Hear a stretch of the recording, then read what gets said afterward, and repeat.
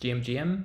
My plan is to read every single line of code in the Ethereum virtual machine, in the EVM, during this video, specifically the Reth execution client, although I think there's consensus too. Anyways, this is probably going to take at least 10 hours, so why should you watch this?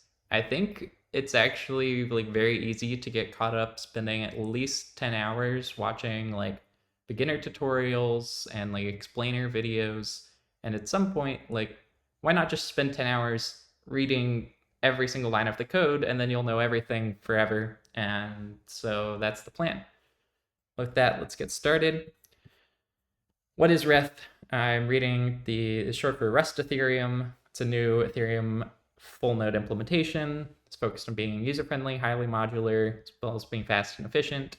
I'm reading it because I know Rust. So even though I think the most popular, most well-known Ethereum client's Geth for Go Ethereum, this is the one that I'm going to be reading. I've never read an Ethereum client before, so we'll see how it goes. Except for yesterday, I tried to do this video and I was live streaming on Twitter, and an hour into the video, Twitter like rugged me and the stream died. So the first hour of this stream, hopefully recording, I'll know what I'm talking about. And then the rest of it is like pretty exploratory. Hopefully I figure it out as I go.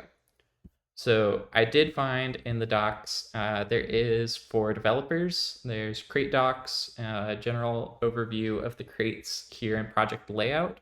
I found this is like the most useful for what I'm trying to get to. Also, like contributor docs are very detailed as well for a couple sections, but they don't exist for everything. I could spend more time on the docs. I'm just gonna look at project layout and then get to the code because we're gonna read all the code anyways. It is what it is. Documentation, binaries, storage, networking, broken down into common discovery protocol downloaders, consensus, execution, sync, RPC, transports, common utility crates, payloads, primitives, optimism for like the optimism's blockchain, and miscellaneous. Two supporting crates are split into two categories, primitives and miscellaneous. Very good. So in a little more detail, binaries are stored there. Storage is related to the database. Networking is like P2P. Common has a peer ban list. Network API. NAT helper crate resolves external IP. Discovery, implementation of disk-v4, DNS. ETHWire implements the ETHWire protocol and the RLPX networking stack. Implementation of the elliptic curve integrated encryption scheme, IES, used in the RLPX handshake. Also, policy, I'll look up what words mean or what definitions mean when I get to the specific section, but for now, I'm going to just keep going. I mean, I know what a lot of these things are, but I'll explain as we get to the sections. Cool. Downloaders, trait. Can't double click empty files. Downloaders, net/downloads traits are defining block body and header downloads. Consensus, the different consensus mechanisms, the common stuff for auto sealing blocks for local development, also known as automine. And then consensus beacon that handles messages from a beacon node. Execution, this is what most people think about when they think of like EVM client, is actually executing the transactions. So it's an REVM, EVM, execution types, execution errors. Sync, these crates implement the main syncing drivers of Reth, a tree-like structure for handling multiple chains of unfinalized blocks. This is the main component during live sync, syncing at the tip. Stages, pipeline to sync, including implementation of various stages. This is used during initial sync and is faster than tree-like structure for longer sync ranges. RPC, crates related to RPC component. Transport, common, utilities crate, payloads, crates related to building and validating payloads, blocks, the transaction pool, payload builder, payload basic, and then primitives, optimism, crates, and miscellaneous stuff. So with that, everything's in crates. I'm gonna start with execution because I think that's what most people want to see. It's what I want to look at the most. Although I did look at execution yesterday, so it's okay. Well, executions broke down to REVM and EVM and possibly other places, but we'll figure that out as we explore. So I won't explore completely in order, but if I remember, I will put in the YouTube description timestamps of when I get to each of these sections. I will do the complete sections at a time. I'm just going to jump around between sections. Cool. All right, code time, librs inside REVM. We have two modules, a database module and a batch, and a test details. Very good. Let's look at each of those. Batch, helper for handling execution of multiple blocks. Takes care of recording receipts during execution of multiple blocks, pruning receipts according to pruning configuration, batch range if known. Pub struct block batch record, which contains the pruning modes, the receipts, the requests, and receipts are related to like parts of a block transactions. I haven't figured out like exactly what it means yet, but I'll figure it out later in the code base. Requests, a collection of EIP 7685 requests. A transaction may have 0 or more requests. The length of the inner vector is not guaranteed to be the same as the number of transactions. Memoized address pruning filter, the first block in the chain, and the tip, the maximum known block. Implement the block batch record. This is a lot of just Rust setting up like defaults. Bundle retention returns the given block based on the configured prune modes. Save receipts to the executor. Prune receipts according to the pruning configuration.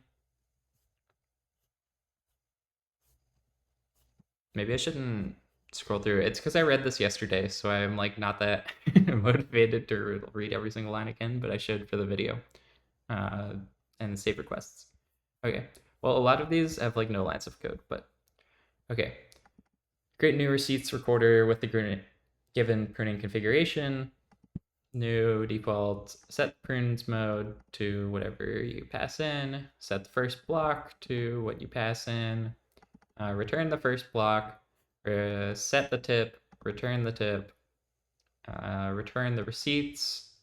Return all recorded receipts. And this is a take receipts, requests, and take requests. Bundle retention. We're actually doing something here. The important part is you get down to the account history and if you should prune it, and also in the storage history if you should prune it. And then you'll end up with either bundle retention is reverts or plain state. Save receipts to the executor. You have receipts. And then you prune receipts if necessary, and then you save the receipts. Very good. Prune receipts is, so you get the first block and the tip of the blockchain. The block number is the first block plus the receipts.length, where this is like, because theoretically you can start a blockchain where the first block has block number like 1 million. Apparently there's like some weird reasons why like a crazy person would do this. I think like 99.99% of the time your blockchain's going to start at block number 0. Oh, I think it's related to like hard forks or something maybe, but regardless, so block number, starts at the first block and then you move forward however many receipts you have. Block receipts should not be retained, so you gotta prune full. And then all receipts from the last 128 blocks are required for the blockchain tree.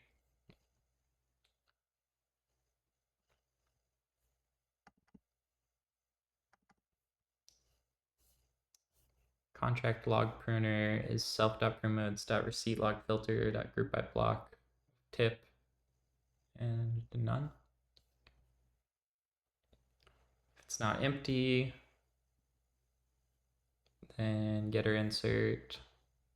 Then for all the addresses, filter.extend addresses.iter.copy.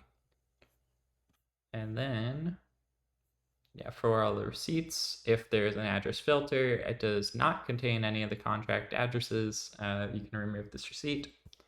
That's what prune receipts does. And all right, we're gonna save stuff. Cool. I'm only reading the test names because, yeah, this is already going to be like a 10-hour stream. Some of the tests are interesting. Some of the tests I'll skip. Test save receipts empty. Test save receipts non-empty, no pruning. Test save receipts with pruning, no prunable receipts. Test save receipts with pruning, no tip. Test save receipts with pruning, no block number. Test save receipts with pruning, should prune. Test save receipts with address filter pruning. That's all the tests in batch. All right, our first module done. Database, a helper trait responsible for providing state necessary for EVM execution.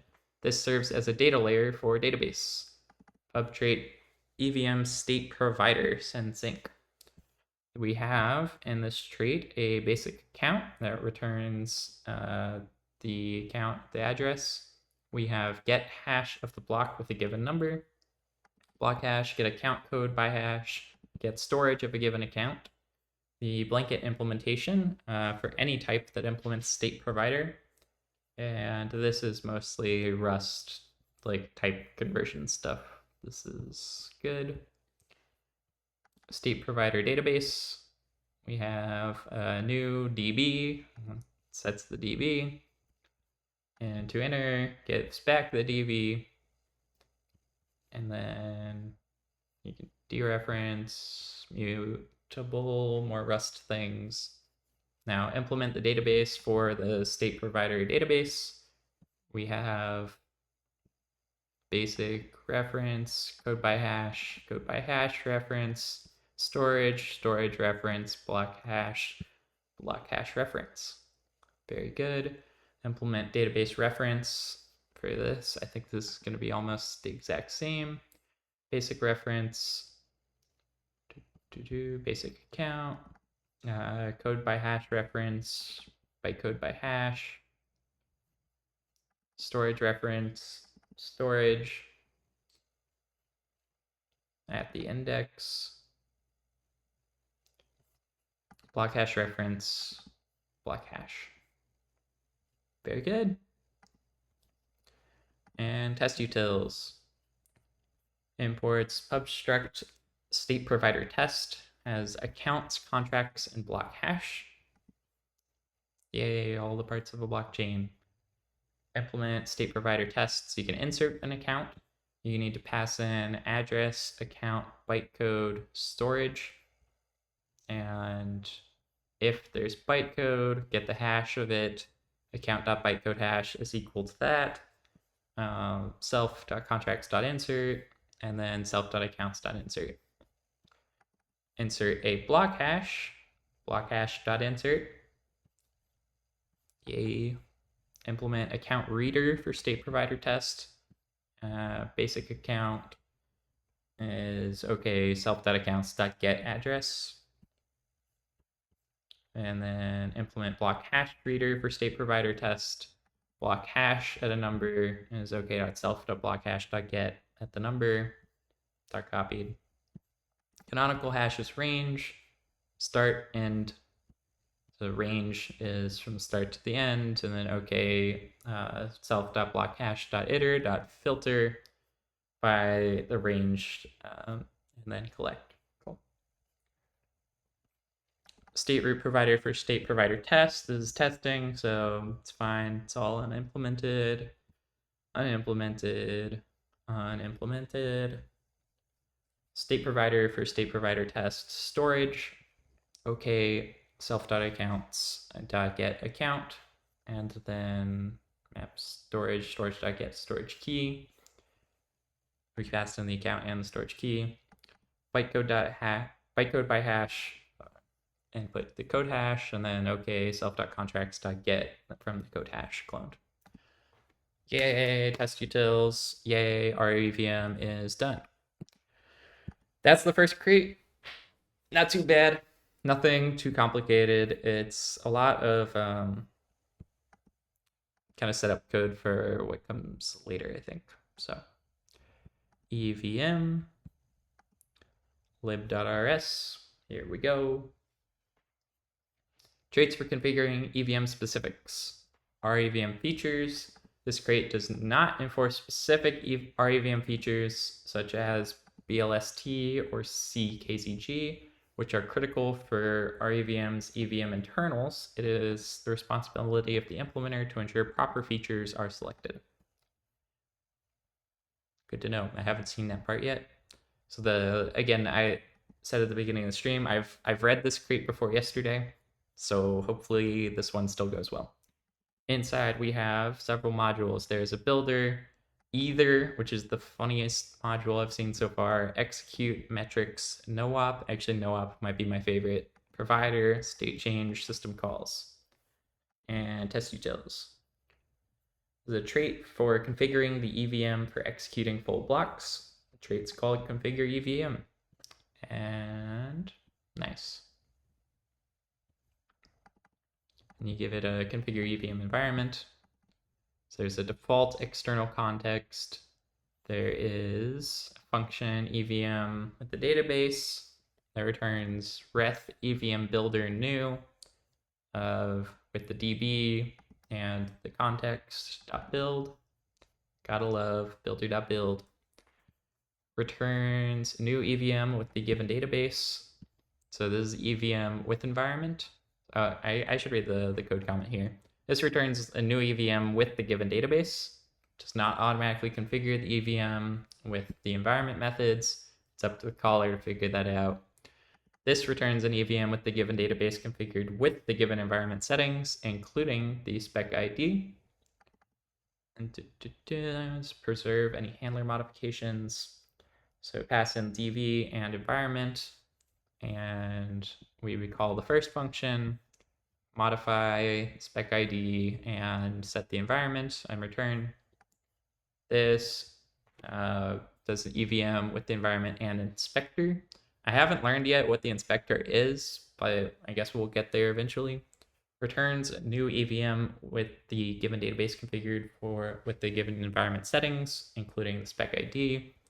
This will use the given external inspector as the EVM external context to pass in DB environment inspector. You create the EVM with inspector, which is helper function here. Spec ID, set the environment, return. Here, the helper function returns the EVM with the given inspector. And we do ref EVM builder new DB, build with inspector, inspector. Nice wrapper functions. We'll figure out what's really happening later. Provides the default external context. Okay. This represents a set of methods used to configure EVM's environment before block execution. Default trait method implementation is done with respect to L1. Okay. So yeah, configure EVM environment trait. There is type header, block header type used in the EVM. This returns a TX environment from a transaction signed and an address. So you pass in, the transaction, the signer address, and it gives you a default environment, fills it with the default environment transaction and signer, returns fill transaction environment from a transaction signed. We're just defining the trait. So like a lot of the stuff will be like implemented later. We're kind of just calling like function headers in case you haven't like seen much Rust before. This is like, it seems like we haven't done anything yet, but this is good code. Fill TX environment system and contract call. with this system contract call. Okay, good. Fill configure environment with handler config fields according to the chain specification and given header.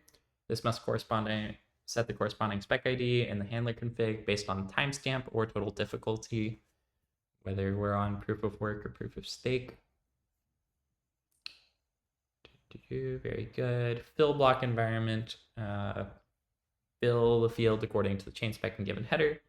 So the block environment number is the header dot number. The coin base is the header dot beneficiary.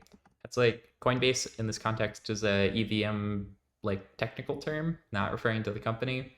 And yeah, it's who gets like the block rewards, like it's the miner essentially, or the proposer in proof of stake. The block environment timestamp. If after the merge, then the previous RANDAO is header.mixhash, and the block difficulty is 0. If we are before the merge, then the difficulty is header.difficulty, and prev RANDAO is none. The block environment base fee is header.base fee per gas, and the block environment.gas limit is header.gas limit. EIP 4844 excess blob gas of this block introduced in Cancun. If let some excess blob gas equals header.excess blob gas block environment set blob excess gas and price of excess blob gas. Sorry, the little pop-ups are happy for me when I hover over stuff, but it's probably annoying to watch, so I'll try to minimize doing that. Cool. Fill, config, and block environment. We're going to do self.fill config environment with the config header total difficulty. After the merge is Boolean, and then fill the block environment with block environment header and whether we're after the merge. This returns the next config and block environment. We have a parent and attributes. This is intended for usage in block building after the merge and requires additional attributes that can't be derived from the parent block. Attributes that are determined from the CL. I don't know what CL is yet. We'll get to it, I guess. Such as timestamp, suggested fee recipient, and randomness value. Yay, there's new things in proof of stake blocks. This represents additional attributes required to configure the next block. This is used to configure the next block's environment. We got timestamp of the next block, suggested fee recipient of the next block, and randomness value for the next block. Woohoo! So that was lib.rs. We still have all of these modules to go through. So I'm going to do it in the same order I did last time because I'm a monkey brain, which I'm just going to go down and then I'll come back from the top. But we're still in the EVM, great, trying to get through stuff. Oh, and here's our first to do. Nice. This is the metrics, so like whatever, no one needs slow and has to store metrics, right? Pubstruct executor metrics, total amount of gas processed, gas process total, gas per second, execution histogram, execution duration, counts loaded histogram, storage slots loaded histogram, byte codes loaded histogram, accounts updated histogram, storage slots updated histogram, byte codes updated histogram. Very good. Bunch of nice stuff that's going to look good in charts when we do metrics. Implement executor metrics. When it's metered, you execute the block and record the elapsed time and update the gas metrics. And then you can execute metered, execute the given block.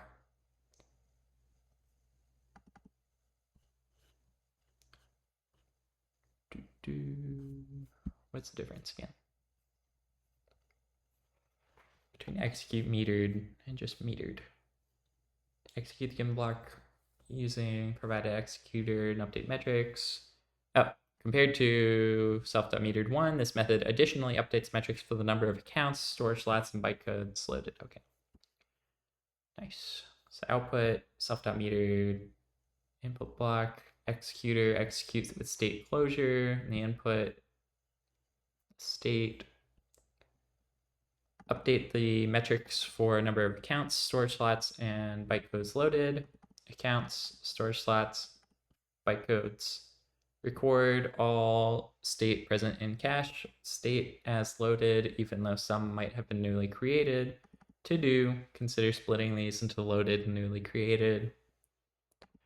Counts loaded histogram, storage slots loaded histogram, bytecodes loaded histogram, and then update the metrics for number of accounts, storage slots, bytecodes updated. Okay, great. This is the new stuff. Counts, storage slots, bytecodes, counts updated histogram, storage slots updated histogram, bytecodes updated histogram. Okay.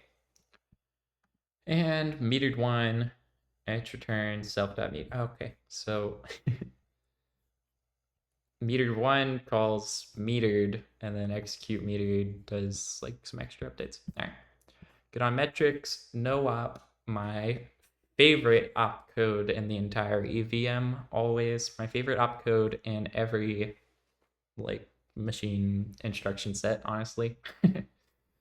There's a constant unavailable for no op, which is the string execution is unavailable for no op, because we're going to be using that constant quite a bit. Is a no op block executor provider, and we're going to implement the block executor provider for the no op block executor provider. The executor returns itself, batch executor returns itself, execute, not available, execute with state closure, not available, execute with state hook, not available, execute and verify once, not available, finalize, unreachable, set tip does absolutely nothing, set prune modes does nothing, and size hint returns none. That is the no op opcode, and that's why it's my favorite, because it doesn't do anything. I did look up today like reasons why there's even a no opcode like at all, and there's like deep computer science reasons why like sometimes you actually want to like pass on an instruction. Either you want to like stall for time while you're waiting for something else, or like if you're compiling and you're like midway through optimizing, you might be able to like remove some code. It's easier to like fill that in with no ops for a little bit, and then later, like instead of having to like move all of the lower code like up several lines, you just like fill in what's missing with no ops. And then you can like do a second pass or something. I'm also not a compiler expert. That explanation could be totally wrong, but if anyone knows why like no ops exist, I'm kind of curious. I've never really questioned it until I was reading this code yesterday. Provider trait for populating the EVM environment. Let me get a water break because I don't want to lose my voice too soon.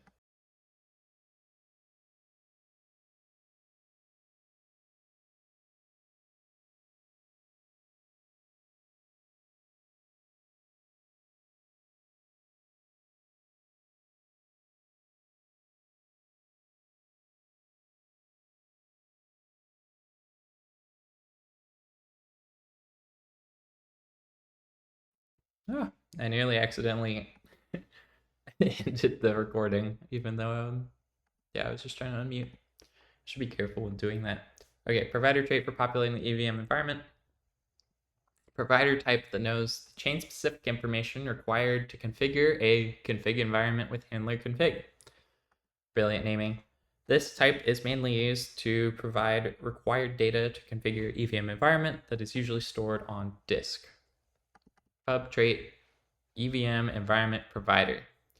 Fill environment at fills the config environment handler with config. Excuse me. And block environment fields with values specific to the given block hash number. Great. All right, this is just the trait, so we'll see the implementation later. Fills the default fields with values specific to the given header. Environment with header. Config. It's new with spec ID, the default config, and latest spec ID. Block environment default. Self.fill. Environment with header, helper function, and then return OK. Helper function fills with value specific to the given header. Fill config environment at fills fields with value specific to the given block hash or number. Guess that could be useful sometimes. And then fills fields with value specific to the given header. Very nice. I'm sure this is going to come up and be useful later. State changes that are not related to transactions. This is actually pretty fun. I like these state changes. I thought this was going to be all state changes when I was initially reading it, but it's just the ones not related to transactions. Which, if you don't know much EVM at first, you're like, what even is that? But it's collect all the balance changes at the end of the block reward balance changes. Well, there's a couple, but first function, post block balance increments. Balance changes might include block reward, uncle rewards, withdrawals, or irregular state changes like the DAO fork. Uncle rewards is a funny term that I don't remember what it means, but it makes me laugh every time I see it. So we get the balance increments as a hash map. We're going to add block rewards if they're enabled, calculate the base block reward,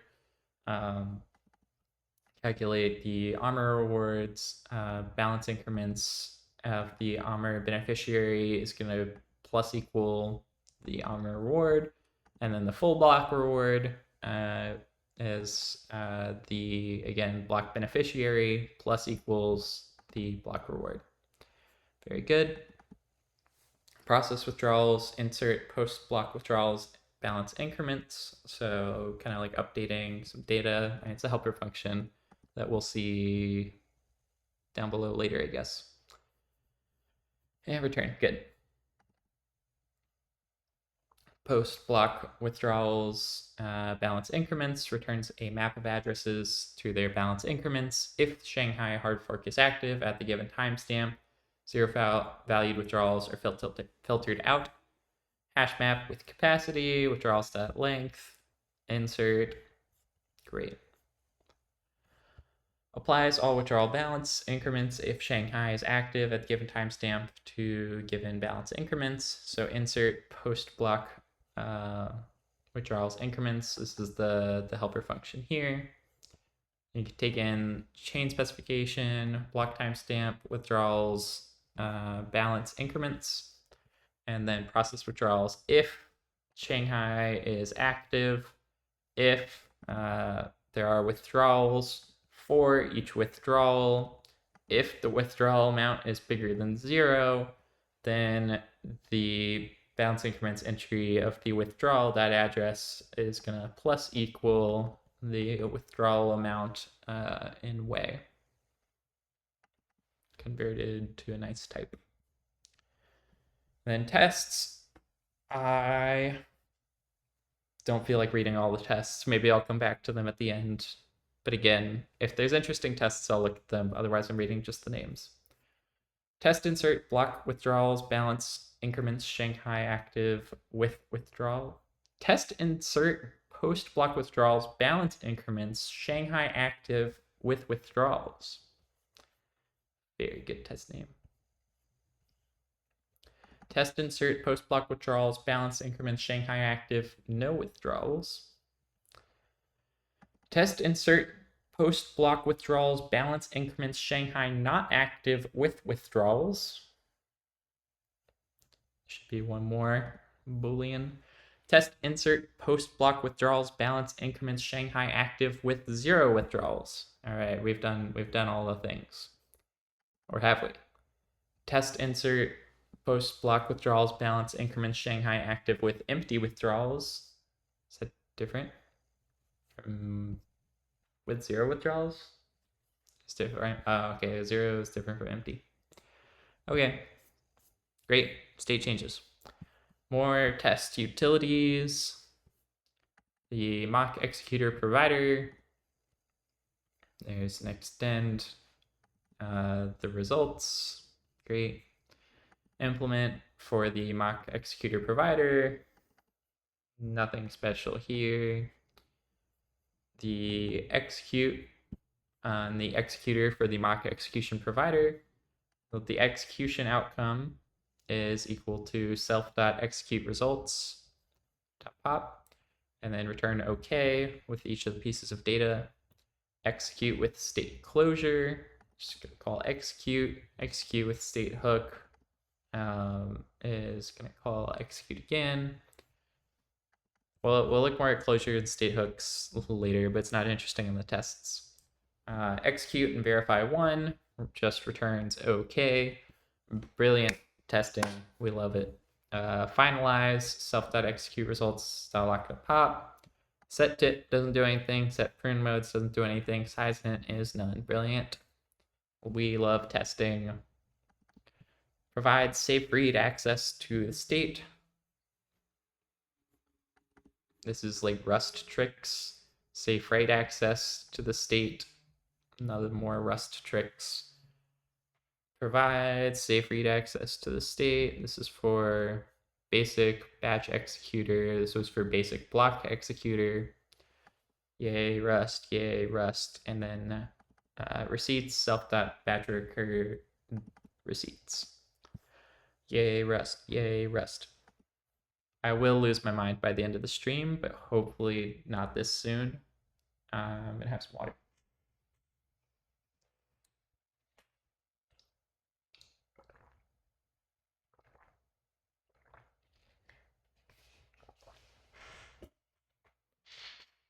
Builder for creating an EVM with a database and environment.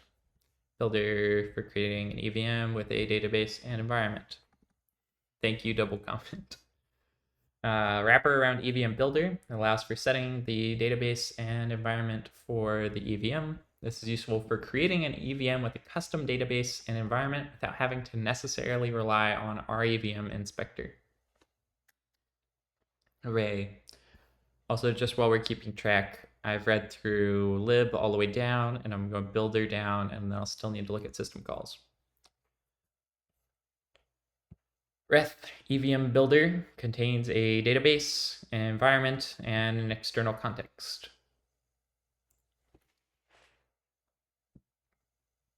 We can implement it. It will have a new one with a database, no environment, or none for the environment and external context. We can set with the environment. We can set the external context. We can build an EVM with the given database and environment. And the builder is equal to EVM builder default with the database with the external context. And if there is an environment, then we'll set that up too, and then call builder.build. Yay, always builder.build. We can also do build EVM with the given database and environment using given inspector. So the inspector is going to be passed in, and then we'll do builder with external context inspector, and then everything else as normal. .build. Trait for configuring EVM builder, configure EVM builder. The type of the EVM builder that this trait can configure. EVM factory. Trait for configuring EVM for executing full blocks, EVM factory. Yay. I think this was interesting last time I read it yesterday. Associated type for the default external context that should be configured for the EVM. Provides the default external context. Returns the new EVM with the given database. This does not automatically configure the EVM with configure EVM environment methods. It is up to the caller to figure that out. That's fine. This is just a trait, so we're not really implementing that much stuff yet, but reth EVM builder new, db external context.build. This one returns new EVM with the given environment settings, EVM with environment. We're gonna pass in with environment this time. This one returns with the environment and inspector. So we got with environment and .build with inspector. This one just does the inspector, but no environment. And we just have build with inspector. And then here, default external context, self.external context.clean. Good stuff. All right, Ether is like one of the funniest crates I've seen, because as far as I can tell, it has nothing to do with EVM. It's just like they decided it was useful to build this very funny, like, left or right, either or, like, it's not a full create, it's a module, but yeah, it's very funny. So we're gonna implement the block executor provider for either A, B. The executor is gonna match if it's on the left. We do A.executor. If it's on the right, then we do B.executor. Nice. Batch executor is gonna do the same thing. Left goes left to A, right goes right to B. Woohoo. Execute, left goes to A.execute, right, B.execute. All of these are like exactly the same for to implement the executor for either A, B. Like you just execute whichever side you're on. Brilliant coding. Here again, execute with state closure. We're gonna do A.execute with state closure, B.execute with state closure. Execute with state hook, A.execute with state hook, B.execute with state hook. Execute and verify one, A.execute and verify one, B.execute and verify one, A.finalize, B.finalize, A.set tip, B.set tip, A.prune modes, B.prune modes, A.size hint, B.size hint. I'm so freaking good at reading these libraries. I bet you guys are learning so much right now. Execute. Re-export execution types. A general purpose executor trait that executes an input, e.g. block, produces an output, e.g. state changes and receipts. This executor does not validate the output batch executor for that. This is a trait executor that has input, output, error. Brilliant. Execute returns the output of block execution. Yeah, it takes an input, returns an output result. This execute with state closure executes the EVM with given input and accepts a state closure that is invoked with the EVM after execution. Excuse me. So yes, this is the big differentiator is you basically proceed as normal, but then there's some function that you're going to apply to the EVM state after executing things. And then execute with state hook, similar, accepts a state hook closure that is involved in the EVM state after execution. This batch executor is a general purpose executor that can handle multiple inputs in sequence, validate outputs, and keep track of the state over the entire batch. Very good. Execute and verify once, executes the next block in the batch, verifies the output, and updates the state. This does it many times, and it does that by, for every input, calling execute and verify once. Brilliant. Executes the entire batch, verifies the output, and returns the final state. Execute and verify batch. Self.execute verify many, and then returns okay, self-finalize, finalize, returns the batch, or finishes the batch and returns the final state. This can set the tip of the batch. This can be used to optimize state pruning during execution. You can set the prune modes and the size hint. This is used to optimize the database commits depending on the size of the state. A type that can create a new executor for block execution. Trait block executor provider. An executor that can execute a single block given a database. Verification, the executor is expected to validate the execution output. This includes cumulative gas used must match inputs gas used. Receipts must match inputs receipts route. It is not expected to validate the state try route. This is done by the caller using a return state. Executor, batch executor that executes batch of blocks in a given database. This creates a new executor for a single block execution, and this does a batch. Nice. Helper type for output of executing a block. You have the cumulative receipts obtained after executing a block and cumulative gas used in block execution. Sure, those pieces of data will be very useful throughout the EVM. Defines a strategy for executing a single block. So, well, could be an error.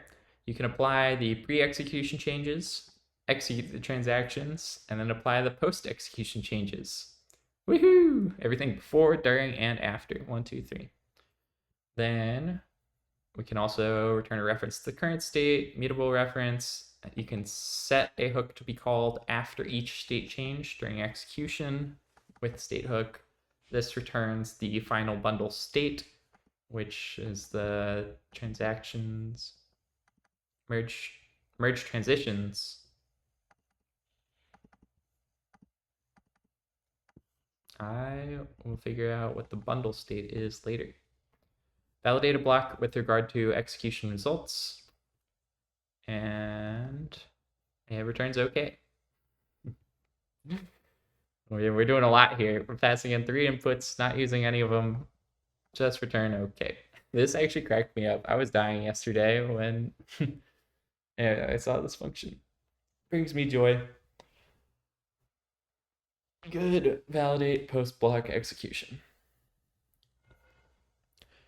Strategy factory that can create multiple block execution strategies. Create strategy using the given database. Still, I don't care about typos. Clone. Generic block executor provider that can create executors from using a strategy factory. Do implement. This one creates a new one. Executor. Basic block executor new strategy. Batch. Just do the same thing with batches. A generic block executor. It seems like we're getting nowhere, but I promise we're setting up all the rust that we need for the good stuff later. Do new strategy. Not much happening. Execute. Let block execution input includes the block and the total difficulty. The strategy, we're gonna apply the pre-execution changes. Then we're gonna execute the transactions. Then we're gonna apply the post-execution changes, and then we're gonna finish. You see this pattern like a bunch of times. That's like 1, 2, 3, finish. Good stuff. Execute with state closure. So there's input and state.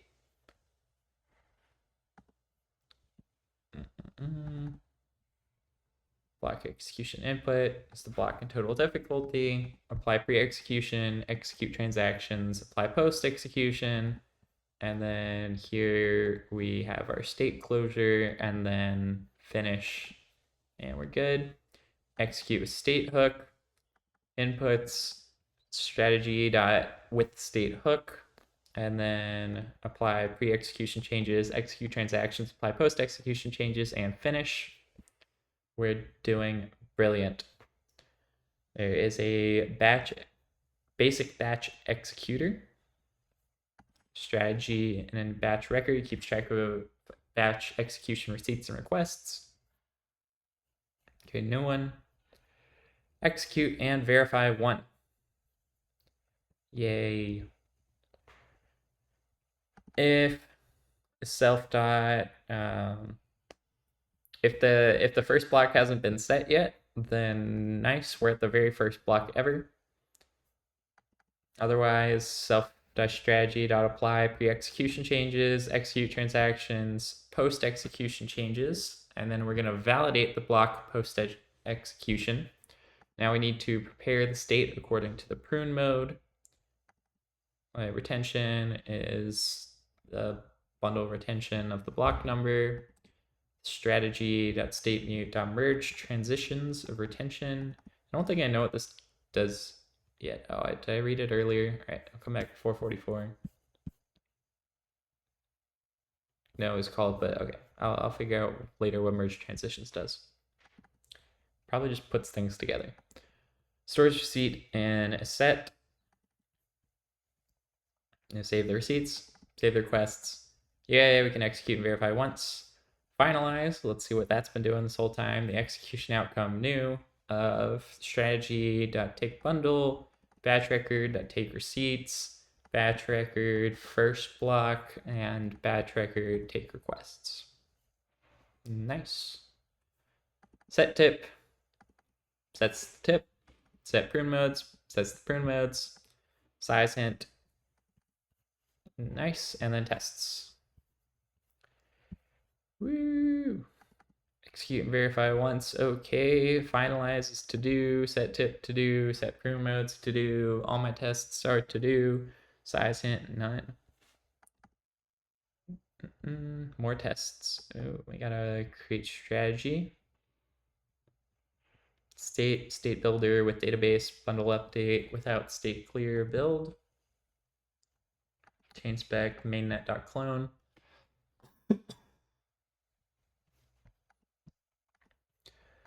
UVM config, execute transactions result, apply post execution changes result, finish result. I know it's a test, but what happened to the pre-execution changes? Oh, here we go. Apply pre-execution changes. Okay. Execute. Oh, it's because this one's not going to do anything. Apply post-execution changes. Statement. Very good. Test provider.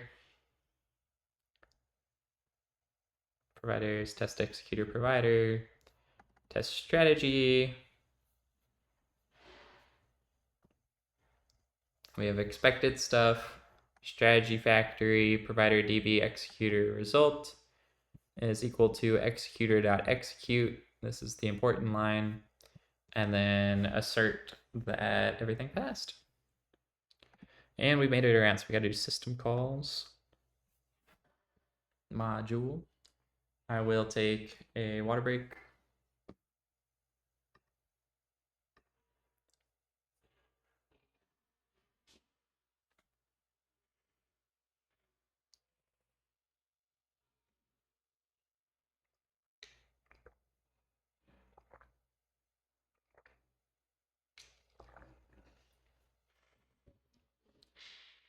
All right, let us resume. Again, we are in the EVM crate.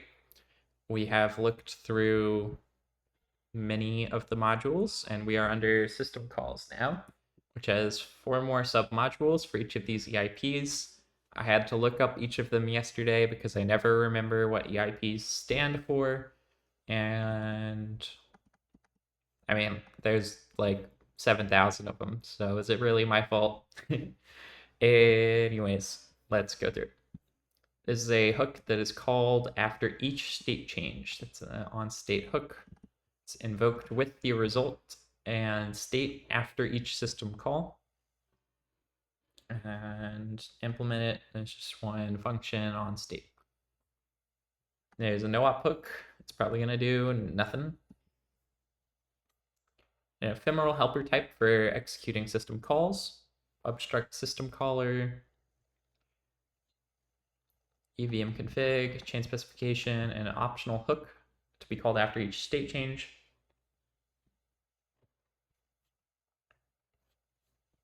Here, system caller, create a new system caller with the given EVM config, database, chain specification, and create the EVM with the given initialized config and block environment. New config, spec, no hook. Install a custom hook. So if you want to do with state hook. Convenience method, consume the type, drop the borrow fields, finish. Initialize EVM. Oh, we're doing it. We're doing it. We're here. We're out here building for real. That's my back. All right, I'm good.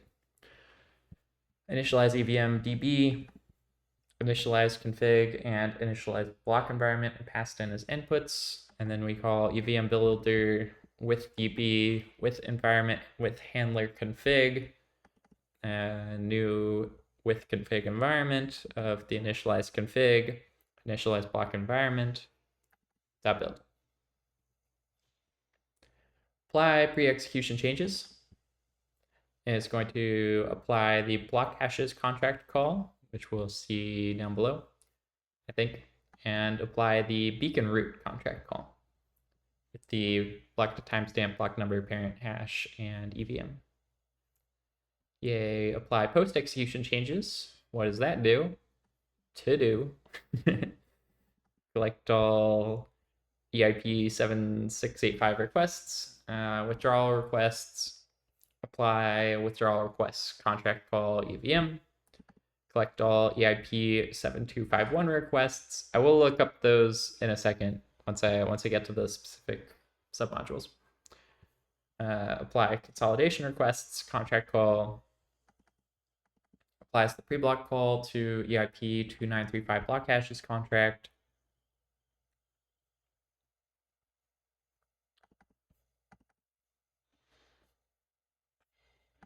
Pre-block block hashes contract call. Oh, this is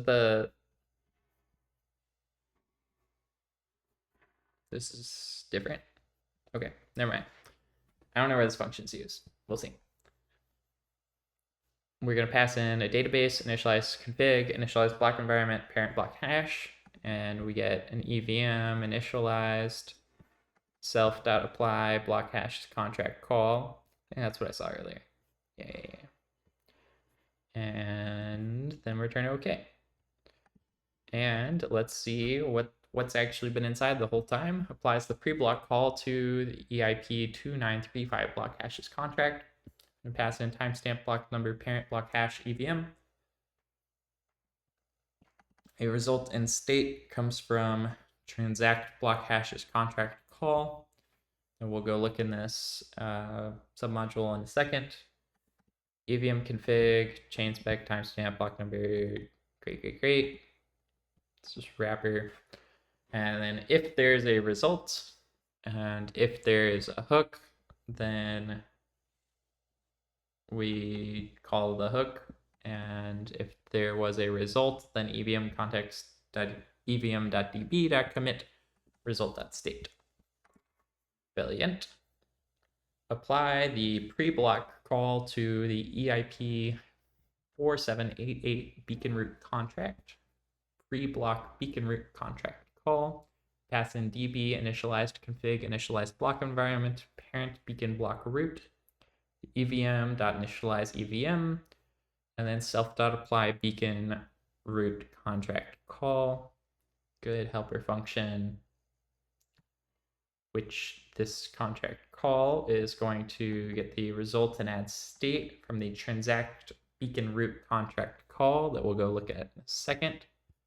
Which needs the EVM config, chain specification, timestamp, block number, parent block hash, and EVM. And then if there is a result, if there is a hook, apply the hook, and the result will get committed to the DB. Post-block withdrawal requests contract call applies the post-block call to the EIP 7002 withdrawal request contract. I'm going to pass in the DB, initialize config, initialized block environment, EVM, initialize EVM. Result is self.apply withdrawals request contract call.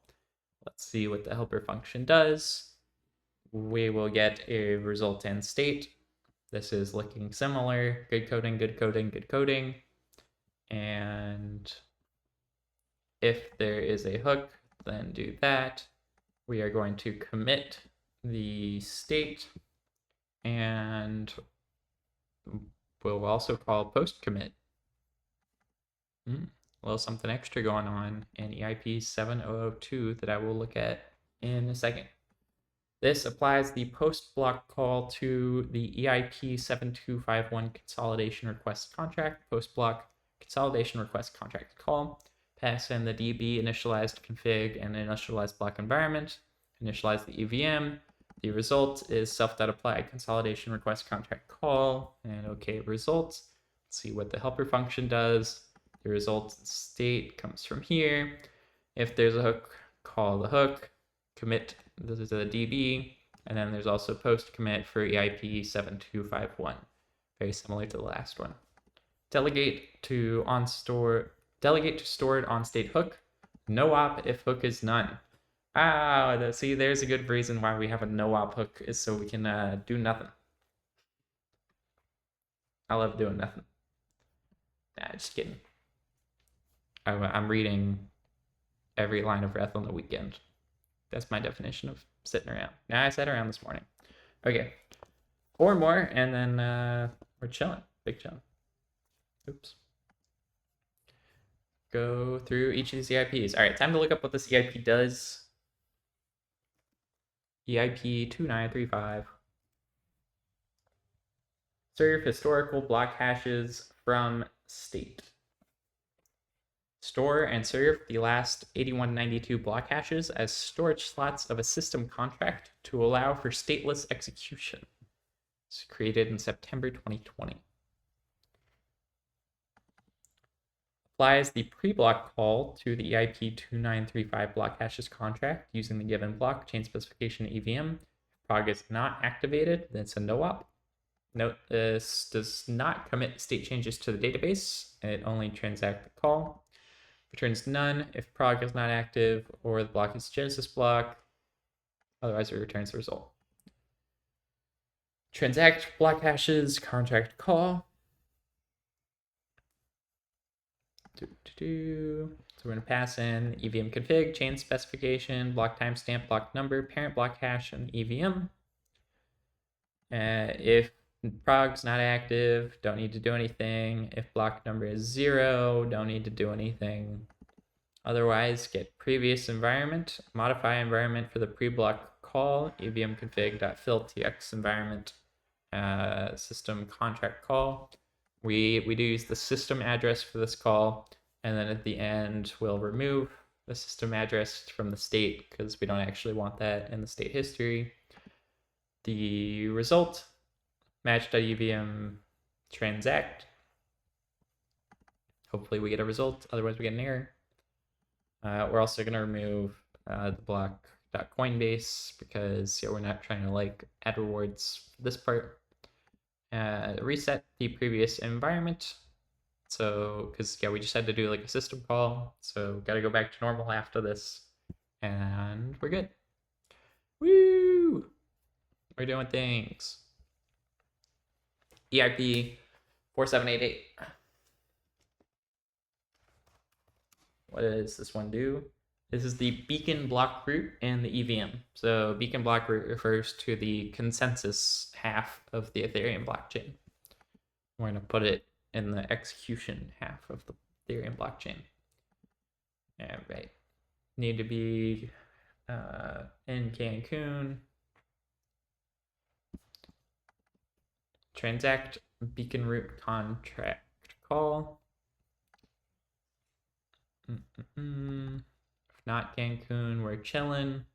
Otherwise, parent beacon block root is here. Otherwise, we're messed up. If block number is 0, it's Genesis block, then parent beacon block root must be 0, and no system transaction may occur. So we're done, as long as we don't error. Otherwise, get the previous environment, modify the environment for the block call. We're going to set up with the system address again, and then evm.transact. Hopefully we get a result, otherwise we get an error. And then we're going to remove the extra stuff from the state and reset the EVM context and move on. Let's go. EIP 7002. Execution layer triggerable withdrawals. Yay, withdrawing. Yay, ETH2. Transact. This is everyone who like locked up their Ethereum pre-proof of stake, like during the proof of work phase. If you like committed your 32 ETH ahead of time, eventually you're allowed to withdraw. And this is that EIP. So you get the previous environment. We're gonna fill our EVM config with the system address. Result is evm.transact, and hopefully we get the result, otherwise we error. Clean up the state, reset the previous environment. Exactly the same as the other EIPs. We also have a post commit, that's right, for these, where we match the result. If it was a success, then we return the output. If we reverted, then we have an error, and that's bad. And if we have halted, and that's also bad. All right, EIP 7251.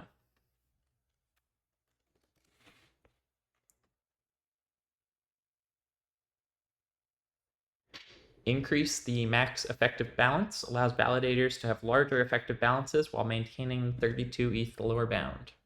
So for a while, every one staking on the EVM had to stake like 32 ETH at a time, which is annoying if you have like 64 ETH. You have to like basically have two different staked accounts. And with this EIP, they changed the limit. So if you only have 32 ETH, you still put 32 ETH in. But if you have 64 ETH, you can just put it in one account instead of into two 32 ETH accounts. It goes much higher than 64 ETH, but that's the point. Applies the post block call to the EIP 7251 consolidation request contract if prog is not active at the given timestamp. This is no op. Very good. Transact consolidation request contract call. Get the previous environment. Fill in the system address. Result is evm.transact. Hopefully we get a result. Otherwise we error. Clean up the state by removing system address on the Coinbase. Reset to the previous environment. Very, very good. Post commit. Hopefully we got success and we'll turn the output. Otherwise, we will see if we reverted or halted. Both of the above are bad. We made it through system calls. We're speeding right on through. So let's look at execution errors because errors are fun. Here we are. We have a pub enum block validation error. So we can have EVM reported invalid transaction, the hash and an error. And have a sender recovery error, increment balance failed, the state root error when the state root does not match the expected value, transaction gas limit more than available block gas. Can have error for a pre-merge block. We can have error for missing total difficulty. Missing the parent beacon block root. Cancun Genesis is parent beacon block root not 0. Parent beacon block is not 0 for the Cancun Genesis block. Okay, yeah. Beacon root contract call. Failed to apply beacon root contract call. Block hash contract call can fail. Withdrawal request contract call can fail. Consolidation requests contract call can fail. Deposit request decode can fail. Do rest things. The block execution error could be a validation error, consensus error, or internal errors, which are the ones that are not consensus or validation. Very good, but still related to block executor. Implement block executor error. This is just rust. Is state root error if it matches state root. Rust functions. The source can be validation, consensus, internal. Internal block execution errors is the good stuff. You can have pruning errors. Append chain doesn't connect if you're trying to like put forks together. Latest block, the forks need to like line up at the same point. Error when fetching latest block state, or arbitrary block executor errors. So if you're in the other if you're in the internal block executor category and you get an other error, I don't know what you've done, but you're like off the charts. There's no description anymore. Good luck. Internal block execution error.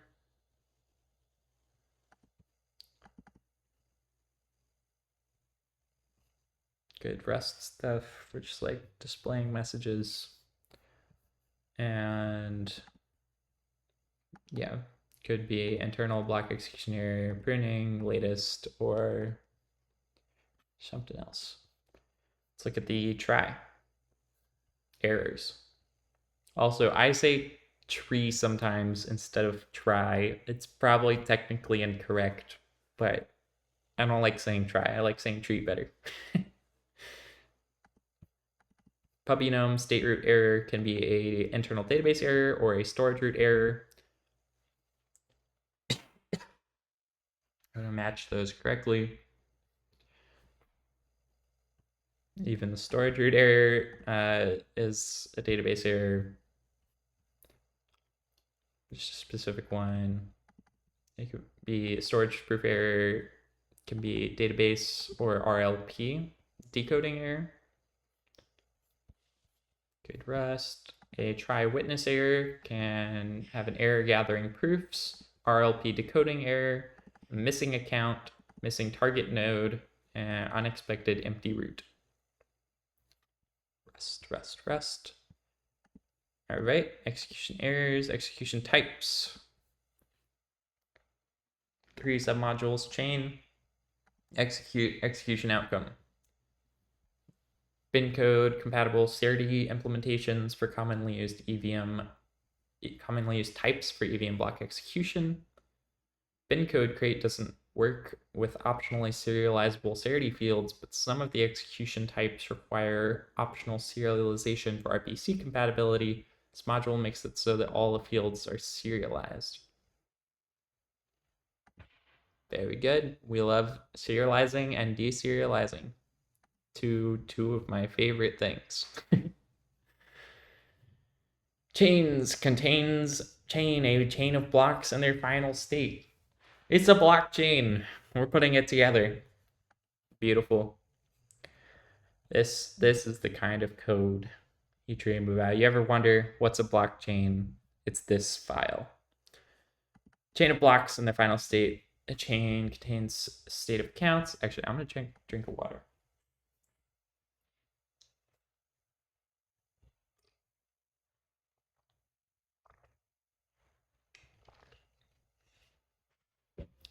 I gotta keep chugging.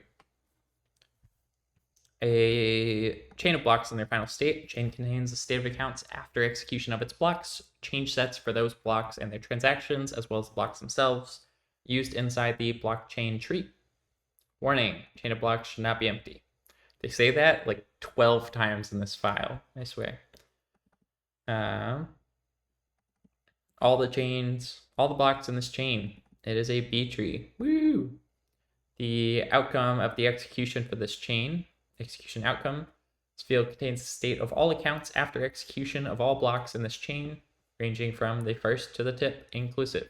Additionally, it includes the individual state changes that led to the current state. This is the state try updates after a block is added to the chain. No currently try updates are present, only for single block chains that extend the canonical chain. Very good. Implement the chain. Create new chain from blocks and state. Warning, do not be empty. It's going to say that like 12 times. Even there's a debug assert right here.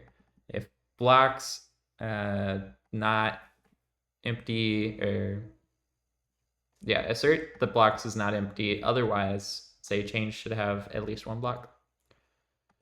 Blocks from block number and block. Create a new chain, the blocks, execution outcome, and try updates if you pass them all in. Woohoo! Create new chain from single block and its state. Yeah, pass in a block, execution outcome, try updates, and we'll put exactly that. And the list of blocks is just the one block. You can get the blocks in the chain. You can consume the type and returns the blocks in a chain. You can get an iterator over all the headers in a chain. You can get a cache try updates for this chain. You can remove cache try updates for this chain. You can get the execution outcome of this chain. You can get mutable execution outcome of this chain. You can prepend the given state to the current state, which prepends the execution outcome and invalidates the cached try updates. You can return if the chain is empty and has no blocks, which just checks self.blocks is empty. You can return the block number of the block hash. So if you pass in a block hash and you want to get back your optional block number, great. you can pass in a block hash. What's the difference? Oh, this is a block number, and this returns the whole block. Nice, nice, nice. And this returns the block with senders.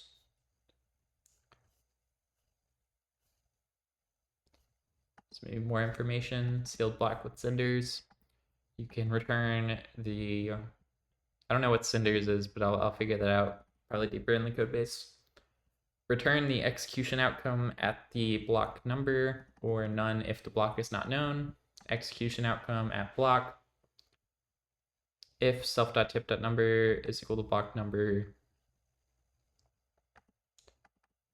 then we're good. Otherwise, if self.blocks that contains keys block number, execution outcome, revert back to that block number.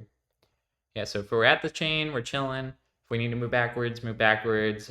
Otherwise, this block's not in the chain, so messed up. You can destructure the chain into its inner components with inner. So you get back blocks, execution outcome, try updates. You destructure chain into its inner components of self versus and self. Returns an iterator over the receipts of all the blocks in the chain. This one just returns an iterator over the blocks. You can get an iterator over all blocks and the receipts in the chain. You can get the block at which this chain forked. You can get the first block in this chain, panics if it doesn't have any blocks. You get the tip of the chain, panics if it doesn't have any blocks. Returns the length of the chain, just blocks.length. Returns the range of block numbers in the chain, panics if it doesn't have any blocks. And it's just self.first.number up to, yeah, self.tip.number. Get all receipts for the given block, receipts by block hash. You can get all the receipts with attachment. The attachment includes block number, block hash, transaction hash, and transaction index. So we have receipt attach, a vector with enough capacity for block number and block and receipts.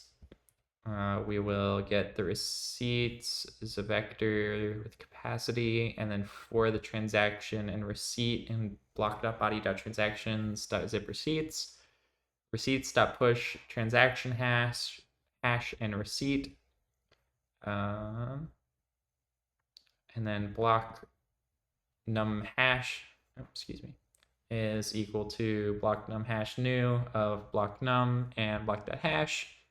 And receipt attached, push the block num hash, and tx receipts, and then receipts attach. That is a complicated function. But it's mostly just like moving data around, like taking things apart, reorganizing them. Good.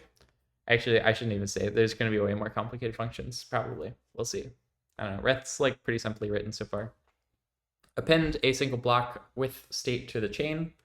Append block, we're going to pass in the block and the execution outcome, self.blocks.insert, the block number and block, execution outcome, extend with the new execution outcome, and try updates .take to reset them. You can merge two chains, appending the given chain into the current one. The state of counts for this chain is set to the state of the newest chain. So let chain tip is tip, and other fork block is other.fork block, and then you have to make sure that the chain tip hash is equal to the other fork block hash. These two, if we're gonna like append blockchains together, they need to overlap, otherwise we messed up. If so, self.blocks.extend other.blocks, and execution outcome.extend other.execution outcome, and self.try updates that take reset, and we're good. Next, we can split this chain at the given block. The given block will be the last block in the first returned chain. If the given block is not found, then it's returned. Split chain at the number or hash block with given number will be included at the first chain. If any chain is empty, does not have blocks, none will be returned. Note, the plain state is only found in the second chain, making it impossible to perform any state reverts on the first chain. Second chain only contains changes that were reverted on the first chain. However, it retains up to the date state as if chains were one, i.e. second chain is an extension of the first. Panics if it doesn't have any blocks. Split. So chain tip, self.blocks.last entry, block number. We're passing in a split at target, and we're gonna match that. If it is a hash, then we get the block number from the block hash, and if we're at the tip, then the whole chain's good. We haven't really split anything. Otherwise, like, return the block number for now, and we're gonna store that here. Otherwise, if we did get a block number, just make sure that it's like a good one, not bigger than chain tip, not equal to chain tip, and not less than the first entry. Cool. So now we have a block number. So the block number is included in the first one, and then we're actually going to split at like the next block. Higher number blocks, self.blocks.split off, split at. Execution outcomes, self.mem.take, execution outcome, canonical block execution outcome, pending block execution outcome come from the execution outcome.split at. So you have the first and the second half. To do, currently try updates are reset on chain split. Add tests ensuring that it is valid to leave updates in the pending chain. Chain split, the canonical chain. Execution outcome from the canonical block execution outcome. Self.blocks, try updates none. Pending execution outcomes, pending block execution outcome, higher number blocks, and the try updates are none. Yay, we split a blockchain. Display, boring Rust stuff. All blocks in the chain blocks. Chain blocks creates a consuming iterator over all blocks in the chain with increasing block number. This always yields at least one block. Into blocks. Iter. Tip, blocks.last key value. Gets the tip of chain. Notes chains always have at least one block. You can also get the first block of a chain with first. You get an iterator over all transactions in the chain. Transactions, self.blocks.values.flatmap, block.body.transactions. So yeah, so every single block, transactions, put them all together. Brilliant. Transactions with sender. Same thing, but transactions with sender. Return an iterator over all transactions signed EC recover in the blocks. Transactions EC recovered. Good. tx.clone with signer.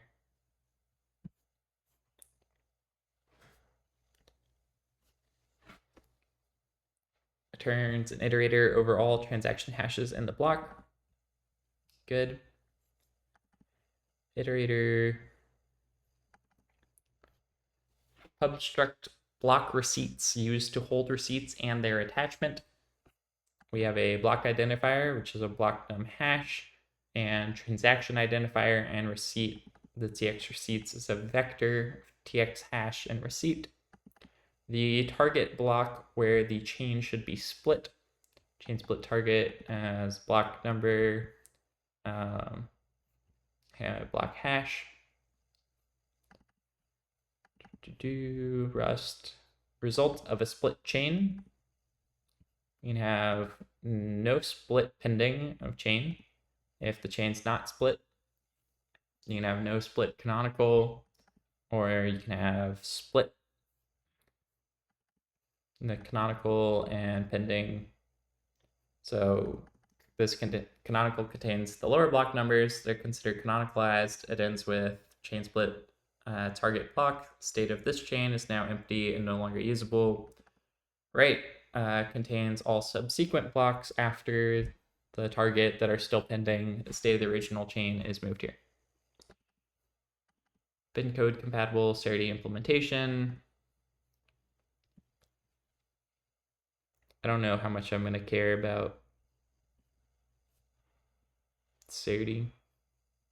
I guess I should. Chain, treasure blocks, execution outcome, try updates, serialize, deserialize, from, serialize as, deserialize as, and mod tests. We're gonna test chain bin code round trip. We're also gonna check chain append. So if we have a block, a sealed block with sender's default, block 1 hash, 2 hash, 3 hash, 4 hash, block 1, 2, 3, 4. Header set 1, 2, 3, 4. Block 3, set parent hash block 2. Chain 1 is equal to B tree of block 1 and block 2. Chain 2 is a B tree, block 3, block 4.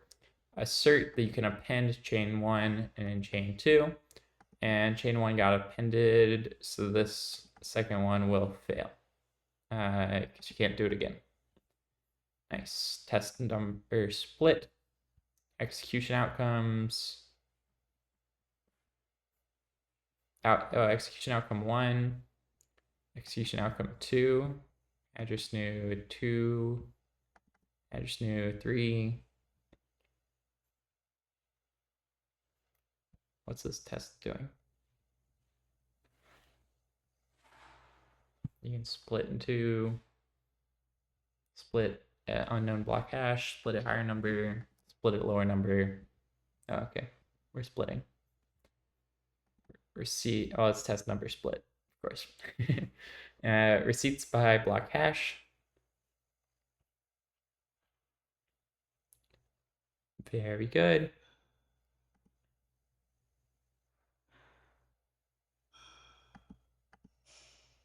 Yeah, I did chain first. I need to execute and then execution outcomes, and then I'm done with the EVM.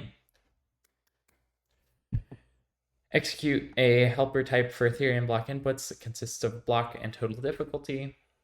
Obstruct block execution input as a block, total difficulty of the block, new, sets it up like you'd think from block execution output is a struct that contains the state, the changed state of the block after execution, the receipts, all the receipts of the transactions in the block, requests, all of the withdrawal requests, and total gas used by the block. Woohoo!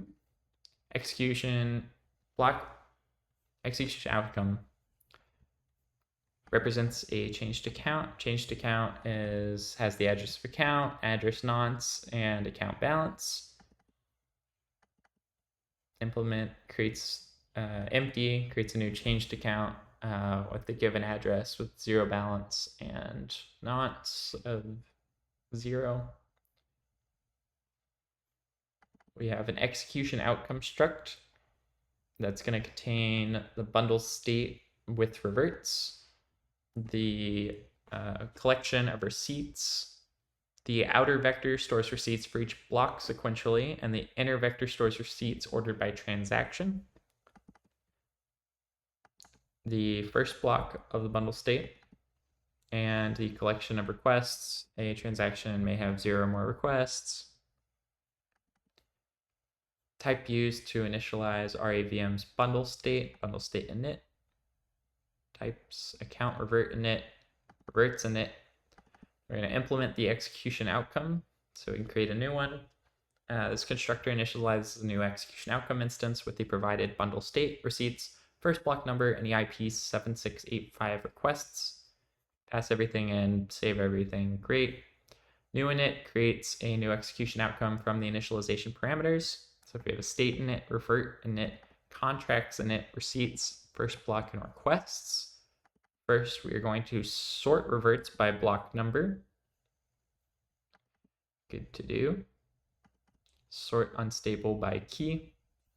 The key is the block number. Initialize RAVM bundle. The state init with the address, original, present, storage, and the reverts. and the contracts. And then return everything. We can return an REVM bundle state. We can mutable. You can set the first block, run an iterator over all accounts, run an iterator over all bundle accounts in the bundle, get an account if the account is known, get storage if value is known, return bytecode if known, return hashed post state for this execution outcome, transform block number to the index of block, return an iterator over, should I read? Transform block number to index of block, pass in block number if it's bigger than, if it's smaller than the first block, we messed up. Otherwise, the index is how far along we are. And if it's too big, we messed up, and then return the index. This returns iterator over all block logs.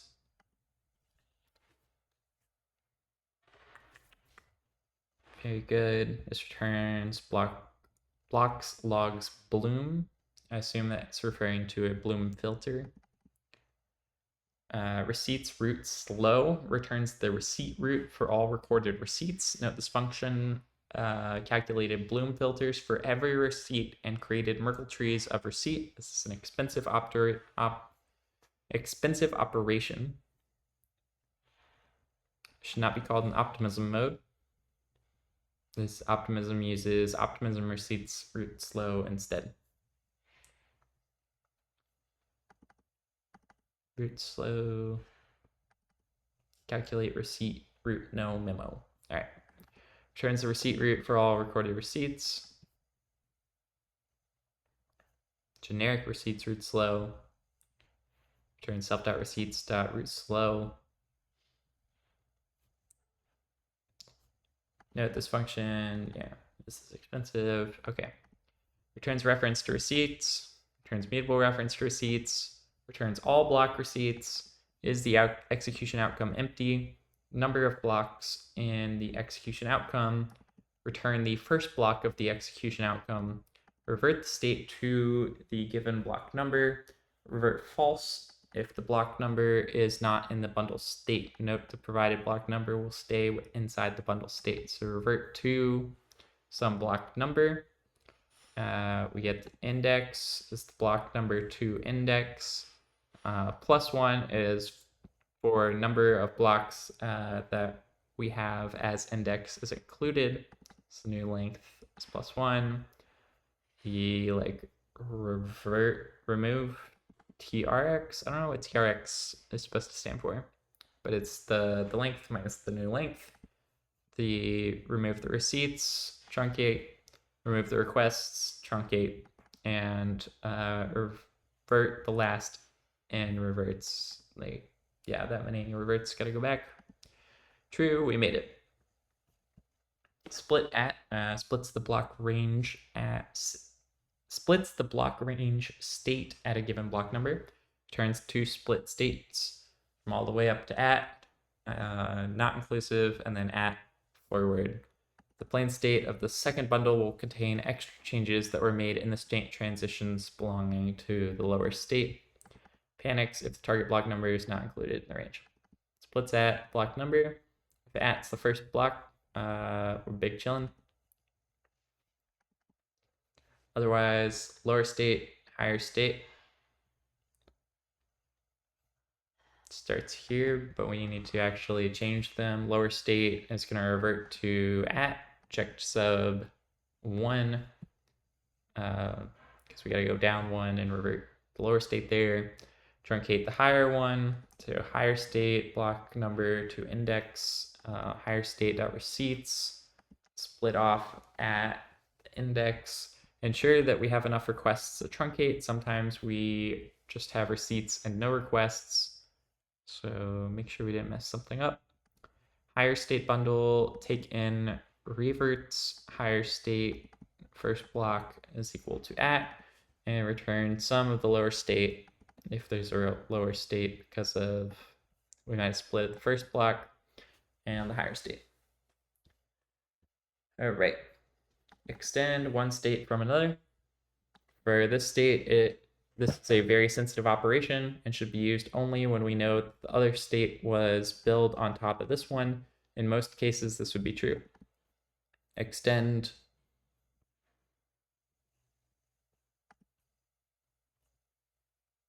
one state from another for state. This is a very sensitive operation and should be used only when we know that the other state was built on top of this one. In most cases, this is true. Okay. Yeah, so don't like randomly call this. We aren't like validating everything. Cool. Self.bundle.extend other bundle, receipts.extend other receipts, request.extend other requests. Brilliant. Prepends prepends present the state with the given bundle state. It adds changes from the given state, but does not override any existing changes. Resorts and receipts are not updated. So prepend state with some other bundle state. Other len is other.reverts.length.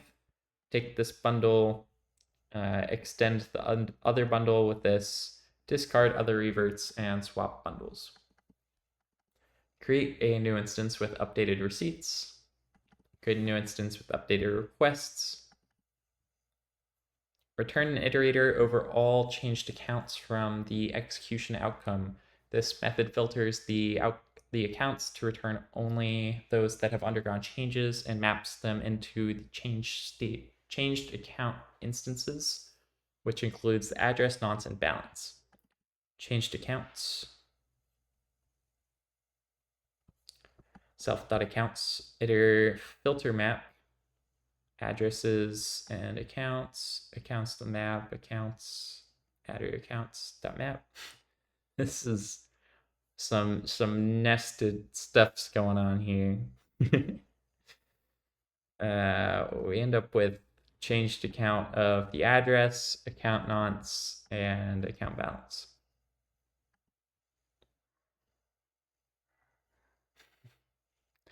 It's a funny little function.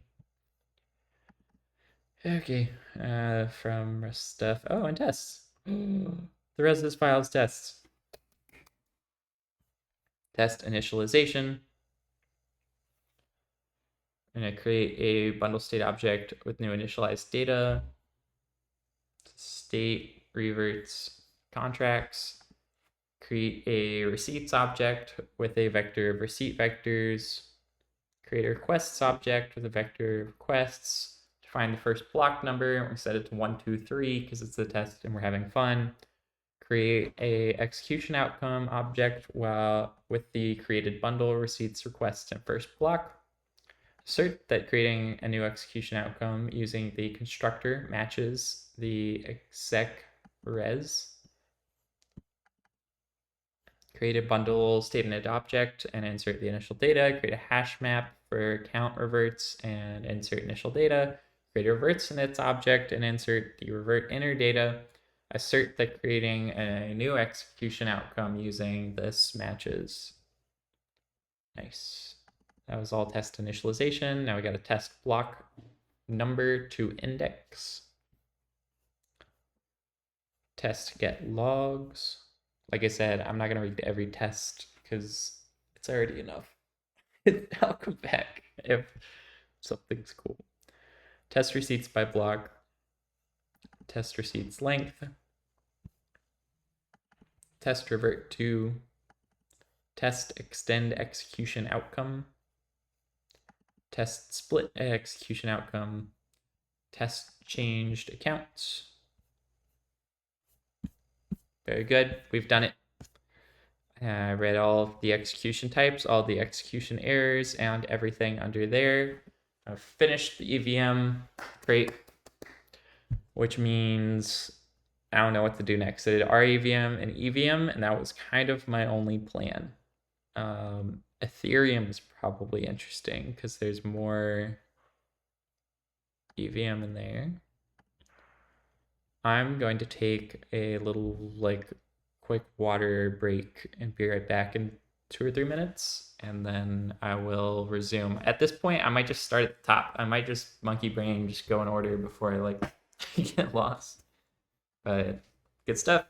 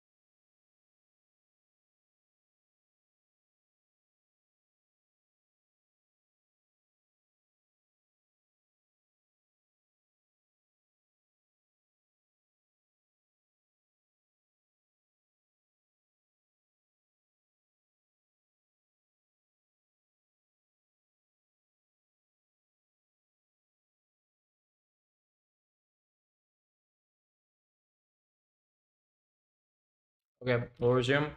I got a cough drop, so that because I'm not used to talking this much. Hopefully you can't hear. It doesn't like affect things too much. Cool. Continuing with whatever we want. I did not mean to make changes to that file. I don't know what I did. Let's go to not the EVM anymore. I'm just gonna start at the top. I'm gonna lose my mind if I have to go through everything. Wait, the stocks. Blockchain tree.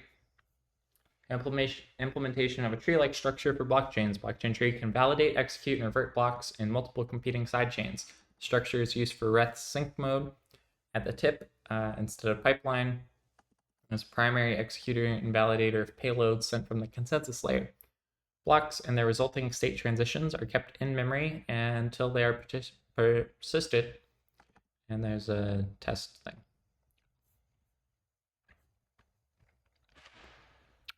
There's quite a lot of stuff in here.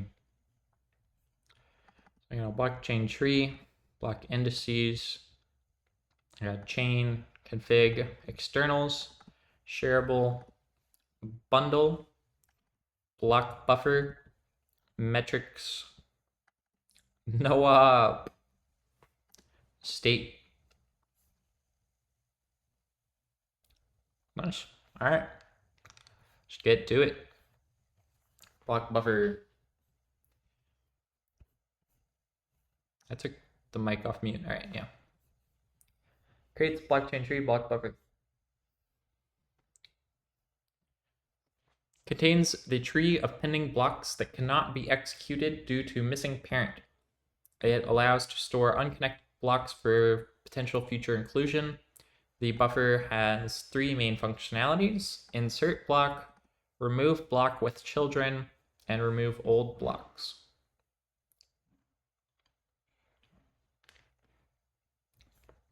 Note, buffer is limited by number of blocks that it can contain, and eviction of the block is done by last recently used block. Block buffer contains blocks. All blocks in the buffer stored by their block hash is a hash map. It contains parent to child, a map of any parent block hash, even the ones not currently in the buffer, to the buffered children. Allows connecting buffered blocks by parent, the parent to child hash map. Earliest blocks B-tree. B-tree map tracking the earliest blocks by block number, used for removal of old blocks that precede finalization. LRU, used for tracing oldest inserted blocks that are going to be first in line for evicting if max blocks limit is hit. Used as a counter of amount of blocks inside the buffer. LRU cache. I wonder what LRU specifically stands for. Do we know? I see several people using this acronym, but I don't know. Oh, least recently used. Oh, that makes so much sense. Various metrics for block buffer. Implements, got several functions. There's new. Default, limit. You can only have U32 blocks, yes, in your buffer that aren't finalized. Return reference to buffered blocks. Blocks gives you self blocks. You can also get a reference to the requested block. It's a block in a hash. You get self blocks that get the one with that hash. Lowest ancestor, return a reference to the lowest ancestor of the given block in the buffer. So if current block is self.blocks.get hash, let some parent equals, while there's a parent, and then we keep going back until, we have the lowest ancestor. Insert a correct block inside the buffer. Insert block. Hash is block hash, self. Insert block, you pass in the block. The hash is the hash of the block. Parent to child entry is the block.parent hash, or default earliest blocks is the block.number, or default the self.blocks.insert, the key value hash in the block.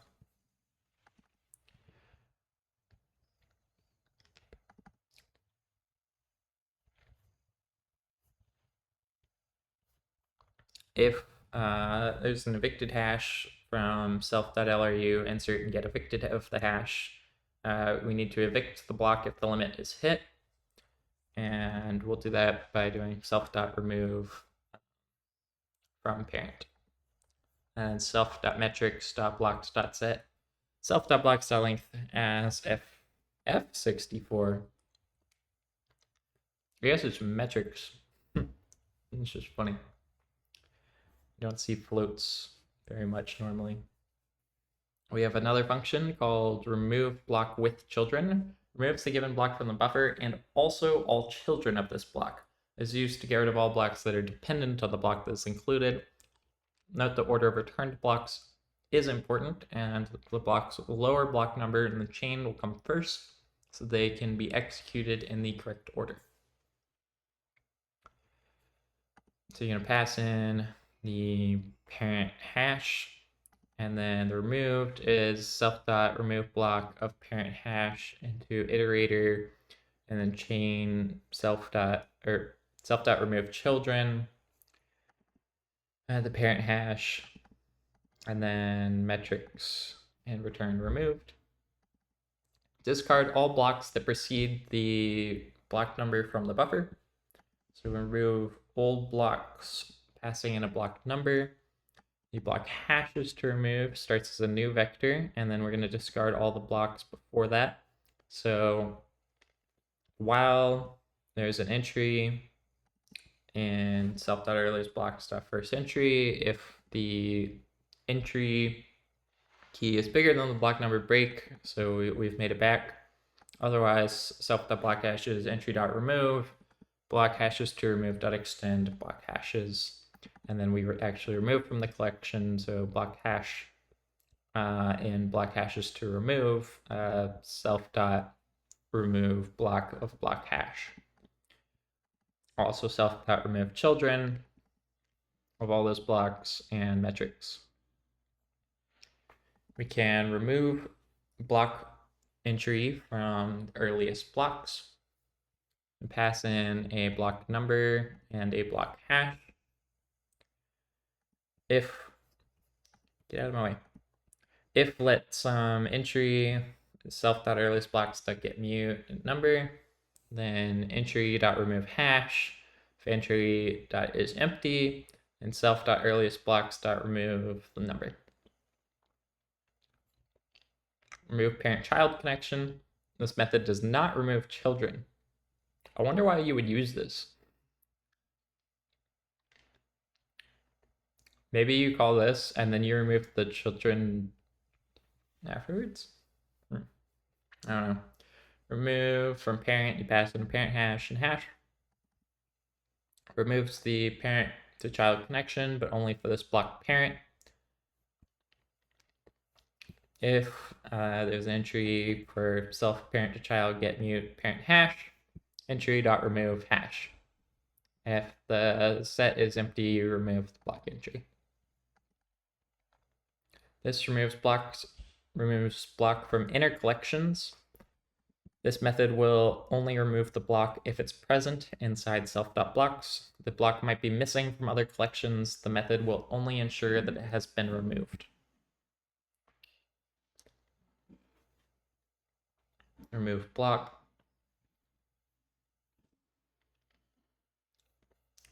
Block equals self.blocks.remove hash. Self.remove from earliest blocks, block number hash. Self.remove parent, remove from parent, block.parent hash and hash. Self.lru.remove hash and return the block. Seems very removed. Remove children. Remove all children and their descendants for the given block and return them. This was the helper function that was used earlier. Remove all parent-child connections and all child children blocks that are connected to the discarded parent blocks. So first, let remove parent children is equal to parent hashes, and remove blocks starts as a empty vector.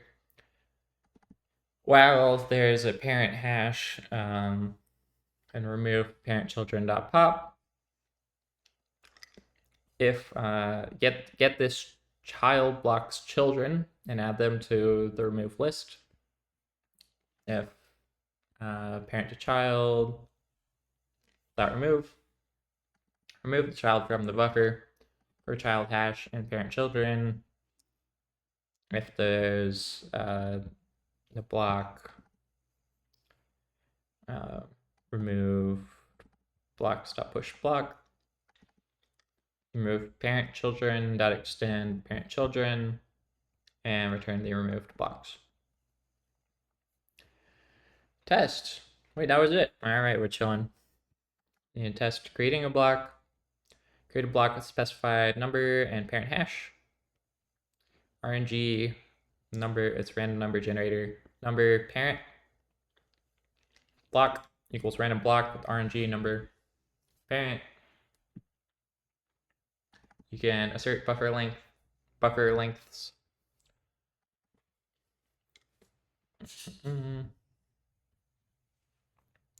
Assert block removal, simple insertion, take entire chain of children, take all multi-level children. Some of these have funny names. Take block with children, remove chain of children, remove all multi-level children, remove multi-chains, evict with gap, simple eviction, good tests. Block indices, making progress.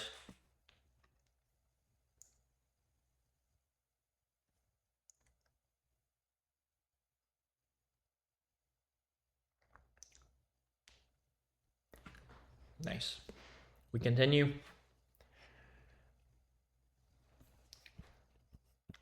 Internal indices of the blocks and chains. This is the main connection between blocks, chains, and canonical chain. Contains a list of canonical block hashes, forks to child blocks, and a mapping of block hash to chain ID.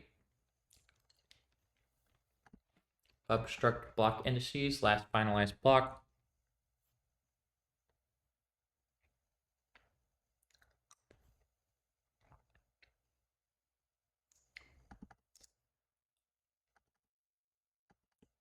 The non-finalized canonical chain contains n number, depends on finalization depth of blocks.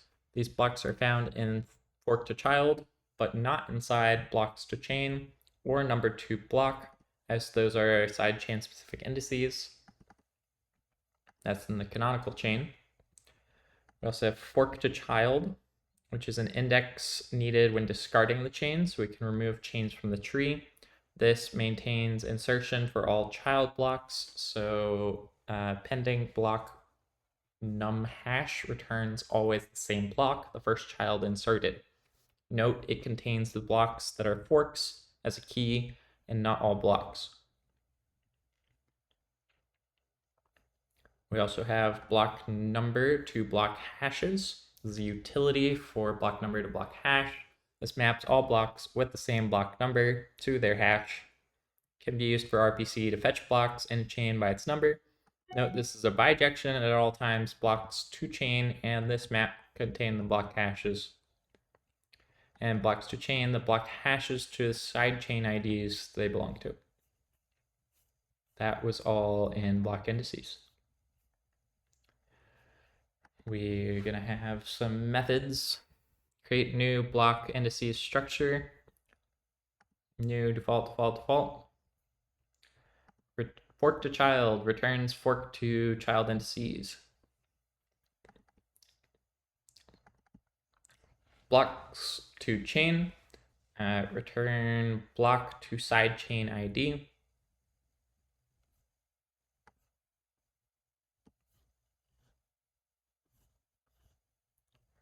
the ID of a sidechain internally. Okay. The pending block number hash returns the hash and number. I was going to ask for this last function. I'm like, where do you use this? But it's allowed dead code, so I don't know how to use it anywhere. Pending block num hash, return the hash and number of pending block. It is possible that multiple child blocks for the canonical tip exist. This will always return the first child we recorded for the canonical tip.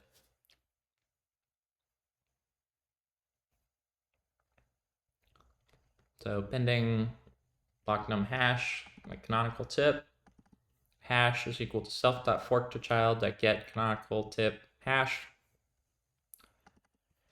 And we return a canonical tip number +1 and hash. It's the pending block num hash. Smart. I guess it's why it's forked to child. Cool. Returns all pending block hashes. Pending blocks are considered blocks that are extending the canonical tip by one number and have their parent hash set to the canonical tip. All right. Canonical tip, pending blocks, fork to child, get canonical tip hash, cloned. All of them. And number +1 pending blocks. Very good. Last finalized block. You can get that. Insert non-fork block. So we're going to pass in the block number, block hash, chain ID. Self.block number to block hashes dot entry block number or default. We're going to insert block hash. And for the block number to block hashes, we go from block number to block hash. Great. Blocks to chain dot insert the block hash and the chain ID. Cool. And insert chain, insert block to chain and fork child indices of the new chain. Insert chain passes in self chain ID and chain for number and block and chain dot blocks. We're going to add the block to chain ID index and also add the number to block. Okay. And self dot block number to block hashes. First is chain dot first and add parent block to block index. So self dot fork to child dot entry, first dot parent hash or default, insert if absent first.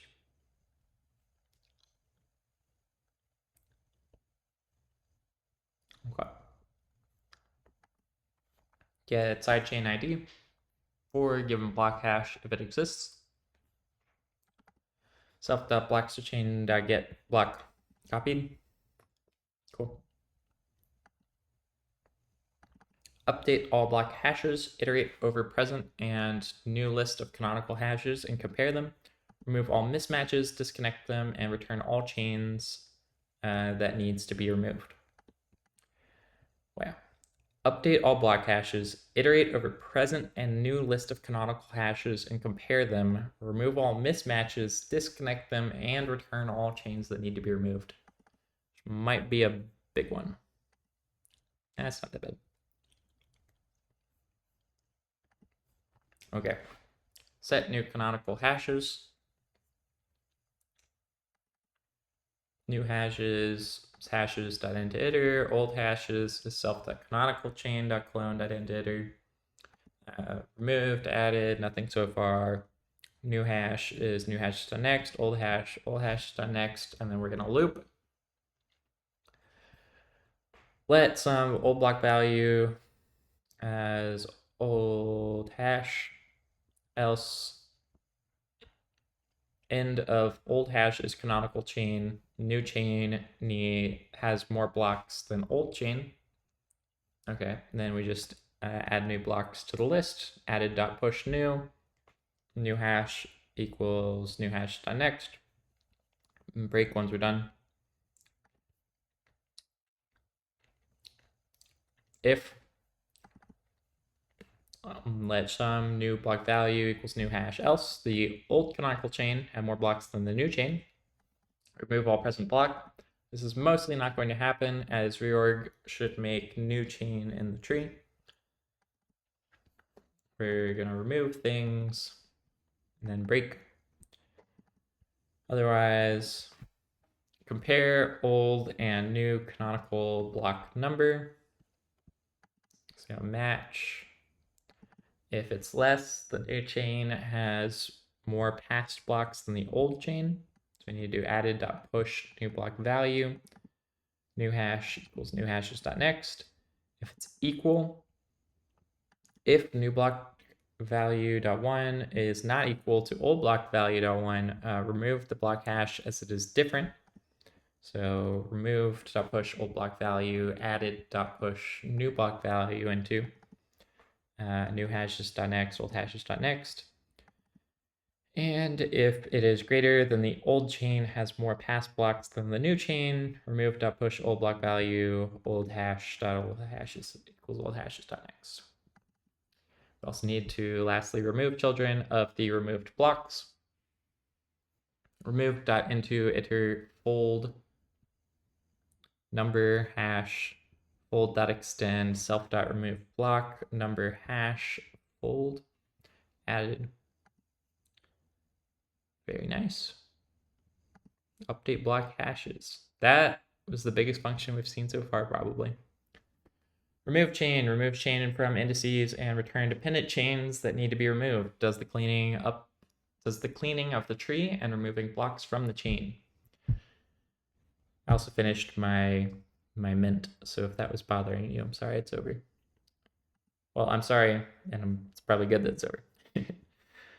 Function remove chain.blocks.iter.flatMap block number block, let block hash equal block.hash, self.remove block number block hash, collect everything else. Good. Remove block from indices, pass in the block number block hash. So first we got to remove the number to block mapping. If there is an entry, then we need to remove set if empty. We also need to remove this mapping from block to chain ID. We also need to remove the fork to child. Those are my 3 data structures.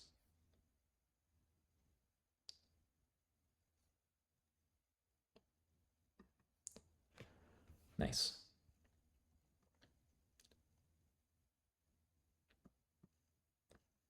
We need to canonicalize blocks. Remove all blocks from canonical list and insert new blocks to it. It is assumed that blocks are interconnected and that they connect to canonical chain. Canonicalize blocks, self blocks. If blocks is empty, we're chilling. Imagine calling this and then like not having to do anything. That'd be great. Return all blocks from canonical chain. Let first number is equal to block's first key value unwrap.0. This will remove all blocks numbers that are going to be replaced. Self.canonical chain.retain if the number is less than the first number. And remove them from block to chain ID index. Blocks.iter.map. For each, we need to remove the map from block to chain ID, remove from number to block hash, I think, and remove fork block to hash. Which data structure is this? Oh, yeah, fork to child. Remove the set if it's empty. Insert new canonical chain.extend blocks.iter.map number block hash. Yay! All right, so yeah, just clean everything else up and then insert. unwind canonical chain. This function is going to remove n number of last canonical hashes. Note this is not safe standalone as it will disconnect blocks that depend on unwinded canonical chain and should be used when canonical chain is reinserted inside tree. Self.canonical chain.retain. Okay. Nice. This will remove all block numbers that are going to be replaced. Great. Used for finalization of the block.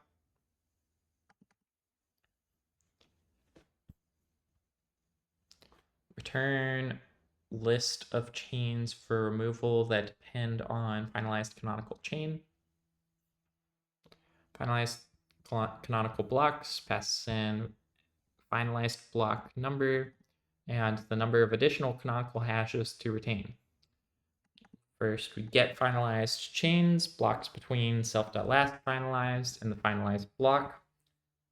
Don't remove finalized block as side chain can point to it. So let finalized blocks, it's the canonical chain, iter, filter, map. If it's, between these. Remove unneeded canonical hashes. Remove until finalized block saturating sub num additional canonical hashes to retain. Self.canonical hash.retain number. If the number is bigger than remove until. Lose chains is a new set for block hash and finalized block. There's fork block if there's a fork to child. And we remove that block hash. Loose chains is equal to fork blocks .indicator.fold loose chains fold fork child. Okay. And then if let some loose chain self.blocks to chain remove fork child fold insert loose chain fold. Okay.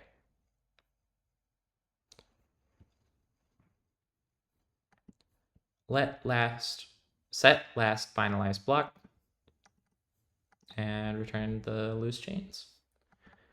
Canonical hash returns the block hash of the canonical block with given number.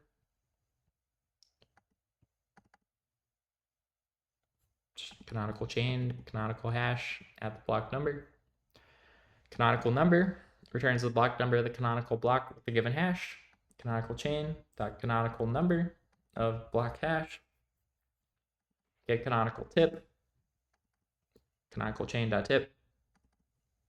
And canonical chain returns the whole canonical chain needed for execution of the EVM. It should contain the last 256 block hashes.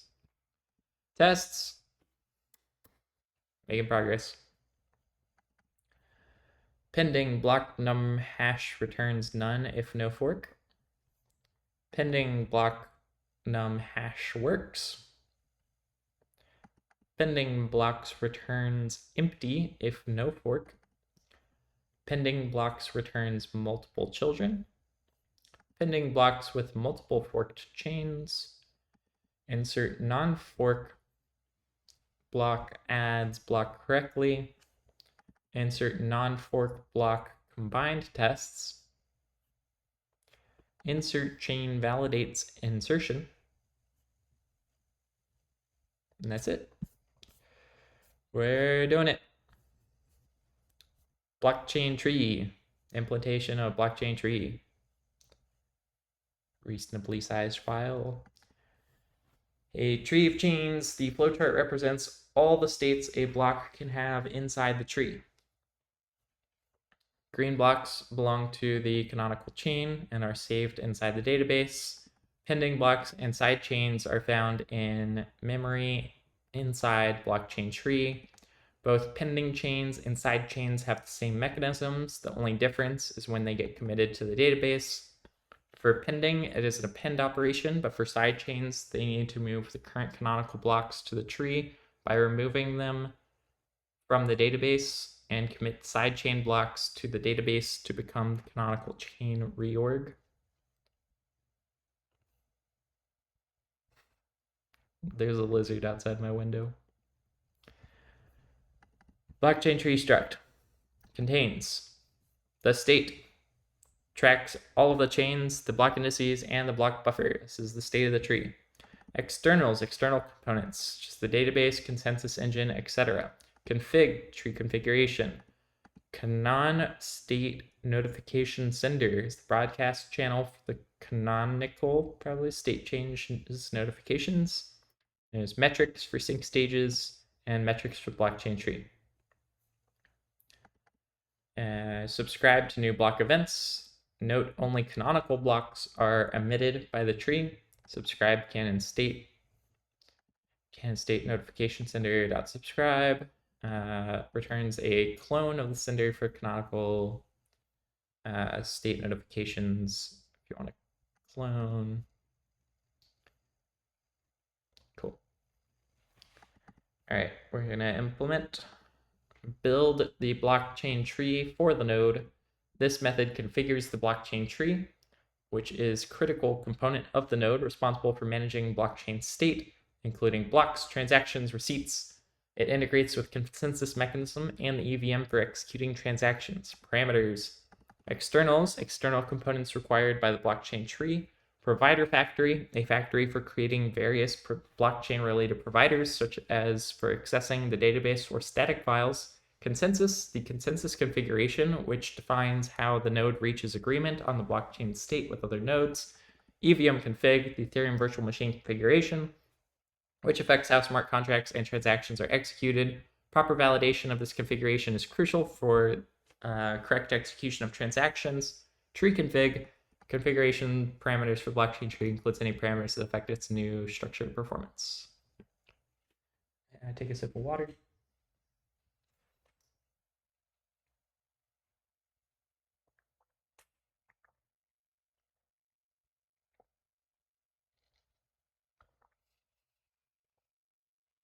That's good stuff. New blockchain tree. We're going to pass in externals and a config. Max reorg depth is somewhere in the config. The size of the broadcast is twice the maximum reorg depth, because at maximum reorg depth, at least n blocks must be sent at once. So sender, receiver, Tokyo sync broadcast channel, max reorg depth times 2 capacity. Last canonical hashes is equal to externals that fetch the latest canonical hashes from the config number of canonical hashes. If we haven't written the finalized block, assume it's 0. Fetch latest finalized block number and return OK self with externals. New tree state with the last finalized block number, last canonical hashes. And config.max unconnected blocks, config, canonical state notification sender, sync metrics tx, and metrics. That is our new blockchain tree. Places canon state notification sender. Caution, this will close any existing subscriptions to the previous sender. With canon state notification sender, mute self canon state notification sender is equal to canon state notification sender, and then return self. Beautiful function. Set the sync metric events sender. So you want to pass in one of those and set it. This is block known. We'll check if the block is known to the blockchain tree or database and return its status. Function will check if it is inside the database returns, and it is valid. If it is inside buffer, returns disconnected. And if it is part of the canonical returns, it is valid. Returns an error if an error happens or if the block is already finalized. Yeah, it's kind of interesting. All right. Is block known? We're going to pass in a block number hash. First, check if it's canonical. Then we're big chillin'. Otherwise, last finalized block is here. Check database if block is finalized. If block number is below last finalized block hash, then I need to check if the block is inside the database. If so, we're chilling. if not, something's gone wrong. Is block inside chain. If let some attachment self dot is block inside side chain of block, return okay some block status valid attachment. Check if block is disconnected. Okay, yeah, if it's inside the chain, we're chilling. If the block is disconnected, then yeah, we're gonna have to return disconnected. Whoopsies. And we got return none if somehow we didn't make it to the end. Or if somehow we did make it to the end. Explore internal indices of the blockchain tree. Blockchain indices, self.state of block indices. Oh, expose internal indices. Okay. Sidechain block by hash returns the block with matching hash from any sidechain. Caution, this will not return blocks from the canonical chain. Block with cinders by hash. Same thing. Pretty much same thing, but self-explanatory. Receipts by block hash. Return the block's receipts with matching hash from any sidechain. Pending block returns the block that's considered the pending block if it exists. Let B equal self.block indices dot pending block num hash and self.sidechain block by hash of b dot hash. Post state data returned items needed to execute on pending state. This includes block hash of the canonical block the chain connects to, needed for creating database provider and the rest of the state, bundle state changes that happened at the asked block hash, B tree, list of past pending and canonical hashes that are needed for EVM block hash opcode, return none if block's not known, chain ID is not present, or there are no parent hashes stored. All right. Oh, that's not too bad. Post state data, pass in a block hash. We have some trace information, canonical chain. If it is part of the chain,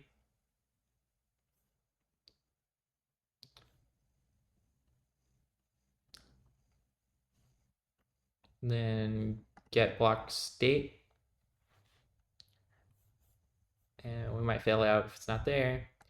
Block numbers, chain.block number of the block hash, execution outcome, chain.execution outcome at block number, get parent hashes, error if there's nothing there, let canonical chain is canonical chain dot iter dot filter keys less than first pending block number, collect parent block hashes dot extend canonical chain, get the canonical fork, self.canonical fork, return some execution data, execution outcome, parent block hashes, canonical fork.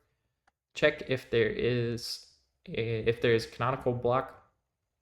If let some canonical number, canonical chain, canonical number of block hash, then the blockchain tree constructing the post state data based on the canonical chain, return execution data, canonical fork, execution outcome, parent block hashes.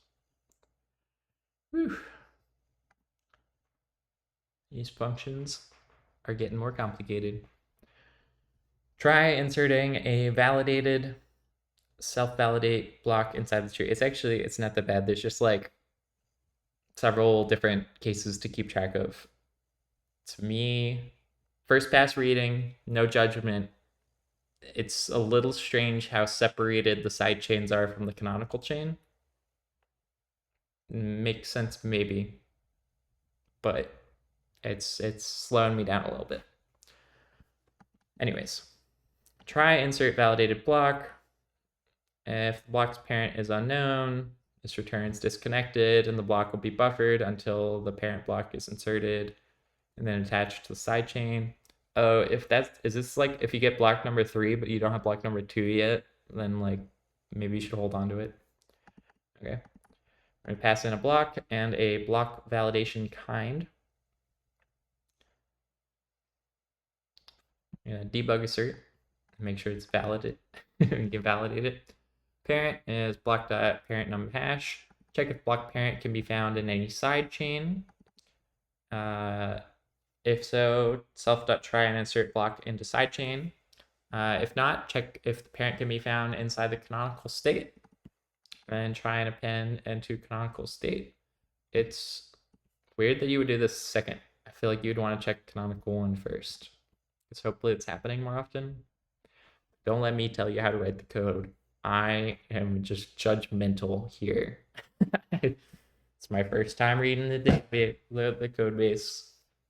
Let me be a little judgmental sometimes. This is another check to ensure that if the block points to a canonical block, its block is valid. If let some canonical parent number is equal to self.blockindices.canonical number and block.parent hash, then we found the parent block in the canonical chain. If canonical parent number is not equal to parent number, then there's a mismatch. If there is a parent inside the buffer, validate against it. Insert block inside unconnected block buffer, delaying its execution. Block hash is equal to block.hash. Find the lowest ancestor of the block in the buffer to return as the missing parent. This shouldn't return none, because that only happens if the block was evicted, which shouldn't happen right after insertion. Lowest ancestor, self.state.bufferedblocks.lowest ancestor of the block hash, and return OK, block status disconnected. All right, next, that was try insert validated block. Now we'll try append canonical chain. This was used earlier, yeah. This tries to append the given block to the canonical chain. Warning, this expects the blocks to extend the canonical chain. The block's parent is part of the canonical chain, e.g. the block's parent is deleted its canonical hash. See also self is block hash canonical. Pass in a block validation kind. Parent is parent num hash, block num hash is block.num hash. Provider is externals.provider_factory.provider. Validate the block is post merge. All right. Pass the parent total difficulty to short circuit unnecessary calculations. This is merge stuff. Hard fork pairs. That's what's in like chain spec. Okay. Parent header. Parent header is provider.header of block.parent hash. Parent sealed header, a sealed header new of parent header and block.parent hash. Canonical chain is equal to self.state.blockindices.canonical chain. Block attachment if block.parent hash equals canonical chain.tip.hash, then it's canonical, otherwise historical fork. Oh, I see. Interesting. Yeah, like if you want to add, if we're on block 1 million, but you want to go back and add something at like block 5 and just fork from there, you can. Let chain equal new canonical fork.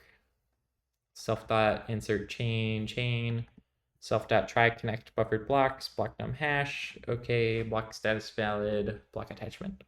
We did it. Try inserting a block into the given sidechain. Try insert block into sidechain. Hopefully this is similar. Get the canonical fork, get the chain that the block needs to join from the parent chain.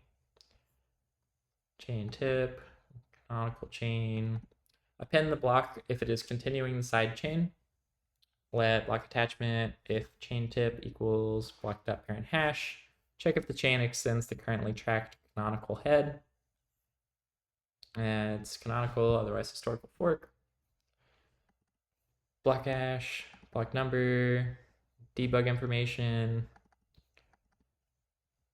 self.state.blockindices.insert non-fork block. Yay. Block attachment. Else, debug, chain, parent chain, dot new chain fork, self dot insert chain, and it's historical fork. After we inserted the block, we try to connect any buffered blocks, self dot try connect buffered blocks. Okay, block status valid, block attachment. Nice. All chain hashes gets all block hashes from a sidechain that are not part of the canonical chain. This is a one-time operation per block. This is not cached in order to save memory. What?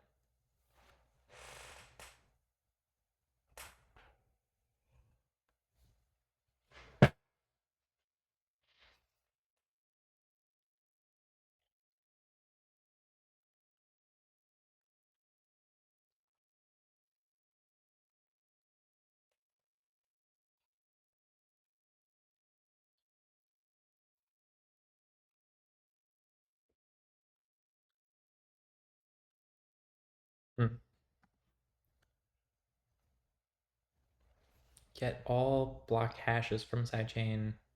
So one-time operation.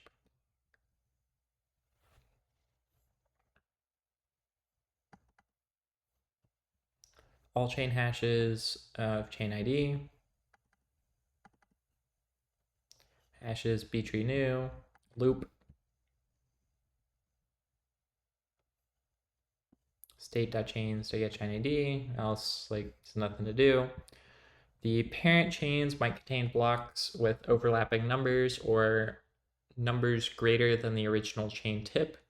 Insert the block hash only if it's not present for the given block number and the block number does not exceed the original chain tip. Latest block number, hashes, get value.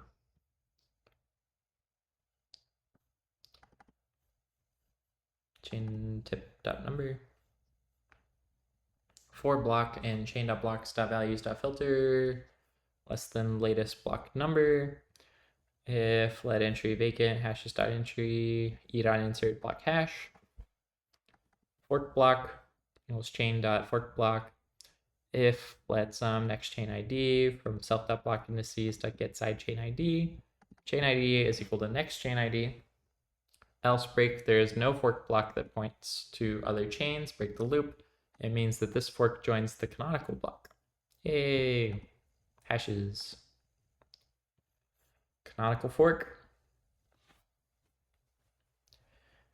Get the block at which the given chain forks off the current canonical chain. This is used to figure out what kind of state provider the executor should use to execute the block on. Returns none if the chain is unknown.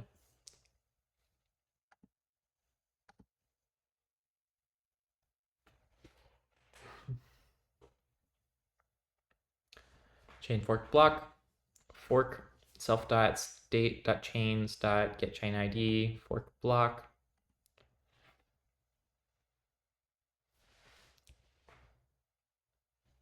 Get fork block chain.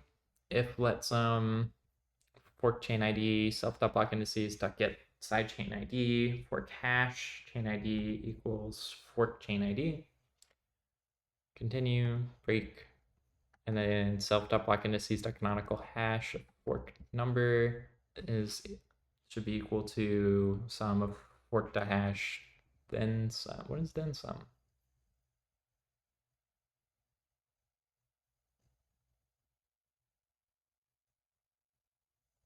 Oh.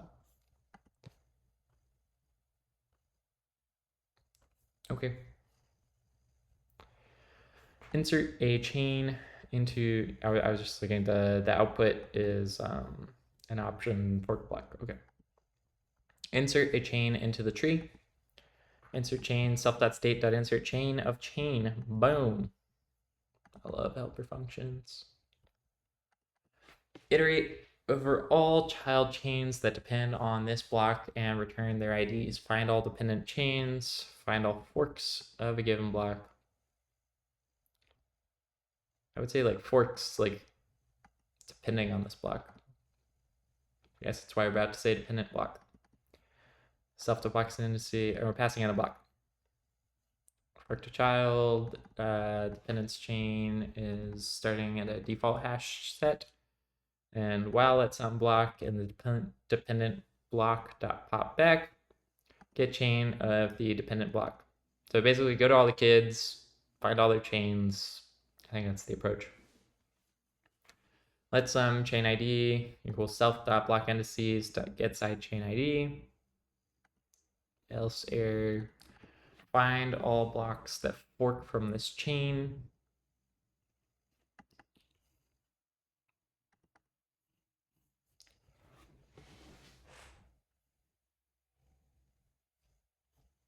For chain block in chain.blocks.values.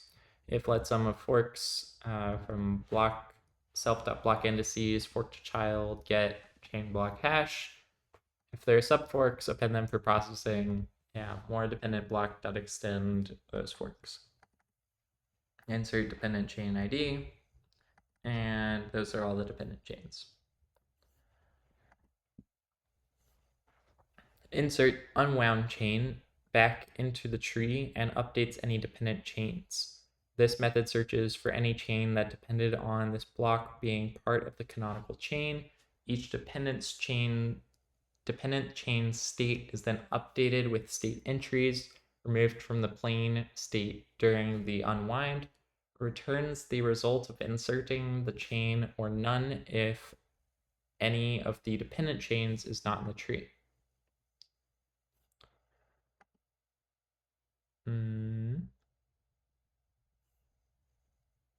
Okay. Insert unwound chain. Sorry, I gotta read this again. It's not good. I'm only like, what, 2.5 hours into stream, maybe? I'm losing it.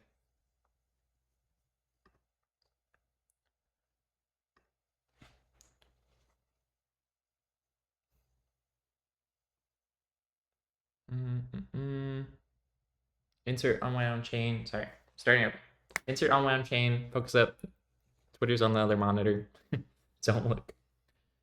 Insert unwound chain back into the tree and updates any dependent chains. This method searches for any chain that depended on this block being part of the canonical chain. Each dependent chain state is then updated with state entries removed from the plain state during the unwind. Returns the result of inserting the chain or none if any of the dependent chains is not in the tree. Okay. Insert unwound chain, iterate over all blocks in the chain and find any fork blocks that are in the tree. For number block and chain of blocks, hash is block.hash. Find all chains that fork from this block, chains to bump, self find all dependent chains. Good thing we just wrote that function. Yep. If not chains to bump is empty, then there is such a chain. Revert state to this block. Prepend state to all chains that fork from this block. Chain to prepend state, clone to execution outcome, state clone. Insert unwound chain to tree. Nice. Oh, a short function. Get buffered block just returns self.state get buffered block at the hash. Checks the block buffer for the given block. Gets the lowest ancestor for the given block in the block buffer. Self.state lowest buffered ancestor hash. Insert a new block into the tree. Note this recovers transaction signers, unlike blockchain tree insert block. So insert block without senders. Just the block. Match triseal with senders. Okay. Self.insert block. Block.validation kind exhaustive. Otherwise error. Insert block for future execution. Call buffer block. Returns an error if block is invalid. Validate block consensus rules. Self.validate block, maybe return an error. Otherwise, self.state.bufferblocks.insert block. Validate if block is correct and satisfies all the consensus rules that concern the header and the block body itself. So what does validate block do? self.externals.consensus.validate header with total difficulty. U256 max. Pretty big.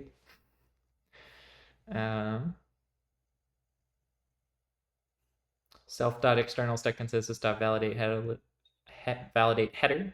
So validate header with total difficulty. Validate header. I'm assuming this is like ETH2. And then validate block pre-execution. Check if block is found inside a sidechain and its attachment. If it is canonical or extends the canonical chain, return block attachment canonical. If it does not extend the canonical chain, return block attachment historical fork. If the block is not in the tree or its chain ID is not valid, return none. Is block inside sidechain? Pass in a block hash. Check if block is known and already into the tree. Find the canonical fork of this chain. If the block's chain extends the canonical chain, then we're big chillin'. Otherwise, historical fork or something bad happened. Next function, insert block. Insert a block with recovered senders into the tree. Returns the block status on success. The block is already part of a sidechain tree, or the block is already part of the canonical chain, or the parent is part of the sidechain in the tree, and we can forget this block, or parent is part of the canonical chain, and we can forget this block. Otherwise, an error is returned indicating that neither the block nor its parent are part of the chain or any side chains. This means that if a block becomes canonical, we must fetch the missing blocks over P2P. If the block validation kind skip state root validation variant is provided, the state root is not validated. Note, if the senders have not already been recovered, call blockchain tree insert block without senders instead. Pub function insert block. Block validation kind. So check if we already have this block. Match self dot is block known. If we've already seen, that's good. Validate block consensus rules, self.validate block. Status, try insert validated block. And if that works, then we've inserted it. Remove old blocks. We'll discard all blocks that precede block number from the buffer. Call remove.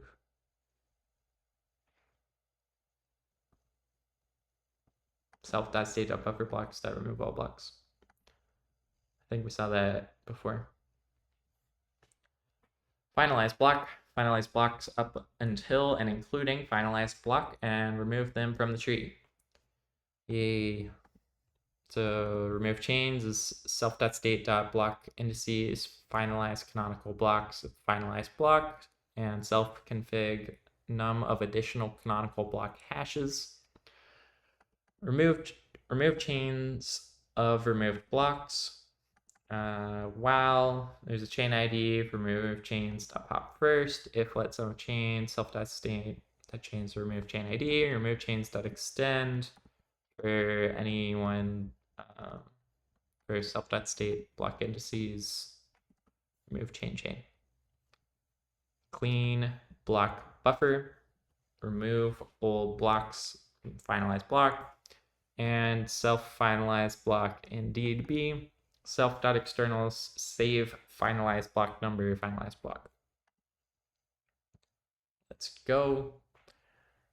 Reads the last in canonical hashes from the database and updates the block indices of the tree by attempting to connect the buffered blocks to canonical hashes. N is the number of N is the maximum of max reorg depth and the number of block hashes needed to satisfy block hash opcode in the EVM.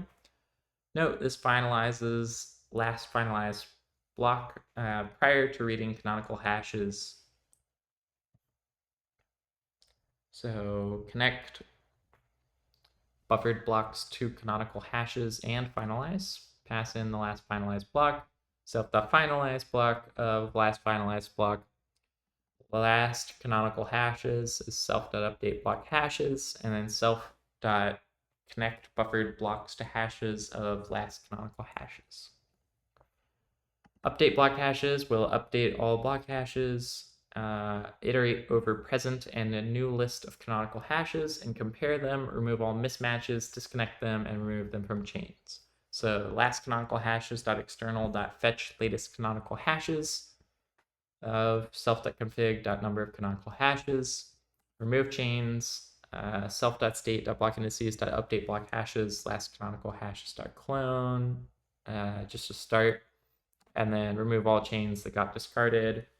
While there's chain ID from remove chain stuff first, if let sum chain equals self.state chains.remove chain ID, remove chain.extend self state block indices, remove chain.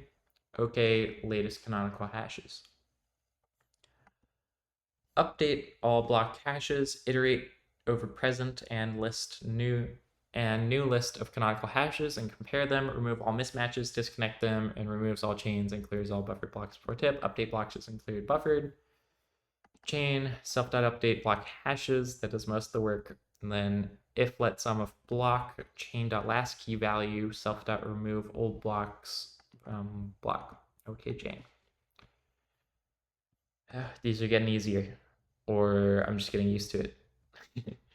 Reads the last in canonical hashes, connect buffered blocks to canonical hashes, reads last in canonical hashes from the database, and updates the block indices of the tree by attempting to connect the buffered blocks to canonical hashes. Last canonical hashes, self.externals.fetch latest canonical hashes of self.config number of canonical hashes. I gotta stop saying that all out loud. I've seen that like 4 times. Self.connect buffered blocks to hashes. And what does this one do? It passes in the hashes. Check unconnected block buffer for children of canonical hashes. For added block in hashes, self.try connect buffered blocks. Connect unconnected block buffer for children of chains. Let mute all chain blocks. Starts as a new vector for chain and self.state.chains.values. All chain blocks to reserve exact chain.blocks and length. For the number and block in chain.blocks, all chain blocks.push block num hash with the number and the hash. And then for block and all chain blocks, self.try connect buffered blocks, new block. And what does try connect buffered blocks do? These are some nested functions, but it's chill. It's chill. We're good. Connect unconnected buffered blocks. If the new block closes a gap, this will try to insert all children of the new block, extending its chain. If all children are valid, then this essentially appends all child blocks to the new block's chain.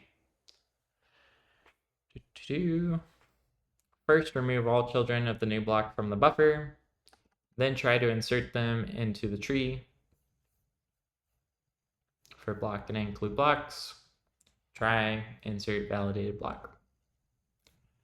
Remove and split chain removes the chain according to provided chain ID from block indices, splits at the split target, and returns the canonical part of it, returns none if chain is missing. Pending part of the chain is reinserted into the tree with the same chain ID.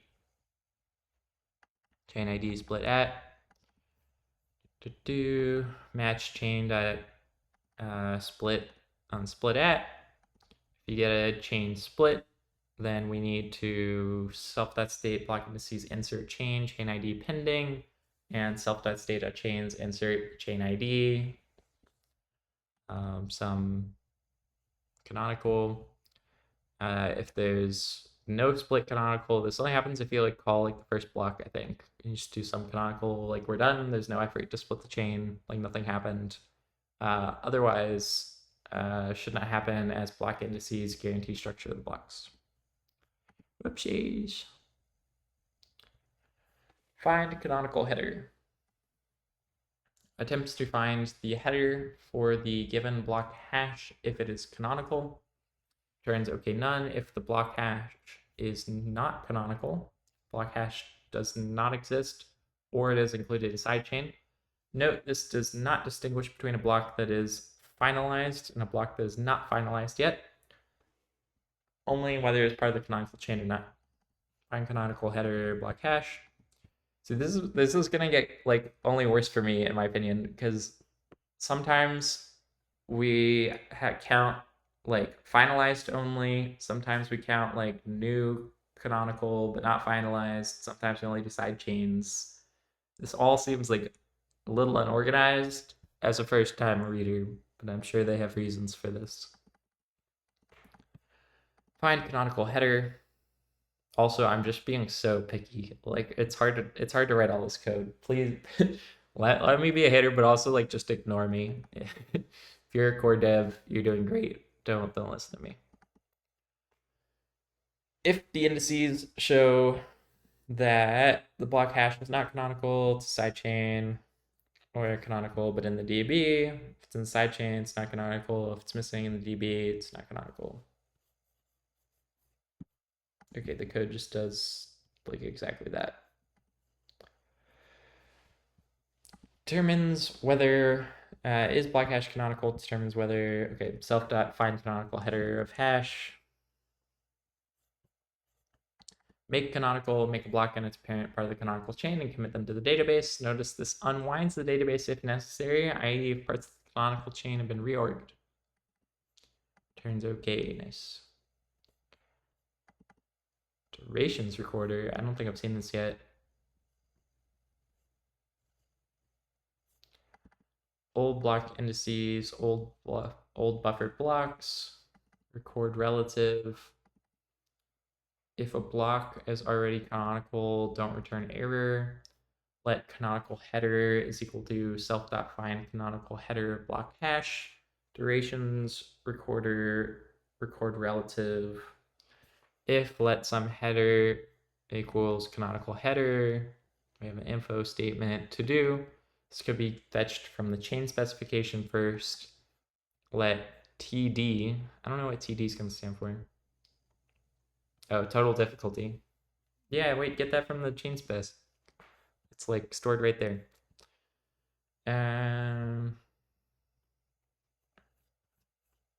If there's blocks pre-merge pairs messed up, otherwise canonical tip head there, okay. Now I think we're in ETH2 land. Let chain ID, some block indices get side chain ID. Else error. We're splitting the chain at the block hash that we want to make canonical. Very good. Recording more things. Canonical.fork block, chains to promote, canonical. Loop while fork blocks are found in the tree. While at some chain ID self.block indices get side chain ID of fork block.hash. Canonical chain is lower part of the chain. Remove and split. Else error fork block is equal to canonical fork block. Chains to promote push canonical. Recording more things and durations. Old tip is equal to self.balance indices canonical tip. And we need to merge all chains into one chain. Let's some new canonical chain equal chains to promote.pop. Chain appended starts as false for chain and chains to promote. Let block hash equal that. New canon chain dot append chain of chain. Now chain appended equals true. If at least one of these is passed. Record more things. If chain appended, update message, make canonical index, self.state.block indices, canonicalize blocks, new canon chain of blocks. Record more things, debug more things. If chain extends the tip, let chain notification. If new canon chain fork block.hash equals old tip.hash, commit new canonical chain to the database. Self.commit canonical to database. Else, it forks canonical block that is not the tip. Sanity check if block indices canonical hash is not equal to canon fork.hash. We messed up. Otherwise, old canonical chain is equal to self.revert canonical from database at the canon fork number. Record things, commit the new canonical chain again. Not again, but in this case, self.commit canonical to database. If let some old canon chain self.update reorg metrics, insert old canonical chain back into the tree, self.insert unwound chain, record things, and we're done there. Debugging, clear try updates for other children, record things. I think we're done. Send notification about new canonical chain and return outcome of canonicalization. Outcomes there. Canon state notification sender, chain notification. Wow. I feel like we're actually building a blockchain now. Early on, I was doing nonsense, but now we're cooking.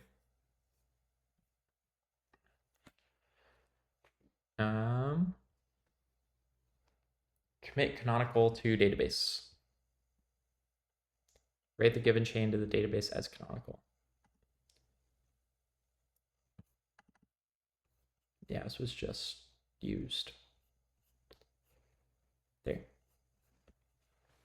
Helper function. I'm gonna pass in the chain and the recorder, which I think is just like for writing things down. Figuring it out as we go. But it doesn't seem too critical yet. Write the given chain to the database as canonical. So we get the blocks, state, and chain try updates from the chain, hash state from the state, prefix sets, just unpacking some inputs, compute state root or retrieve cache try updates before opening write transaction. We get the block hash numbers, the try updates. If there are some updates, then we gotta increment the metrics and we're chilling. If there are not, doing a lot of stuff.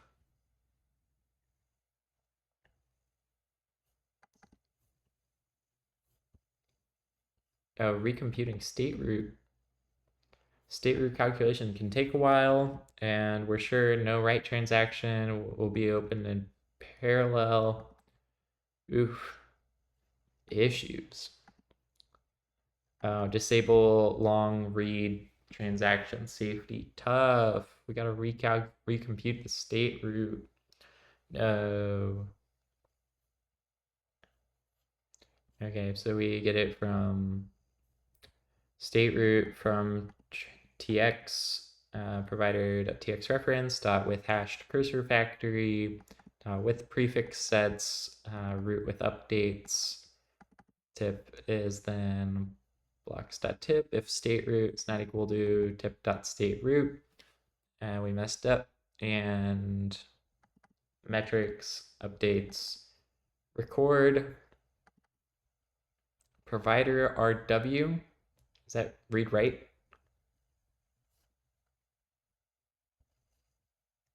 Dot append blocks with state, commit, record, and we're done. Nice. Unwind. Unwind tables and put it inside the state. Nothing to be done if unwind 2 is higher than the tip. If self.blockindices.canonical tip.number is less than or equal to unwind 2, big chillin'. Otherwise, revert in blocks from current canonical chain and put them inside the blockchain tree. Old canon chain equals self.revert canonical from database, unwind 2. Check if there is block in chain. If let some old canon chain self.state.block indices unwind canonical chain unwind 2. Insert old canonical chain into the blockchain tree self.insert unwound chain of the old canon chain. Nice.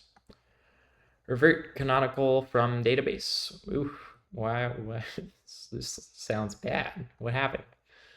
Reverts the canonical chain down to the given block from the database and returns the unwound chain.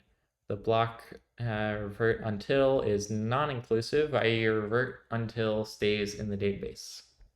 Okay, so I'm reverting, but I'll leave, yeah, that last one there. Should only happen when an optimistic sync target was reorged. Yeah, I was gonna say, this sounds not good. Static files generally contain finalized data. The blockchain tree only deals with non-finalized data. The only scenario where canonical reverts go past the highest static file is when an optimistic sync occurred and non-finalized data was written to static files. Yeah, something bad's going on. Something bad's going on. Read data that is needed for new sidechain, provider, RW, tip is the last block number, revert range is revert until +1 all the way up to the tip. Info, we're gonna reorg, revert canonical database by unwinding chain blocks, rough, blocks and execution, take block and execution range, provider read write commit, if blocks and execution is empty, none else. Wait, what? Yeah, if it's empty, none else. Okay, we're chilling. Update reorg metrics, increment by 1, and set reorg depth. Okay. Oh, we're almost at the test. Okay, we've done it. Last one. Focus up. Update canonical tree chains, canonical and side chains, and sync metrics. Note this method should not be called during pipeline sync because otherwise the sync checkpoint metric will get overwritten. Buffered blocks metrics are updated in there during the pipeline sync. Update chains metrics. Height is equal to self.state.block indices.canonical tip.number. Longest sidechain height is, just look through the numbers for the maximum. If there is one, put that in metrics. Metrics. We're setting more things. Metrics. Oh, it's update chain metrics. Shouldn't gloss over it when it's like import to the if that's the whole point of the function. Here, if there are some metrics, self.sync metrics tx as mute, then metrics tx.send metric event sync height. Nice. Tests. Yeah, setup externals, setup genesis. We have a tree tester struct. We're going to do consecutive reorgs, sidechain block hashes, cached try updates, test sidechain fork. These tests actually seem kind of fun. Sanity path.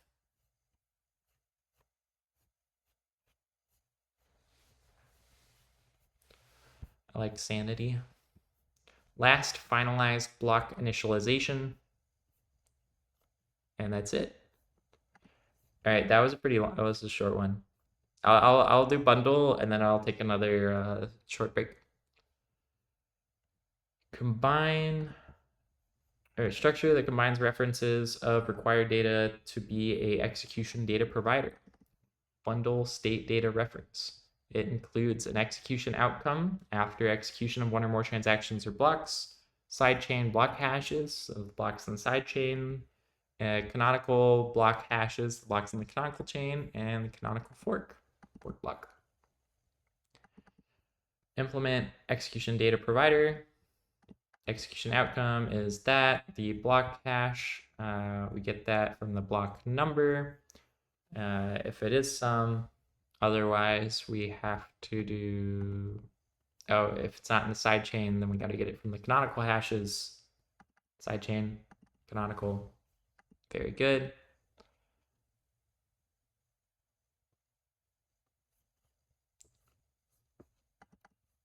Canonical returns fork block. Structure that owns relevant data needs to be a execution data provider. Execution data contains the execution outcome. Parent block hashes need for EVM block hash opcode. Note, it does not mean that all hashes are there, but all until finalized are there. Other hashes can be obtained from provider. Canonical block where state forked from. Canonical fork. Execution outcome. You can get the block hash from the block number and canonical fork. Very good. All right, before I read canonical chain, I will take a very short break and be right back.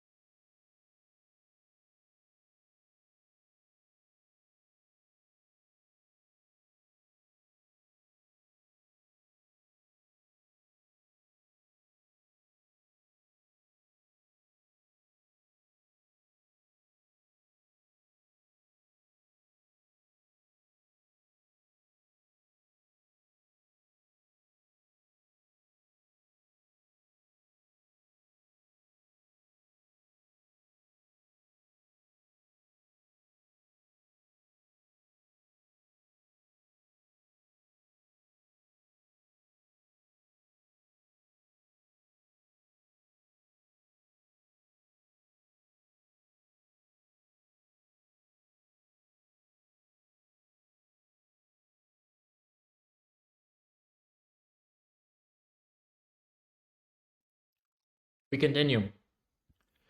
So I have to drink a lot of water to just be talking constantly, so yeah, take small breaks.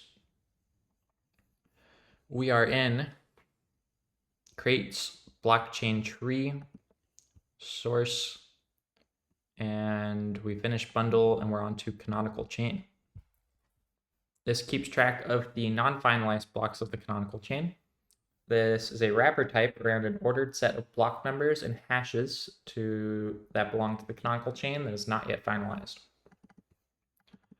Pub struct canonical chain. Yeah, it's just a wrap around a train. Should be stream map all the blocks of the canonical chain in order their block number.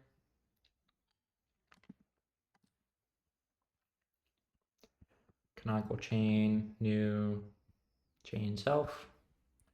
You can replace the current canonical chain with the given one.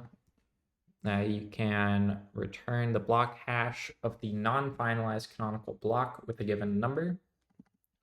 You can return the block number of non-finalized canonical block hash with the given hash. Return the block number of a non-finalized canonical block with given hash. Different.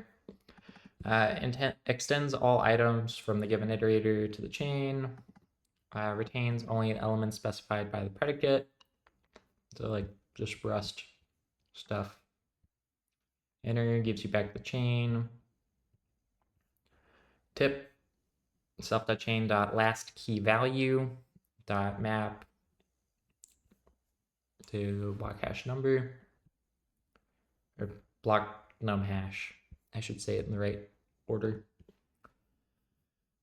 Iter, into iter, and tests. Easy file, easy file, easy file.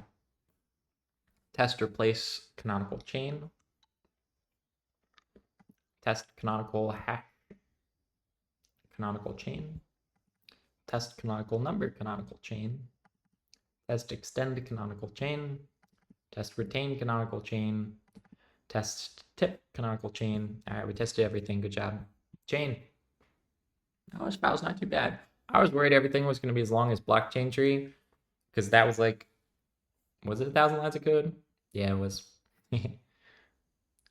Chain. All right. A chain in blockchain tree. A chain contains the state of accounts for the chain after execution of its constituent blocks, as well as list of blocks the chain is composed of.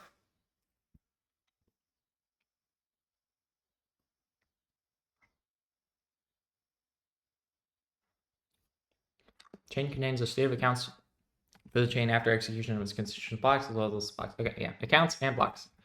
Blocks, blockchain. It's been too long already. I don't know how I'm gonna be losing my mind in a few hours. We're chilling right now. Appendable chain contains a chain in a blockchain tree that has functionality to execute blocks and append them to itself. Deref mute, implement, you can create a new one, you can get the chain, you can get a new canonical fork, create a new chain that forks off the canonical chain. If block validation exhaustive is specified, this method will verify the state root of the block. Execution outcome, start with an empty B-tree, state provider.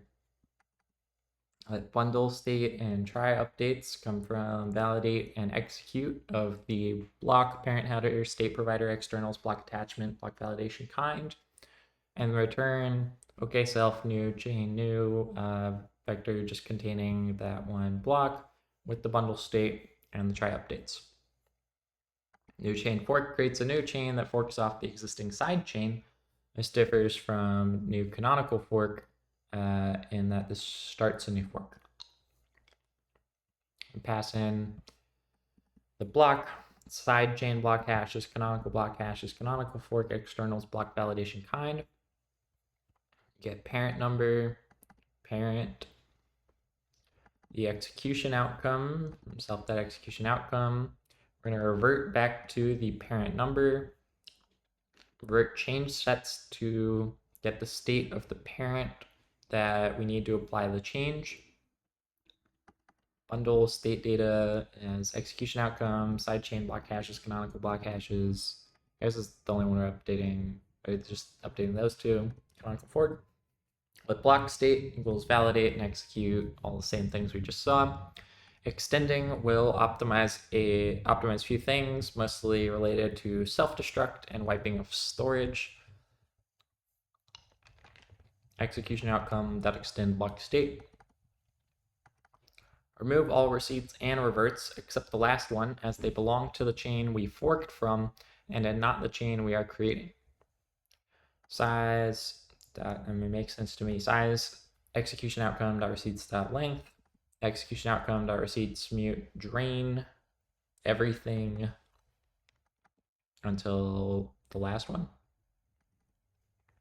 State mute take and reverts size -1 and set first block duck number. If all is okay, return a new chain. Present chain is not modified. Good. Validate and execute. We've been using this helper function. Validate and execute a given block that extends canonical chain. Validating.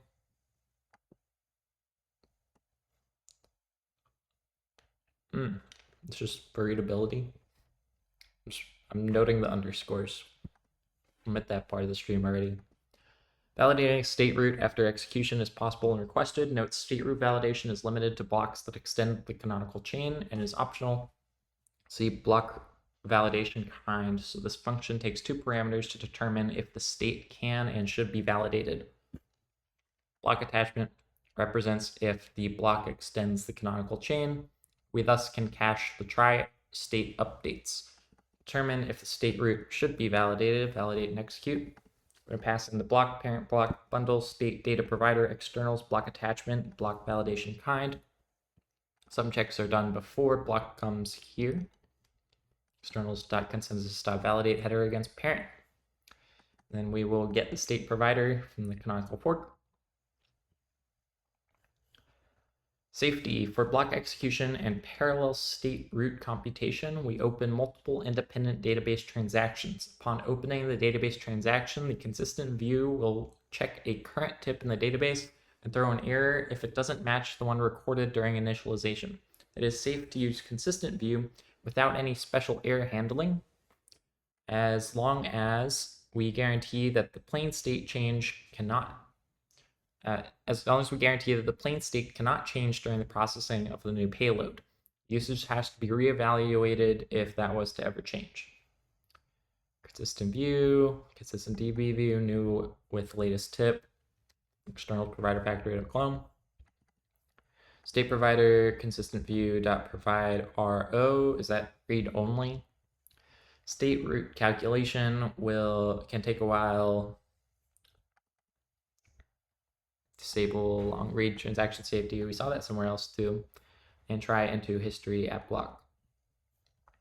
Provider, DB, executor, block hash, block state.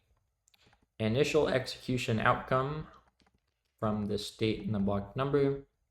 Check state root if block extends the canonical chain and if state root validation was requested. So if it's exhaustive, calculate and check state root. So start time. Then if block attachment is canonical, we get the state root and the try updates from this. And we can do parallel incremental root with updates. Nice. Else hash state. Provider to state root hash state. If block state root is not equal to state root, we messed up. Debug. Okay, with try updates. Otherwise, there were no try updates. And then, okay, none. Whew. Append block, which validates and executes the given block and append it to the chain. I hope we use the last function. This expects the block's ancestors to be traced back to the canonical fork, the first parent block of the block's chain that is in the canonical chain. In other words, expects a gapless side chain canonical fork block in order to be able to execute the block. Caution, this will only perform state root check if it's possible, if the canonical fork is the canonical head, or state root can't be performed if the given canonical is not the canonical head. Interesting. You gotta be careful.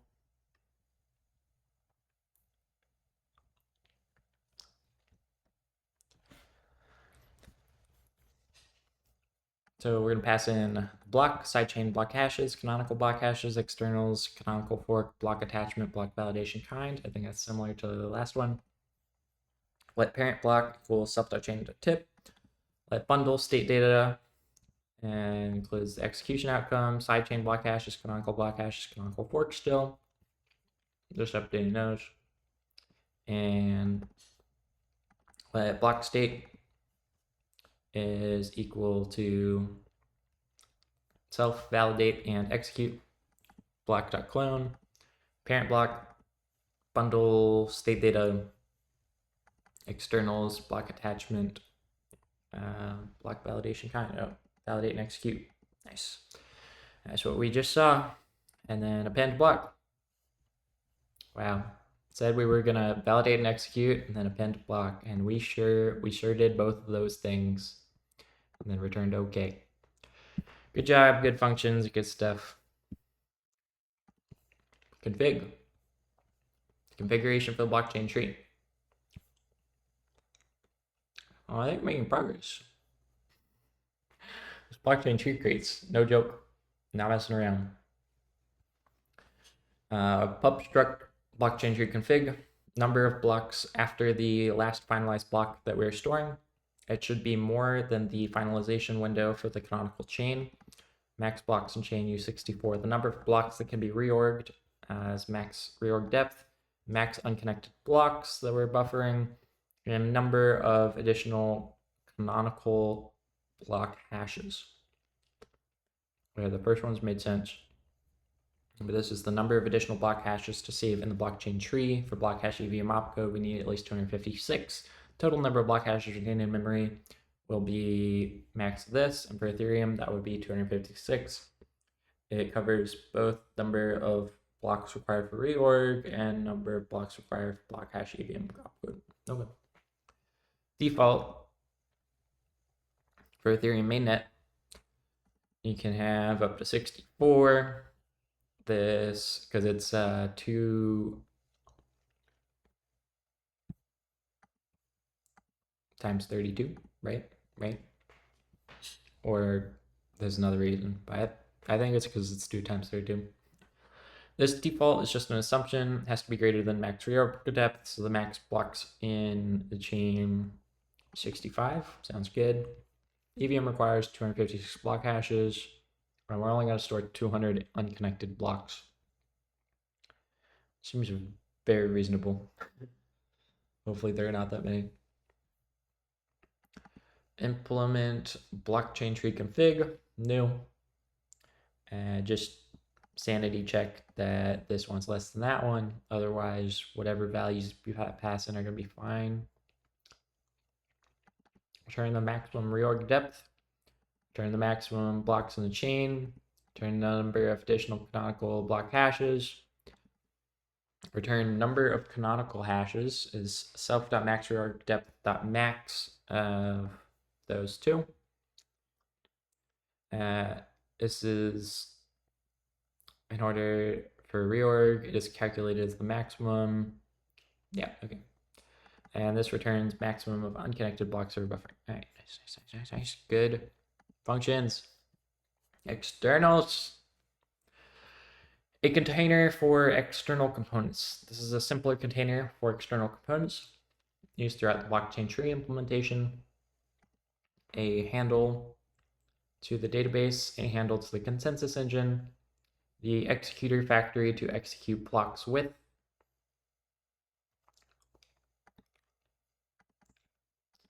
the provider factory used to commit the canonical chain or unwind it,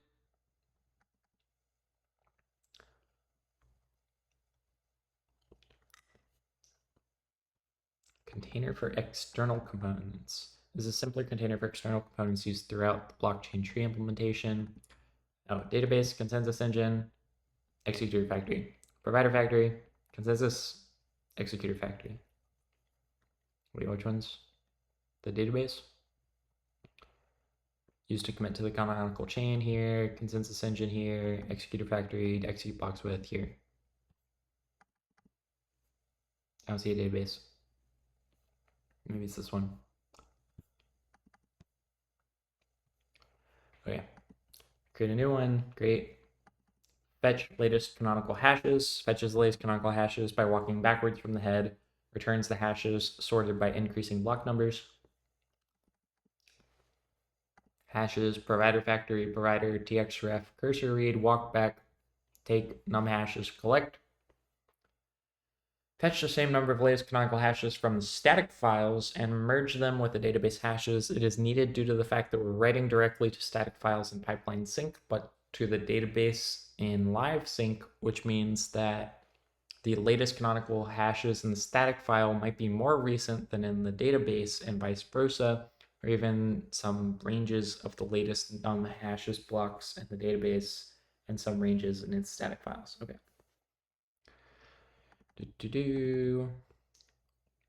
Every time I hear sync, I think of sync committee from the consensus layer, but sync here just means like keeping up with the chain. And the sync committee is like helping light nodes keep up with the chain. So I guess it's like kind of related, but throwing me off. Static profile provider is from the provider factory. Total headers, count entries if it's greater than 0. And I have some range and hashes.extend the range with the headers. We may have fetched more than num hashes, so we need to truncate the results to the requested number. Okay. Fetch latest finalized block number. Excuse me. Just last finalized block number. Save finalized block number. We get a read write provider. We can save the finalized block number and then commit. And we're good. We've already been through the lib. We got metrics, no op, shareable, and state. I think state might be bigger, but hopefully the rest we're chilling. Metrics, blockchain tree buffer, total blocks and block buffer gauge. Make canonical durations recorder. We saw this, yeah, the start instant, actions, latest, current metrics, default is now, new, none, default. You can implement, or you can record relative, records a duration since last record, saves it for future logging, and instantly reports as a metric with label action.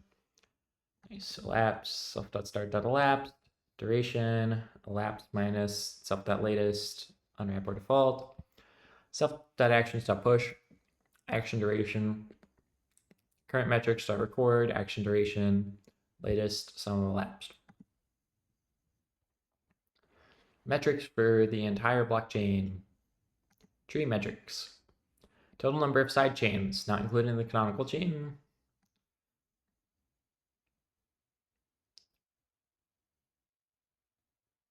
Interesting. It's just a weird type. Highest block number in the canonical chain height, reorgs, number of reorgs, latest reorg depth, longest sidechain height, try updates, insert cached, the number of times cached try updates were used for insert, try updates, insert recomputed, the number of try updates were recomputed for insert. Represents action, make canonical action represents actions for making a canonical chain. You can clone old blocks, find canonical header, split chain, split forks, merge all chains, update canonical index, retrieve state try updates, commit canonical chain to database, revert canonical chain from database, insert old canonical chain, clear try updates for other children. Which clearing try updates of other children chains after fork choice update. Canonicalization metrics. We can clone old blocks, the duration of that. I think this is all duration. Find canonical header, split chain forks, merge all chains, update canonical index, retrieve state try updates, commit canonical chain to database, revert canonical chain from database, insert old canonical chain, clear try updates for children. It's all just the duration of those. Make canonical metrics, record the duration for all of them. Beautiful. No op.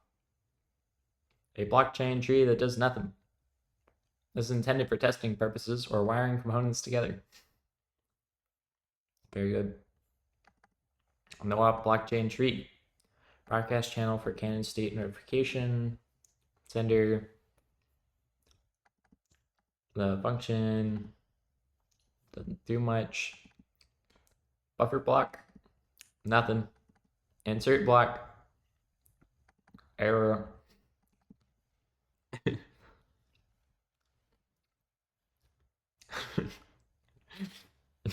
It's just so funny.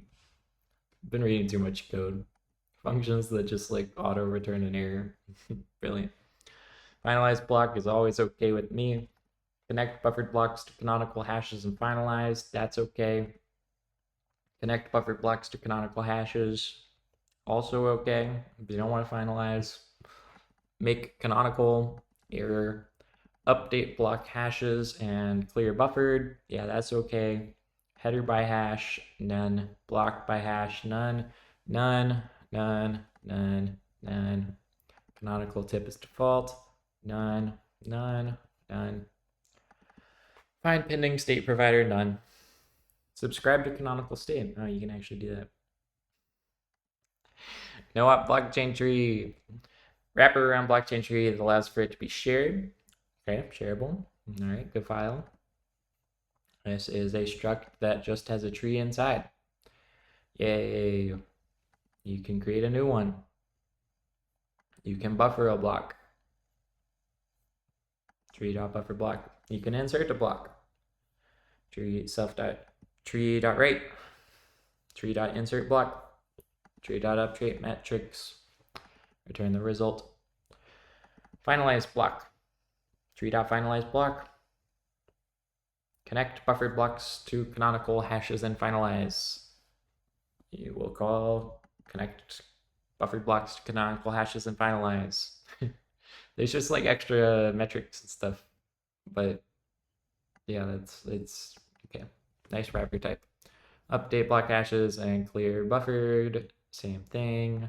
Connect buffered blocks to canonical hashes, same thing. Make canonical, same thing. Header by hash, self.tree.read, sidechain.block by hash, map header.clim. We're implementing blockchain tree viewer for the shareable blockchain tree. Okay. Block by hash, tree.read, sidechain, block by hash. Block senders by hash, tree.read, block senders by hash. Buffered header by hash, tree.read, get buffered block hash map. The header, clone. Is canonical, tree.read is block hash canonical. Lowest buffered ancestor, tree.read, lowest buffered ancestor, canonical tip, tree.read, block indices, canonical tip, pending block num hash, tree.read, block indices, pending num hash, pending block, tree.read, pending block and receipts, tree equals self.tree.read, pending block equals tree.pending block.clone, receipts equals tree.receipts by block hash, pending block hash, ended or clone collect, and return both things you asked for. Receipts by block hash, self.tree.read, receipts by block hash at the block hash. Woohoo! We're doing it. Is this productive use of my time to read? Probably not this file, but I said I would read every line, sticking to it. Find pending state provider. Well, I lied. I'm skipping some tests, but it is what it is. Find pending state provider. Self.tree.read, post state data at block hash, box new of that. Subscribe to canonical state, self.tree.read, subscribe to canonical state. Oh, last file. I knew there'd be some stuff in here.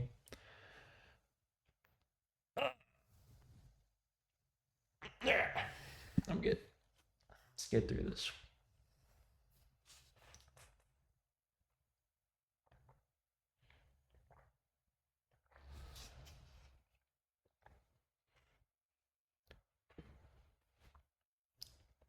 What am I, 3.5 hours in? Big chunk. Excuse me. Drank water too fast. Container to hold state of the blockchain tree. Tree state contains a blockchain ID generator, keeps track of unique identifiers for the chain. Tracked chains and their current state is a hash map. Block indices is indices to block and their connection to the canonical chain. This gets modified by the tree itself and is read from the engine API RPC to access the pending block, for example, and then the unconnected block buffer. You're going to implement, you can make a new one, 0 default, new last finalized block number, last canonical hashes, and the buffer limit. You can call next ID, let ID equals self.blockchain ID generator and self.blockchain ID generator plus equals 1, and then return your ID. Expose internal indices of blockchain tree. You can get the blockchain indices. You can get block by hash, which will internally call self.block with senders by hash of the block hash and map it to the block.block. Just return the data you wanted. And block with senders by hash. ID is block indices, get sidechain ID from the block hash. Chain is the get from the ID. And then chain.blocked with senders of the block hash. Receipts by block hash, same thing, except we call receipts. Insert a chain into the tree. Inserts a chain into the tree and builds the block indices. Insert chain if the chain's empty, do nothing. It's kind of a funny case. Otherwise, we gotta let chain ID be the next chain ID. Self.block indices.insert chain ID in that chain, and self.chains insert the chain ID and chain and some chain ID. Nice. Because we got this nice mapping to keep track of from the chain ID to the chains. Check the block number for the given block. Get buffered block with a hash, self.buffered blocks.block hash, lowest buffered ancestor, self.buffered blocks lowest ancestor, the hash, the ID of sidechain internally in a blockchain tree, sidechain ID, which is just a wrapper on a U64. Oh, test. The rest is tests. Test tree state initialization. Test tree state next ID. Test tree state insert chain. Test block by hash sidechain. And test block with senders by hash. Test get buffered block. Test lowest buffered ancestor. Test receipts by block hash. Very good. Made it through blockchain tree. I didn't read the docs. I mean, the docs are just this. It's probably like compiles or something. I'm not familiar with .mmd files. Canonical chain 0, 1, 2, 3, 4, 5. Block 6 pending 1, block 6 pending 2. I think this is like a picture or something.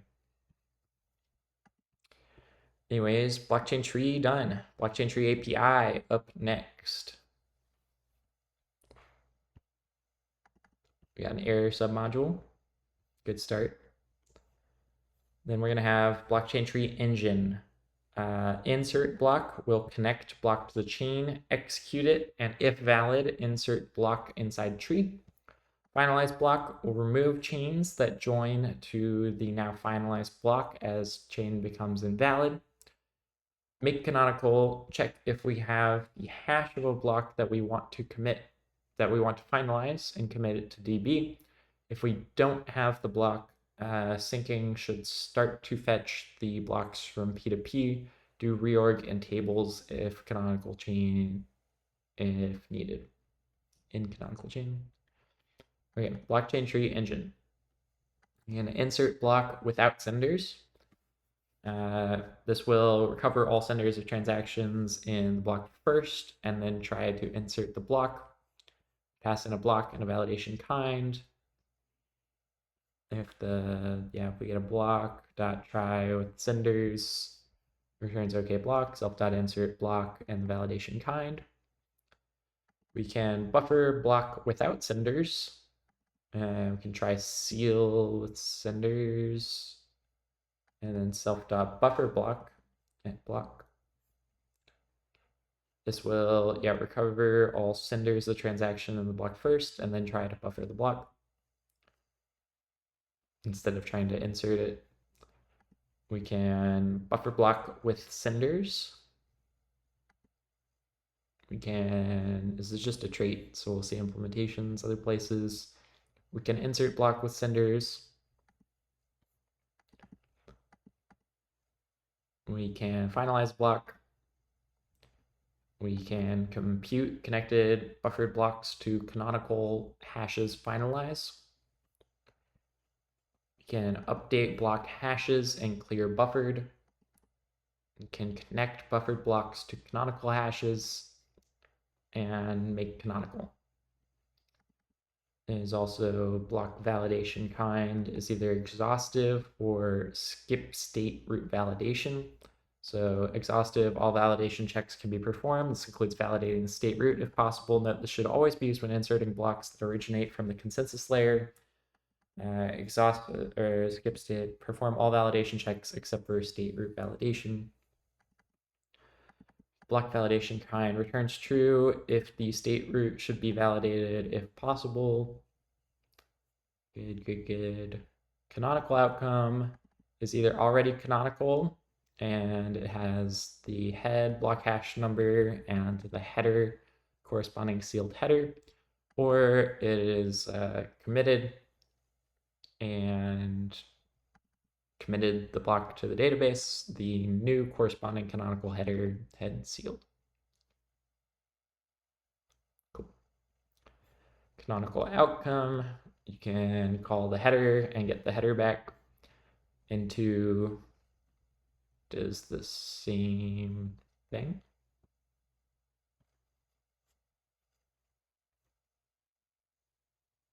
It does the exact same thing. That consumes the outcome. And returns the header of the block that was made canonical, returns the header of the block that was made canonical. What am I missing? Oh, and self. Can't read. Returns true if the block was already canonical. Nice. Block status 2. What happened to block status 1? Block inclusion can be valid, accepted, or invalid. Invalid blocks are returned as error variant. If we don't know the block's parent, then we return disconnected, as we can't claim their block is valid or not. You said valid, accepted, or invalid, and then my only options here are valid or disconnected. But I'll roll with it. How a payload was inserted if valid, insert payload OK2. Maybe like Reth did a rewrite. And so they started calling things 1 and 2.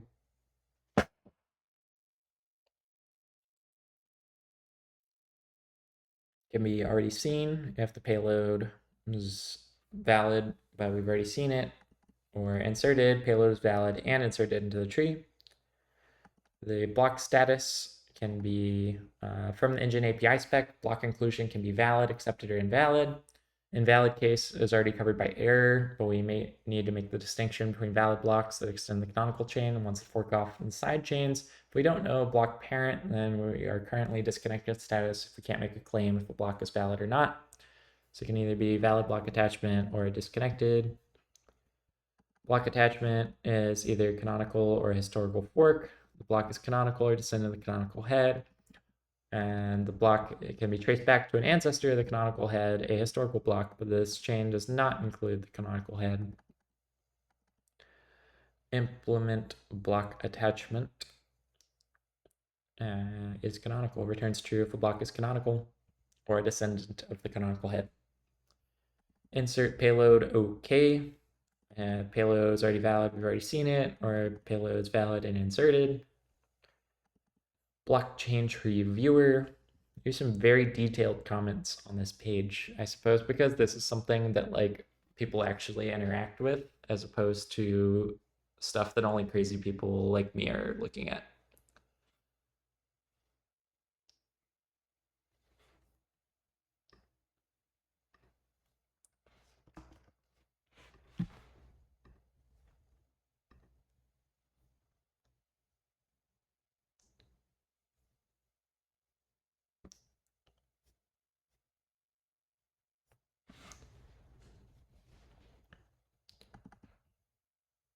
Cool. Sorry, got distracted. Pub trait, blockchain tree viewer. I might close my laptop. I gotta stop looking at Twitter. Nothing important's happening. Allows read-only functionality on the blockchain tree. Tree contains all blocks that are not canonical that can potentially be included as a canonical chain. For a better explanation, we can group blocks into 4 groups: canonical chain blocks, side chain blocks, pending blocks that extend the canonical chain that are not yet included, future pending blocks that extend pending blocks. We have a pub trait blockchain tree viewer as a function header by hash that returns the header with the matching hash from the tree if it exists. Block by hash returns the block with the matching hash from the tree if it exists. Block with senders by hash returns the block with the matching hash from the tree if it exists. Caution will not return blocks from the canonical chain or buffer blocks that are disconnected from the canonical chain. It has to be in the side chain for all of these.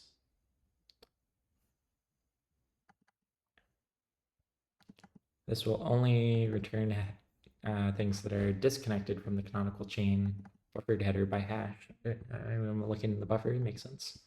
Contains, if it's anywhere, is canonical, lowest buffered ancestor, canonical tip, pending block num hash, pending block with senders, pending block and receipts, pending receipts, receipts by block hash, pending header.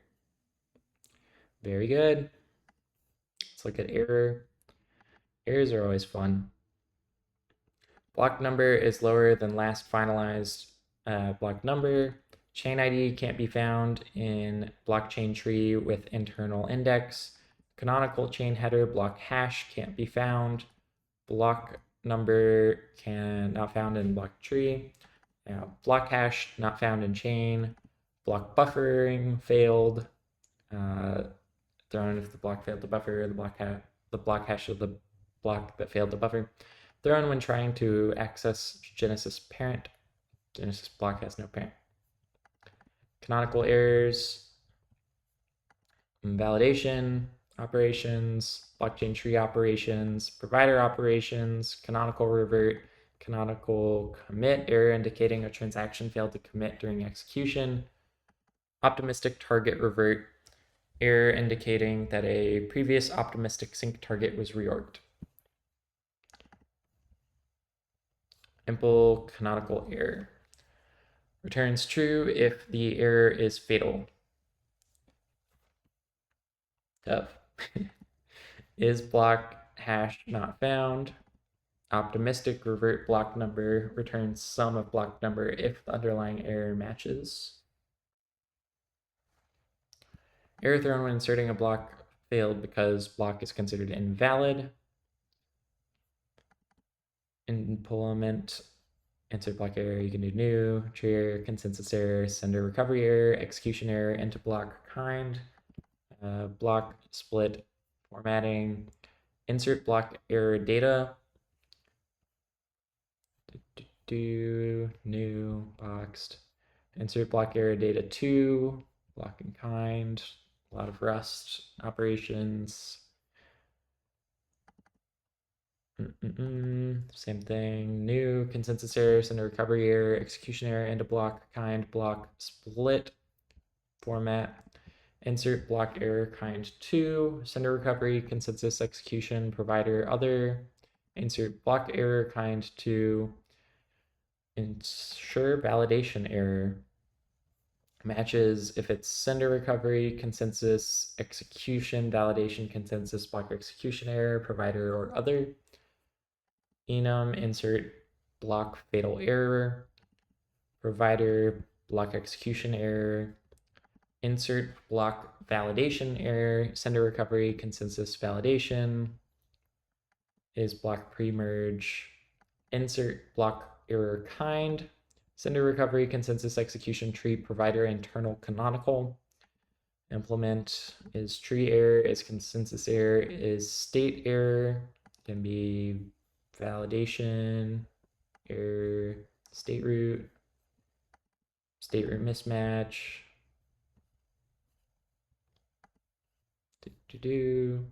is invalid block, sender recovery, or it's a consensus block, it's execution, match it's validation or internal error, it's tree, if it's provider, it's canonical, is block pre-merge, is execution error, is internal, as tree error, as consensus error, as execution error. All right, very good. It takes a lot of Rust code to write good errors, and I appreciate it, but it is good.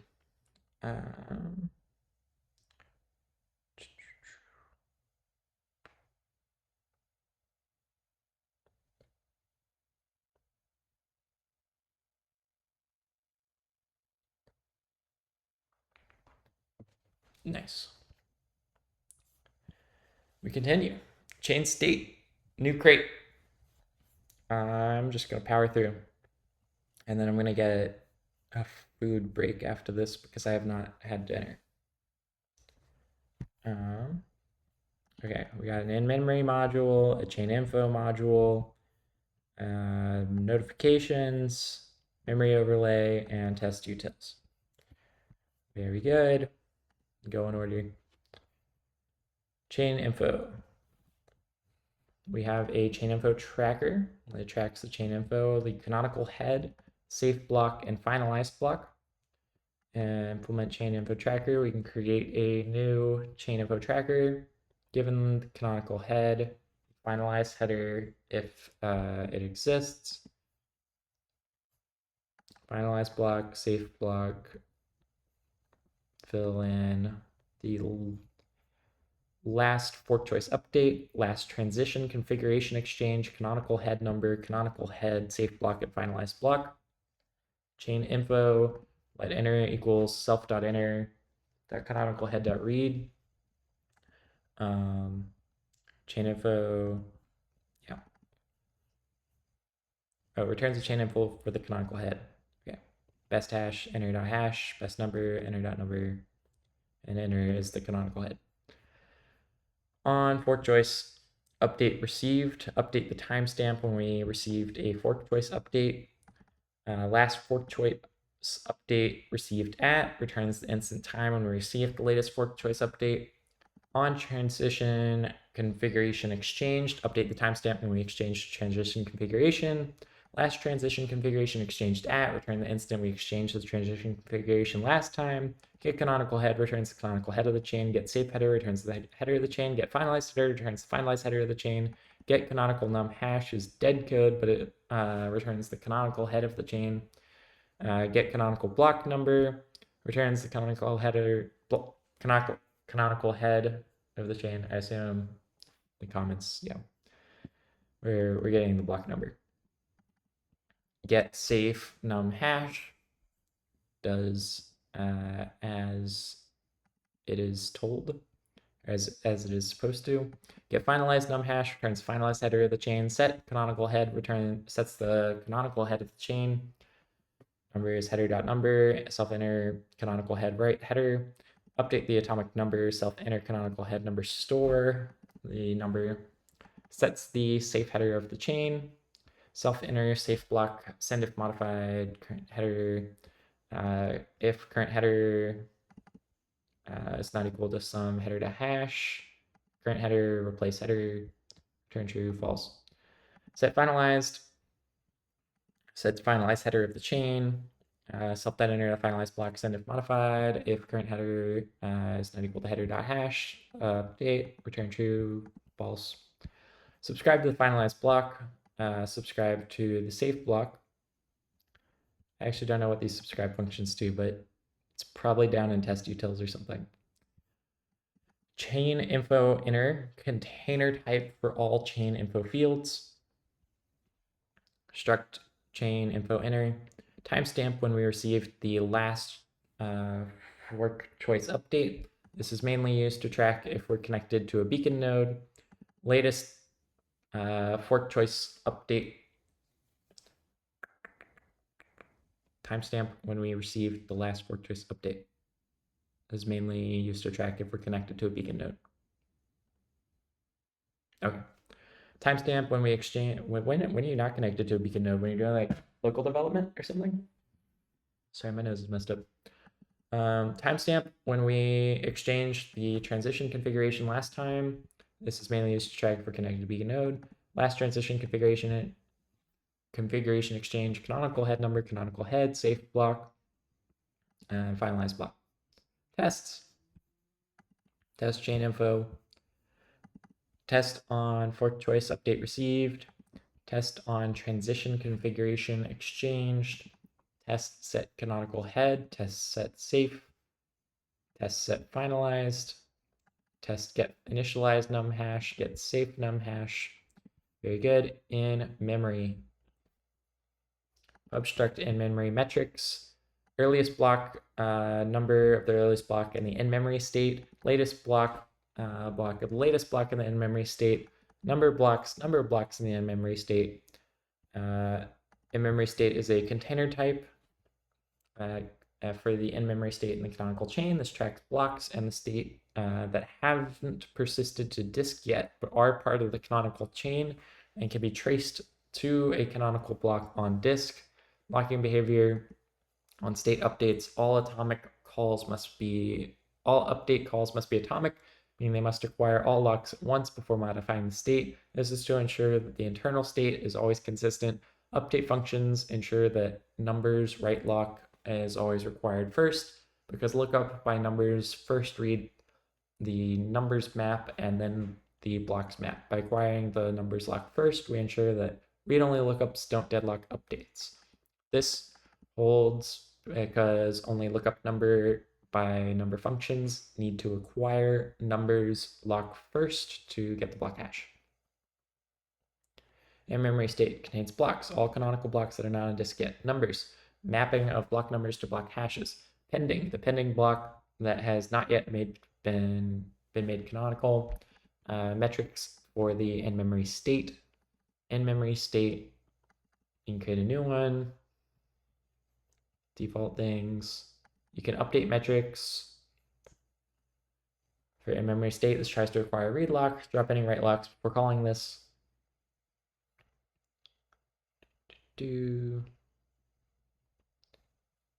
Just updating metrics. State by hash, self.blocks.read.getHash cloned. State by number. If you pass in a number, you can get the hash from the number and then get the state from the hash. If you just want the hash by number, self.numbers.read.getNumber gives you the hash. Head state returns the current chain head state. Hash self.numbers.read last key value.1 and state by hash from the hash. Pending state, self.pending, block count, self.blocks.read.length. Canonical in-memory state inner. Inner type to provide in-memory state includes a chain tracker to be advanced internally by the tree. Tracks certain chain information such as canonical head, safe head, finalized head. Chain info tracker tracks blocks at the tip of the chain that have not persisted to disk yet in memory state. A broadcast stream that emits events when canonical chain is updated. Canon state notification sender. You can clear all entries in the memory state. Requires the lock starting with the numbers first. Clear everything. Canonical and memory state. This type is responsible for providing blocks receipts and state for all canonical blocks not on disk yet and keeps track of the block range that's in memory. You can create a new one with blocks, numbers, pending, finalized, and safe. I'm going to update in-memory state with the blocks, numbers, pending. Header is in-memory state.head state. Chain info tracker is a new one with the header finalized and safe. This is a new one, and then return everything. You can create an empty state. With head, create a new in-memory state with the given local head and finalized header if it exists. I think it's pretty similar, but we're passing in a head to the chain info tracker. Hash by number returns the block hash corresponding to the given number. Header by hash returns the header corresponding to the given hash. Clear state clears all entries in the memory state. Set pending block updates the pending block with the given block. Note this assumes the parent block of the pending block is canonical. Set pending block. Parent is self.state by hash pending block parent hash. Pending with parent pending parent. And in memory state pending send modify p replace pending. In memory state update metrics. Update blocks. Append new blocks to the in-memory state. This removes all reorged blocks and appends new blocks to the track chain and connects them to their parent blocks. To acquire locks, starting with the numbers. We first remove blocks from the reorged chain. For block and reorged. Hash is block hash. Number is block number. Blocks.remove hash. Numbers.remove number. Insert the new blocks for block and new blocks.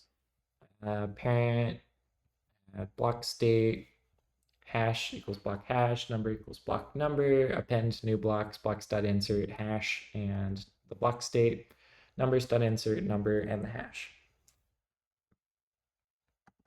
Remove the pending state. Update metrics. Update.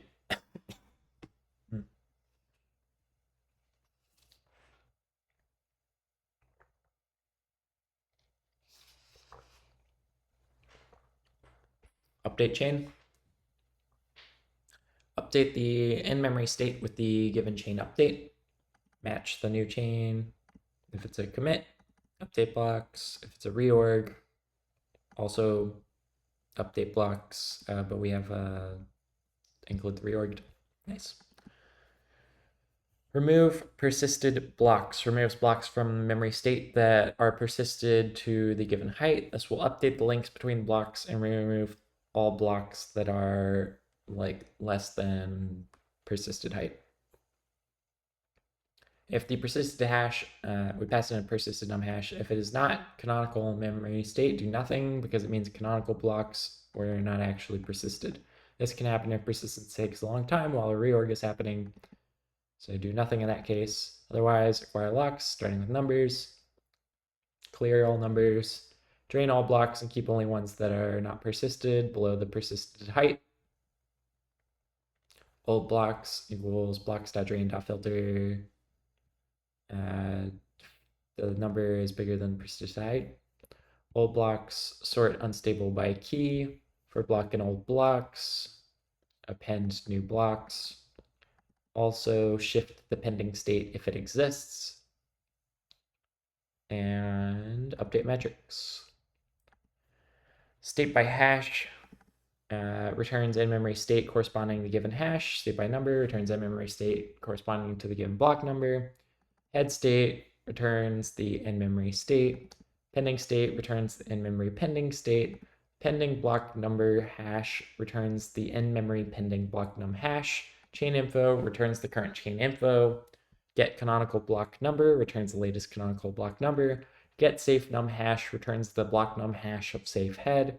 Get finalized num hash returns the block num hash of finalized head. On fork choice update received, hook for new fork choice update. Last received updated timestamp returns the timestamp of the last received update. On transition configuration exchanged is a hook. Last exchange transition configuration timestamp, similar. Set canonical header, set safe, set finalize, get canonical header, get finalized header, get safe header, pending sealed header, pending header, pending block with senders, pending block and receipts, subscribe canon state, subscribe safe block, subscribe finalized block, notify canon state, state provider returns state provider with reference to in-memory blocks that overlay database state. This merges the state of all blocks that are part of the chain that the requested block is the head of. This includes all blocks that connect back to the canonical block on disk. Pass in a hash and historical. In memory, if let some self-that's state by hash, state chain map, the block state that block to collect, otherwise empty vector, memory overlay, state provider new, historical and in memory. Canonical chain returns an iterator over all canonical blocks and the in-memory state from newest to oldest, i.e. from highest to lowest. This iterator contains a snapshot of the in-memory state at the time of the call. Intuiter flat map. Oh, shit.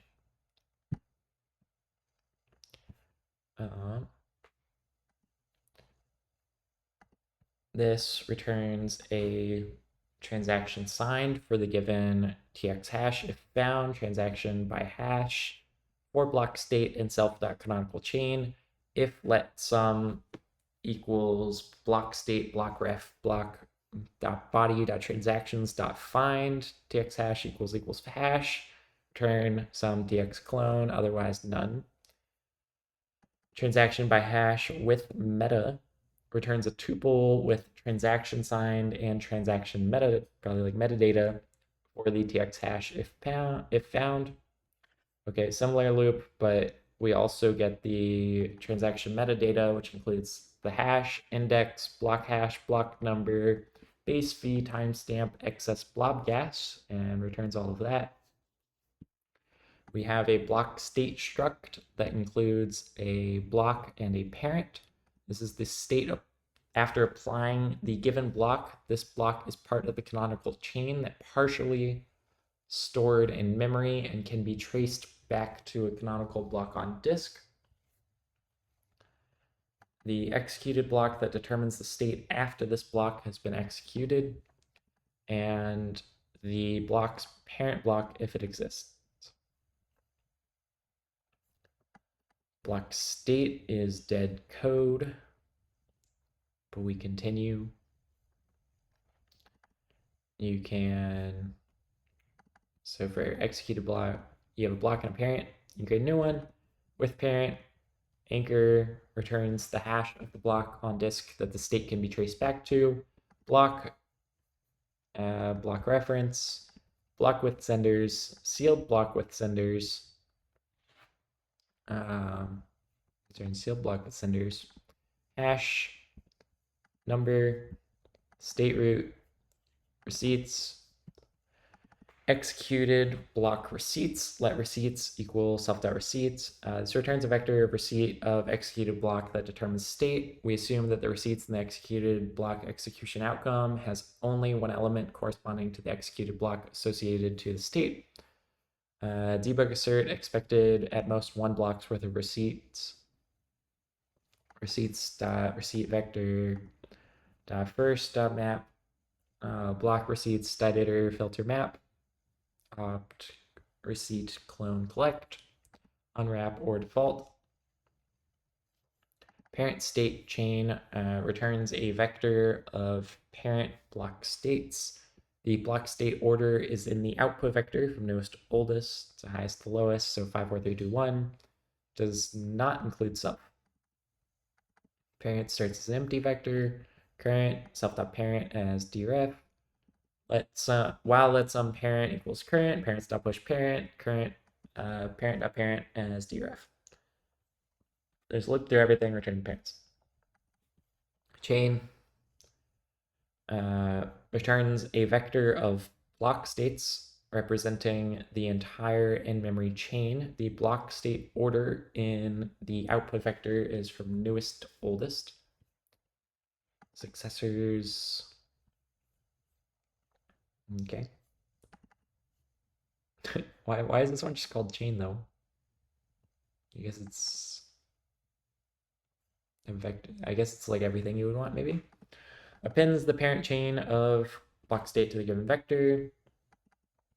Returns an iterator over the automatically captured chain and memory blocks. Return state provider. Return state provider with reference to in-memory blocks that overlay database state. Block on chain tries to find a block hash number in the chain ending at this block. Transaction on chain tries to find transaction tx hash in the chain ending at this block. So self.chain find map block state the block ref.body transactions find transaction hash equals hash. So just look everywhere. Transaction meta on chain tries to find a transaction with meta by tx hash in the chain ending at this block. Pass in the tx hash. Self.chain find map block state block ref block body transactions enumerate find tx hash equals tx hash and then map index and transaction. You get the metadata. Executed block contains the sealed block, the rest of the fields referred to. This block's senders, the block's execution outcome, the block's hashed state, and the try updates that are a result of applying the block. You can create a new executed block.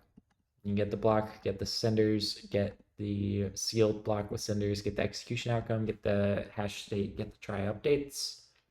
You can have a new canonical chain. You can commit a simple append to the current canonical chain, all blocks that lead back to the canonical head. Or you can have a reorg. A reorg chain consists of two chains that trace back to a shared ancestor block, at which point they diverge. All blocks of the new chain and all blocks of the old chain. New canonical chain returns the length of the new chain. New block count.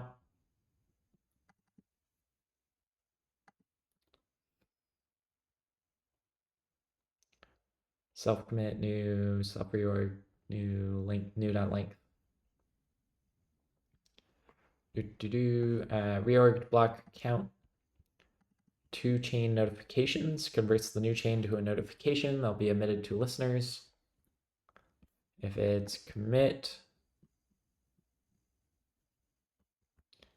chain.append block, canon state, notification, commit new. If it's reorg, canon state, notification, reorg, new old. Tip, if it's commit, it goes new. If it's reorg, it goes new, and then new.last.expect. Yeah, it's not empty. Tests. I'm happy to see those. Create mock state chain, storage, bytecode, byhash, block hash, canonical ranges, basic account, state root from nodes, state root with updates, state root with nodes, state root from nodes with updates, storage root, storage proof, multi-proof, witness, Those are all helper functions. Here's like the actual test. Test in-memory state implementation state by hash. Test in-memory state impl state by number. Test in-memory state impl head state. Test in-memory state impl pending state. Test in-memory state impl no pending state.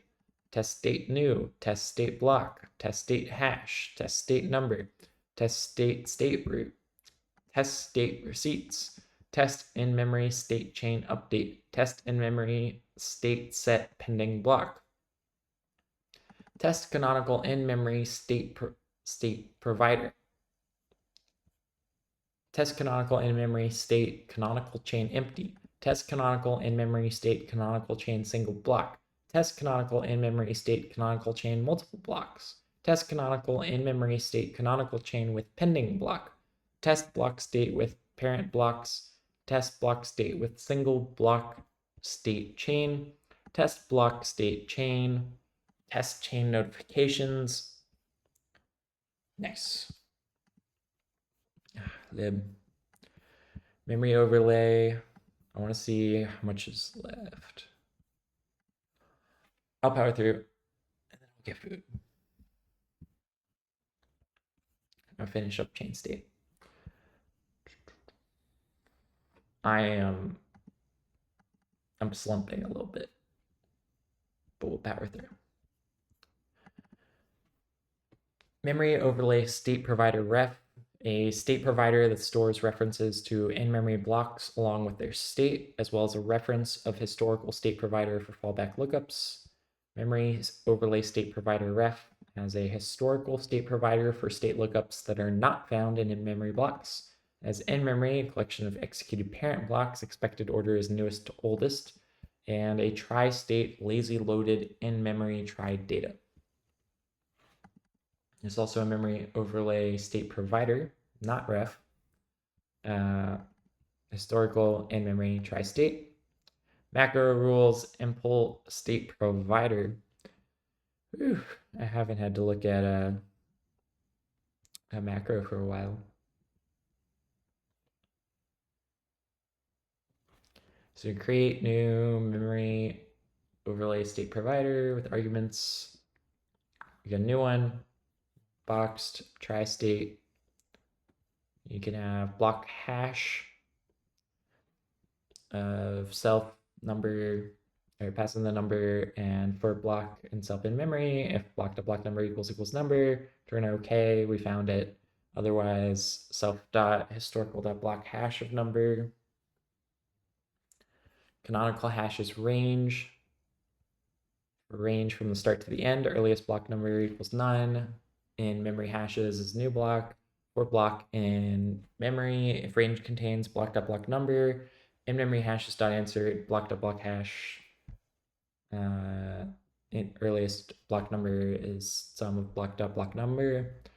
Hashes, self historical, canonical hashes range, start, earliest block number, unwrap or end. Hashes append in memory hashes, okay hashes. And pull this for type. Basic account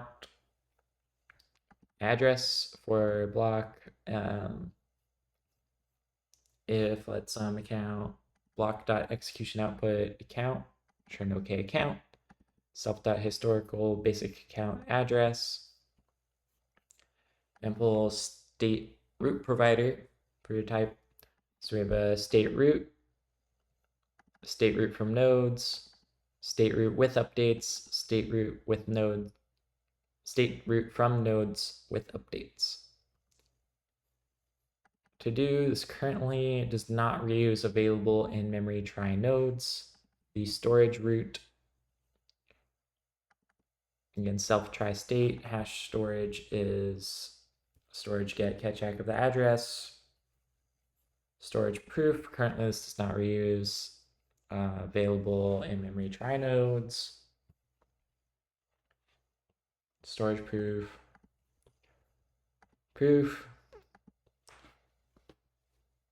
multi-proof, here. Input, prepend cache, self.historical proof of input address slots, multi-proof. It's multi-proof over the inputs and targets. Witness, historical witness input target, storage, historical storage, address storage key, bytecode by hash, bytecode by hash. And we're going to implement that for the memory overlay state provider and memory overlay state provider ref. Yay, macro rules. I didn't have to read all those things twice. The collection of data necessary for trie-related operations for here. There's nodes, a collection of aggregated in-memory trie updates, and states, the collection of hash state from in-memory blocks. Notifications.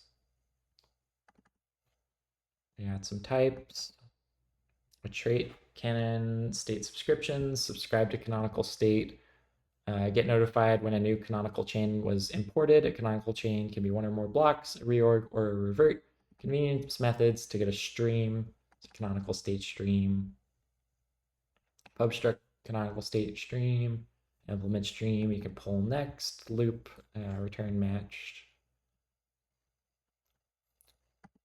All right, now canon state notification, a notification that is sent when a new block is imported or an old block is reverted.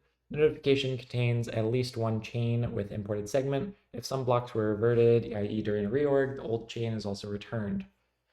Pub enum, canon state notification, commit, new chain was added or reorg, chain segment that was reverted is put in old, and in case of a chain segment that was added on top gets put here. If it's just a revert, then this is empty. We have some functions, so we can call reverted, and if it's a commit, there was none. If it's a reorg, then sum.old.clone, and committed, then we return new.clone, tip, new.tip, block receipts, starts as an empty vector, get old receipts, get new receipts, then sell the receipts. Fork choice notification, wrapper around a broadcast receiver that receives fork choice notifications. You can subscribe to safe block, subscribe to finalize block, save safe block stream, and finalize block stream. A stream over fork choice watch channels pending safe or finalized watchers. You can make a new one, pull next. Test utils, functionality to build blocks for tests and help with assertions about their execution. Obstruct test block builder has a signer private key, signer execute account info, signer build account info, chain specification, default, creates a random key. Nice.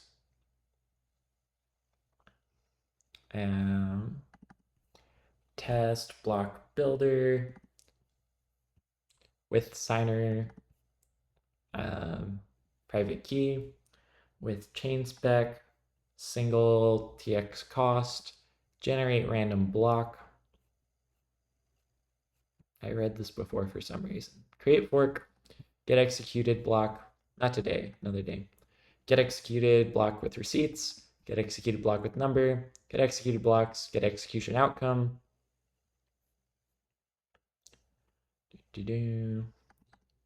Inside the subscription, you can add next commit, add new block commit to the queue that can be consumed, add reorg to the queue that can be consumed, sets up a broadcast channel with a buffer of size 100. That is the end of the chain state. And I will start with the chain spec after. This break might be a little bit longer. I'm gonna get food. As you can see, I'm slumping. So short break, fast forward, see you in a bit.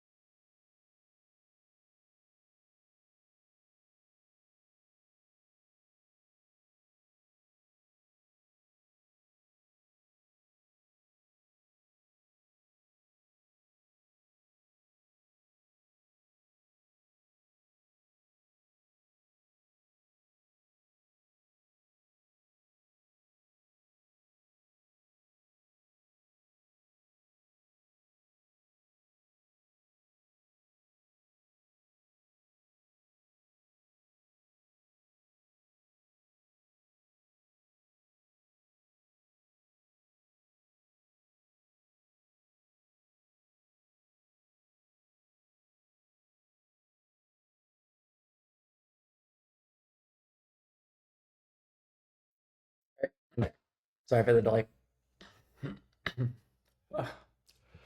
Feeling much better. I don't know if I sound better. I probably sound worse, but I had pizza. Where was I?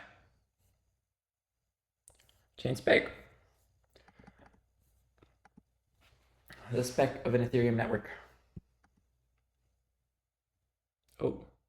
I like where this is going. A couple modules, API, info, the chain info module. Thank you for the very helpful comment. Spec.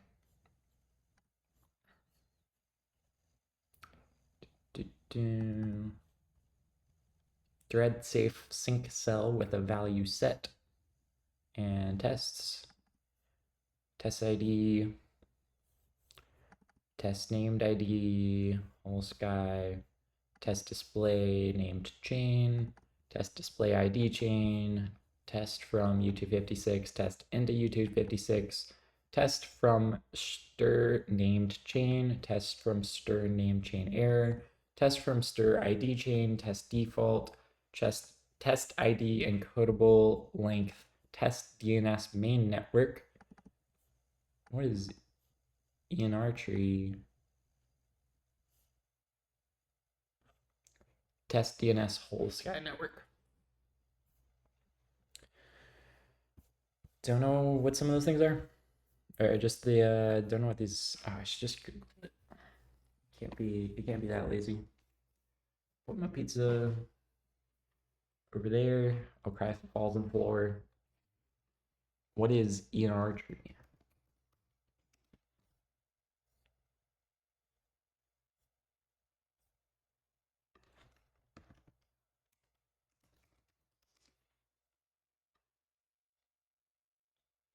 Nope.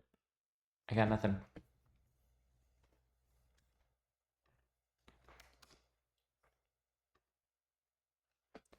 Oh, Ethereum EIP 1459. No discovery via DNS.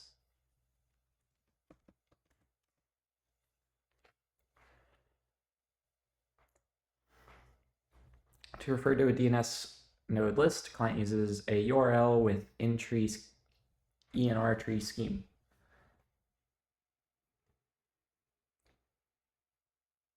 The URL contains the DNS name as well as the public key that signed the list.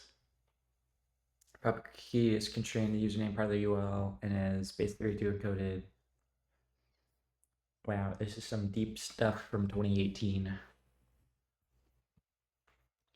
All right, API. ETH chain spec to do make chain spec type generic over hard fork. Returns the chain ID, gives us the chain ID number. This is a trait, so we implemented other places. Base v params at block, base v params at timestamp, deposit contract, genesis hash delete, prune delete limit. I don't know what this is. Delete limit for pruner per run. Okay, like how many you can delete up to this much. Display hard forks, string representation of hard forks, Genesis header, Genesis block specification, max gas limit, boot nodes for the chain, if any. Is optimism brilliant because we have a whole Reth. Reth is like made by Reth works very closely with optimism. I don't want to misspeak, but look it up.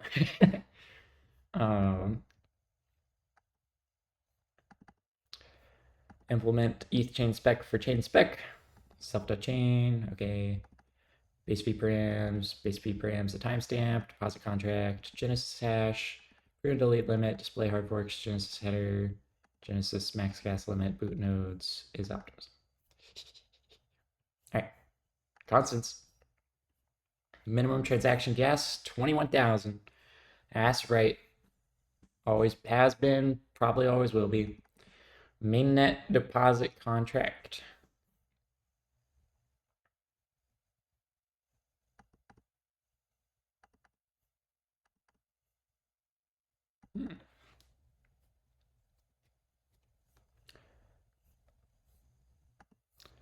info, chain info, the block hash of the highest fully synced block, best hash, the best number, block number of the highest fully synced block.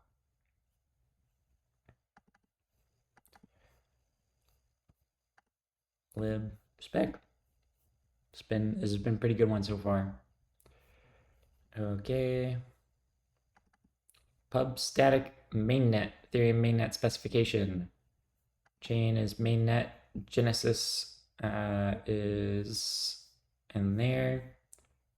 Genesis hash is mainnet Genesis hash, which is from over there. Genesis header, Paris block, and final difficulty. Hard forks, deposit contract, base fee params. Wait, why did I just define deposit contract here and then just not use it there? Small improvements. Someone submit the PR. Base fee params, max gas limit, prune delete limit of 20,000. Spec Genesis config DAO fork support equals true. Spec N2.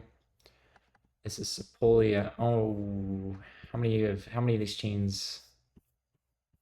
Oh. Okay, wait. There might be more interesting things. I'll read as normal. Okay. They just defined 20 chains. I'll be annoyed, but I promise to read every line. Sepolia, Sepolia, Sepolia, Sepolia. Prune limit's only 10,000. Base fee params are from Ethereum. Whole sky, whole sky, whole sky, whole sky. 42, 42, 42, 42. 10,000. Good, good, good. Dev testnet specification includes 20 pre-funded accounts with 10,000 ETH, each derived from mnemonic test, junk. That's pretty funny. Deposit contract, none. To do, do we even have? Tough questions here. I don't study the testnet networks for that kind of information. A wrapper around base fee params that allows specifying constant or dynamic EIP 15559 parameters.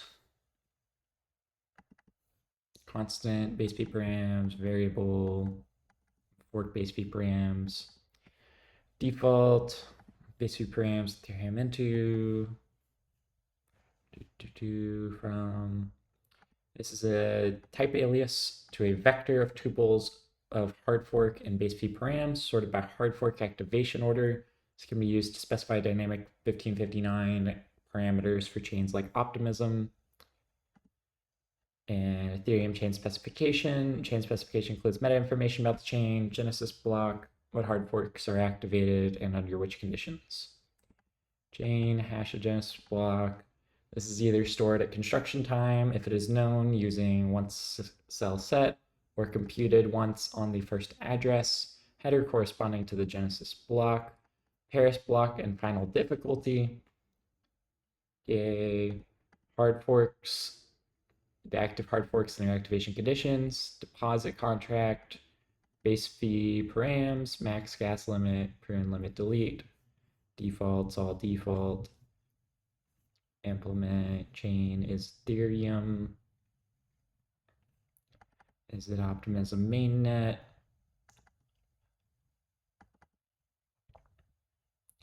Genesis header, make Genesis header. If London is activated at Genesis, we set up the initial base fee as per EIP 1559. Initial base fee if Shanghai is activated, initial header with an empty withdrawals hash and empty withdrawals list. If Cancun is activated at Genesis, we set parent beacon block root to 0, blob gas used to provide a Genesis or 0 excess blob. Okay. Cool. Requests hash. If Prague has activated Genesis, we set requests root to an empty try root. And that's the header. Sealed Genesis header, sealed header. initial base fee is Genesis base fee is equal to base fee per gas, map fee 64, initial base fee. If London is activated at Genesis, we set the initial base fee as per EIP 1559. Base fee params at timestamp, match if it's constant, just get the params. If it's variable, then walk through params configuration reverse order, return the first one that corresponds to a hard fork that is active at the given timestamp.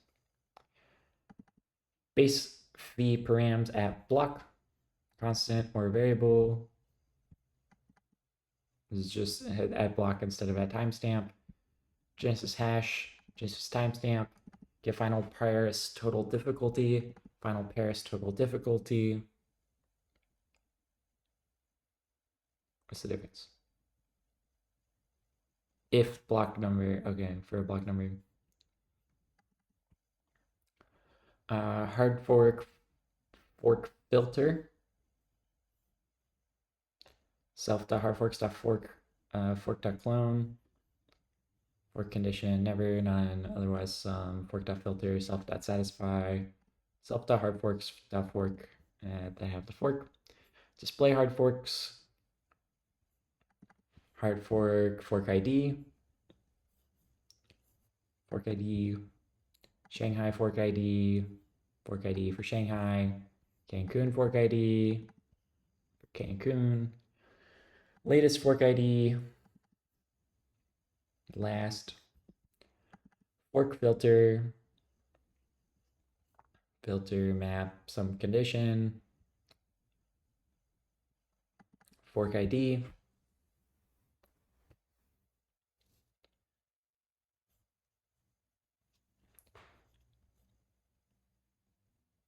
fork hash from self Genesis, current applies 0 for condition and self.hardforks.forks iter, if let fork condition block, fork condition is TTD.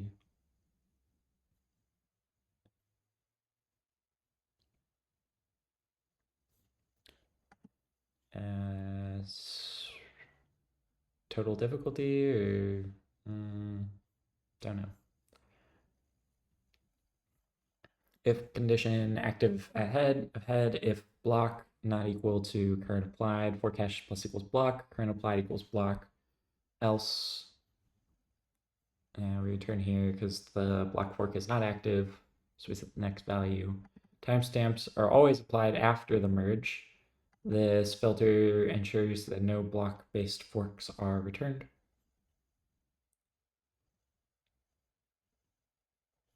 Very good. Satisfy an internal helper function that returns a head block that satisfies a given fork condition. If it's a block or a timestamp or a TTD, okay, it is total difficulty. Or never is unreachable. Last block fork before merge or timestamp, an internal help function that returns the block number of the last block-based fork that occurs before any existing TTD merge timestamp-based forks. This returns none if it doesn't have one. Okay. Handle Sepolia merge. Couple conditions. Using a chain spec, build a chain spec using a builder.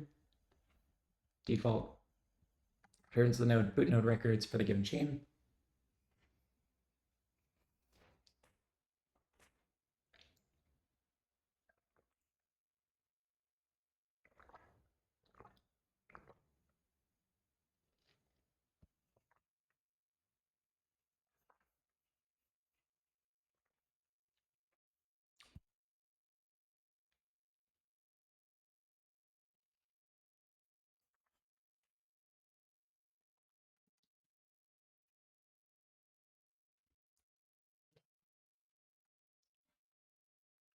All right.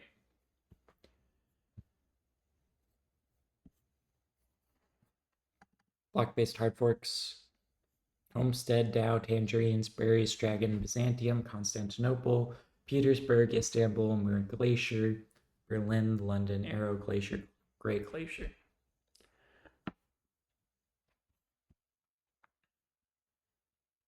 Paris, block, and final difficulty.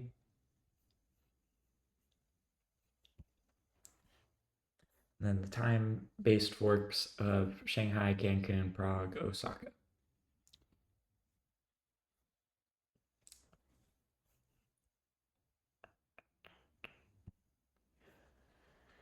Ordered hard forks, mainnet hard forks, Ethereum hard fork mainnet into, mainnet order, mainnet hard forks, forks iter.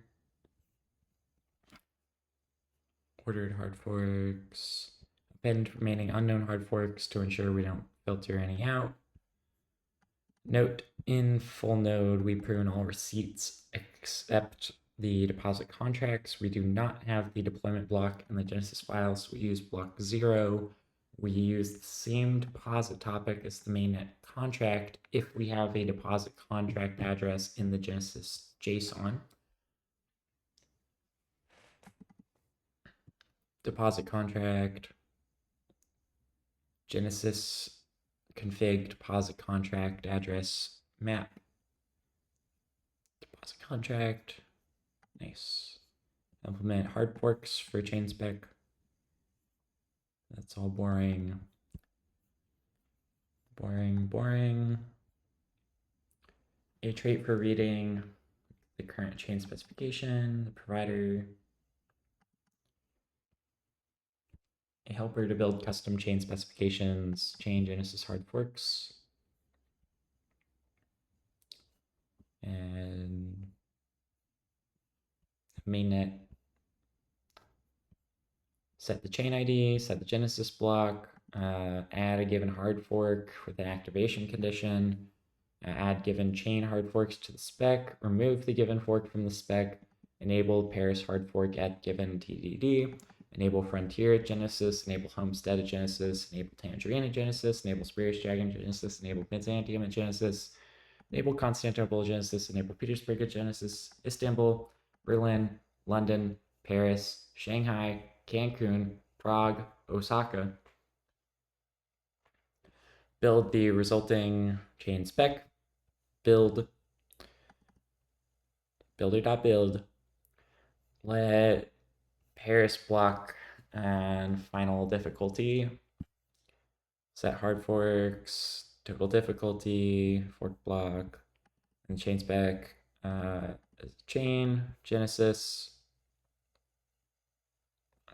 Genesis hash, hard forks, Paris block, and final difficulty, deposit contract.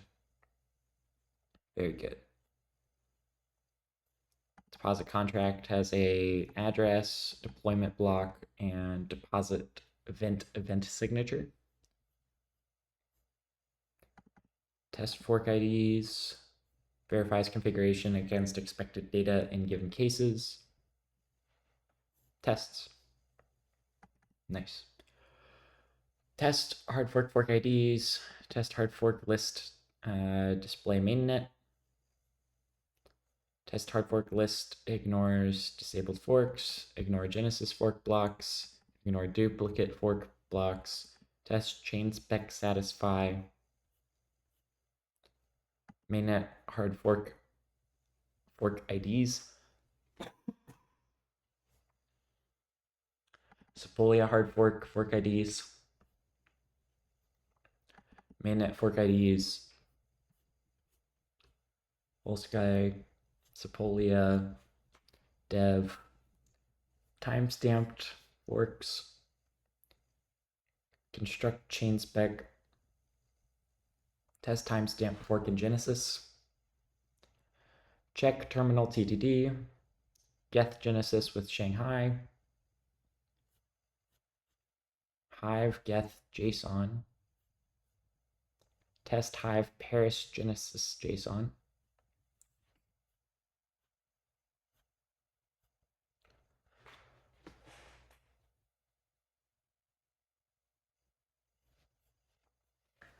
test parse Genesis JSON, test parse Cancun Genesis JSON, test parse Prague Genesis all formats, Cancun, all formats. Paris, block and total difficulty. Cancun, header 4 cache.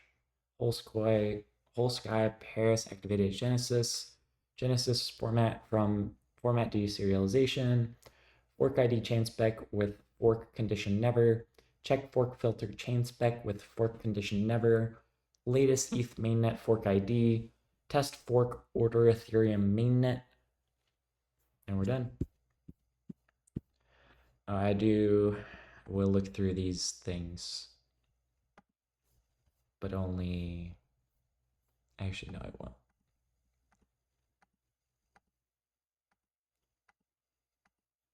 That's great. Chain specification done. Oh, do I even want to look at CLI? This is like the least relevant. Am I a bad person if I skip it and go back? Is it fast? All right, maybe it's fast. Maybe it's fast. Don't be a hater. Don't be a hater. All right, we'll do the CLI crate. We won't skip any crates. There's so many crates. No.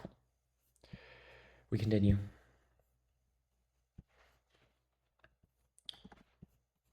All right, we got a chain spec module, breath-based node CLI.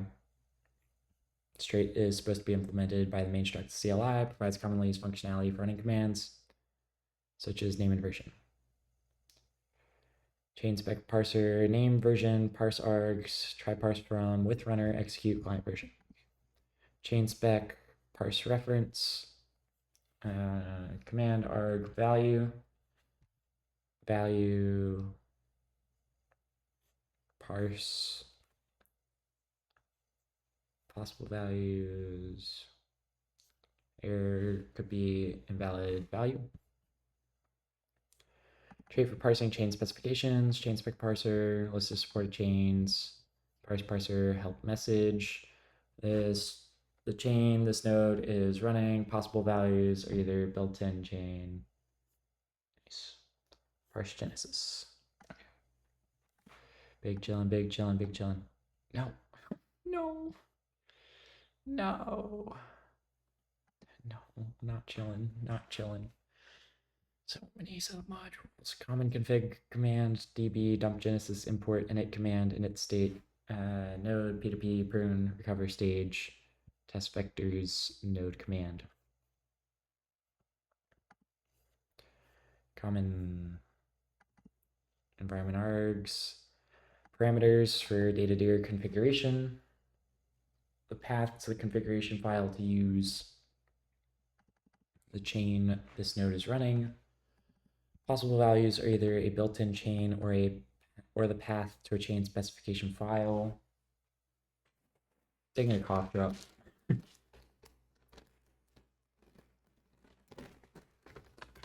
Water first, water first.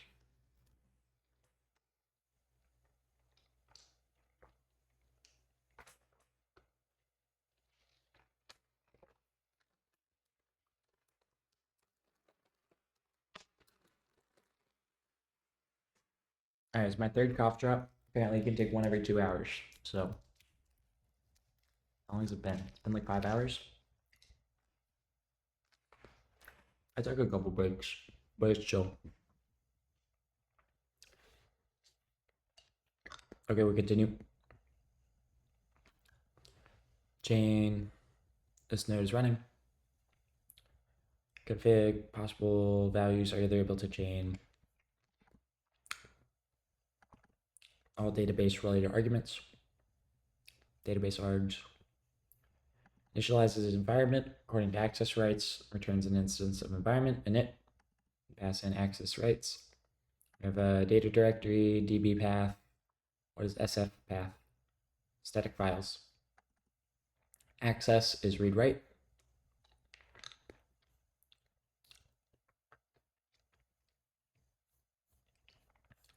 Config path.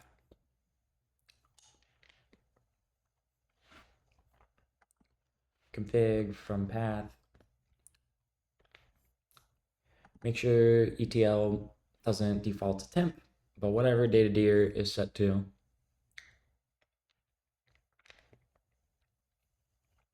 info opening storage, DB, static file provider, match access. If we have read write access, we do this, read write. If we have read only, do this.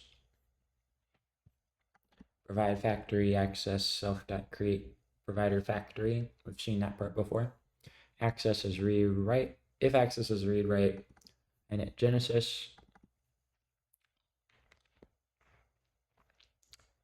If it's rewrite and an issue is found, it will attempt to heal, including a pipeline unwind. Otherwise, it will print out a warning advising the user to restart the node to heal. Creator factory provider factory. Pass in config db static file provider. As receipt pruning, prune modes, factory. Some unwind target. Check for consistency between database and static files. Factory static file provider, check consistency. Inconsistent storage, restart node. Highly unlikely to happen given its destructive nature. It's better to panic. Unwind target, cert not equal, unwind target, and like unwinding all the way back to 0. Static file database inconsistency that would trigger an unwind to block 0. That's probably not what you want. Target, ref, CLI, unwind target, execute an unwind after a failed storage consistency check. Tip transaction and tip, I don't know what RX is, watch channel. Builds a pipeline, executes unwind only pipeline. Add stages. Move all applicable data from database to static files. Move to static files, unwind. Obstruct environment. Configuration for ref node config. Provider factory. Data to your path. Access rights is either read write or read only. Access rights turns true if it is read write. Config command. Command. Config. Implement. Executes the config command. And if it's default, just do default. Otherwise, check the path, read from the configuration file, or can't load it. Dump Genesis, execute, pipeline, Genesis, test function, make sure it works. Import, syncs RLP included and encoded blocks from a file. Import command.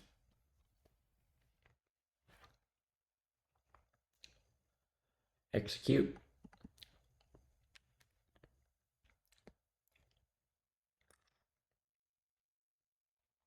Environment, executor, consensus, open file, total decoded blocks, total decoded transactions started at 0, while at some file client reader.nextchunk.08, tip, file client.tip, keep adding and stuff, pipeline, build import pipeline, all the information, override the tip, let provider, I'm still in the while loop, let provider equals provider factory provider, let latest block number equals this, Tokyo spawn, handle events with the latest block number, run the pipeline, pipeline.run.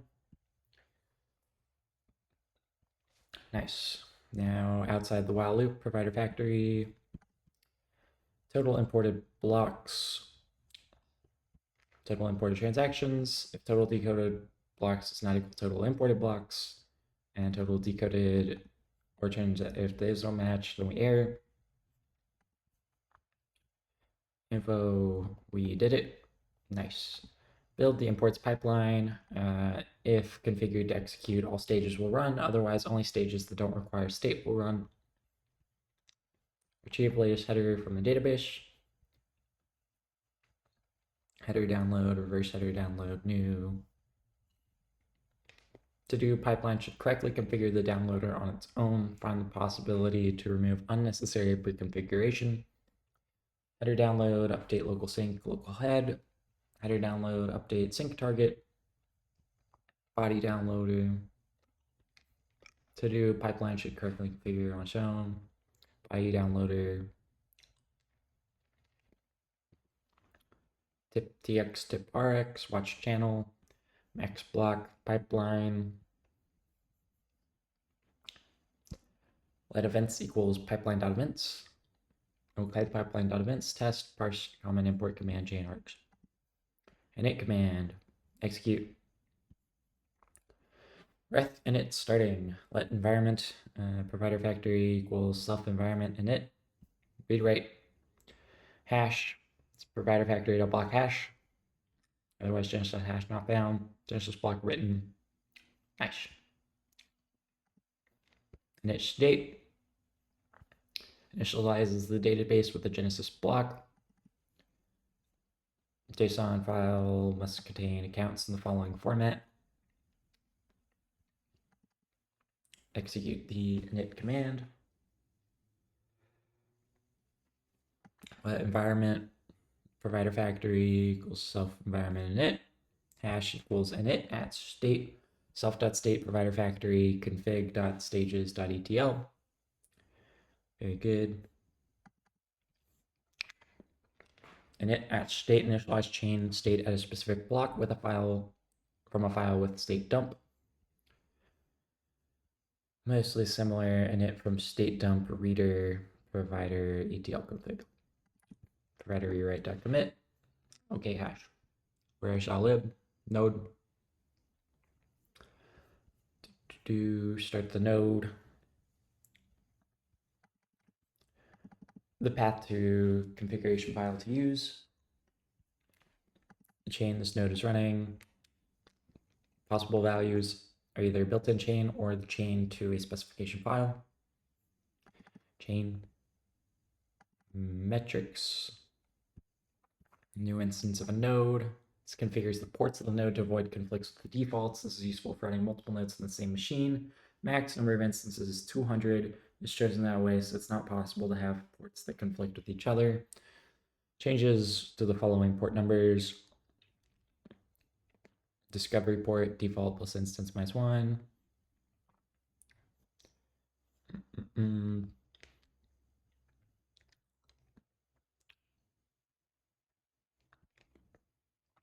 Very good. Set all ports to unused, allowing OS to choose random unused ports when sockets are bound.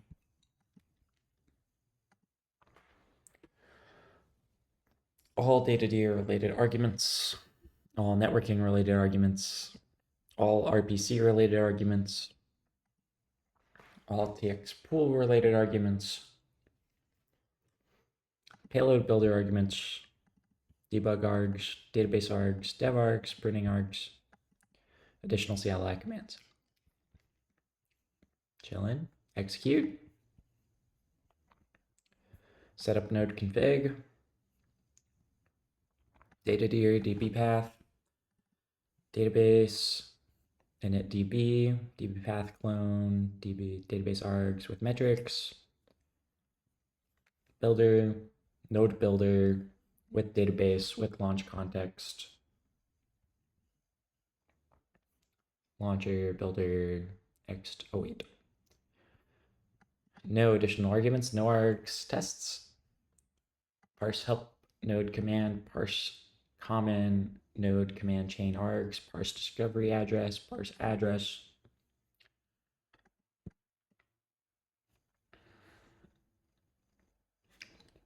Parse discovery port, parse metrics port, parse config path. Oh, oops, did not mean to do that. Parse db path, parse instance. Okay. Parse with unused ports. With unused ports conflicts with the instance. With unused ports, check 0. Prune, execute. We get an environment, prune config, copy data from database to static files. Static file producer, new, lowest static file height, copy to static files dot minimum. Now delete data which has been copied to static files. If let sum prune tip equals lowest static file height, Pruning data from database. Let the pruner run the pruner according to the configuration. Don't force any limits on it. Pruner. Delete limit usize max. Build with provider factory pruner.run on prune tip. Info pruned data from database. Okay. Okay.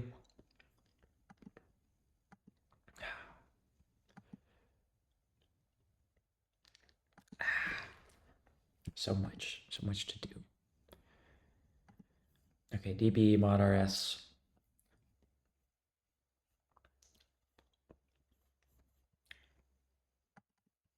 Subcommands, stats, list, checksum, diff, get, drop, clear version path, new macro rules, db read only execute, opens a database in read only mode, and then execute with the provided command.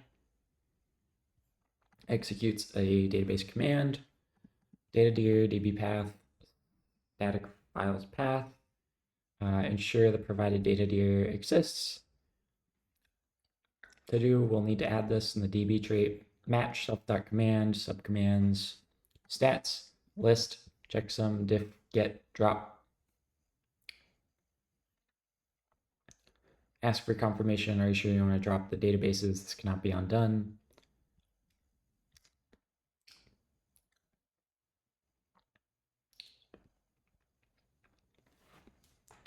Environment.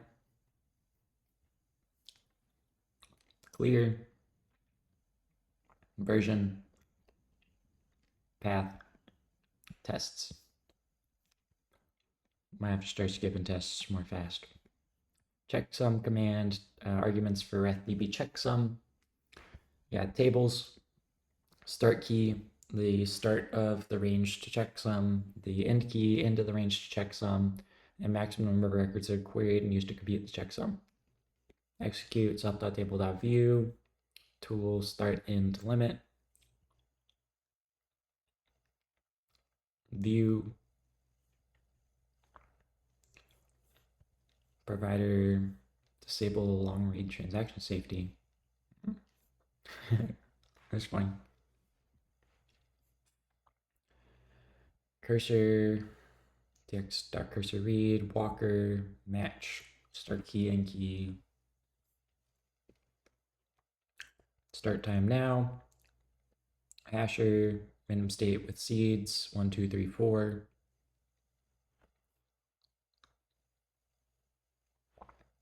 Start enumerate key.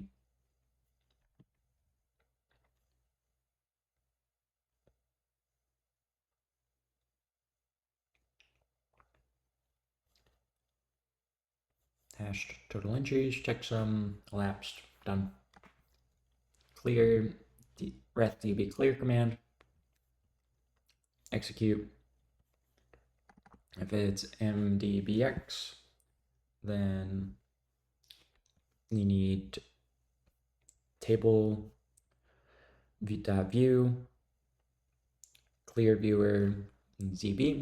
If it's a static file provider, static files, iter static files. If let's segment static files, if static files.get segment. For block range and segment static files, static file provider, delete jar segment. Nice. Subcommands mdbx. Delete all database table entries. Static file deletes all static file segment entries. Diff. Obstruct command.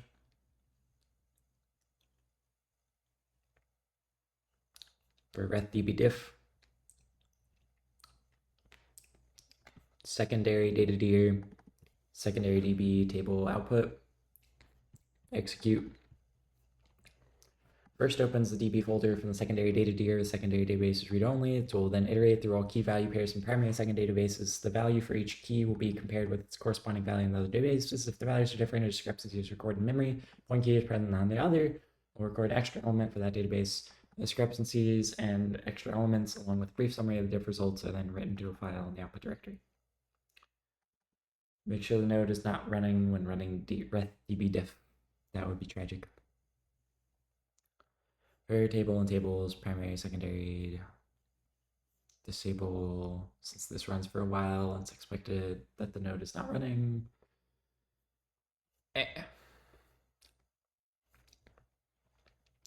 Find diffs for a table, then analyzing the result. Yeah, it just calls find diffs.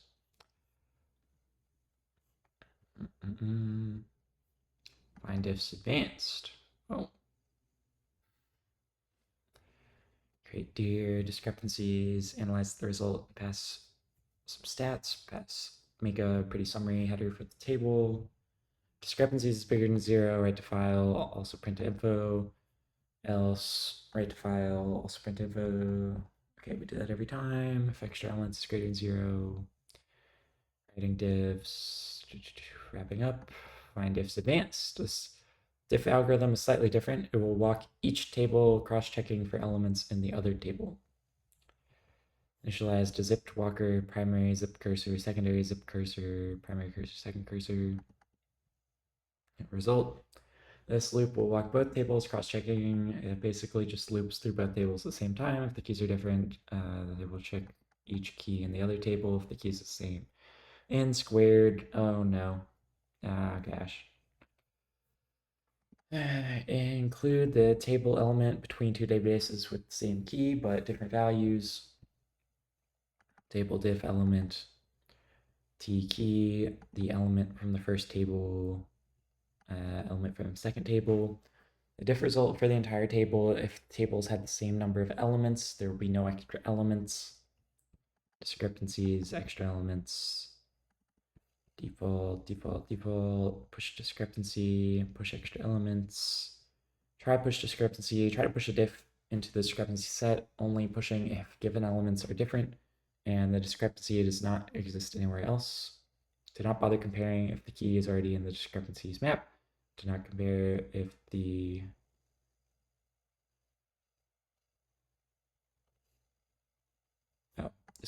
discrepancy is extra elements map. Match first, second. Cool. A single extra element from a table. Return the key for the extra element. Get arguments for rethdb get. Subcommand get content of the database table for the given key.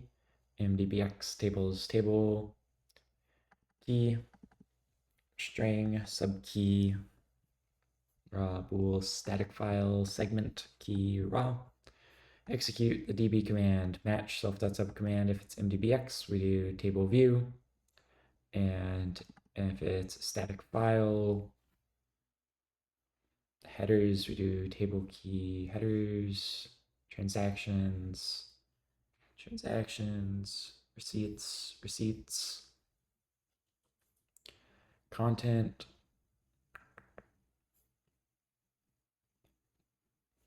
match content, match segment,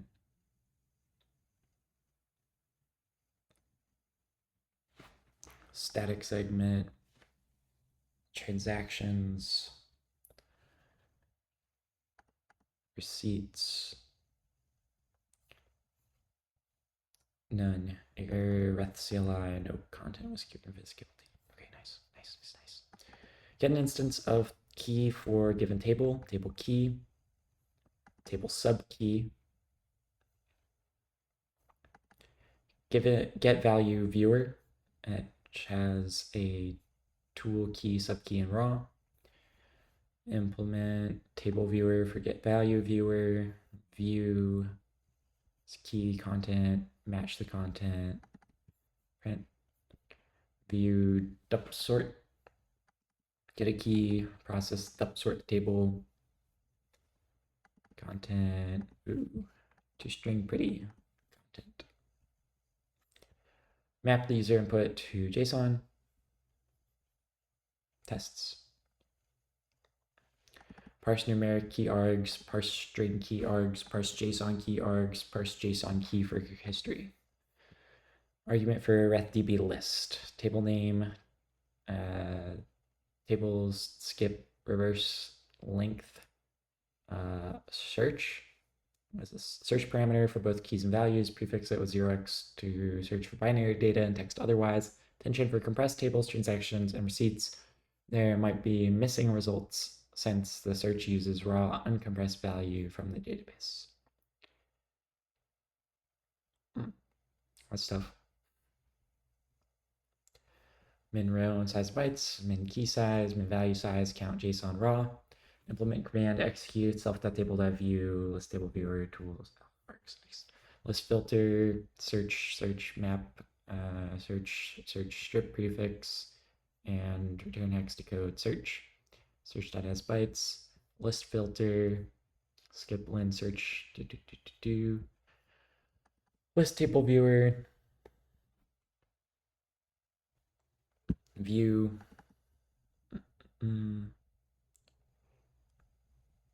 You had table DB, stats, total entries, final entry, ID index. List filter, args JSON or args count. We have this many entries found, raw. List filter, good. Added mod stats. RethDB stats show total size for static files, show total detail information per static segment, show checksum of each table in the database. Warning, this option takes a long time to run. Execute db stats command. Execute if self.checksum, checksum report, self.checksum tool, static files table, db stats table, self.db stats table of tool, db stats table of tool. I have a table, new table load preset ASCII markdown, table set header, table name, number of entries, branch pages, leaf pages, overflow pages, total size, total tool, provider factory, db tables for db and db tables, table db equals sum of db table, stats equals tx.enter.dbstat table db. Defaults to 16 kilobits right now, but we should reevaluate depending on the db we end up using, e.g. redb does not have these options as configurable intentionally. Tough. You're stuck. Page size, stats, leaf pages, branch pages, overflow pages, num pages, table size. Add row separator, tables, free list page size, free list size, static files, tables, data dir, table, copy table new, table load preset, ASCII markdown, if self.detailed sizes, table set header, segment block range, transaction range, shape, data size, index size, offset, config size, total size, else just segment block range, transaction range, shape, size.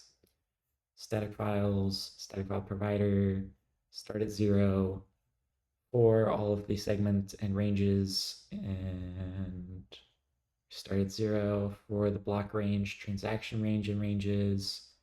Go through everything. Let.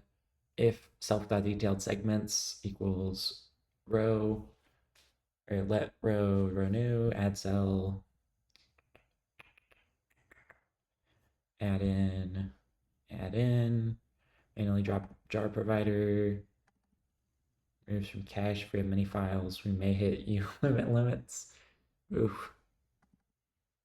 Not detailed segments.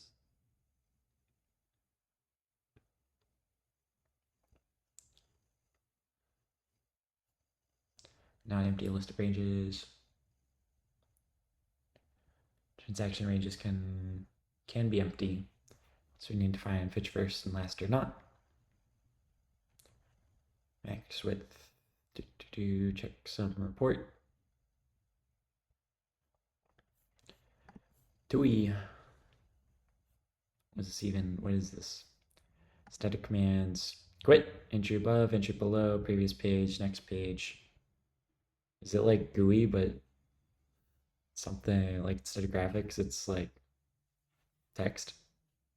Text user interface? Yeah. Figuring stuff out. Normal list view mode. Currently wanting to go to a page. Entries. Entries, new with raw values. Set. New entries. Length of an interval. Iter keys. Next. Struct dblist TUI. We can have a fetcher for the next page of items. I can skip in indices, count, total entries, mode, input, list state entries. Create a new database list TUI. New. Next. Move to the next list section. Previous. Reset. Next page. Previous page. Go to page. Fetch page. Run. Set up backend. Standard out. Fetch page. Run event loop. Disable raw mode, execute terminal.backend mute, terminal show cursor, handle errors, event loop while running, render, calculate timeout, pull events, handle event, view mode, go to page, and match key to enter a character, backspace, escape, match event. If it's Q, then we're done. Down, up, right, left, G. If it's a mouse, so you can scroll up, scroll down to do this event can be triggered outside of the list widget. Mouse event kind down. Safety, the pointer to the app state will always be valid for reads here. The source is larger than the destination. This is technically unsafe, but because the alignment requires in both the source and destination are the same, ensure that the pointer to app.state is valid for reads, and this is safe. Transmute copy.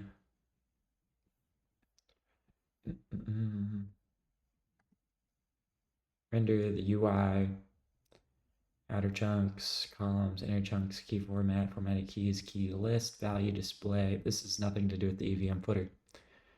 Okay, DB down, P2P, mod, one sub module, reth P2P command. Command has config, chain, retries, network, datadir, db command. Subcommands are header, body, and rlpx. You can download the block header, download the block body, rlpx, execute, load configuration, trusted nodes only. Ooh.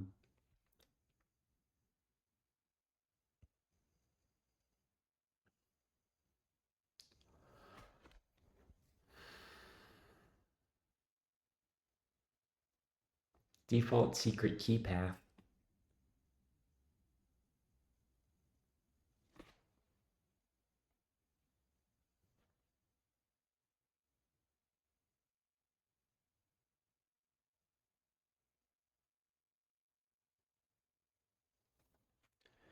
P2P secret key. RLPX socket, boot nodes, net. New P2P secret key, peer config, peers.config with basic nodes from file, external IP resolver, disable disk v4 discovery if chain is optimism.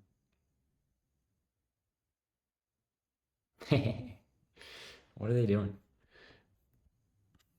Boot nodes, apply,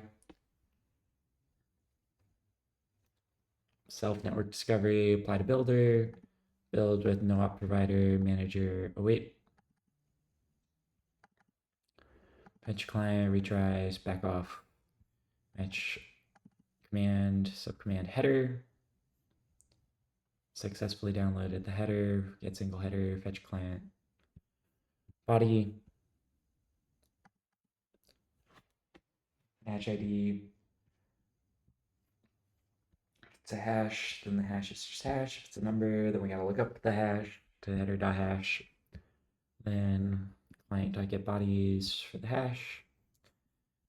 Download body. And if it's rlpx, command.execute.await. Nice. And this one's a subcommand. Execute. Subcommands ping. RNG secret key, node, outgoing, peer ID, hello, on auth, P2P stream, new, stream, handshake, hello, wait, print line there, hello, return OK. Ping any node, P2P done. Recover. One submodule, storage tries. Command, reth recover subcommand, storage tries. Recover the node by deleting dangling storage tries. Execute recover command, match just goes to here. And here, execute, we have an environment, provider, best block, best header, deleted tries, equals 0, txmute, setup.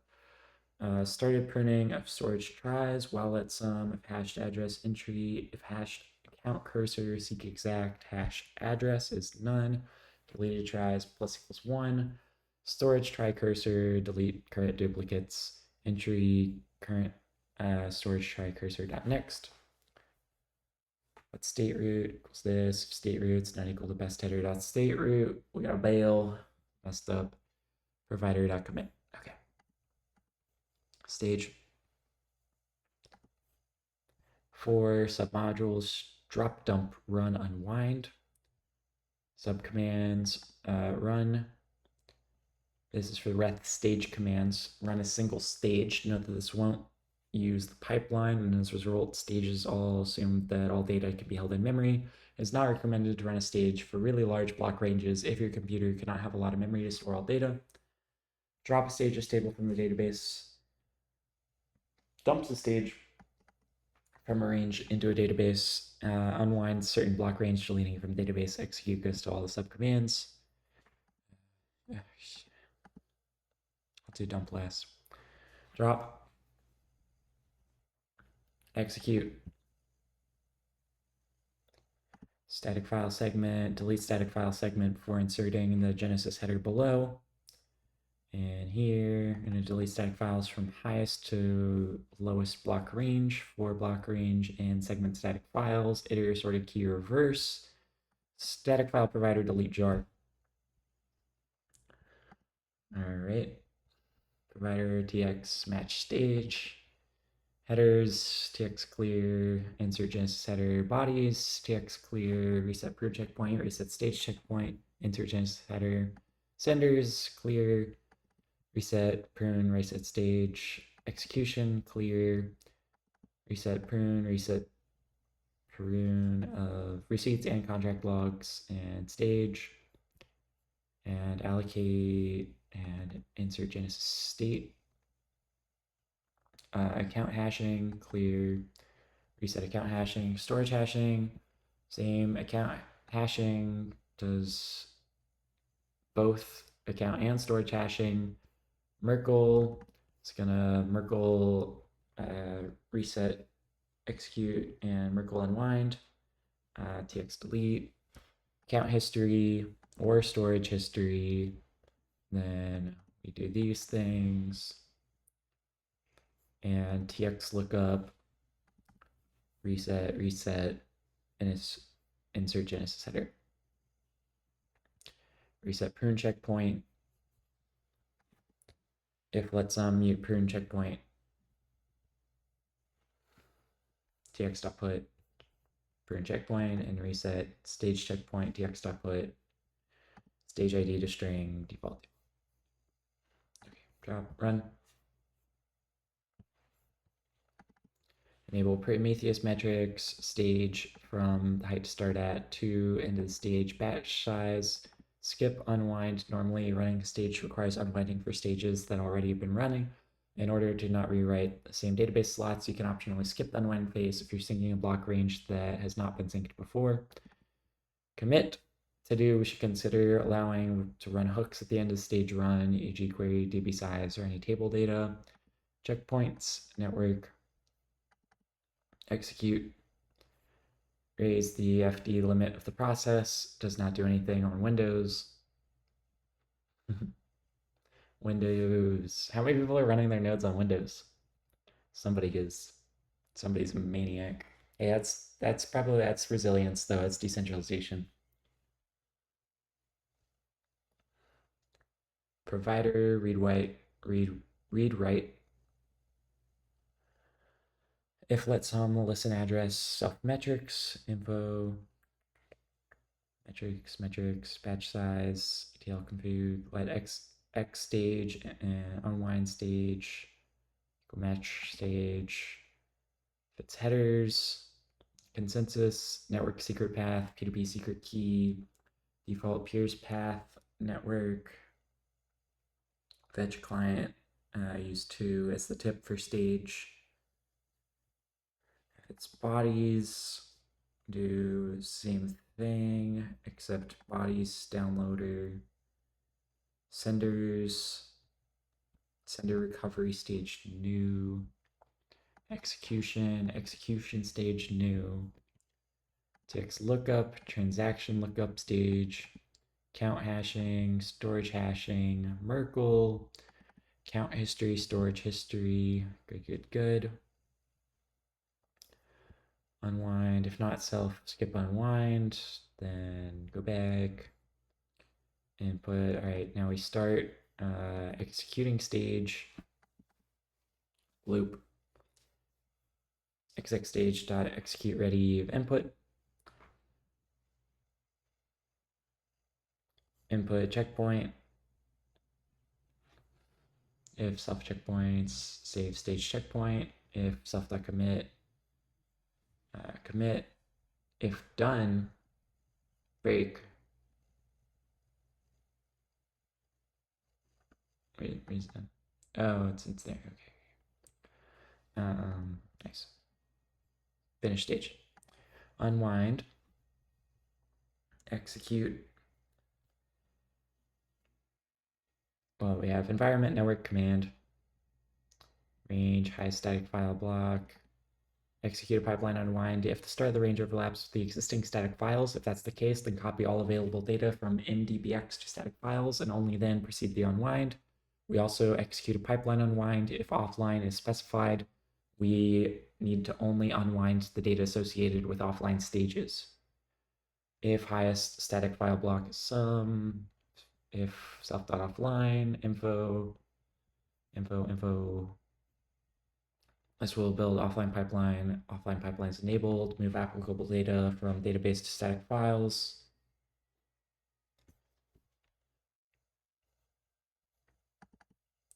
Else, let provider equals provider factory, provider read write, provider tick block and execution range, map error. Last finalized block if needed. Save last saved finalized block number.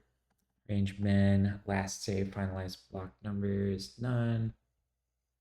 Provider.save finalized block number, provider.commit. Nice. Build pipeline, consensus, stage conf, prunes mode, get the tip, executor, builder. If self.offline, you can do offline stages. Otherwise, you need to pipeline default stages and execution stages. Pipeline builder.build, provider factory, static file producer, new.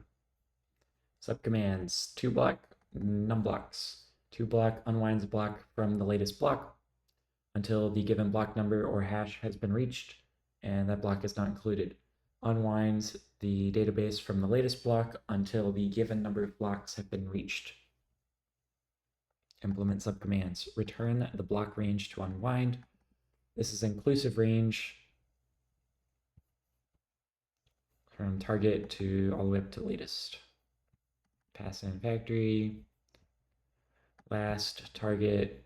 If target is bigger than last, target is higher than last block. Okay, target to last. Tests. parse, unwind, done. Okay, dump, mod. We've got hashing, storage, hashing account, execution, and Merkle. A struct that contains environment commands, stages, execution stage, storage hashing, account hashing, and Merkle. Stage command that takes a range, output data dir from to, and dry run. If passed, it will dry run a stage execution from the newly created database right after dumping. Macro rules handle stage command, data dir, execute the dump stage command, get environment, tool, match, execution, executor equals executor tool.chain, handle stage, dump execution stage, tool command executor.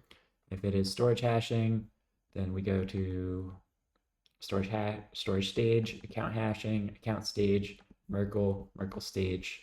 Okay, setup sets up the database and initialize state on tables, also returns the tip block number.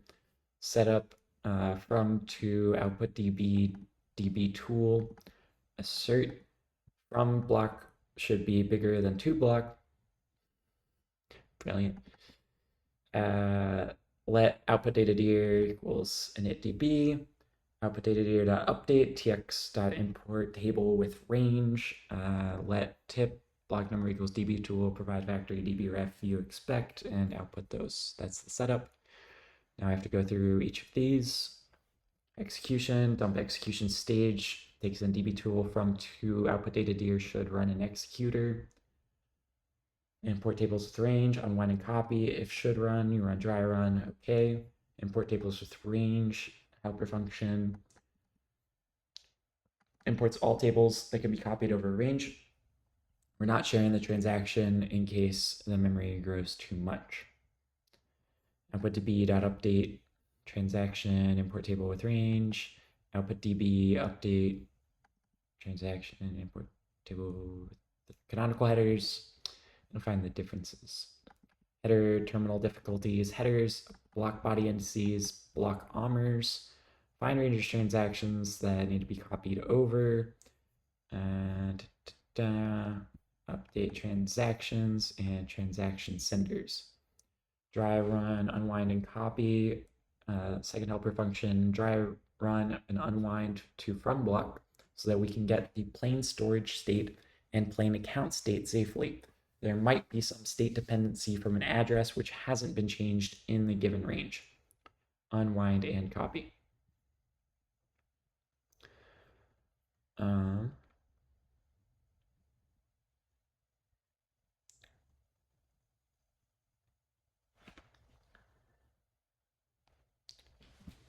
Passes in db tool from tip block number and output db.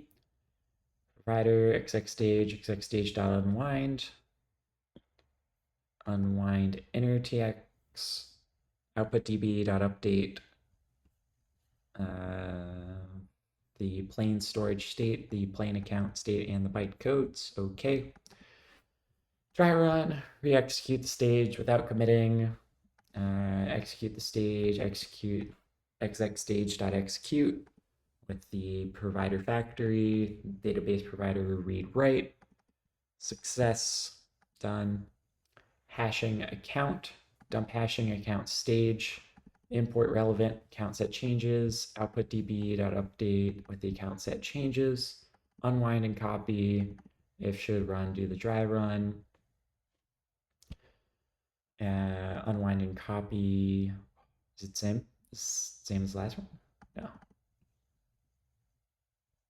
Because it's account hashing. Yeah. Unwind input, plain account state, dry run. Whew.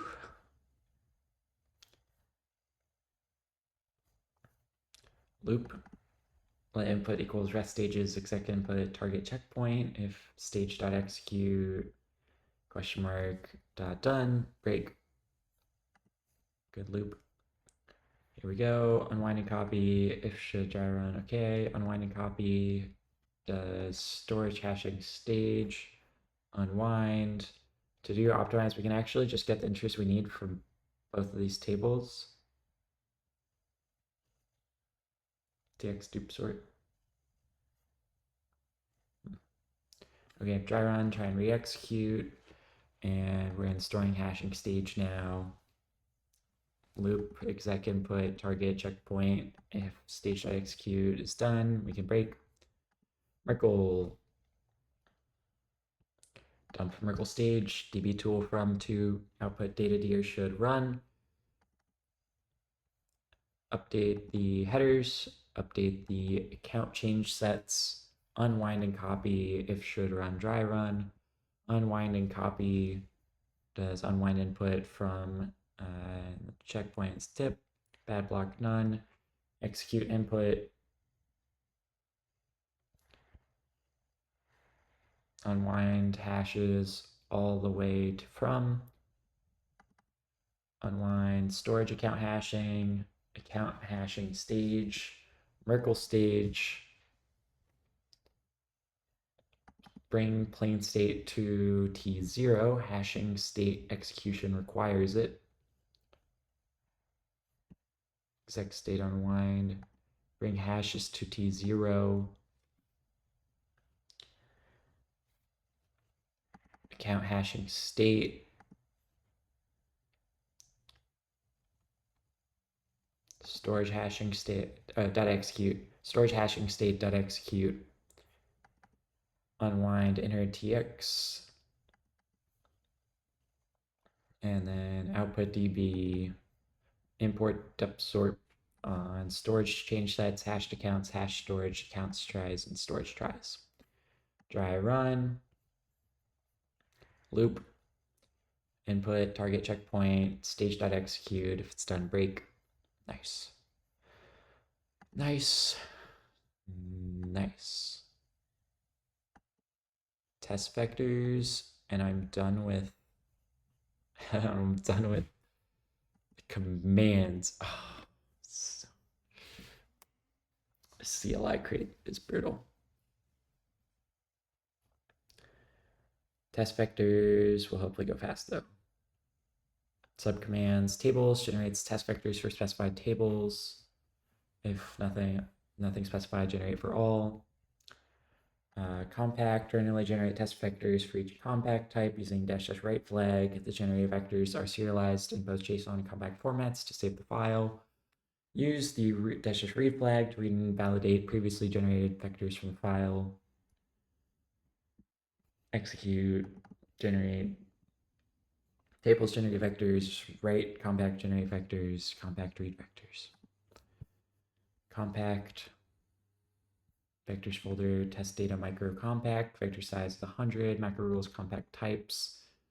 We have a public constant generate vectors.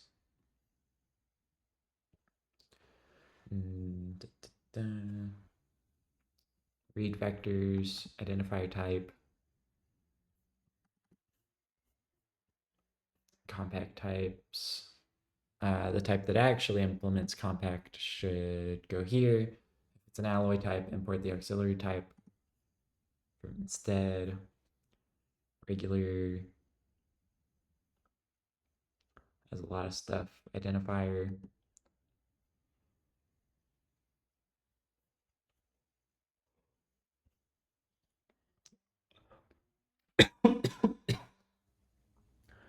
Should we water break?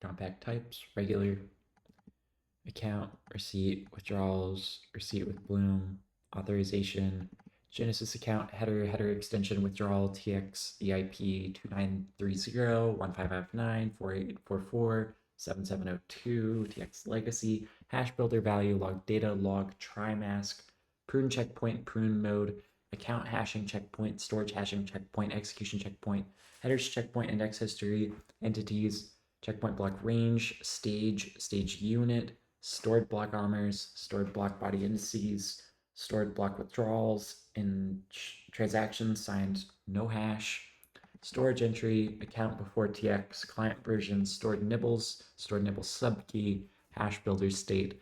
I know what like 1/3 of those are, but I'll get to it when I get there. Identifiers either transaction, TX type, or TX kind.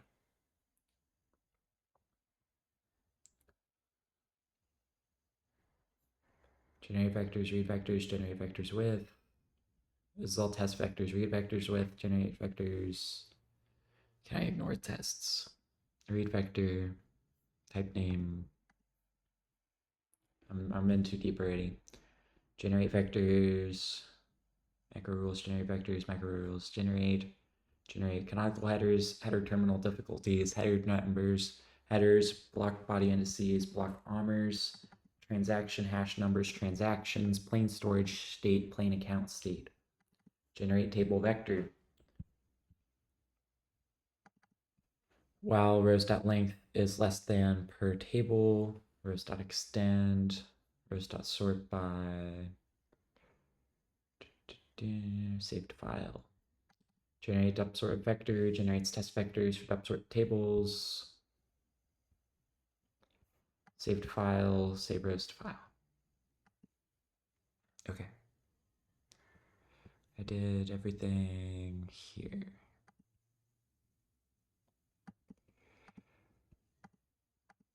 Oh yes, one file.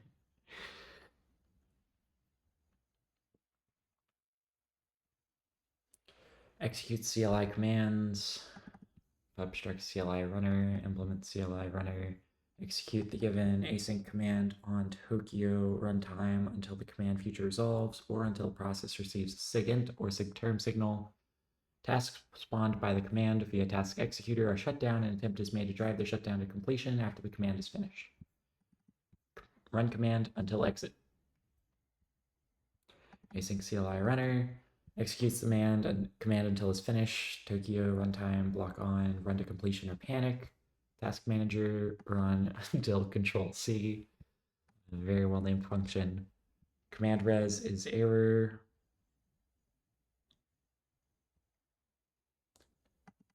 Task manager graceful shutdown with timeout.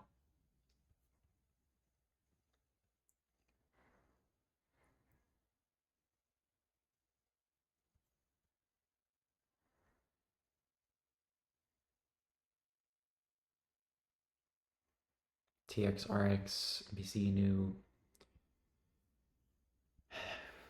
Just gonna run the command until exit. Receive timeout. Tokyo shutdown. Okay, shutdown. Executes a regular future until completion or until external signal received. Run until control C. Tokyo runtime. Lock on. Run until control C future. Executes a regular run blocking until control C. Tokyo runtime block on. Run until control C. Drop the Tokyo runtime a separate thread because drop blocks until its pool, including blocking pool, is shut down. In other words, drop Tokyo runtime would block the current thread, but we want to exit right away.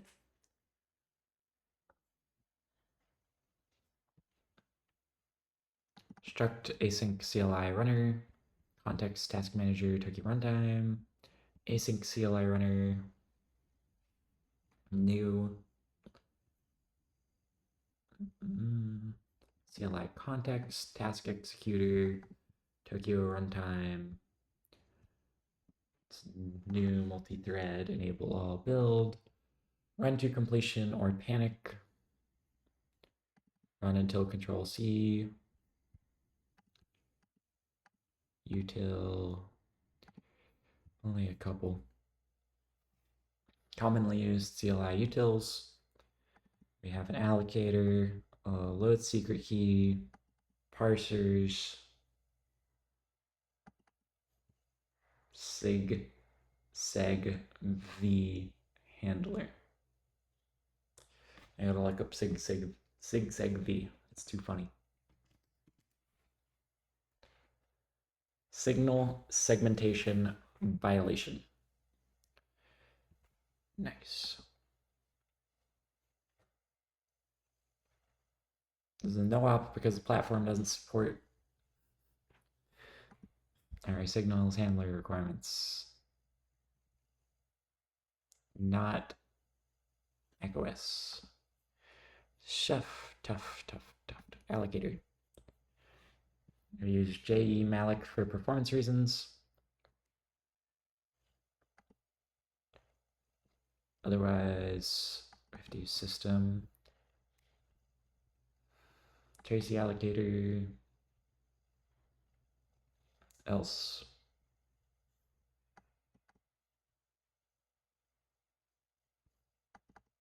Custom allocator wrapper, creates a new allocator. Okay, load secret key, RNG secret key, rand thread RNG, enum secret key error, secret key decoder, fs path error, failed to access key file. You can get a secret key from the specified path. If there's none, it generates one. IO errors might occur during write operations. And that exists. If it exists, then read and make sure you can parse it.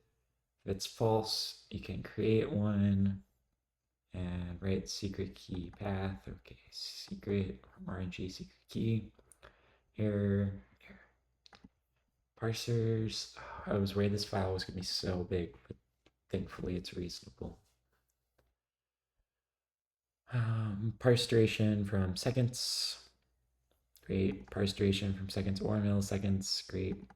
Hash or num value parser. Great. Socket address parsing error. Failed to convert the string into a socket address. Input must not be empty.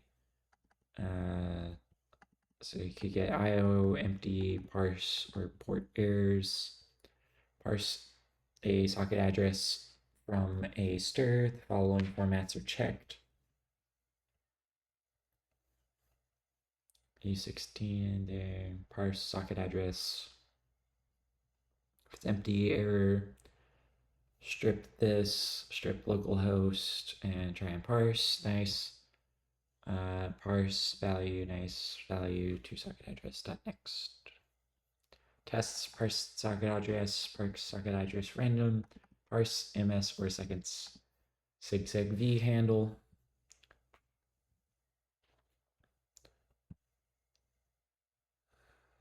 Extern C, backtrace symbols fd, backtrace standard error, unbuffered, unsynchronized writer to standard error, raw standard error, write string, raw error ln. We don't really care how many bytes we actually get out. Sig v comes for our head. Splash standard error with letters of our own blood. Friends about the monster. No, this is too funny. This needs to go on Twitter right now.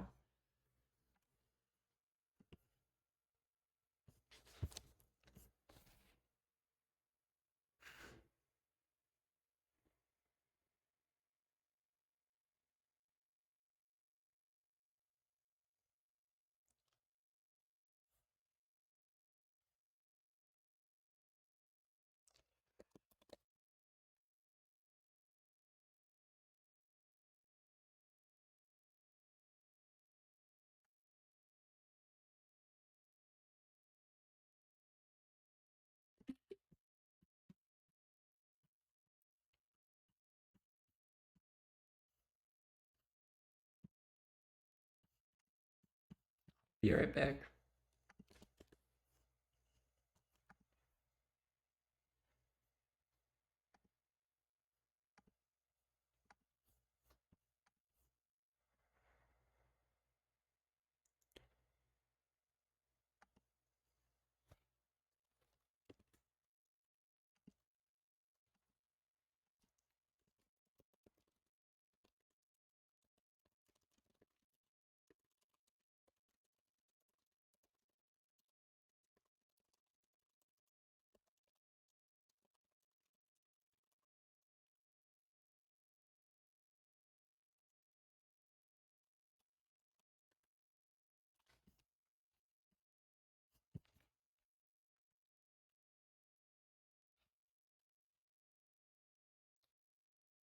Wrath Reth creates CLI.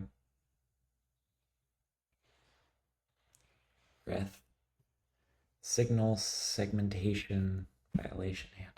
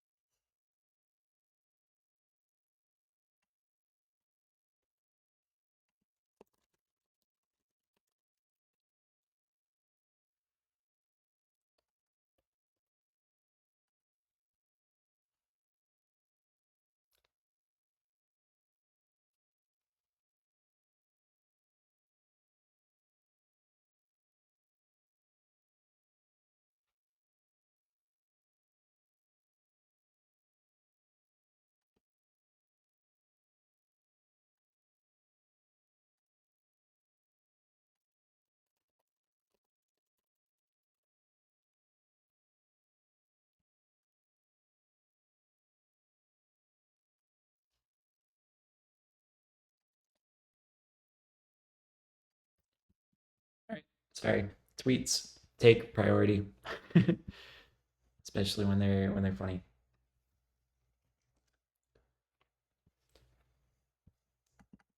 This is why you got to read every line of code. No one else finds that.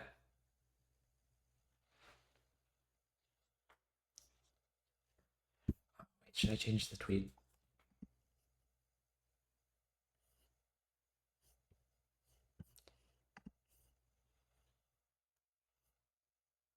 Yeah, I will. I will.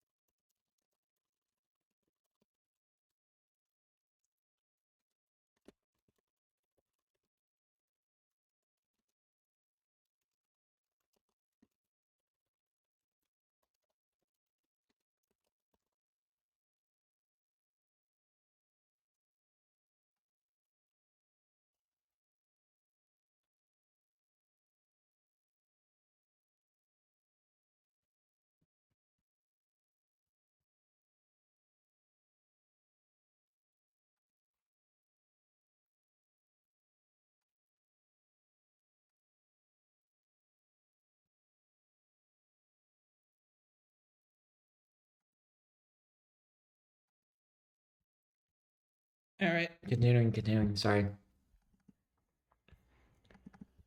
I needed some joy in the depths of this. I would have lost my mind just from the CLI, but now I'm saved.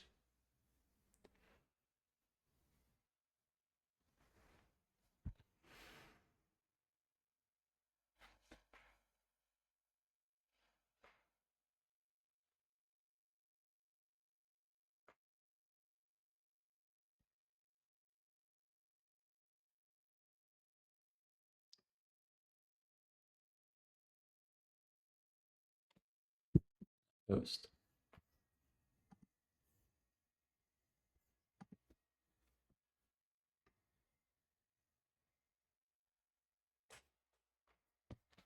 Twitter is weird. We move on. We must continue. Signal handler installed for SigSegV. Externcy.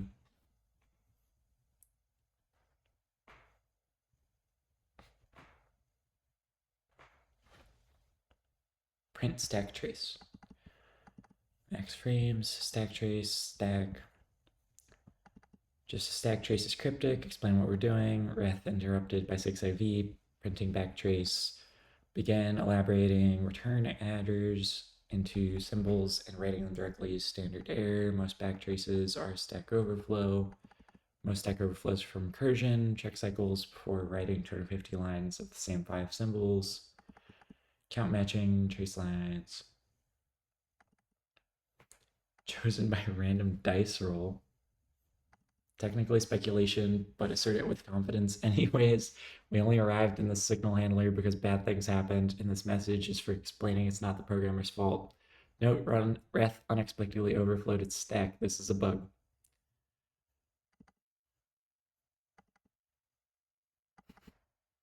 It's so funny.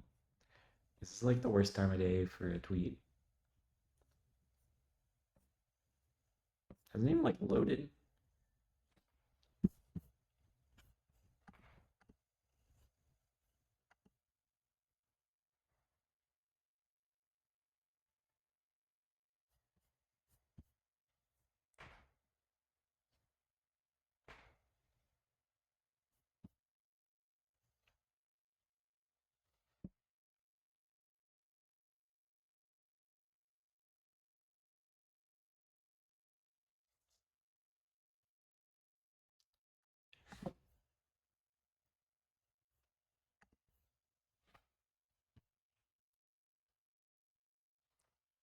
Alright. Install. Don't need that, don't need that. Okay. Wait, that was the end, that was the end, that was the end. CLI done, config. Holy, come on. Let's speed up.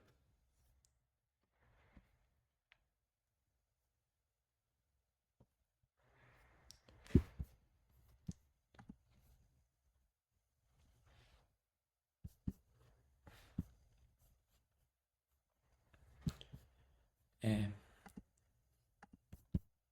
all right, I don't know what I'm doing.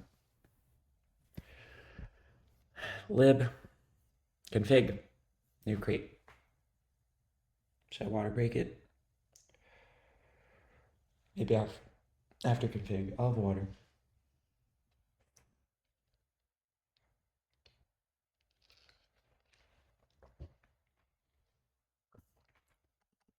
Just as a config module, great.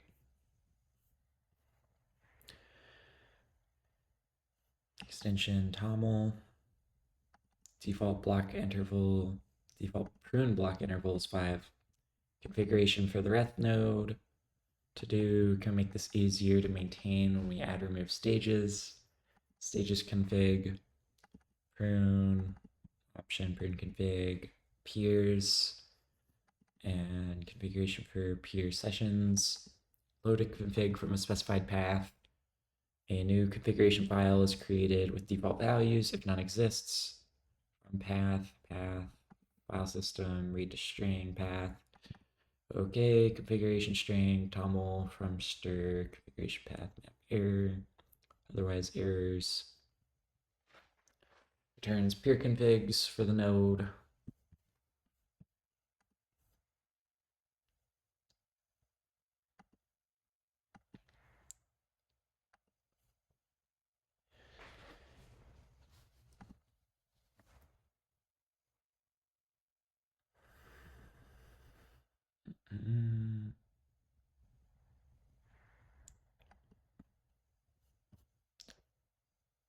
Okay. We continue. We ignore Twitter. It's a mistake. I've said that like 4 times, but I closed the laptop again. Wait, this config file is kind of long. Well, peers config with basic nodes from file. If peer files is provided, basic nodes from the file are added to the configuration. Okay. Self peers clone basic nodes from file. Save configuration to toml file. Update and prune config.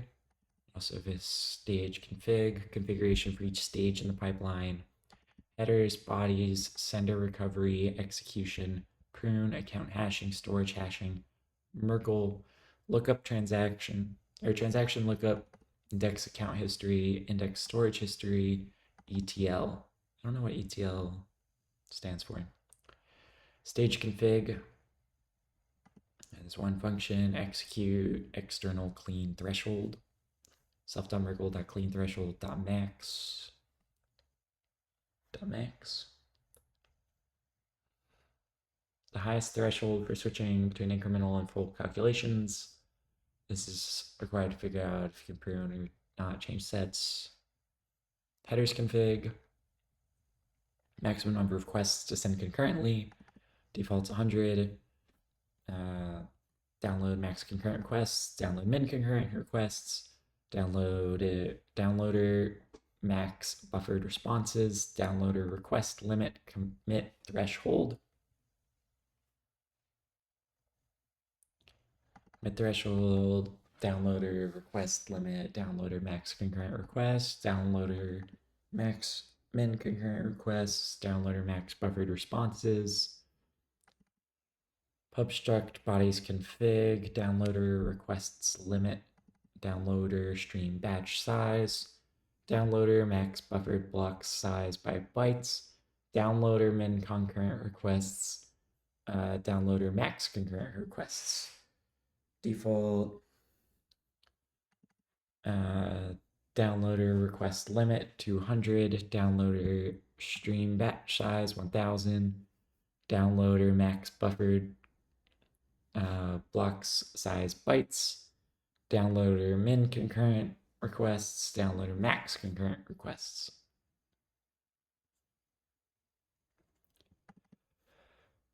Commit threshold. The maximum number of transactions to process before committing progress to the database.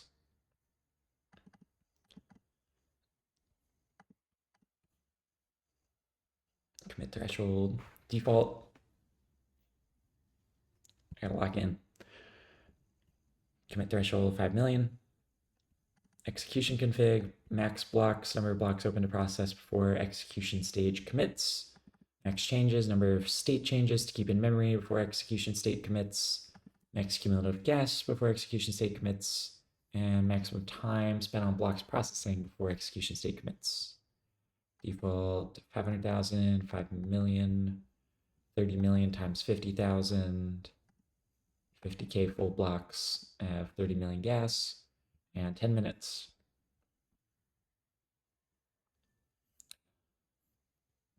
From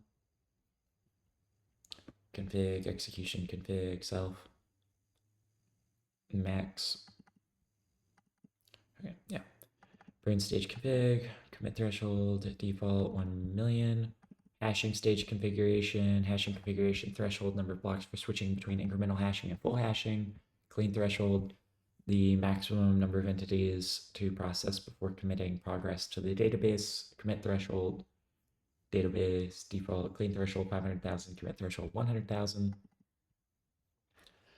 Merkle stage configuration, pub struct Merkle config, threshold and number of blocks for switching from incremental try, building changes to whole rebuild, default 5,000, transaction lookup config, maximum number of transactions to process before writing to disk,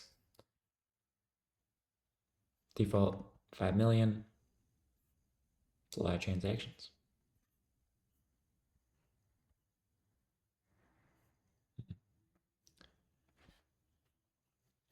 Data directory where temporary files are created. Maximum size in bytes of data held in memory before being flushed to disk as file. Default ETL config.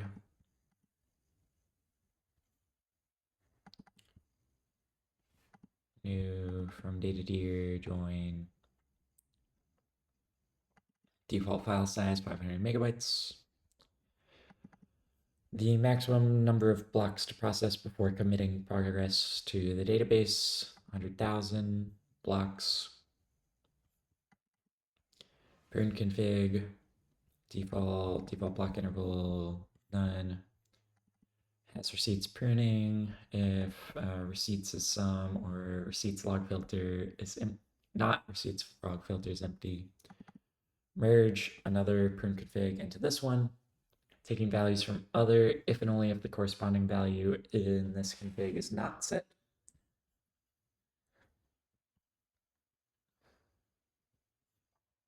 Deserialize duration, enum any duration, human duration, deserialize tests. Nice. With tempdir with config path, test load path works. A test load path reads existing config. Test load path fails on invalid toml. Test load path creates directory if not exist. Test store config. Test store config method. Test load config. Test load execution stage. Test backwards compatibility.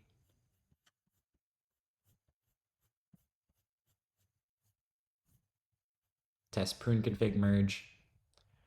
Test conf trust nodes only. Confirm. Oh, config. Test config trust nodes only. Doing it.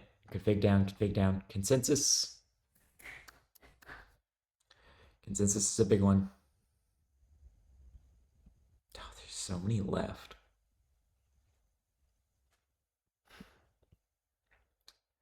Well, it is what it is. Consensus implementation for local testing purposes that automatically sells blocks.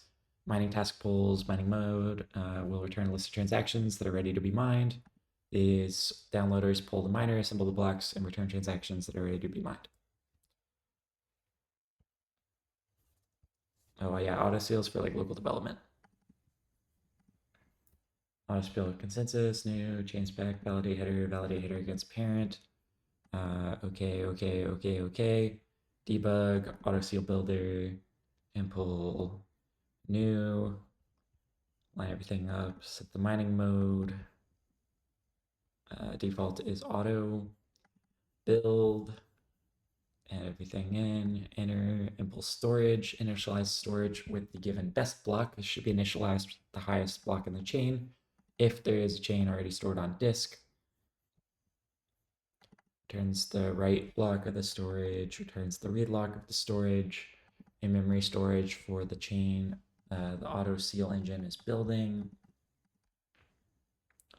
Just headers buffered for download, hash to number, mapping between block hash and number, bodies buffered for download, best block, best hash, total difficulty, implement storage inner, to block hash, header by hash or number, insert new block.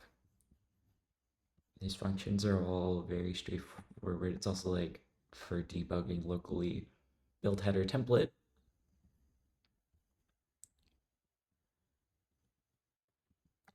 Build and execute. Wait, these are maybe doing something. Sorry, go back. Insert new block, nothing. Build header template fills in pre-execution header fields based on current best block and given transactions. Timestamp transactions, OMRs, withdrawals, request chain specification. Check the previous block for base fee, blob gas used, header. If chain spec Cancun is active, then block root. Header, excess blob gas. Header builds and executes a new block with given transactions on the provided executor. This returns the header of the executed block as well as the post date from execution. Timestamp, draws, requests, header, block with recovered senders, DB, new DB, execute the block, block execution output executor.execute, gas used, execution outcome, hash state, to do, Orangeburg's everywhere. He's got a lot to do. He's either the best engineer or he's slacking on his to-dos. We should not pass requests around as this is building a block, which means we need to extract the requests from the execution output, repeat the requests route here. We need to update certain header fields with the result of this execution. Receipts, update logs, bloom, update receipts, route.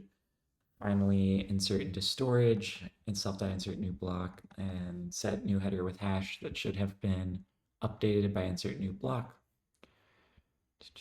tests, test block hash, test header by hash or number, test insert new block, test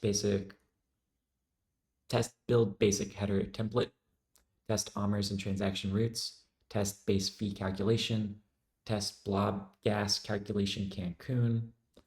That's it for lib.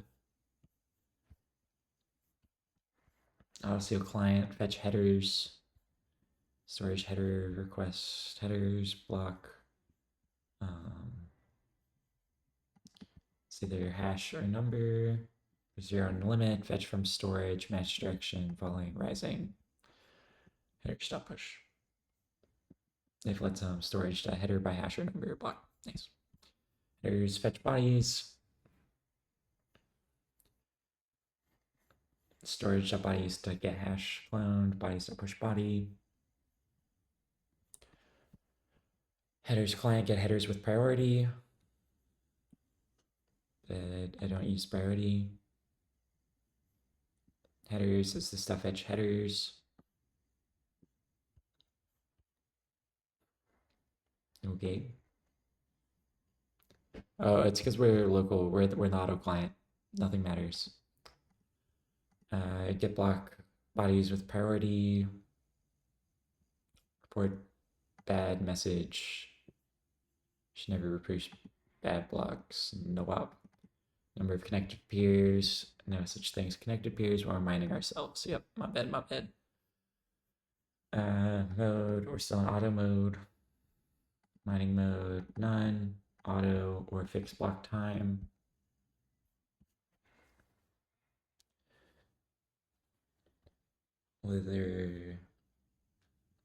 Either one transaction will be mined per block or any number will be allowed.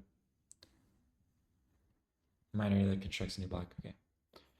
Mining mode, instant, auto, ready transaction miner. Interval, fixed block time.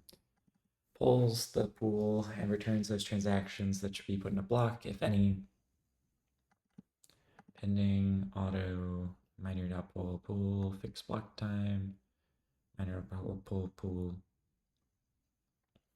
Display, debug, fixed block time miner, the interval, and then we're going to set a new one, the duration, pull, add the pull tick. Default for fixed block timer is 6 seconds. Ready transaction miner, max transactions has pending, ready transaction miner poll, draft notification stream, transactions pooled, best transactions dot take, max transactions, ready task, a feature that listens for now ready transactions and puts blocks into storage. Obstruct mining task, chain spec client miner, insert task, storage pool queued, 2 engine, pipeline events, block executor.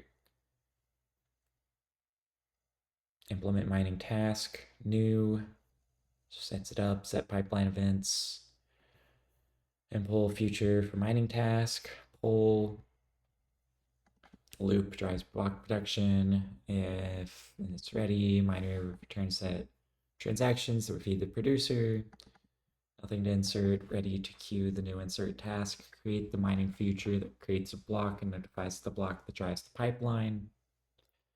To do, make this future, wait for FCU call for arc syncing, then wait for valid response. Send the new update to the engine. This will trigger the engine to download and execute the block we just inserted. Match RX, wait unwrap.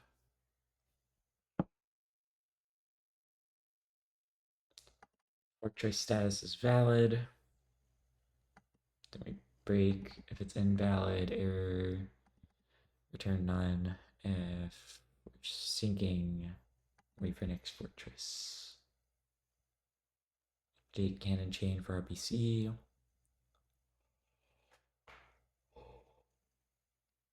Full format. All right. Yeah, auto seal done. Beacon. I have to keep going because I don't know when I'll get another chance to stream all of these things. Lib just has an engine module. Oh, the engine module's big.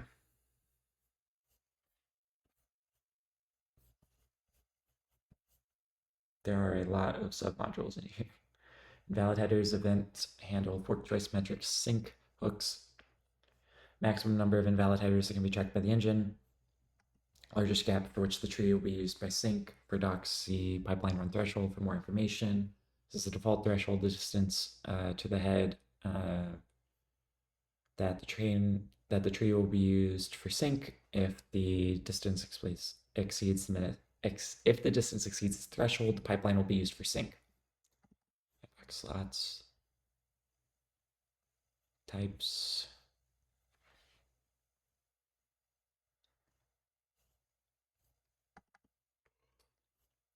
Beacon chain consensus engine. Beacon chain consensus engine is a driver that switches between historical and live sync. It's driven itself by messages from consensus layer, which are received by engine API. Consensus engine is idle until it receives first fork choice updated message from the CL. It would initiate the sync.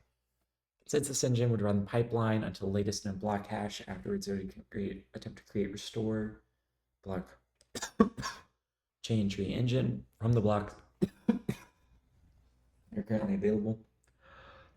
In case restoration is successful, consensus engine would run in a live sync mode, populating blockchain tree engine with new blocks as they arrive via engine API and downloading any missing blocks from the network to fill potential gaps.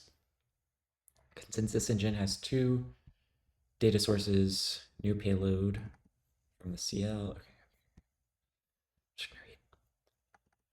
The Beacon consensus engine contains sync controls syncing triggered by engine updates, the blockchain that we use to query about the database of the blockchain tree, sync state updater used for emitting updates about whether the engine is syncing or not, engine message system, engine API message receiver, handle, clone of handle, fork choice state tracker tracks the received fork choice state updates received by the CL, payload store, payload builder, validator, for execution payloads, payload validator, current blockchain tree action, pending fork choice update. If that's recorded, we cannot process fork choice because a hook database read write is active. This is a temporary solution to always process missed fork choice updates. Invalid header, pipeline run threshold. After downloading block corresponding to a recent fork choice, the engine will check whether or not we can connect the block to the current canonical chain. If we can't, we need to download and execute the missing parents of that block. When the block can't be connected, its block number will be compared to the canonical head, resulting in a heuristic for the number of missing blocks or the size of the gap between the new block and the canonical head. If the gap is larger than this threshold, the engine will download and execute the missing blocks in the pipeline. Otherwise, the engine sync controller blockchain tree will be used to download and execute the missing blocks. Event sender, hooks, metrics. Implement with channel. We're just moving data like around. We're not really doing anything. Current engine hook context. Okay, engine hook context, tip block number, finalize block number, set blockchain tree action.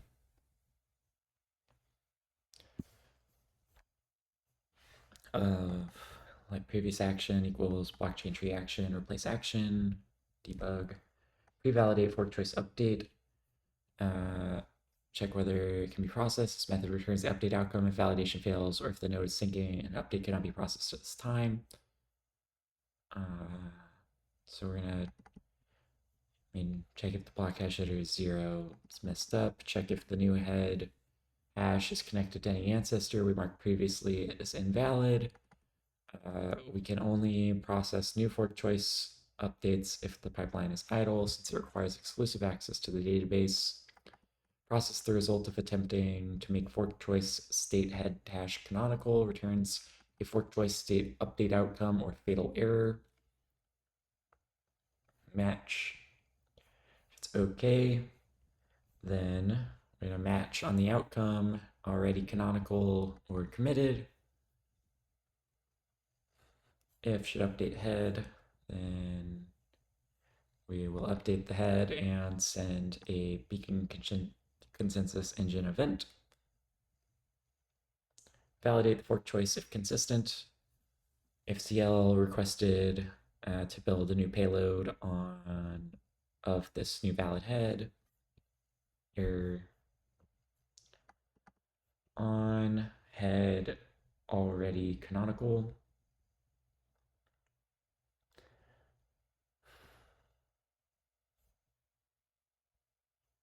Invoked when head hash references a valid block that is already canonical.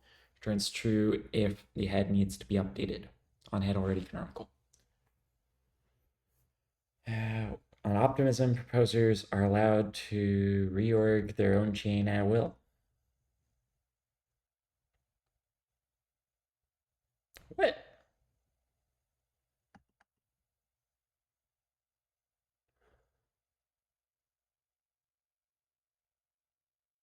What?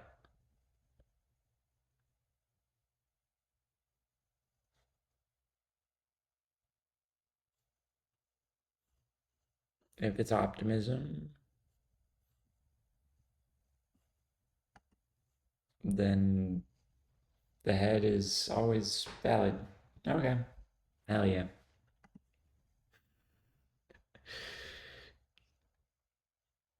Client software may skip an update of the fork choice state and must not begin a valid payload build if fork choice state head block hash references a valid ancestor of the head of canonical chain, i.e. the ancestor passed payload validation process and deemed valid.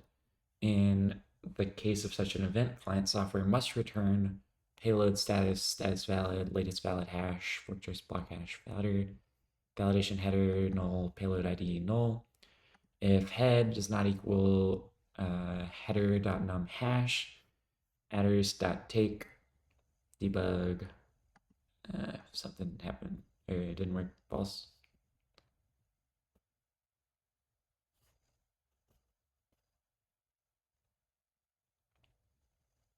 Client software may skip an update.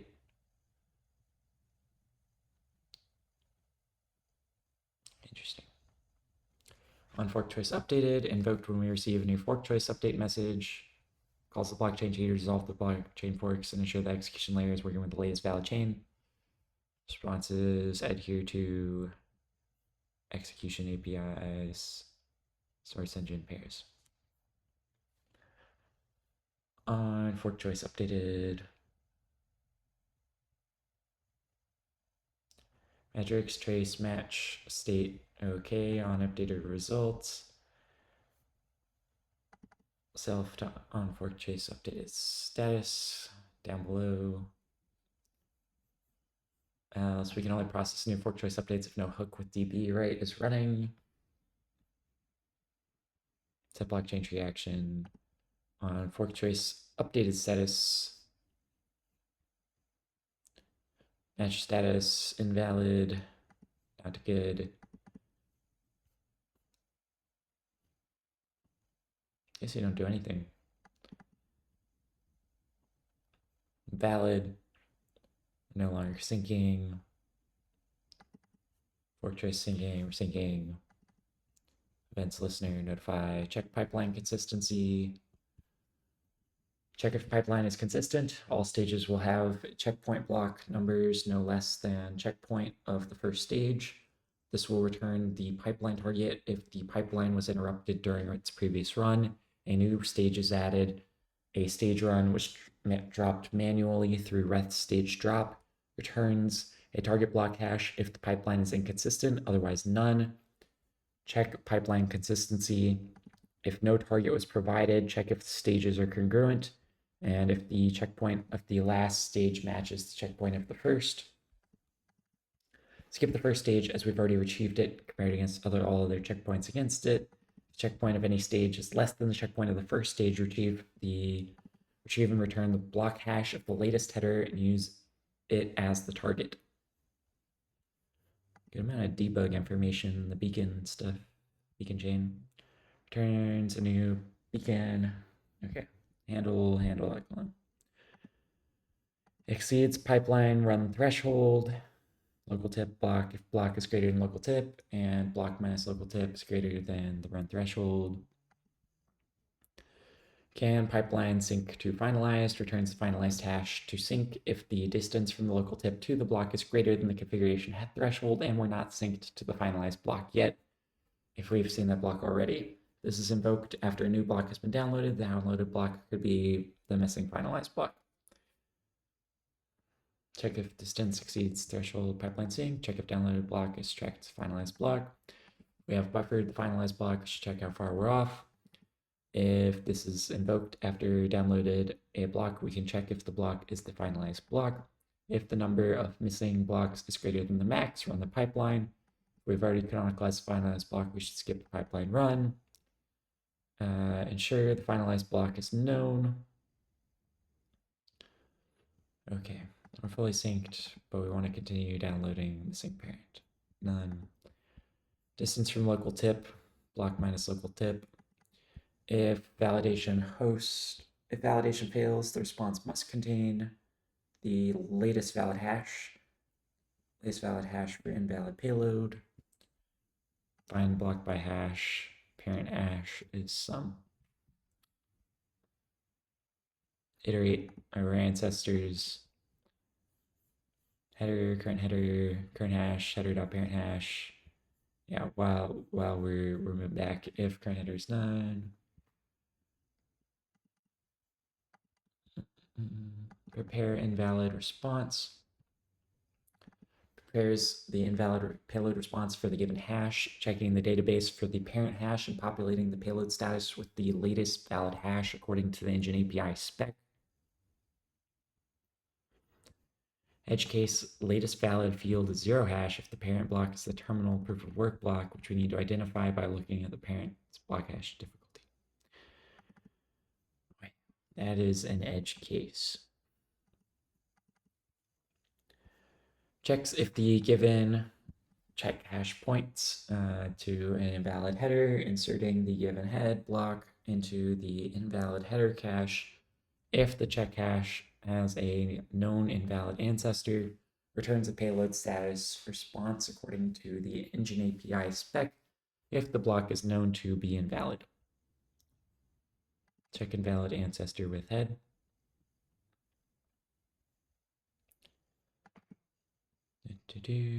Populate the latest field hash. Insert the head block into the invalid header cache. Okay, check invalid ancestor. Check if head was previously marked as invalid. Populate the latest valid hash field. Record canonical latency. Record latency metrics for one call to make a block canonical. Takes start time of the call and result of the canonical call.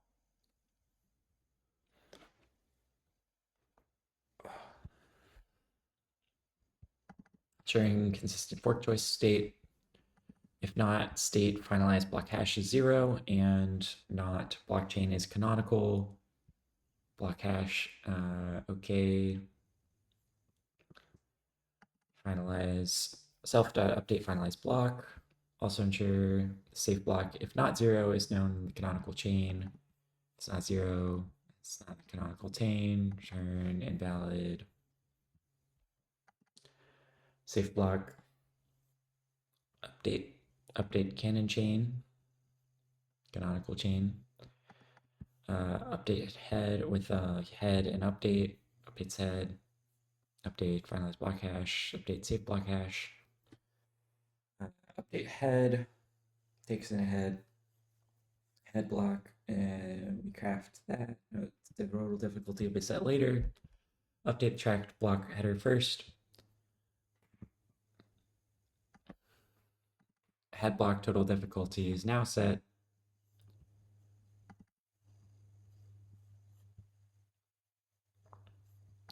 Update safe block. Updates the safe block if we found it. If it's not 0, and if the blockchain safe block hash is the same, then we don't have to do anything. Otherwise, it's different, and we have to set the safe block to the new safe header with safe block hash. Update finalize block is going to be the exact same. We gotta, if it's the same, we're chilling. Otherwise, we gotta set finalize to finalize header, finalize block hash. On failed canonical fork choice update. Handler for failed fork choice update due to canonicalization error. Check if the new head was previously invalidated. Match the error to validation, blockchain tree, optimistic revert. To do for Matt, see better error handling before attempting to sync.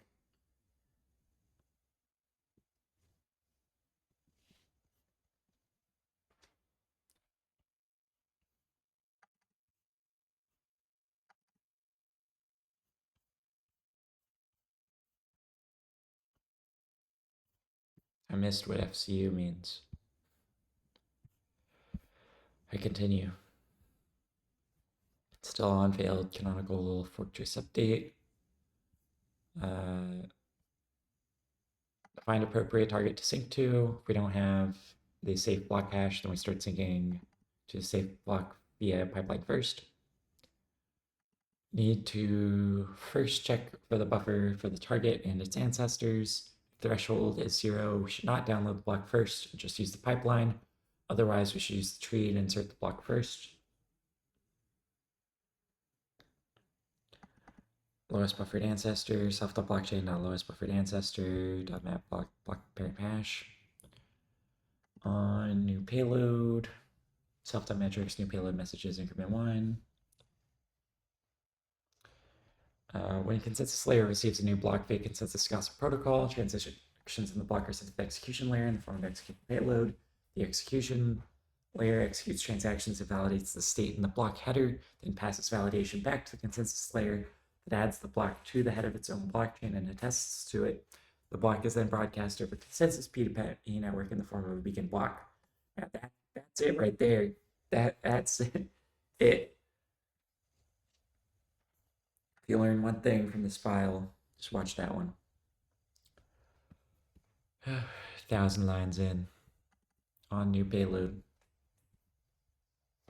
Shares the given payload does not violate consensus rules. This validates the following API engine rule. Given expected array of blob version hashes, client software must run its validation by taking the following steps. Obtain the actual array by concatenating blob version hash lists. If the payload has no blob transactions, the expected array must be empty. Turn this. This validation must instantly run in all cases, even during active sync processes. We need to convert the error to payload status. Okay, I mean, hopefully it's okay. Otherwise, this big error block. Lowest buffered ancestor. Now check the block itself. Check invalid ancestor with head.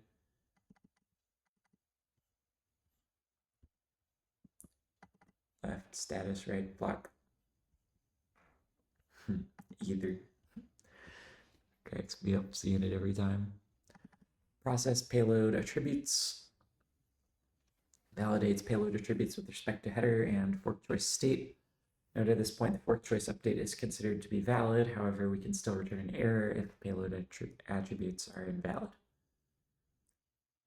The numbers continue. Client software must ensure headers timestamps less than or equal to head timestamp. Invalid payload attributes. Client software must begin a payload process building on top of head block hash and identified via build process ID value. Fork choice rules been updated successfully. Build is specified. On attributes, pending payload ID, self.payload header, send new payload, pending payload ID,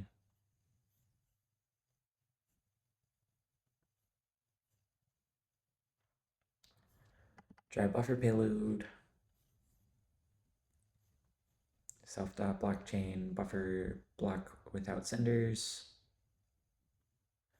try insert new payload, attempts to add new payload into the tree, block hash, start status, elapsed, latest valid hash, status, match status, insert payload, okay.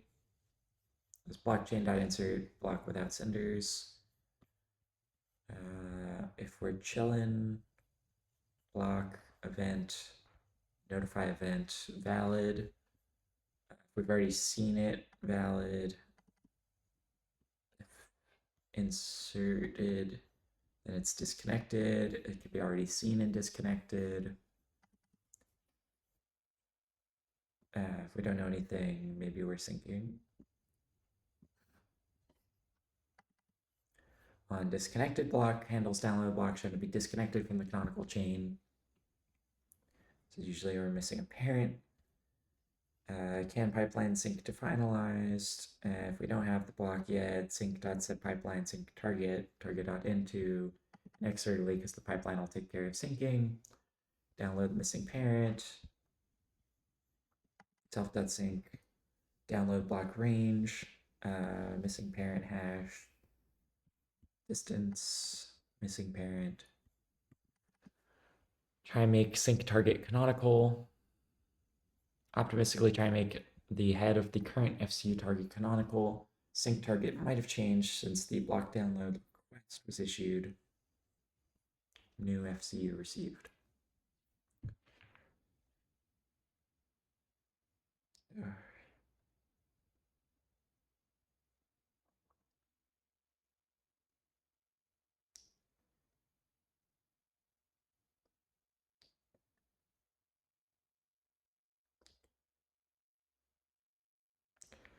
Sorry. Focus up. I don't know when I'll get time to do this again. Attempt to form a new canonical chain based on current sync target. Try and make sync target canonical. Okay. Start, make canonical result elapsed as self.record, make canonical latency. Okay, committed. Big chillin'. Can update. No longer syncing. Clear any active block requests. We error. Messed up. On sync event.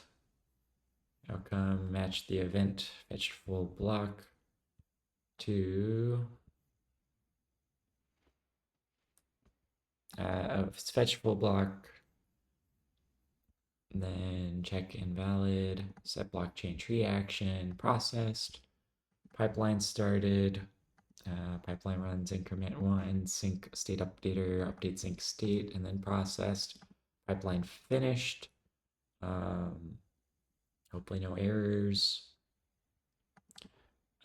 Processed. Pipeline task dropped. Error. Okay, on pipeline outcome. If let control flow unlined, self headers insert, invalid headers insert bad block, sync target state, some current state, none is only possible if the node was run with debug.tip argument and without CL, probably doing something weird. If sync target state, job finalized, block hash is 0, an optimistic sync process, better to wait for FCU to handle. Return OK after updating block hashes, clear buffer, connect buffered blocks to canonical hashes. Next, we check if we need to schedule another pipeline run or transition to live sync via tree. This can arise if we buffer fork choice we had and if the head is ancestor of an invalid block. The fork choice head could be buffered if we first sent new payload requests. In this case, we won't have the head hash in the database, so we would set the pipeline sync target to known invalid hash. This is why we check the invalid cache here. This inserts the head into invalid headers cache if the lowest buffered ancestor is invalid. Warn, return OK. Newest finalized, blockchain buffered, header by hash, header number. Pipeline target is control dot block number zip newest finalized and then progress finalized number self dot cam pipeline sync to finalized. If let some target pipeline target self sync set pipeline sync target else if that self blockchain connect buffer blocks to canonical hashes and finalize. Else we don't have the finalized block in the database, so we need to trigger another pipeline run. Set pipeline sync target. Set canonical head. Max header, self the blockchain, sealed header, inspector, okay or else, self blockchain, set canonical head, max header, okay hook, on hook result, and target consensus engine, pulled hook dot name, hook finished with error. If pulled hook DB access level is read write, matched pull hook dot event, not ready, started, finished.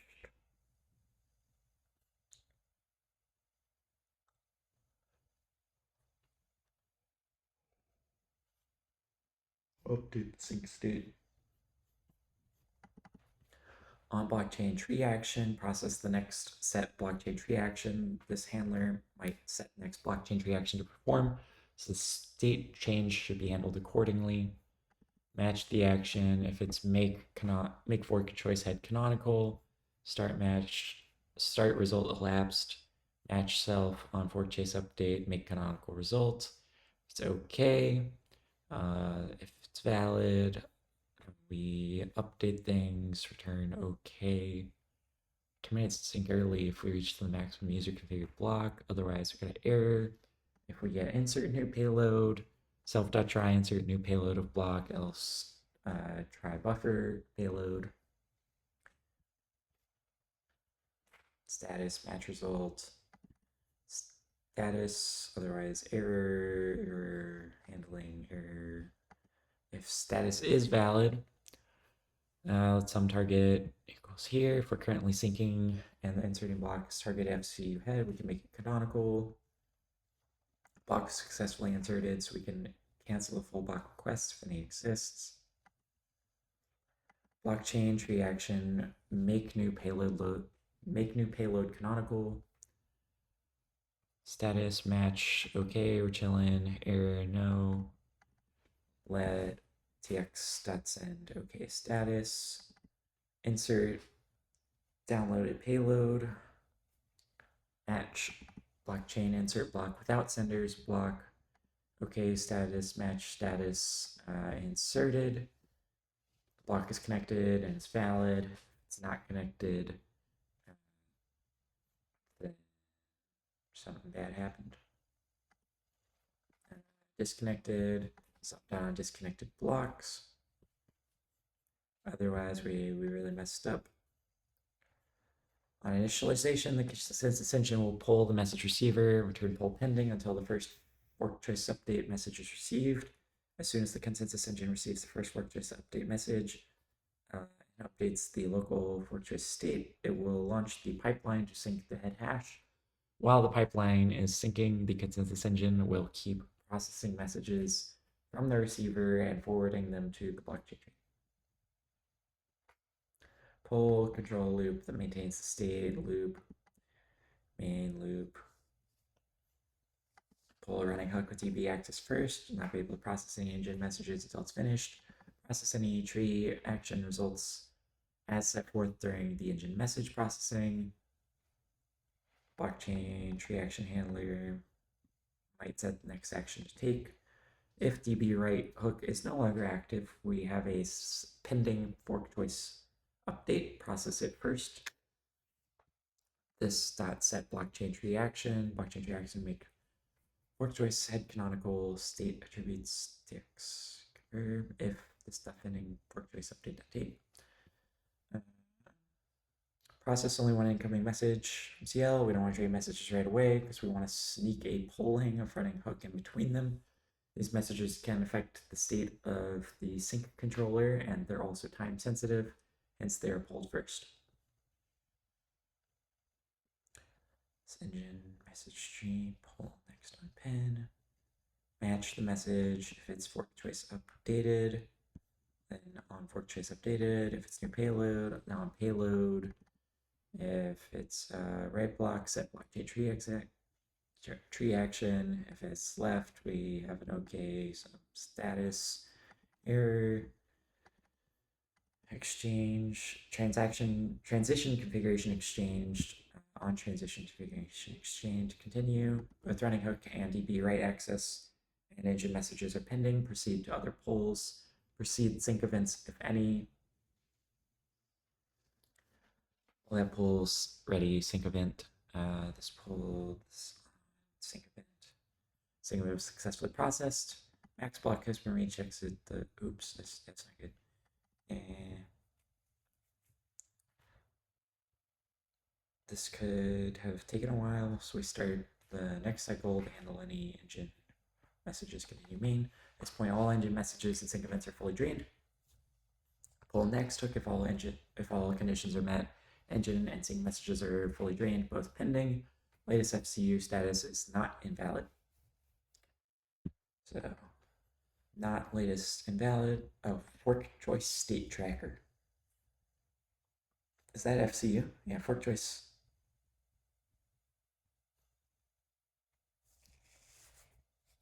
Fork choice. Where's the U? I don't know. This hooks, pull next hook, CX, current engine, hook, context is inactive, on hook results. Main ensure we're polling until pending while also checking for new engine messages before pulling next hook. Incoming engine messages and sync events are drained so we can yield back control. Enum, blockchain tree action, you can make fork choice head canonical. You can insert new payload. You can make new payload canonical. Action to insert a new block. We successfully downloaded to the network. You can also do insert downloaded payload. Engine outcome is either processed or reached max block. Tests. Yay. Pipeline error is propagated. Is idle until fork choice is set. Runs pipeline again if tree not restored. Terminates upon reaching max block. Insert blocks. Empty head. Valid fork choice. Unknown head hash. Unknown finalize hash. Fork choice updated pre-merge.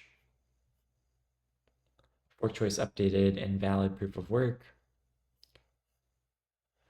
New payload before fork choice. Payload known. Simple validate block. Payload parent known. Payload pre-merge. That's all the tests in mod. I'm going to take a short break. Get some new water. Have some of my pizza. I'll be right back.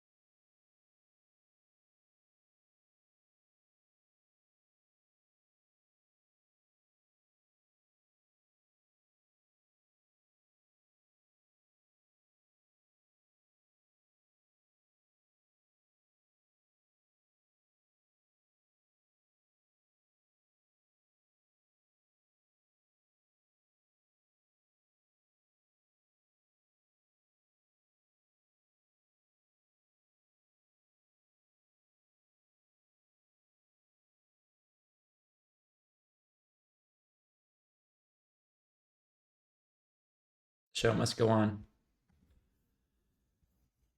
Finished. Mod.rs. I still have the whole rest of the beacon engine to read. I'm going full order. We'll look at hooks. For controller, prune, static file, debug, new, add, engine hook as a name. That's human readable, pull, DB access level, obstruct engine hook context, tip block number, finalize block number if known, pub enum engine hook event. Hook is not ready. Just return the hook is idle. Hook is started, and then it's running, and hook finished, and it's idle. Cool. Is started, is finished, channel closed, common, internal, engine hook DB access level, read only or read write, is read only, is read write. Controller. I'm good. I'm good. Controller. Pulled hook name event DB access level. Manage hook under control of the engine. Engine hooks controller. Hooks. Collection of hooks. Active DB right hook. Pull active DB right hook. Pulls currently running DB right access. If any, returns pull ready. If currently running hook with DB right access returned an event. Let's hook self dot active DB right hook dot take. Else return pull pending. Match pull ready. Let result. If result is finished, then hooks push back. Else active. And return pull is ready. Otherwise pull pending. Set active DB right hook state some hook. Pull pending. Pull next hook, pulls next engine from the collection, returns pull ready, next hook found, returns pull pending in all other cases.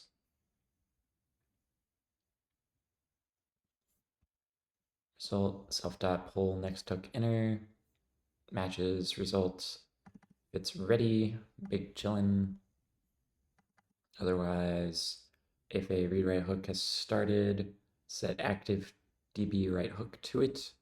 Otherwise, push it to the back collection of hooks to pull next time. Pull next hook enter. Hook with DB write access level is not allowed to run due to any of the following reasons.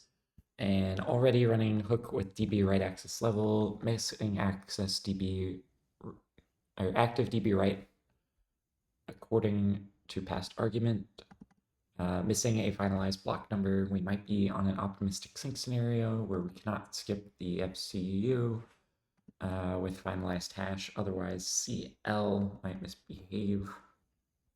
And figure out what CL is. I think this is fork choice unit. Consensus layer might misbehave.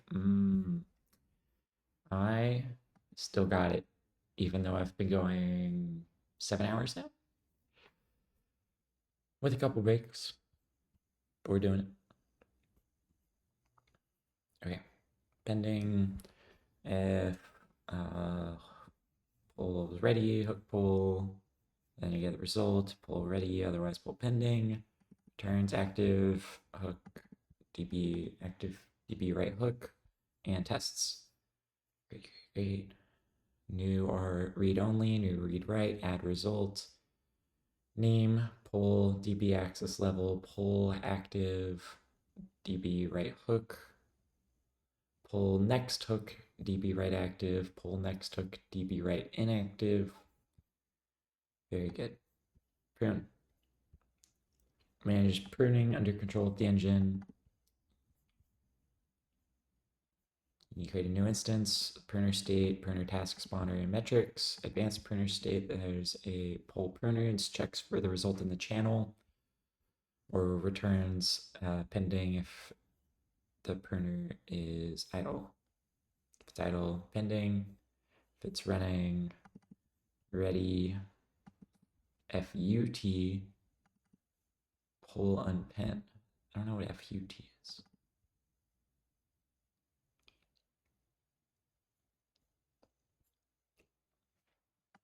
Let event match result. Okay, pruner results, self.pruner result, idle sum pruner, match result, error, okay, event, impl prune hook. This will try to spawn the pruner if it is idle. Check if pruning is needed through is pruning needed. If it is, pass tip number to the prover run and spawn it in a separate task. Pruning is not needed, go back to idle. Pruner is already running, do nothing. Okay, if it's idle, I'm gonna take it, check if pruning's needed. If so, go run it. Otherwise, we can set it to idle, and if it's running, we don't have to do anything. Name is prune, pull, try and spawn a pruner, pull a pruner and check its status. DB access level, just read write. Possible pruner states with sync controller, idle or running. When a pruner is running, it requires write lock. This means we cannot move the blockchain tree any messages that would result in database writes, since it would result in a deadlock.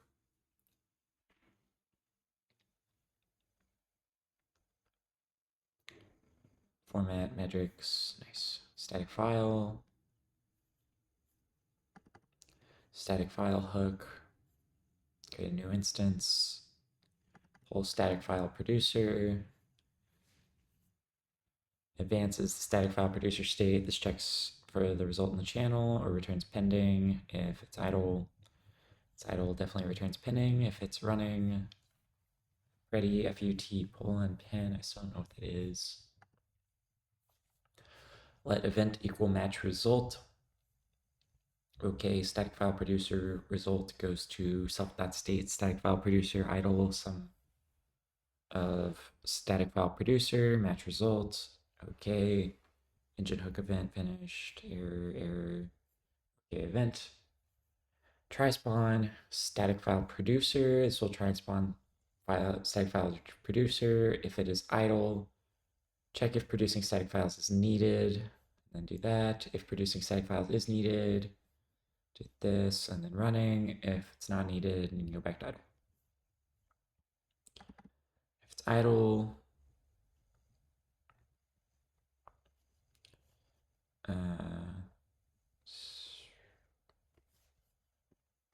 static file producer take, then you don't have to do anything. If locked static producer, and then also don't do anything. Finalize block number targets. Check if any moving data to static files has been requested. And if there are any targets, we end up at sum of engine hook events started, else not ready. And if it's running, we don't do anything. Name's called static file full pull.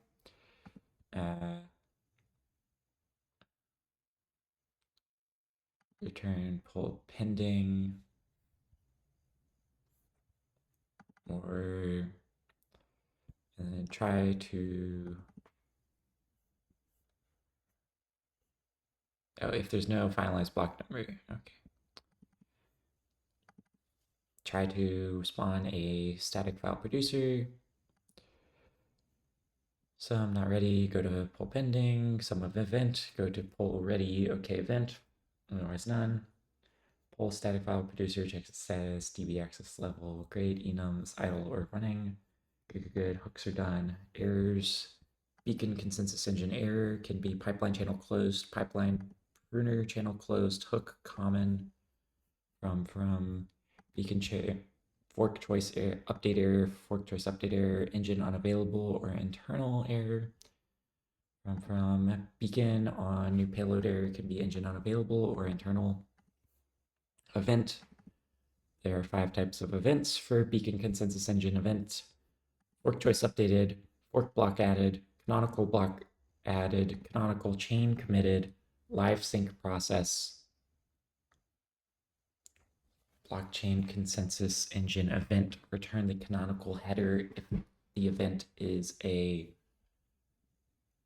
beacon consensus engine event canonical chain committed, return the header, formatting, enum, consensus engine live sync progress is always downloading blocks during live sync. Do the number of blocks remaining to download, target block hash, and number to download. Fork choice. Fork choice tracker. Latest fork choice received. Cautions can be invalid. Last syncing tracks the latest fork choice state that we received to which we need to sync. Latest fork choice state that we received and processed as valid. Last valid. Impl fork choice state tracker. Set latest. Set the latest fork choice received. If the status is valid, we also update the valid fork choice state and set the sync target to none since we are now fully synced. It does as says. Set valid. Self dot last syncing equals none. Self dot last valid. Sum of state. We no longer need to sync this state. Latest status. S.status turns whether the latest received FCU is valid. Map S dot is valid on peripherals. And latest status is latest syncing. Returns whether received latest is syncing, S is syncing. Is latest invalid, S is invalid, latest valid head, S dot block, S dot head block hash. Excuse me. Sync target returns the head hash of the latest received FCU to which we need to sync. Sync target latest state last valid state last valid finalized last valid, and then if state finalized block hash is 0, none, otherwise whatever is the finalized block hash. Sync target state self dot last syncing, sync target finalized, self dot last syncing, and then finalized is empty, self dot latest is none. Received fork choice state is either it has a fork choice state and a fork choice status. The fork choice status can be valid, invalid, or syncing. Syncing is unknown. Is valid, is invalid, is syncing. From payload status. Fork choice state hash contains head, safe block, and a finalized block. Fork choice state hash, find state dot head block hash state dot safe block hash, safe hash, finalized, none. Is head, returns true for the head, match self handle.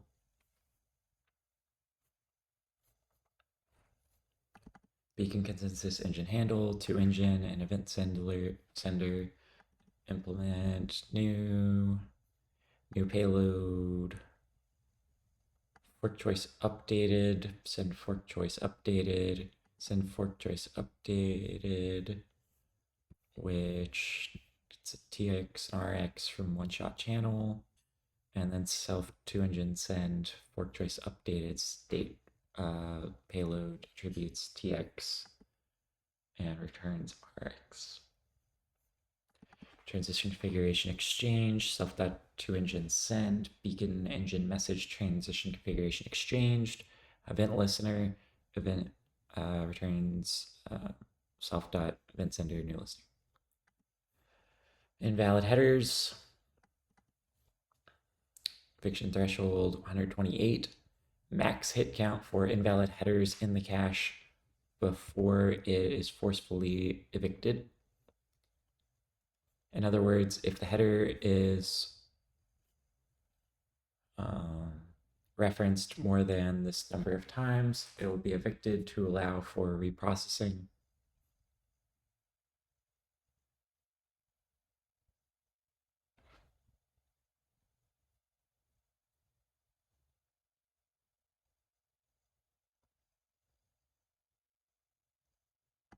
It's kind of weird. If it's hit a lot, wouldn't you want to keep it in the cache? Keeps track of invalid headers, invalid cache header, headers, metrics, invalid cache header as a new function. You can insert an entry, you can get an entry, returns invalid ancestors header if it exists in the chain. It's called the hit count for the entry is incremented. If hit count exceeds the threshold, it's evicted. If we get here, we've been hit too many times. So evicted inserts an invalid block into the cache with a given invalid ancestor.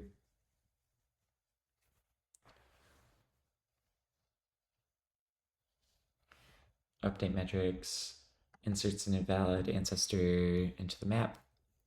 Insert if self.get is none, hash header, warning, bad block with hash self.insert entry hash arc data new header, update metrics, header entry, hit count, keep track how many times the header's been hit. It's only a U8. So, oh, but the max is 100. Actually, the actually header entry. It's funny stuff. Brings me joy. Metrics for invalid headers cache, invalid header cache metrics, total number of invalid headers in the cache count, known ancestor inserts, unique inserts, and hit evictions, tests, hit test eviction. Message. Features do nothing unless you .await or pull them. On fork choice updated. Fork choice status and FUT returns the result of the fork choice update. Oh, FUT is future. I knew that already. I just forgot. Impl, or I'm coping. Impl on fork choice updated. Fork choice status, fork choice status, syncing, status, payload status, from status, self fork choice status, payload status, future either left, futures, okay, ready.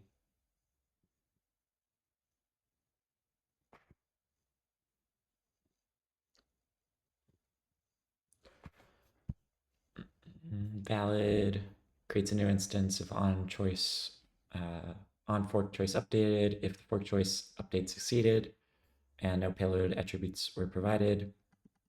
With invalid, you can self fork choice status, FUT, invalid state, fork choice status, FUT, invalid payload attributes, fork choice status, these were invalid, status, valid. If the fork choice update was unsuccessful, update with pending payload ID, fork choice status, payload status, and either right, payload pending ID. And pull feature for on fork choice updated, pull a feature that returns the payload ID of a yet to be initiated payload job after successful fork choice update, pending payload ID, and pull feature for pending payload ID pull. This get me results is ready. This pending payload pull on pen. Match result if it's okay. Then fork choice updated, payload status, payload ID. Otherwise, we're gonna error. Debug begin engine message for the begin engine from other components of the node. Engine RPC API invoked by the consensus layer. We have a new payload that has a payload sidecar in TX. We have fork choice updated with the state payload attributes and TX, and transition configuration exchange message with exchange transition configuration. Formatting done. Metrics. You have the number of times the pipeline was run, total count of fork choice updated messages received, total count of new payload messages received, latency for making already canonical block, latency for making canonical block committed block, latency for making canonical returns error, latency for all making canonical results. Engine sync metrics. Okay. Mod RS already did. Okay, close. No, sync's big, but then it's tests, and then I'm done with the engine folder.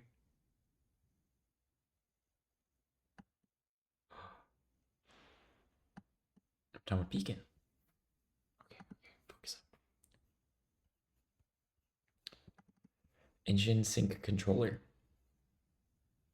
manages syncing under the control of the engine. It has a full block client, a downloader that can download full blocks from the network, pipeline task spawner, pipeline state, pending pipeline target, in-flight full block requests, in-flight block range requests, event sender, range buffered blocks, max block, and metrics. Create a new instance. Sets the metrics for active downloads, update block to 2. Well, it does some things, okay. This is a test, set max block. Cancel all download requests that are in progress and buffer blocks, clear block download requests. Cancel full block request, clear, update metrics. Here, we're only going to retain if the required hash is not the given hash. And then update metrics is pipeline sync pending, is some, and is idle. Pending pipeline target is some, and pending state is idle. True if pipeline state is idle. True if is pipeline idle. Is in-flight request full body request editor any if the hash must match. Download block range starts requesting a range of blocks from the network in reverse from the given hash. If count is 1, this will use download full block method instead because it downloads headers and bodies for the block currently. Else, notify listeners. I need water.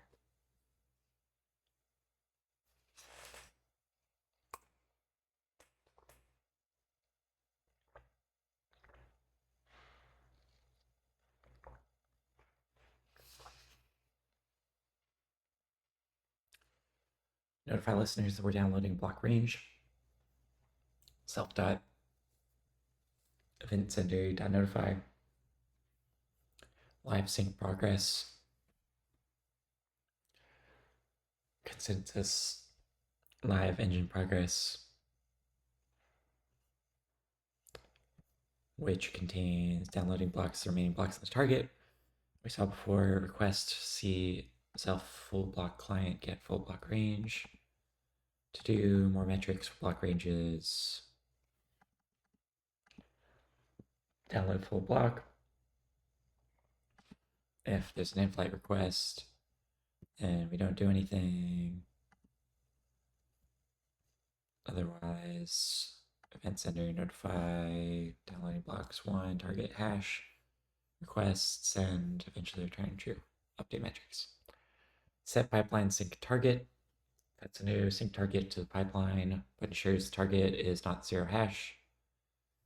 Self.pending pipeline target equals sum of target. Has reached max blocks. As just self.max block is sum and target progress is greater than equal target.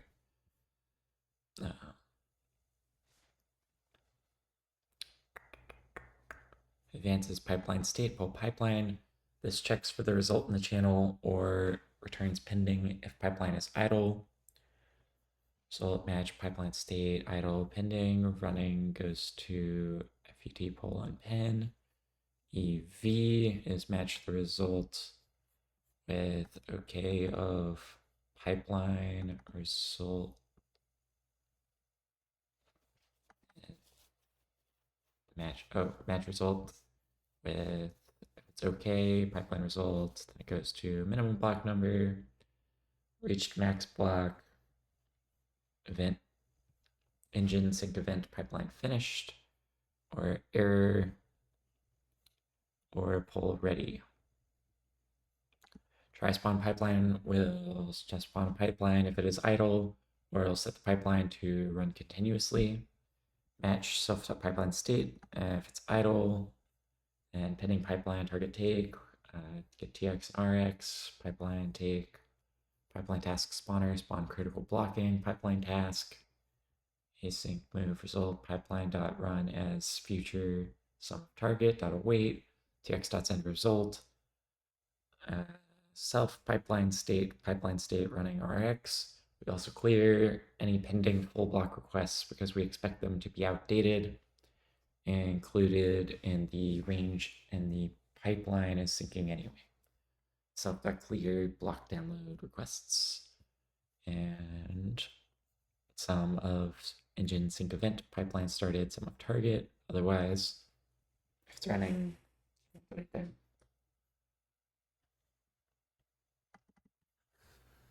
Advances the sync process. Pull. If let some event self try spawn pipeline, return pull ready event. If not, pipeline is idle, advance the pipeline, return pull ready event. Advance all full block requests. Requests and lock, let pull ready equals pull and pin. Else still pending, push request, advance all full block range requests. All full block requests, all full block range requests. Same stuff.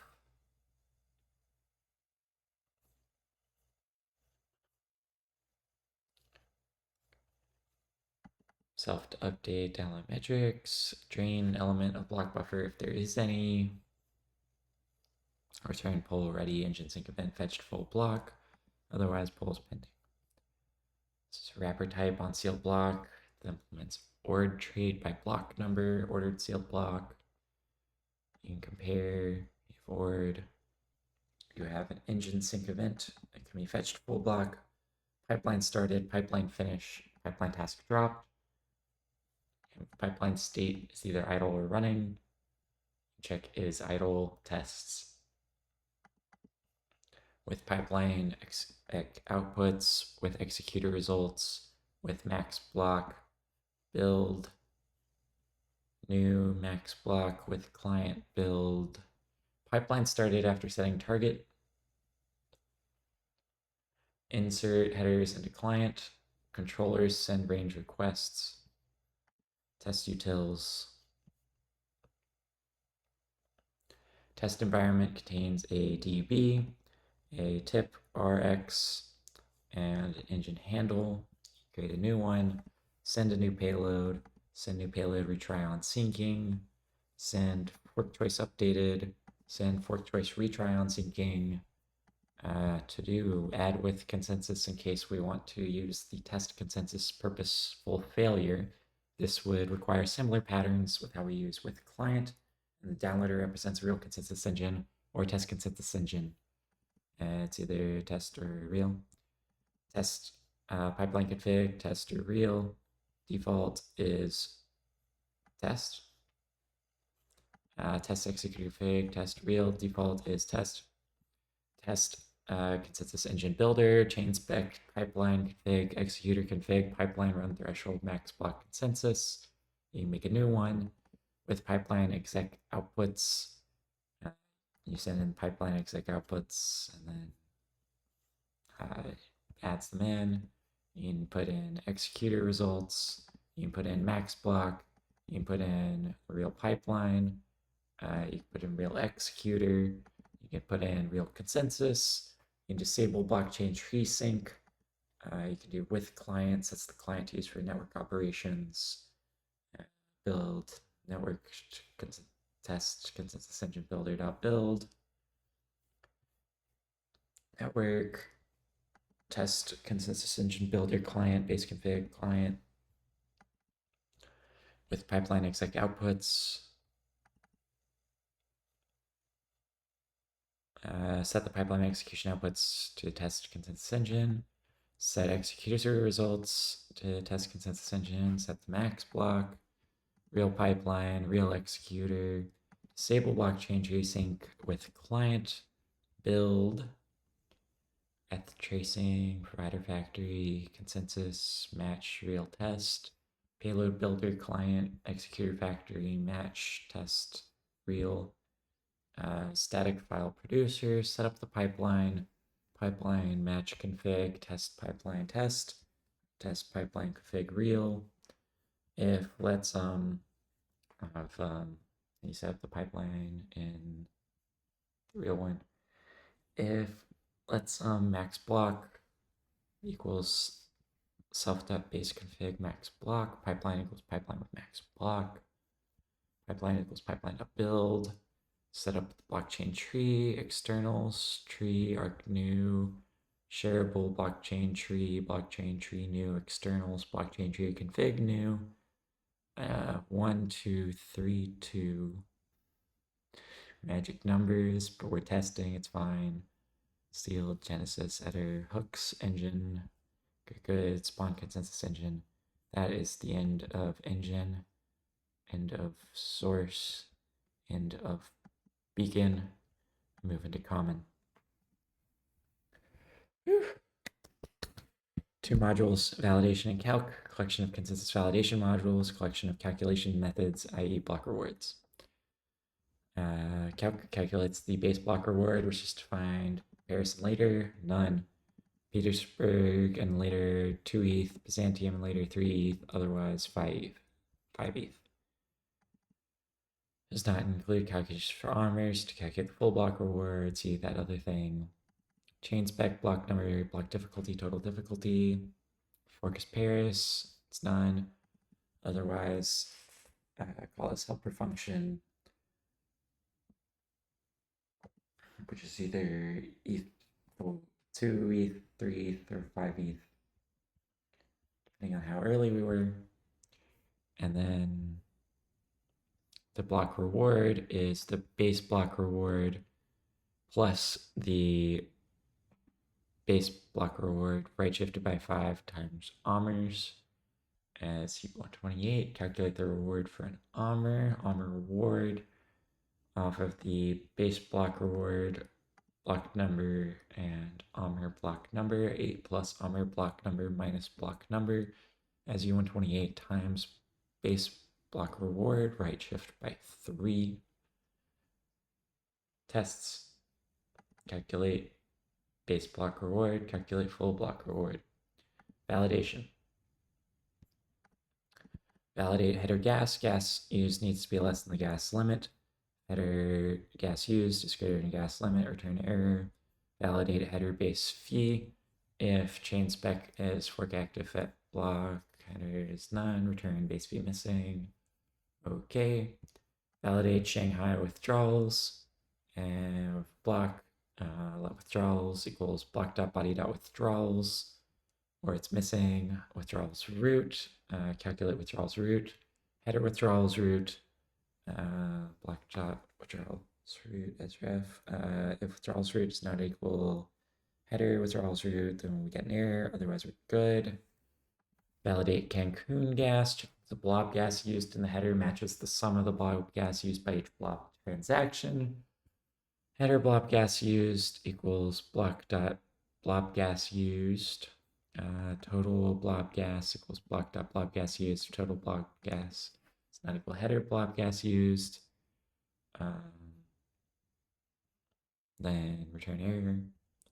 Validated block without regard for state.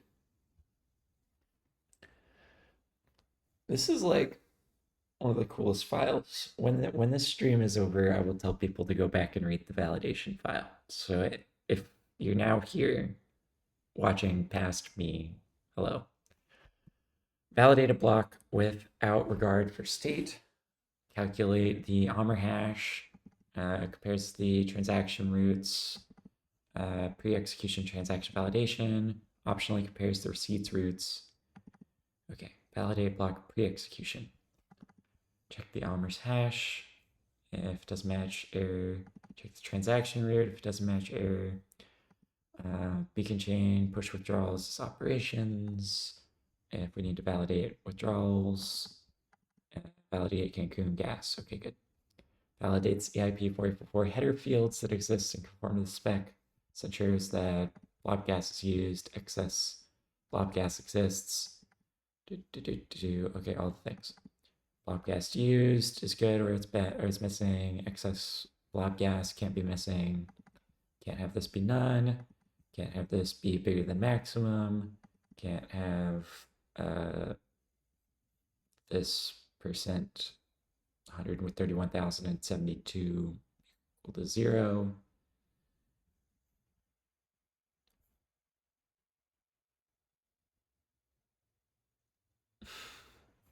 It's funny. Excess blob gas percent data per blob gas cannot be 0.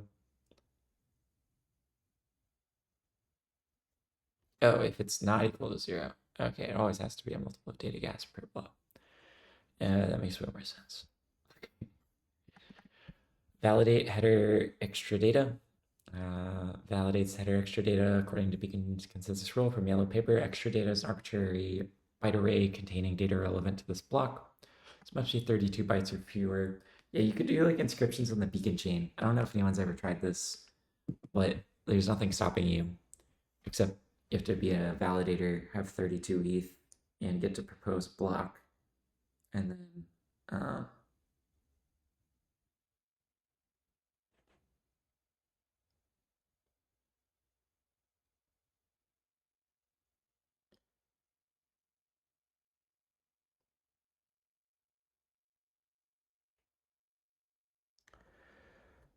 sorry, focused.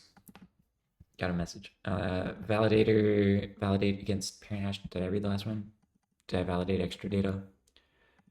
You got a length. Length can't be too long. That's the only thing. Yeah, you can put whatever data you want in there. It's cool.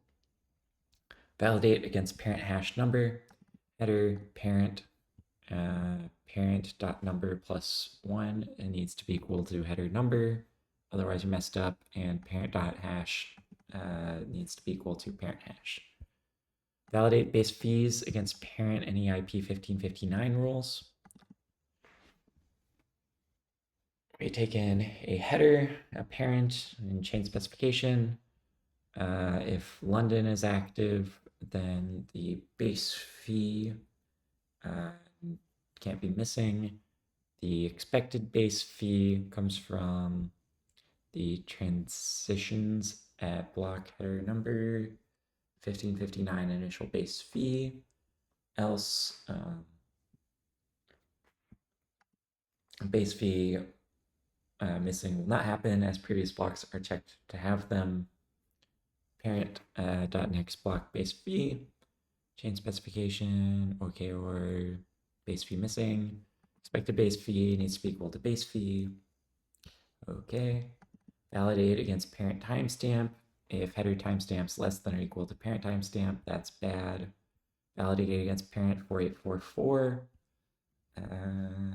This ensures fields exist in the child header.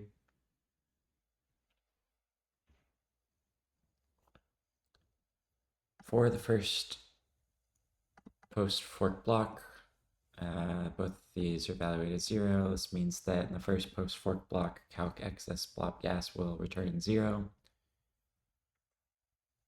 If header blob gas is used is none, it's an error. Excess blob gas equals header.excess blob gas, or blob gas missing, it needs to be there. Expected excess blob gas, we can calculate excess blob gas from the parent excess blob gas, parent blob gas used. The expected excess blob gas did not match the excess blob gas, and we return the error. Tests, we've made it. Basic count is known. This is like helper functions. Withdrawal, mock block, valid withdrawal index, Cancun block incorrect gas used. Nice. Valid withdrawal index. Get a test block whose transaction routes and receipts are cleared. Empty Merkle trees. Nice. Good with common. Consensus. No op. I love no ops. We got a no op module, and we got a test utils module for mocking consensus. Consensus implementation does nothing. Brilliant. Pubstruct post-execution input contains receipts of the block and requests, the IP 7685 requests. Post-execution input, you make a new one. Consensus is a protocol that chooses canonical chain. Pub trait consensus. You need to be able to validate a header against a parent, validate header range, which validates the given headers, as ensures that the first header is valid on its own and subsequent validators are valid on its own and valid against parent. This expects the headers are in natural order. Initial split first, self-validate header, initial header, parent equals initial header, and then for child, like, and the remaining loop through, check that they're good, and they compare the parent and the header against the parent's good. Validate header of total difficulty, validate block pre-execution, validate block post-execution,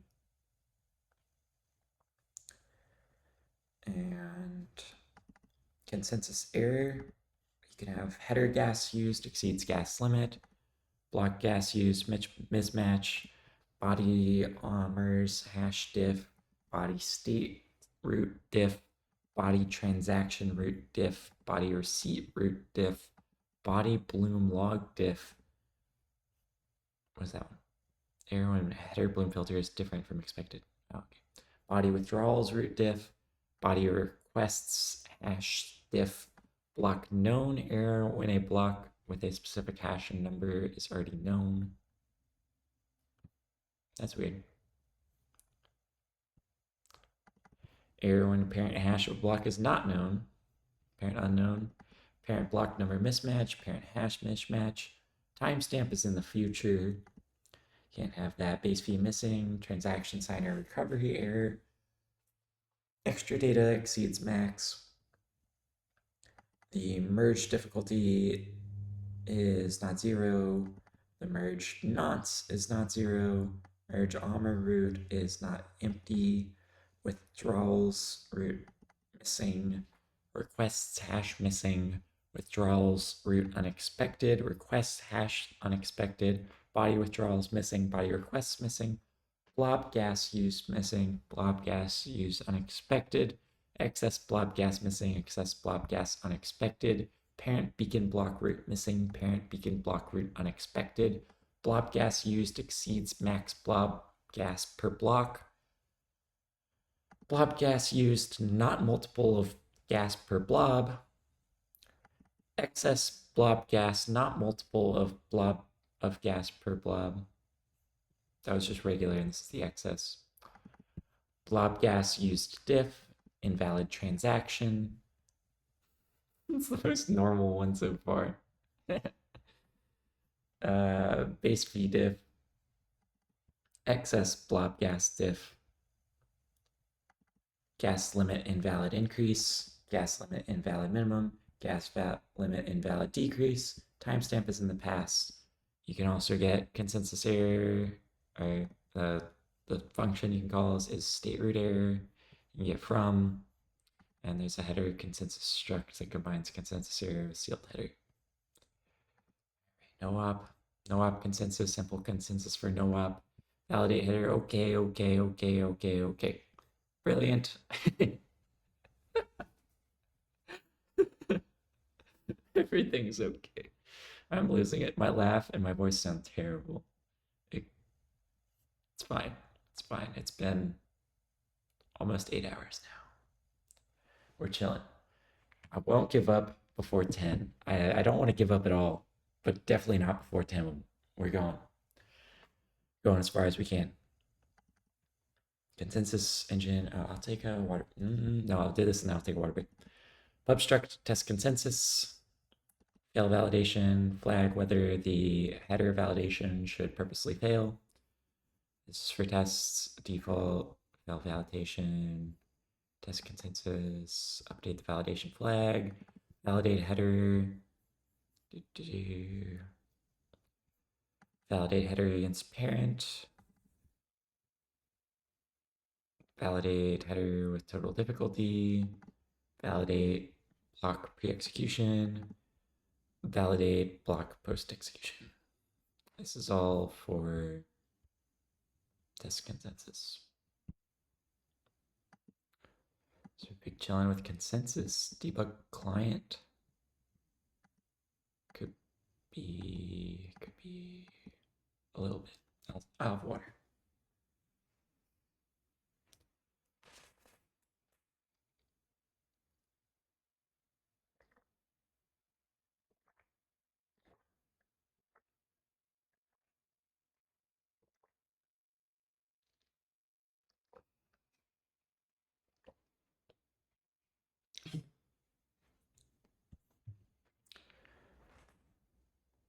See if I need to respond to the message.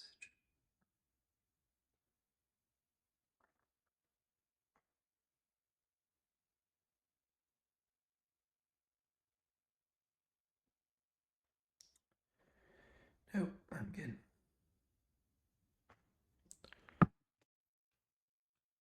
Two modules, client and providers. Debug consensus client. This is a worker, sends FCUs and new payloads by fetching recent blocks from external provider like Etherscan or RPC endpoint.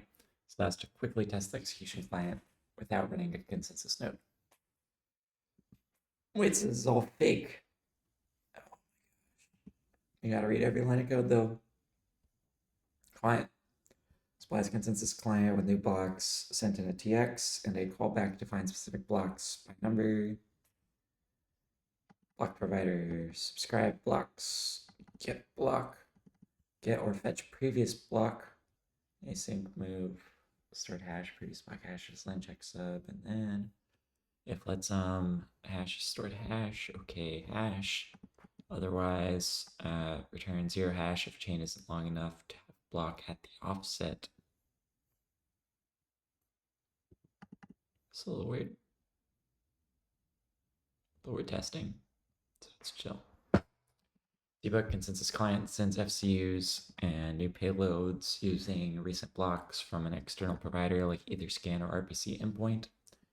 Handles execution client, auth server, and block provider. I think we've seen those hours ago.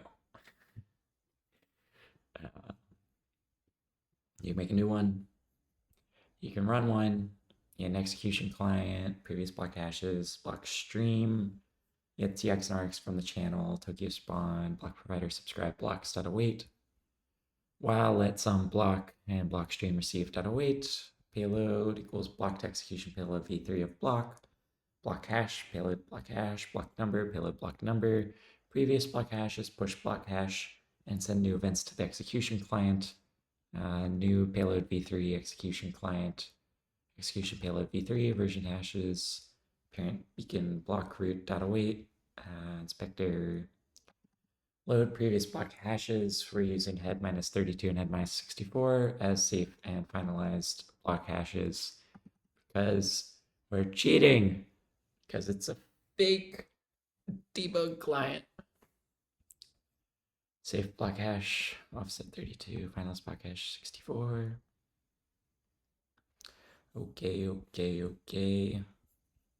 State equals fork choice state block hash, safe block hash, finalized block hash, fork choice updated v3, execution client state.await inspector.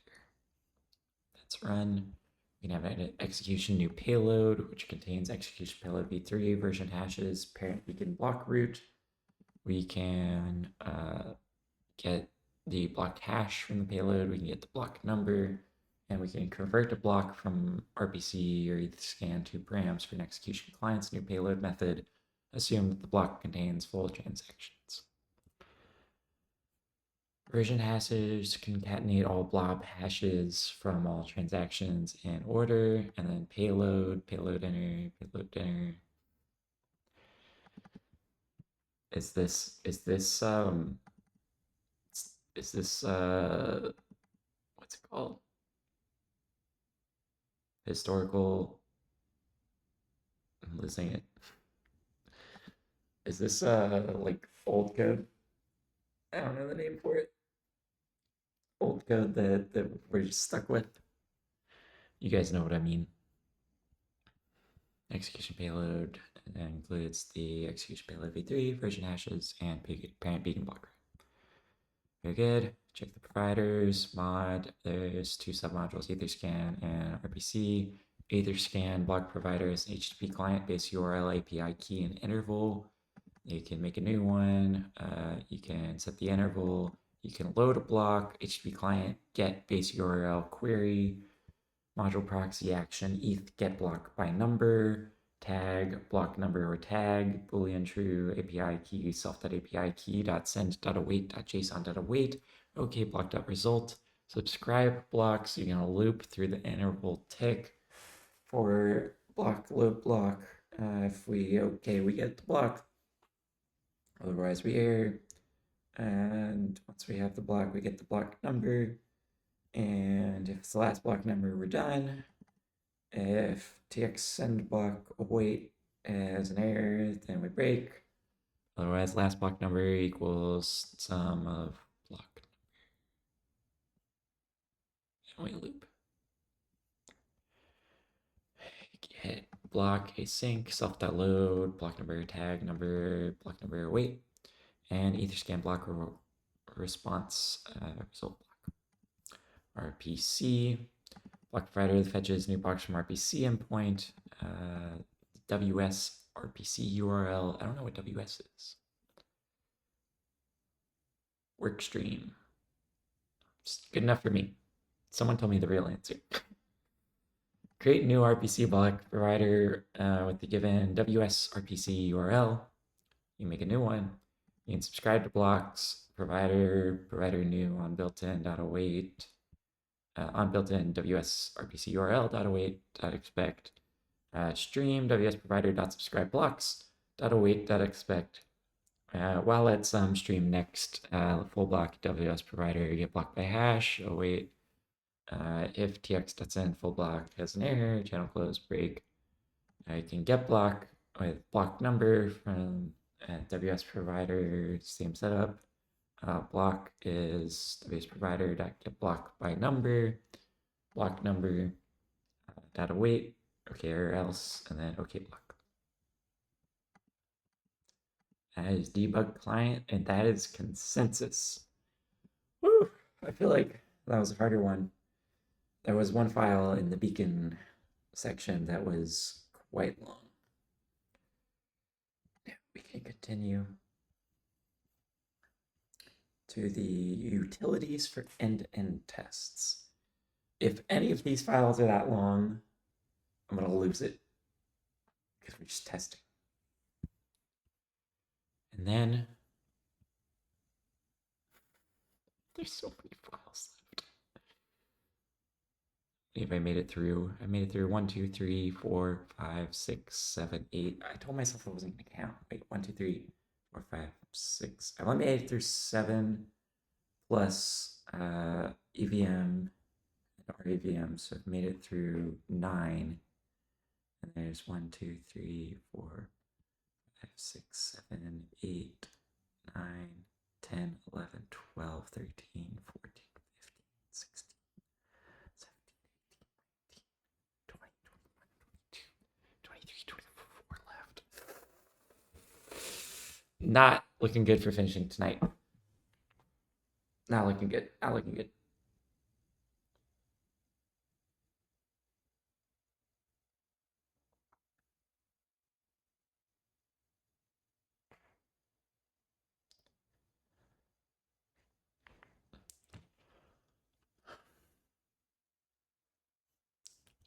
Cool. Oh, only one thing to do. Keep going. Wrapper type to create test nodes. So we got a node, transaction, wallet, payload, network, engine API, RPC, traits. Creates initial setup with num nodes started and interconnected. Num nodes chain spec is dev attributes generator. Tasks, execute tasks, network config, discovery, create nodes appear between them, nodes spec with capacity nodes for index and 0 to num nodes. Let node config equals node config new chain spec clone with network config clone with unused ports with RPC. Set dev is dev, let span equals span. Enter, span enter. Node handle, node equals node test context new, data weight. Connect each node in a chain. If let some previous node equals nodes.last mute, previous node.connect node data weight. Connect last node with the first if there are more than 2. Nice, we're going in a circle. Index plus 1 equals num nodes, and num nodes is greater than 2. And yeah, we get the first one. Nodes.push node, okay. Nodes, tasks, wallet, default. Nice. Setup engine, creates initial setup engine. Everything connected. That's a monster. Setup conditions. Tasks, executor, network config. We get the nodes and peer them. For index 0 to nodes, get the config, network spam, node handle, testing node with types and providers, with components, with add-ons, launch with function, builder launch with launcher, await node, meet node, node test context, connect each node in a chain, connect the last node if they're more than 2, nice, nice, lib done engine API, engine API test context contains chain spec canonical stream, engine API client, unused marker, get payload. Ooh. I guess water. Before I get the payload v3.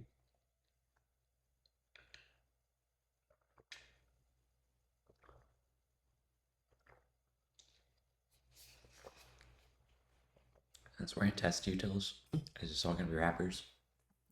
Wrapper function, wrapper, submit payload, version hashes, submission. The chain spec is prog active requests, payload requests, envelope equals payload into engine API client, new payload v4. Engine API client, envelope, execution payload, version hashes, payload, builder attributes, parent beacon block root on wrap requests. Await. Envelope equals payload into payload v3. Await. Cert equals submission status, expected status, okay.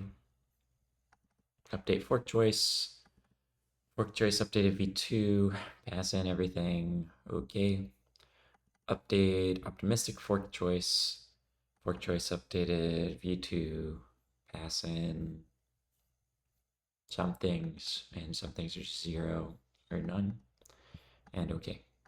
Network. Network test context has network events and network. You can create a new one. You can add a peer, match some peer added, or EV. Oh, is it an event? Goes to panic. Oh, EV's an event. Okay. Record. Node record.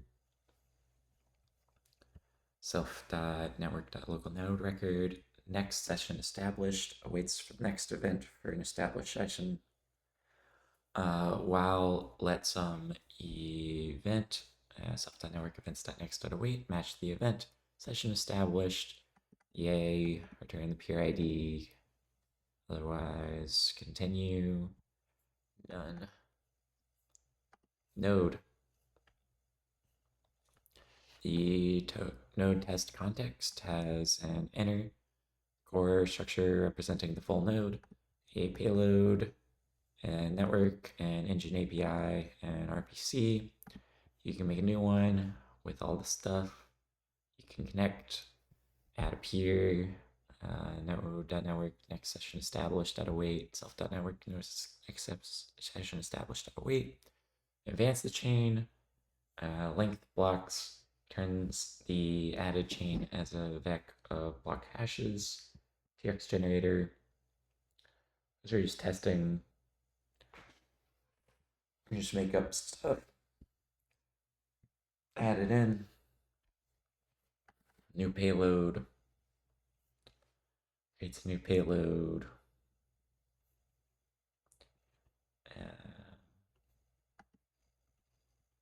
payload, engine API. Okay, yeah, trigger the resolved payload via the engine API. We're good. Advances the node one block forward. Advance node. Block hash. An engine API. Not submit payload. And then trigger fork choice update. Self.engine API update fork choice. Wait block. Wait for a block to be available on the node. With the number, expected block hash, wait finish checkpoint. We're just gonna loop Tokyo sleep time 20 milliseconds. If checkpoint block number is greater than equal to block number, check equals true. If check,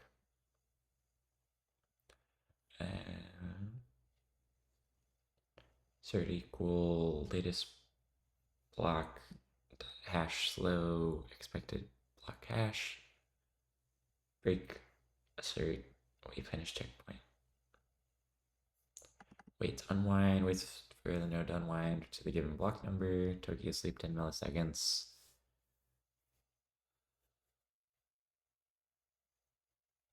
You just get the checkpoint. This is silly, we're just testing. Assert new block. Asserts a new block has been added to the chain. Get head block from notification stream and verify TX has been pushed to the pool. Is actually present in the canonical block. Head TX loop, wait for block to commit. Tokyo sleep 20 milliseconds. Very good. If blocks match, make sure the block hash submitted is good. Turns RPC URL. In case you wanted that back. Payload test context, has payload event stream, payload builder, timestamp, and attributes generator. You can make a new one. You make a new payload as opposed to a payload test context. Timestamp goes up by 1 because we're testing. We don't use real timestamps. Attributes generator, payload, expect attribute event. First event, expect first event as payload attributes. Wait for built payload. Best payload, payload ID, data wait dot unwrap. If the block is empty, sleep for 20 milliseconds, try again. Expects the next event to be a built payload or panics.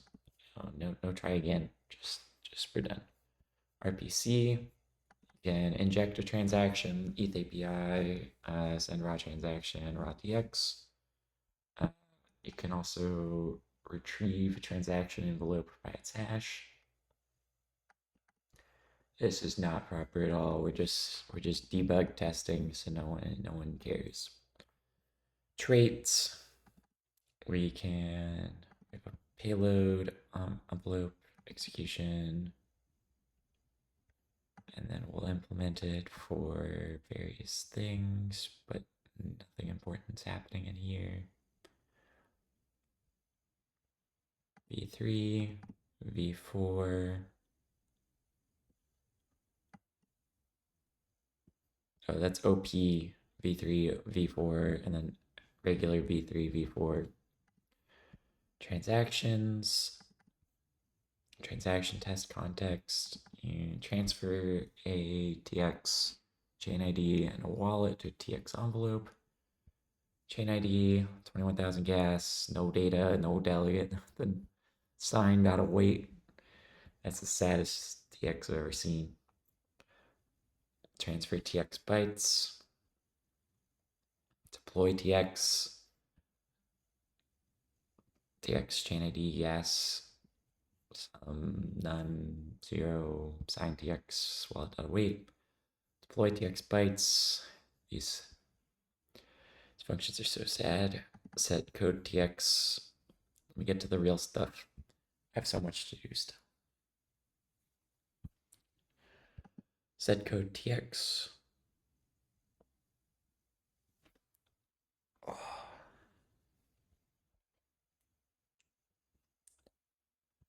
Authorization, signatures, wallet.sign hash, sync, .expect, TX is equal to another sad TX, self, sign TX, wallet TX await.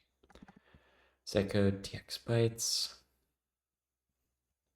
pass in chain ID, delegate to wallet, and set code TX, into TX with blobs, TX set blob sidecar, builder.build, set max fee per blob gas, and it's 15 times 10 to the 9th. 15 Gwei. Let's sign TX envelope, self-sign. Sign TX, signs an arbitrary transaction using the provided wallet.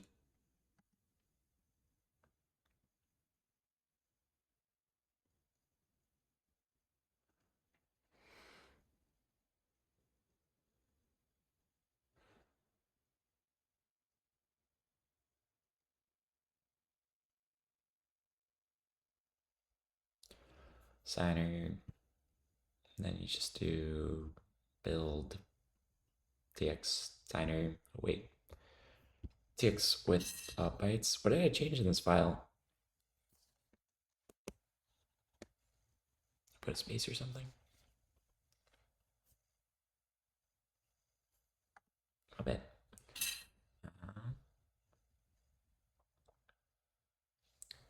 Creates TX with blob sidecar and signs it. Okay. Yeah, optimism, L1 block, info, TX, validate sidecar. This is not, if you're watching this, skip ahead. You're not gonna miss anything. Creates type 2 transaction. Okay, wallet. Wallet has a signer, private key signer, inner nonce, chain ID, an amount, and derivation path. One of the accounts of the Genesis allocations. Ooh. New. Need a phrase. Test mnemonic. Very good. Sets the chain ID, get derivation path. Generates it's the wallets. Derivation path. Wallets. 0 up to amount. Builder, clone. Wallet, builder.build with chain ID. push wallets, testimonic.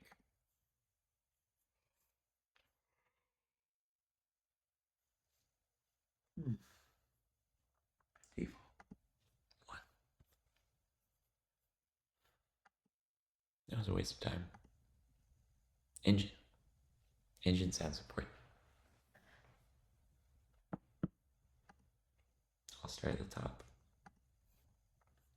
Invalid block hook implementations. There's one module witness. Invalid block witness hook generates a witness for a given block and saves it to a file. The water breaker. I'm on a new crate. I started engine. Sorry, I should have taken the water break before starting.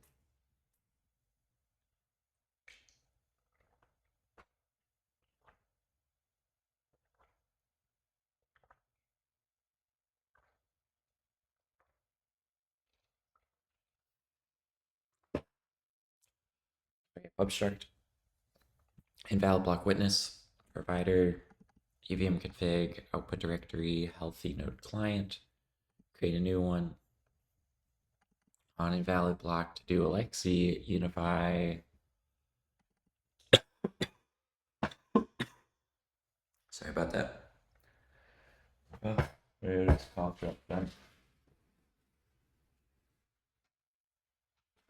This is my third cough drop of the stream. I have one every 2 hours. So I'm gonna next one at like 2 a.m.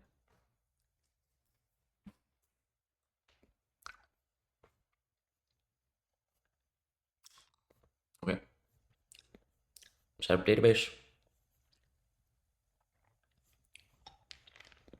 DB state builder new with database. Set up environment for execution, config block environment, EVM config, set up EVM, system caller, apply pre-box system contract calls, apply pre-execution changes, re-execute all of the transactions in the block to load all touched accounts into the cache DB, for TX and block transactions, self EVM config, fill TX environment, and email. Who's emailing me?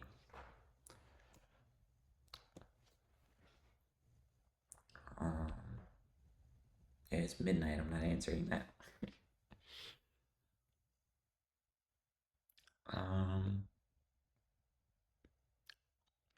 They distract me. So on invalid block, and set up stuff, apply pre-block, system contract calls, or execute all the transactions in the block, load all touched accounts into the cache DB. You drop the EVM now. Use this for difficulty because fetching it is annoying. No, this not much because we are not doing the regular DAO regular state change here. Balance increments, post block balance increments. DB increment balances, merge transitions, bundle state, initialize map pre-images, grab all account proofs for data access during block execution.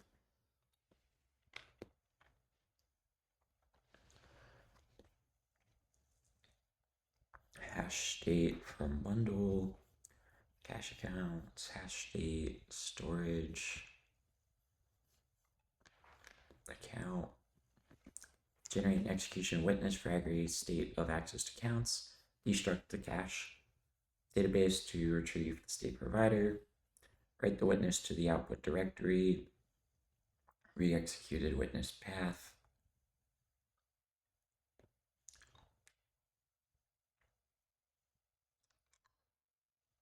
if let's healthy node client, healthy node client, healthy node witness, features executed block on, healthy path, save file, format, witness.healthy.json. If witnesses are different, write the diff to the output directory. Bundle state after re-execution should match the original one. should not be needed if reverts had a comparison method that's ordered first or otherwise did not care about order. Output reverts, so I have to sort these reverts. Bundle state's not equal to output state.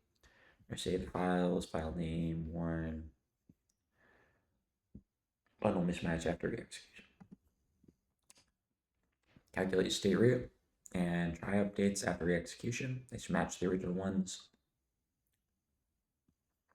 If it doesn't, warn. Re-executed root does not match state root. Also log that. There's a lot of stuff to do on an invalid block.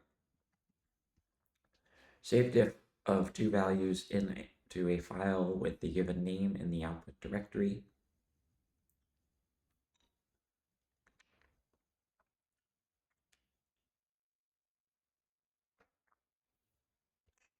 Save file on invalid block.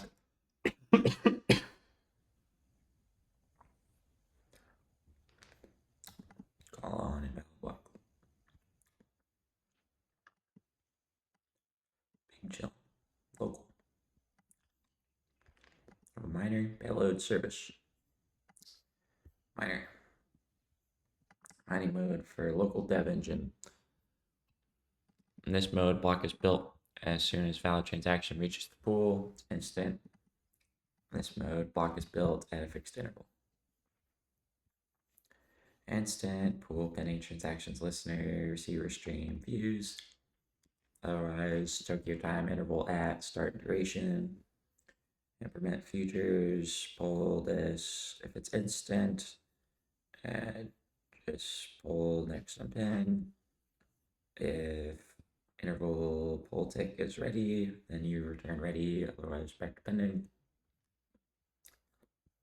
Local miner advancing the chain. Local miner has the provider to read the current type of the chain, payload attributes builder, to engine mode payload builder, last timestamp, last block hashes. You can create a new one. Tokyo spawn.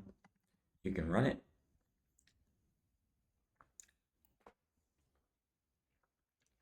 Hopefully you don't get an error advancing chain or error advancing fork choice. You can return current fork choice state. Head block hash, save block hash, finalize block hash. Send FCU to the engine. Update fork choice state. TXRX, send. If the result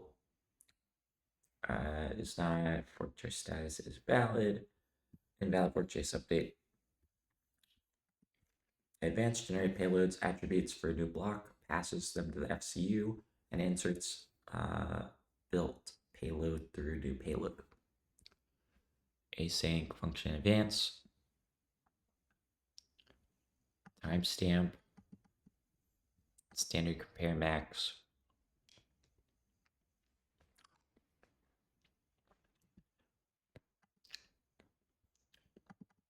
Self to engine send. Fork choice updated. Result. Arcs.await. Love it. I actually don't know what double question mark is in Rust. Is it two question marks back to back? Or, yeah, it must be. I would think so. If res payload status is valid, invalid payload status, you gotta bail. No payload ID, you gotta bail. No payload, you gotta bail. Otherwise, block is payload.block. Cancun fields, TX, one-shot channel, self-send, result. If the result's not valid, we messed up. And now set the timestamp, block hash, ensure we keep at least 64 blocks. Good. Payload.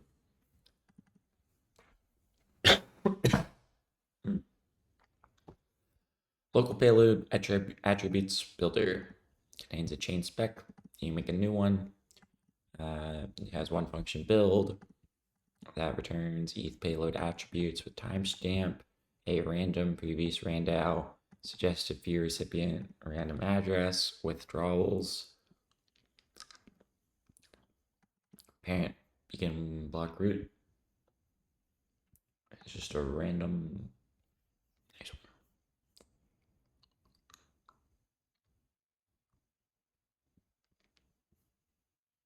It's for local. Yeah, we're still local tester. Optimism. They have some different payload attributes. Okay. Service provides a local dev service engine that can be used to run a dev chain. Pulls the payload builder based on the mining mode, which can be instant or interval. The instant mode will constantly pull the payload builder, initiate block building with a single transaction. The interval mode will initiate block building at a fixed interval. Provide local dev service engine that can be used to drive the chain forward. This service both produces and consumes beacon engine messages. This is done to allow modifications of the stream.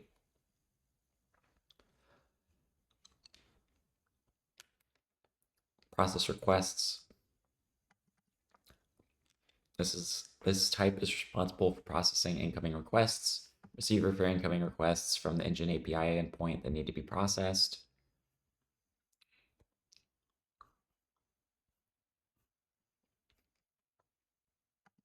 And make a new local engine service. Consensus executor factory provider, blockchain DB pruner, payload builder, tree config, invalid block hook, sync metrics tx2 engine from engine mode, payload attributes builder. Just all the stuff. Local miner spawn new. Nice. Poll next. If the poll is ready, this handler poll return match the event. If it's a handler event, then you match that to backfill action, which hopefully returns ready some chain event failure. I just missed it. Or you get an event that then you can return pull ready some chain event handler of the event. Or you get a fatal error. Or you can get a download and receive download request in local engine. And that's a fatal error. Forward incoming requests to the handler, pull pending, debug. All right. Primitives. One submodule, invalid block hook. Engine types defines the version types of engine APIs, includes execution payload types and payload attributes that are used to trigger a payload job. Hence, this trait is also payload types. Pub trait engine types. Execution payload v1 type, v2, v3, v4. Type that validates the payloads sent to the engine. Validate version specific fields and ensure well-formed attributes. On invalid block. On invalid block. A trait and then you implement it for some F. Cool. I mean, it's a primitive, so might have seen it already actually. Service has one module service. The engine message stream, engine service type, engine service type that drives the chain forward and communicates progress. Orchestrator and a marker. You can make a new one with consensus, executor factory, chain spec, client incoming request, pipeline tasks, spawner, provider, blockchain DB, pruner, payload builder, tree config, invalid block hook, sync metrics tx. get the engine kind, downloader, persistence handle, payload validator, canonical, and memory state. Get a bunch of stuff from engine API, tree handler, spawn new. I guess we only need 2 tree DX and from tree.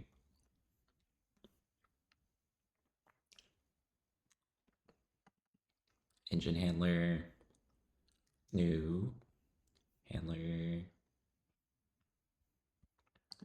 backfill sync, pipeline sync, new pipeline, self orchestrator, chain orchestrator, new handler, and backfill sync, and default marker.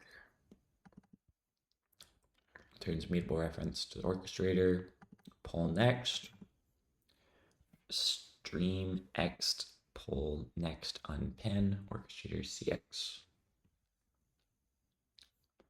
Test. ETH chain orchestrator build.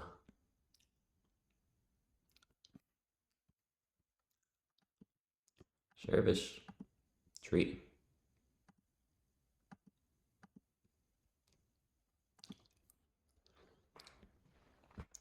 This crate contains core components for advancing a Reth chain. Oh, that's important.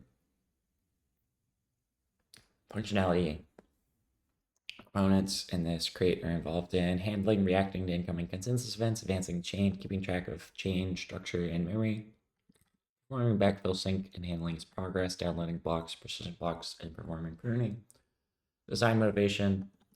The node must keep up with the state of chain, validate new updates to the chain state in order to respond to consensus message, advance quickly. Validation code must avoid database write operations and perform as much work as possible in memory. This requires what informs most of the architecture components of this crate. Chain synchronization. When node receives a block with an unknown parent or cannot find a certain block hash, it needs to download and validate the part of the chain that is missing. This can happen during a live sync when a node receives a fork choice update from the consensus layer, which causes the node to have to walk back from the received head, downloading the block's parents until it reaches a known block. This can also technically happen when a finalized block is fetched before checking distance, but this is a very unlikely case. There are 2 mutually exclusive ways that a node can bring itself and sync with the chain: backfill sync or live sync.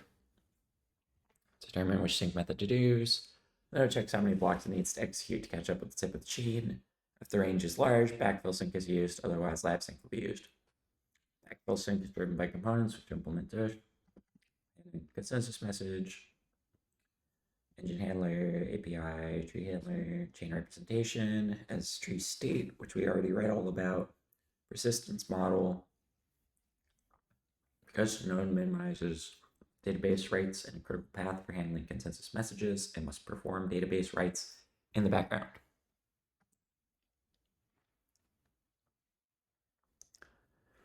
Performing writes in the background has 2 advantages. As mentioned, writes are not in the critical path of request processing.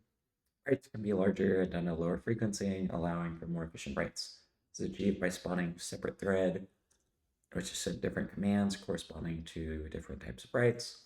For example, a command to write a list of transactions or remove a specific range of blocks. The persistence service must also respond to these commands to ensure that any in-memory state that is on disk can be cleaned up, conserving memory and allowing us to add new blocks indefinitely. I finished my mint, so I'll stop. You won't hear me anymore. Re-export of the blockchain tree API. You got a backfill, chain, download, engine, metrics, persistence, tree. That's utils. Just start with the worst of them. Tree. Yeah, tree's gonna be brutal. Let's just do it.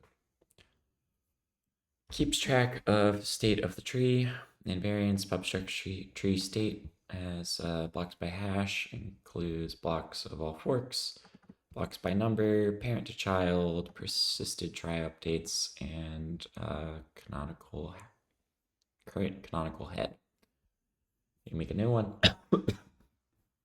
Get the block count. Executed block by hash. Block by hash. Blocks by hash. Insert executed block into the state. So you have the hash, parent hash block number. If it's already there, we're chilling. Otherwise, self blocks by hash, insert key value, blocks by number, insert block number, and parent to child, insert parent hash. If let some existing blocks, self blocks by number dot get block number. If it's bigger than 1,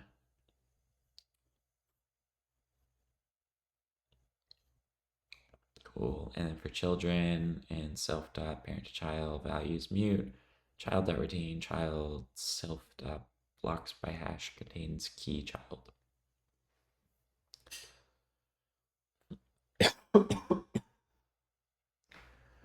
Remove by hash. Remove single executed block by its hash. So executed self dot blocks by hash dot remove.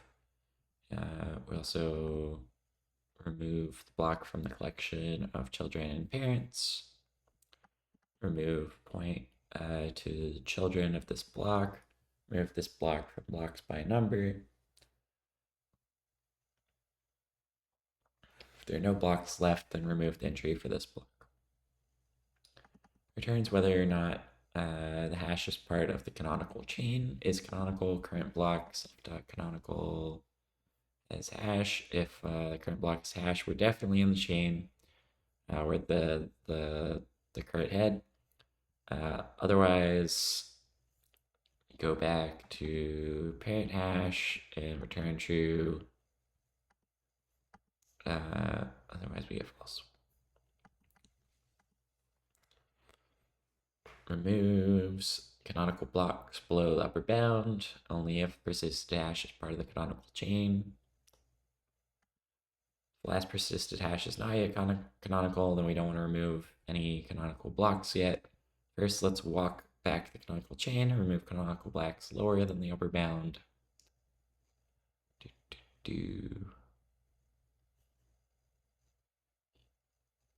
Finally, remove the try updates. Debug. Prune finalized sidechains. Remove all blocks that are below the finalized block, as well as removing all non-canonical sidechains that fork from below the finalized block. Nice. Block num hash. We get the number and the hash out from the finalized num hash. We remove disconnected sidechains in 3 steps. First, we remove everything with a block number below the finalized block. Then we populate a vec with parents at the finalized block. Finally, we iterate through the vec, removing all children until the block is empty through breadth-first search. We exclude the finalized block because we will be dealing with the blocks at the finalized block later. Blocks to remove, range collect for hash and blocks to remove, self.remove by hash. Remove try updates that are below the finalized block. If the only block that should remain at the finalized number now is the finalized block if it exists. For all other blocks, we put their children into this vec, then we iterate over them, removing them, adding their children, etc., until the block is empty. Blocks to remove. Reinsert the finalized hash if we removed it.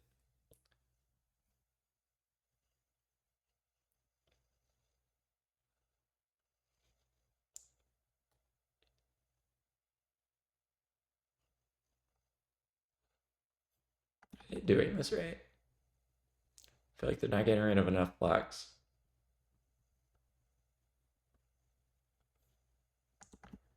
Blocks by number. Okay. Plural.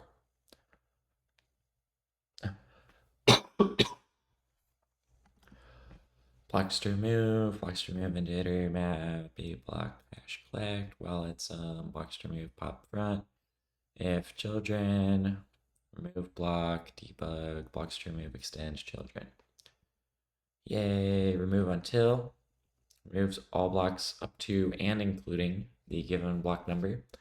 If a finalized hash is provided, only non-canonical blocks will be removed, which are those which have a fork point at or below the finalized hash.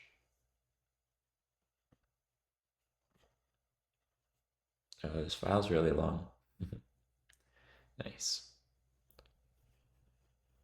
Finalized num is ahead of the upper bound. We need to instead ensure that only blocks removed are canonical blocks less than the upper bound. To do two things: remove canonical blocks that are persisted, remove forks whose root are below the finalized block, and use the two steps to remove all canonical blocks below the upper bound. Fetch the number of the finalized hash, remove any side chains that are below the finalized block. Now to remove the side chains. Yay, set canonical head, canonical head, a hash, canonical block number. There is a engine API tree state that includes a tree state, fork choice state tracker, buffer, and invalid headers. You can make a new one. Tree outcome and event. You make a new one with event. Tree event can be tree action, backfill action, or block downloads needed. And returns true if the event is a backfill action. Tree action can be make canonical, or which includes sync target head hash. The engine API tree handler implementation. This type is responsible for processing engine API requests, maintaining canonical state, and emitting events. I knew this tree file was going to be a problem. I'm like almost 500 lines in, and I'm nowhere down the screen. Provider, executor provider, consensus, payload, validator, state, incoming, transaction, incoming, outgoing, persistence, persistent state, backfill, sync state, canonical and memory state, payload, builder, config, metrics, invalid, block, hook, engine, kind. We can format. You can make a new one. Set invalid block hook. You can spawn a new one, which creates a new instance and spawns it in its own thread. Turns the sender through which incoming requests can be sent to the task. Pass block number, header, persistence, state, tx, outgoing, state, task, self.new, task.set, invalid block hook, incoming equals task incoming, tx clone, and then here's the important line: thread builder new dot name tree task to string spawn task run unwrap incoming and outgoing get returned. Returns a sender to send messages of this type. Sender. Run the engine API handler. This will block the current thread and process incoming messages. Loop, try receive message, okay. If there's an error, that's not good. Okay, none. You just debug. Otherwise, error's bad. Okay. On downloaded, invoked when previously requested blocks were downloaded. If the block count exceeds the configured batch size, we're allowed to execute it once. This will execute the first batch and send the remaining blocks back through the channel so that block request processing isn't blocked for a long time. Water.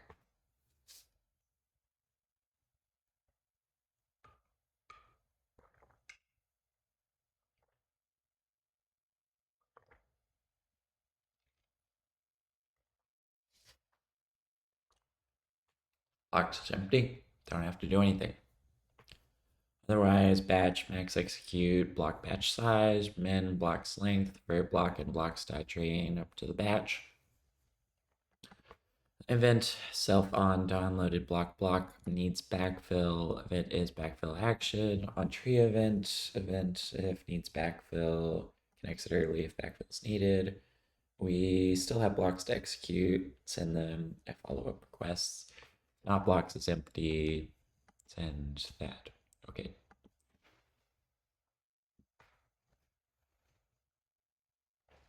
When consensus layer receives a new block via consensus gossip protocol, transactions in the block are sent to the execution layer in the form of execution payload. Execution layer executes the transactions and validates the block in the state header, then passes validation back to the consensus layer that adds the blocks to its head of its own blockchain. I saw this comment already. This is copy pasted from somewhere, probably the other tree file or tree create. On new payload. Increment. Now this is looking very familiar. Sure, the payload does not violate any consensus rules. Did I not just read this? Parent hash block, okay block, we're good. Otherwise error, block hash, lowest buffered ancestor. Now check the block itself, check invalid ancestor with head. Status match insert block without senders. Okay, status match. Okay, payload 2. Inserted, already seen. Inserted, already seen. Payload status, error set, buffer, block without senders, on insert, block error. Outcome, true status new, if outcome is valid. Self is sync target head block hash. Outcome equals outcome with event. Okay, outcome. On new head returns new chain for the given head. This also handles reorgs. This does not update the tracked state and instead returns the new chain based on the given head. This seems familiar too. Current number is bigger than current canonical block number, then current hash, current number minus equals 1, new chain, push block, side chain block, not found in tree state. It should never happen as we're walking back a chain that should connect to the canonical chain.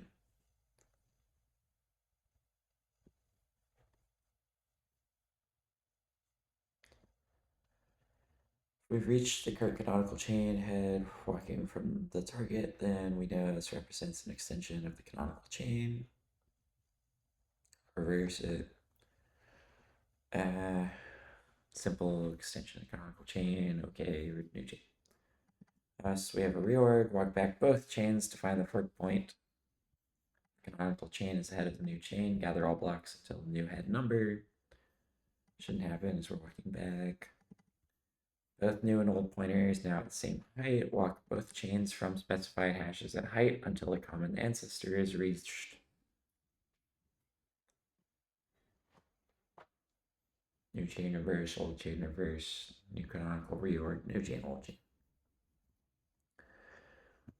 Is fork determines if given block is part of a fork by checking that these conditions are true. Walking back the target hash to verify the target hash is not part of an extension of the canonical chain. Walking back the current head to verify that the target hash is not already part of the canonical chain. Is fork. Target hash. Verify the hash is not in part of an extension of the canon chain. Ready to pass the canonical head. Verify that the given hash is not already part of the canonical chain stored in memory. Verify that given hash is not already part of persisted canonical chain. Okay. On fork choice updated. Invoke. When we receive a new fork choice update message, calls the blockchain tree to resolve chain forks. Ensure the execution layer is working with latest valid chain. These responses should adhere here. On fork choice updated. Pre-validate fork choice update. If then we can return okay on updated, otherwise valid outcome. Tree outcome new. Fork choice valid. No. process the fork choice update by trying to make the head block canonical. We can only process this fork choice if we have the head block. The head block is part of the chain that is connected to the canonical chain. This includes reorgs. Performing FCU involves marking the FCU's head block is canonical, updating the memory state to reflect the canonical chain, updating canonical state trackers, emitting a canonicalization event for the new chain, including reorg. If we have payload attributes, delegate them to the payload service. Ensure that we have a new head block. Update safe and finalize blocks. Ensure they're valid. Safe, finalize, and valid. We messed up. If we still need to process payload transactions, if the head is already canonical, if let some attributes, then tip, block by hash, updated, self-process payload attributes. Otherwise, head block is canonical. 2, we ensure we can apply a new chain update for the head block. Update, safe, and finalize blocks, and values are valid. Check it if head is already part of the canonical chain. For OP stack, the proposer is allowed to reorg their own chain at will. So we need to always trigger a new payload job if requested. This still weirds me out, but it is what it is.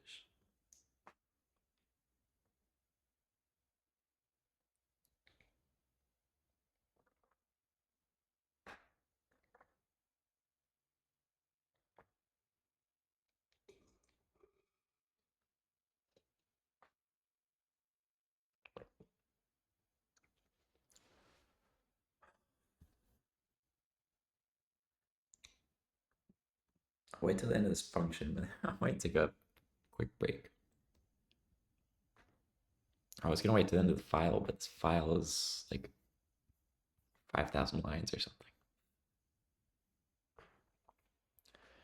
Okay, so OP stack proposers can do whatever they want. They're chilling. Client software may skip an update of fork choice state and must not begin. In case of such event, client software must return. This, the head block is already canonical, so we're not triggering a payload job and can return right away. And we don't have the block to perform the update, so we assume FCU is valid and at least the head is missing, so we need to start syncing to it. Find appropriate target to sync to. If we don't have a safe block hash, then we start syncing to safe block via backfill first. Target, it's empty. Not state block hash is 0. Self-find canonical header. Okay. State safe block hash. Target, nice. Attempts to receive next engine request. Try receive engine message. If self-persistent state's in progress, try to receive next request with a timeout to not block indefinitely. 500 milliseconds, it's kind of long.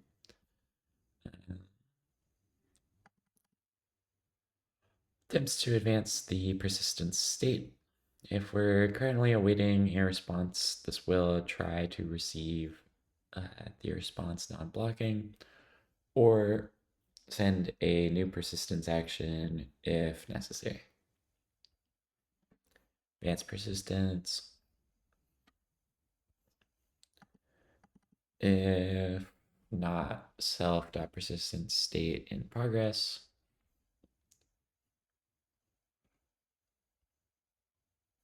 Let's new tip persistence state, remove above state pop front. Else self should persist, blocks to persist.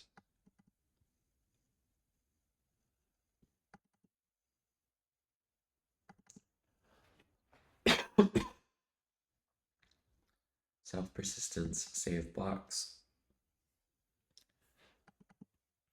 Self persistence state.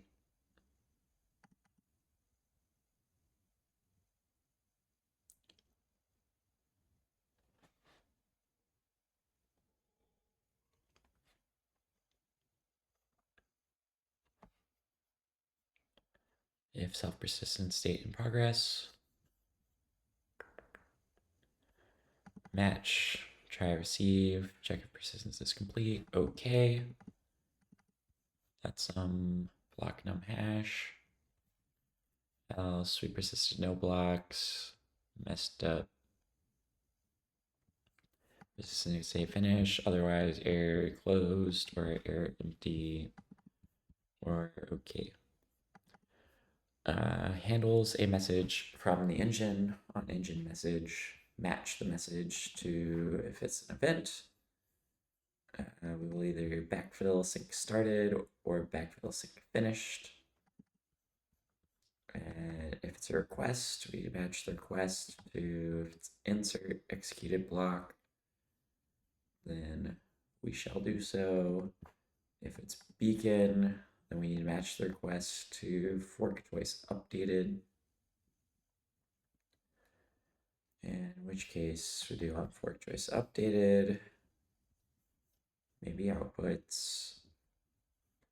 If it's beacon engine message new payload, we call on new payload.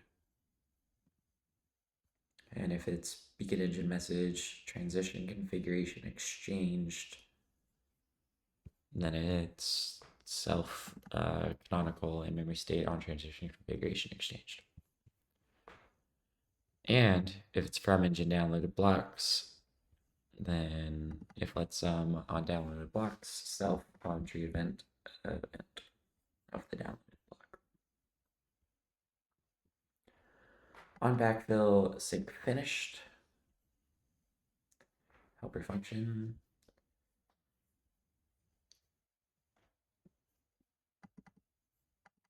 Sync states idle. Pipeline unround, memorize the invalid block and wait for CL for our next sync target. Backfill block is the block number that backfill finished at. State house, keeping after backfill sync, removing all executed blocks below backfill height.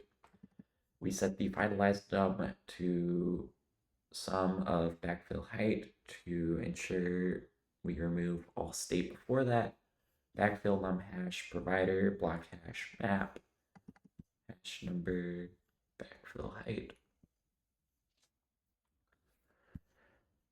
Self state, tree state, remove until backfill num hash, metrics, self, remove all buffered blocks below the backfill height, remove all blocks, clear the state, get the sealed header, set canonical head, finish, self canonical,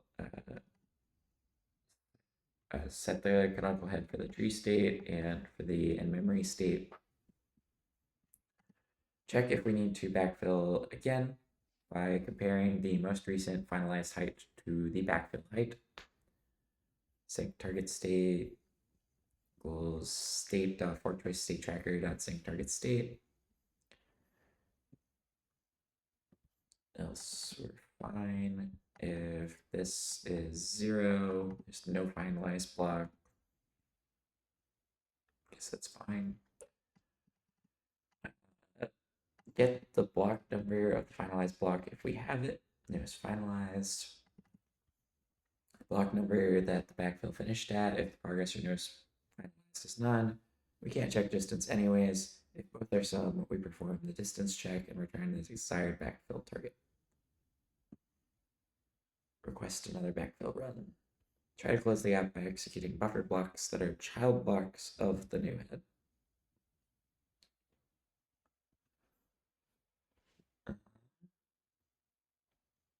Attempts to make a given target canonical. This will update the tracked canonical in memory state and do necessary housekeeping. If let sum of chain update, self on new head target, self on chain canonical, on canonical chain update. Okay. Maybe tree event, convenience function to handle an optional tree event. Handles a tree event. Tree action, can we make canonical? You can make canonical, backfill, emit backfill event, download, emit download event. event. Event is backfill, action, self-persistent state in progress. So we can't start backfill while we're still persisting. Pretty sure that's like it's not good.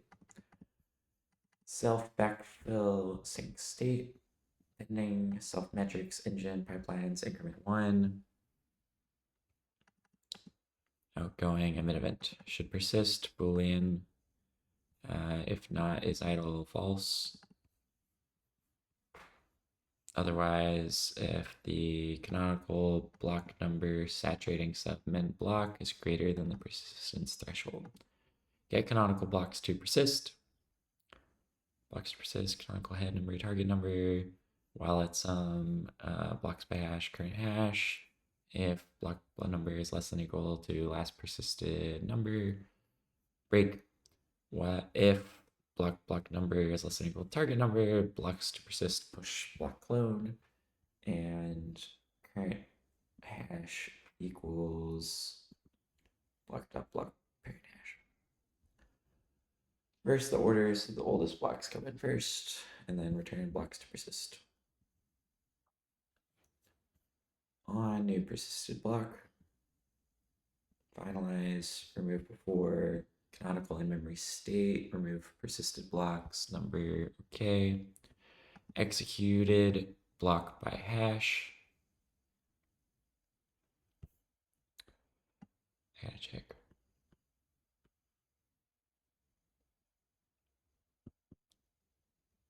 $25,000 lines of code. Power through. Execute block by hash. Return execute block from database or in memory state by hash. Okay, block. Otherwise, get hash. No updates. Seal block with sender. Execution output. Get state. Hash state. Okay, executed block. Nice. Sealed header by hash. Return sealed block from database or in memory state by hash. Block is some. Okay, block or else self provider sealed header by hash. Block by hash. Self provider block by hash. If block is none, it's fine to return an unsealed block because the caller already has the hash. To do clone for compatibility, we should return an arq block. State provider turns the state provider for the requested block hash. This merges the state of all blocks that are part of the chain that the requested block is the head of and are not yet persisted on disk. This includes all blocks that connect back to a canonical block on disk. Returns none if the state for the requested hash is not found. This happens if the requested state belongs to a block that is not connected to the canonical chain. Returns an error if we failed to fetch the state from the database, state provider. Lowest buffered ancestor or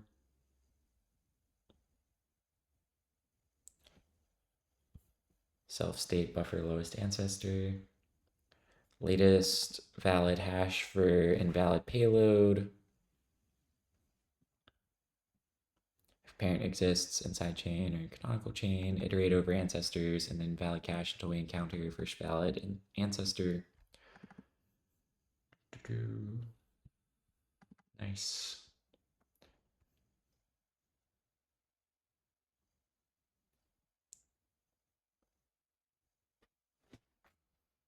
It's not the cache, you have to check the tree.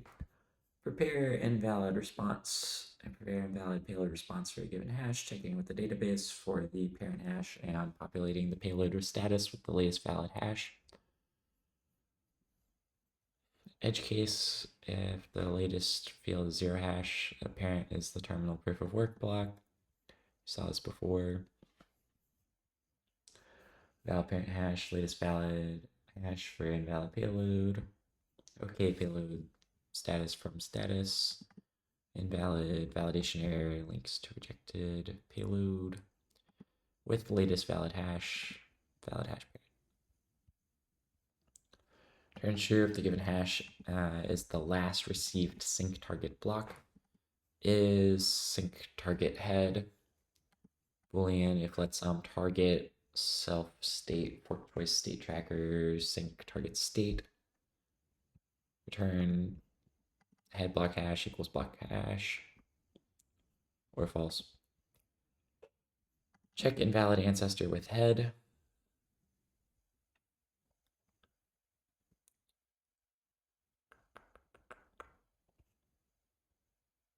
Check if hash is previously marked as invalid. Populate latest valid hash field. Insert head block into invalid header cache. Checks if a given head points to an invalid header, which requires a specific response to fork choice update. Check invalid ancestor.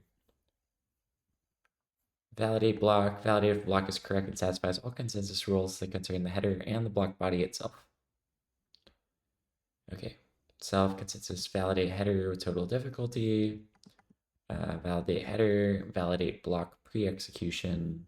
Okay for those pass. Try connect buffered blocks.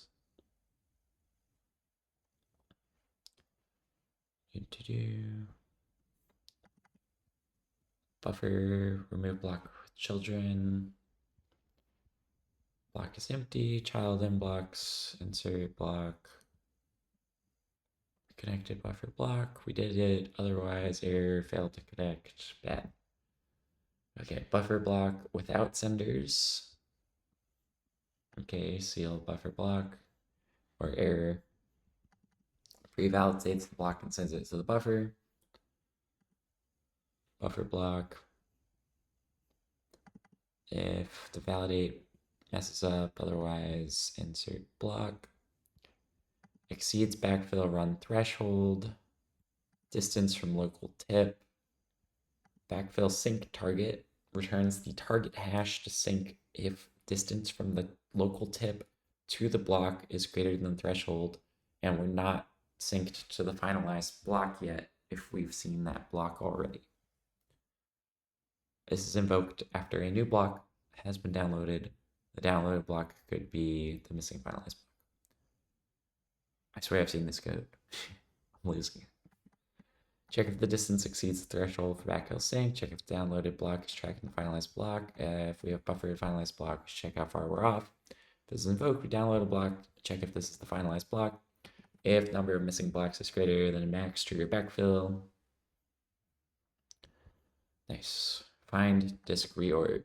This determines whether or not we should remove blocks from the chain based on canonical chain update. If the chain update is a reorg, is the new chain behind the last persisted block, or if the root of the new chain is the same height as last persisted block, is it a different block? If that's true or true. This returns the height of the first block. Otherwise, this returns none. This should be used to check whether or not we should be sending a remove command to the persistence task. Yeah, well, it does exactly what it says. Ordering greater, equal, less. Nice. Invoked the canonical chain has been updated. This is invoked on valid for choice update, or we can make it target block canonical on canonical chain update. Schedule a remove above call if we have on disk reorg. Update the tracked canonical head. Reinsert any missing reorged blocks. Update tracked in-memory state with the new chain. Update metrics based on the tip. Sends an event to all active listeners about the new canonical chain. Emit event. The update metrics based on given reorg length. This reinserts any blocks in the new chain that do not already exist in the tree. Reinsert reorged blocks. Sorry, I don't know this new function. Metrics. Reinsert reorged blocks for block and new chain. Insert executed block. On disconnected download block, this handles downloaded blocks that are shown to be disconnected from the canonical chain. This mainly compares the missing parent of the download block with the current canonical tip, decides whether or not to blackfill sync should be triggered. Continue, download the missing parent. Download request, block range, download request, single block, download request. On downloaded block, invoked on a block download from the network. Check invalid history. Check invalid ancestry with head. Not backfill sync state is idle. Trying to pin to the block. Otherwise, disconnected. Block is not connected to the canonical head. We need to download its missing branch first. Or if it's already seen, then we don't really need to do anything. Error. Okay, none. Insert block without senders. Try block seal with senders. Block, insert block. Insert block, enter. Insert block, enter. If block hash is some, okay. Insert payload to already seen, block hash valid. Otherwise, start instance now. Trace, validate block. We can, if some state provider, we don't have the state required to execute this block, buffering it, find the missing parent block. Now validate against the parent.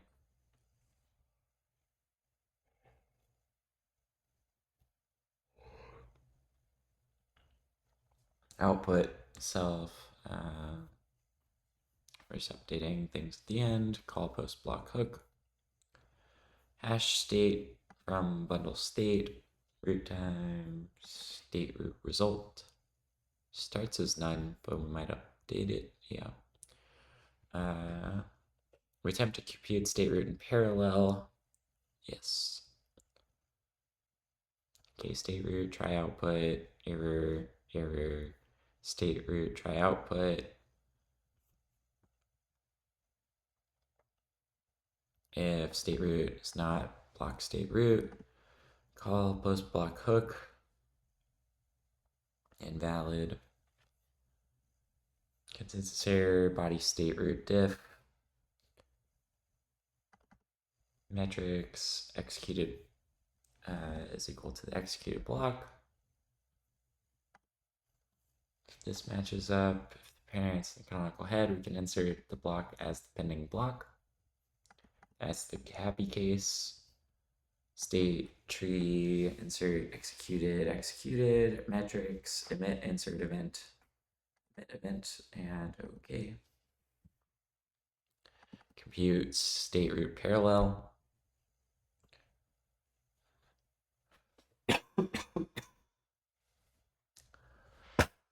I'm gonna break so soon. I'm out of water though.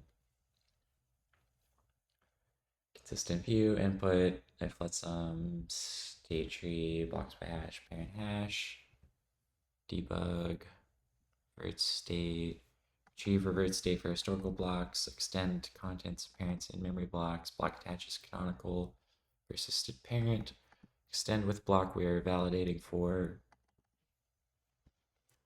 handles an error that occurred while inserting a block. If this is a validation error, this will mark the block as invalid. Returns the proper payload status response if the block is invalid. I missed parallel, yeah. Parallel state root new. Incremental root with updates. That's the function we've seen before. On insert block. Block error, error split. Oh, on insert block error. Handles an error.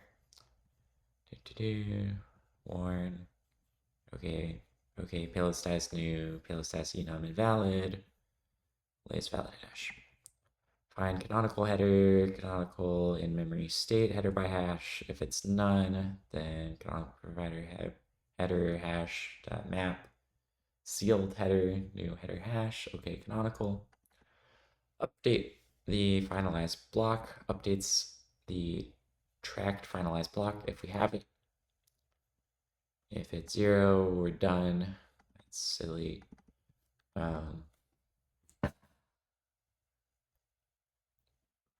Excuse me. Self find canonical header, finalized block hash, okay, none.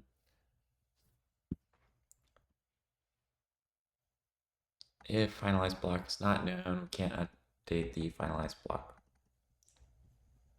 Okay, sum finalized, okay, sum finalized, num hash. It's not equal to self get canonical in memory state, get finalized num hash. We're also persisting the finalized block on disk so we can reload it on restart that is required by Optimism with queries the finalized block.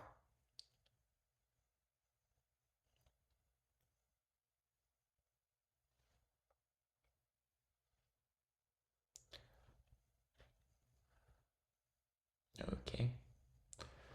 Update safe block. Now I gotta read the end again. Okay, so I'm finalized. Go to finalized. Hash nice. We're also persisting. Okay, otherwise we. Okay. Update safe block. Update the track safe block. Wait, this is gonna be the exact same thing. Yeah, safe block 0 match none safe error. Okay, yeah, exact same but safe instead of finalized. Ensure consistent fork choice state. Ensure consistent fork choice state. Ensures that the given fork choice state is consistent, assuming the head block has been made canonical. Fork choice is consistent, this will return okay. Otherwise, we get an invalid. Update finalized block, update safe block. Pre-validate fork choice update. If it's 0, return invalid. Otherwise, check if the new head hash is connected to any ancestor we previously marked as invalid. And we can only backfill, we process new fork choice updates if the pipeline is idle since it requires exclusive access to the database. Process payload attributes. Validate the payload attributes with respect to the header and fork choice state. Note at this point, fork choice update is considered valid. However, we can scroll back if we need to. I swear I've seen this exact code before.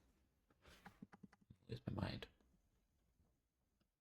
If attributes timestamp is less than head timestamp, invalid. Otherwise, match. Okay, attributes. Then updated with pending payload ID, payload status new, valid with pending payload ID, otherwise error. Remove before, remove all blocks up to and including the given block number. If finalized hash is provided, only non-canonical blocks are removed, which a fork point adder below finalized hash canonical block below upper bound will still be removed. First, fetch the finalized block number, then call remove before method on the tree state. Cool. Remove until scenario that comes from advancing persistence. You can get a receive error or a provider error. And then tests. Test channel, increment loop, test harness. With persistence channel, with blocks, and FCU, it's all like helper functions.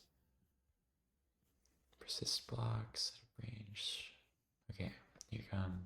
Test tree, persist block batch. Test tree, persist blocks. Test end memory, state trait impl. Test engine request during backfill. Test disconnected payload. Test disconnected block. Test whole sky payload. Test tree state insert executed. Test tree state insert executed with reorg. Test tree state removed before. Test tree state removed before finalized.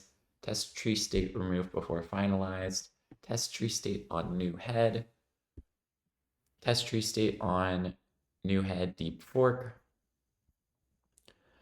Test get canonical blocks to persist.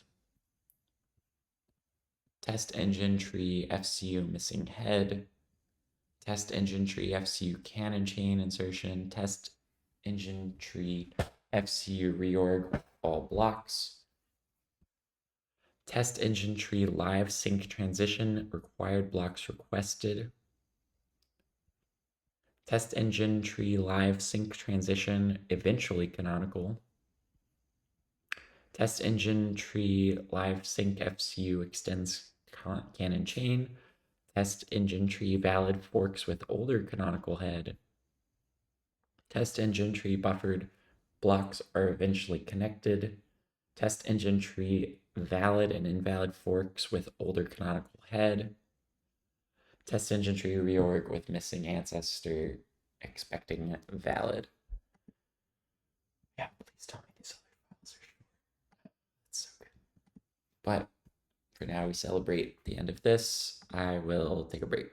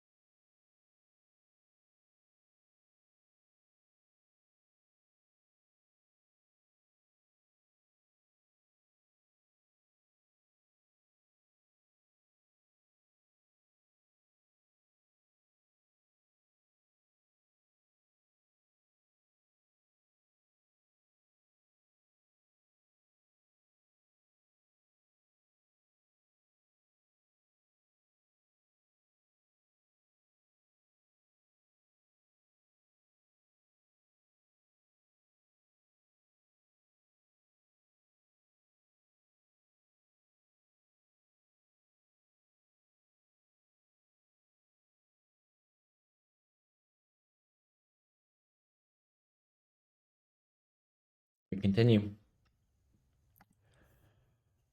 So I'm still in the engine tree create, but I made it through ModRS, 2,500 lines into the 1,500 lines of tests. Also, I am getting close, I think, to the 10-hour mark, which was my goal. But I also don't know when I'm going to have a chance to do this again. So I've already checked my first meeting's not till 9 a.m. So just going to push it, see how it goes. Config. Default persistence threshold is 2. Triggers persistence when the number of canonical blocks in memory exceeds this threshold.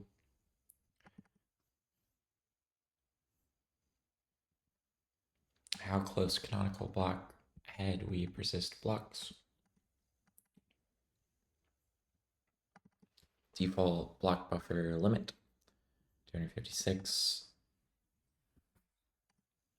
Max invalid header cache length 256. Default max execute block batch size 4. Configuration of the engine tree. Obstruct tree config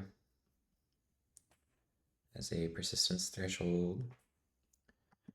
Memory block buffer limit invalid, max invalid cache length, max execute block batch size. All of the defaults. You can make a new one. You can get back the persistence threshold, memory block buffer target, block buffer limit, max invalid header cache length, max block batch size. You also have a setter. Brilliant. Invalid block for no op. Uninvalid block, do nothing. Formatting, uninvalid block for hook and self hook on invalid block.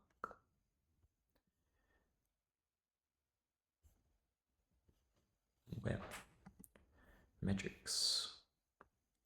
Engine API metrics. You have an engine, executor, block validation, and tree. The engine metrics.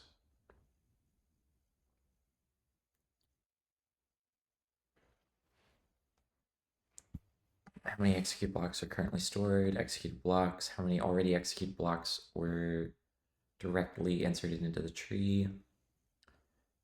Pipeline runs, fork choice updated messages, new payload messages, persistence duration, failed new payload response deliveries, failed fork choice updated delivery responses to do add latency metrics.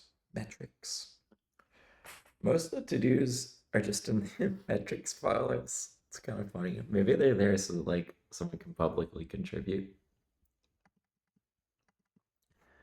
Metrics for non-execution related block validation. Non-execution related block validation. Okay. Storage root. State root storage tries updated total number of storage tries in state root. Histogram, duration, impl block validation metrics, record state root, increment, root duration, history.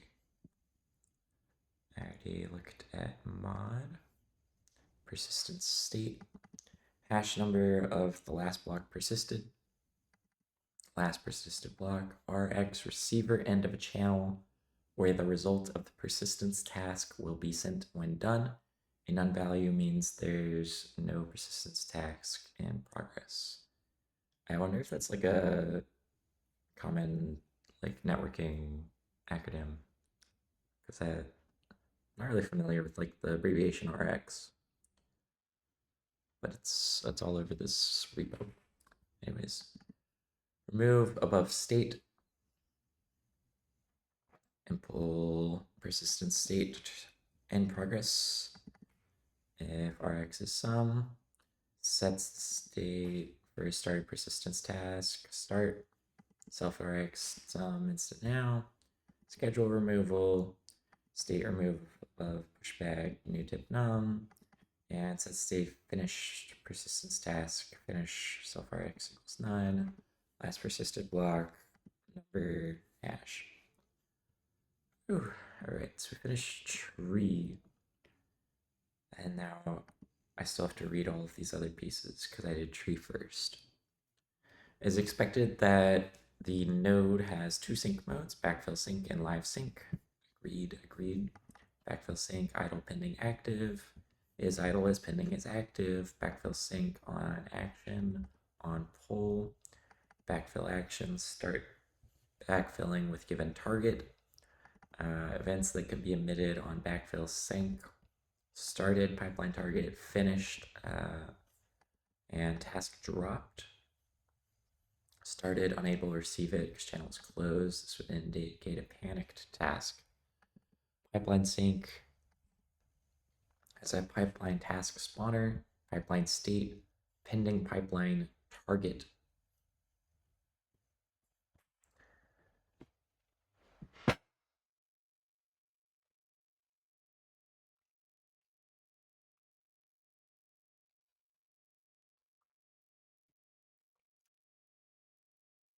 New pipeline task spawner, self task, pipeline task spawner, pipeline state idle, pipeline pending, pipeline target none. Is pipeline sync pending? Is pipeline idle? Is pipeline active? This is called not is idle. Nice. Set pipeline sync target. Target is sum, and target is 0. That's not good. Otherwise, we're good. Try spawn pipeline. Match pipeline state. If it's idle, you get the pending pipeline target. Take pipeline task spawner, pipeline task running, backfill, pipeline running goes to none. Try spawn pipeline. Otherwise, advances in pipeline state. This checks for the result in the channel or returns pending if the pipeline is idle.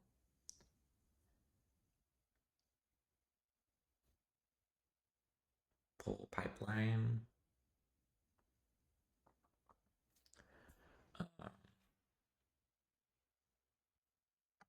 Idle goes to pending, running that. Match result, okay, error already. Okay. Backfill sync for pipeline sync on action. Match event, start. It's the only one. Set pipeline sync target. Pull. Try spawn a pipeline if target is set. If let sum event equals self try spawn pipeline, return pull ready event. Make sure we pull the pipeline if it's active and return any ready pipeline events. If self pipeline is active, advance the pipeline. If let pull ready self pipeline CX, return pull ready event. Pull pending. Possible pipeline states within sync controller. This means pipeline is idle. This means pipeline is currently running. Note the differentiation between two states is important because the pipeline's running, it requires write lock. pipeline state idle running. Pipeline state is idle, tests new pipeline started and finished. Chain. Type that drives the chain forward. State machine orchestrates the components responsible for advancing the chain.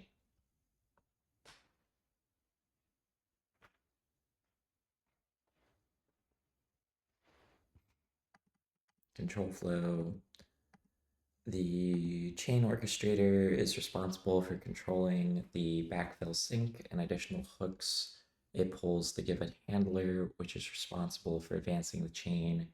How is up to the handler. However, due to database restrictions, exclusive write access, following invariants apply. If the handler requests a backfill run, the handler must ensure while backfill sync is running, no other write access is granted. At the time, the chain orchestrator can request exclusive write access to the database if pruning is required, but will not do so until handlers acknowledge the request for write access. Chain orchestrator pulls the chain handler to advance the chain and handles the emitted events.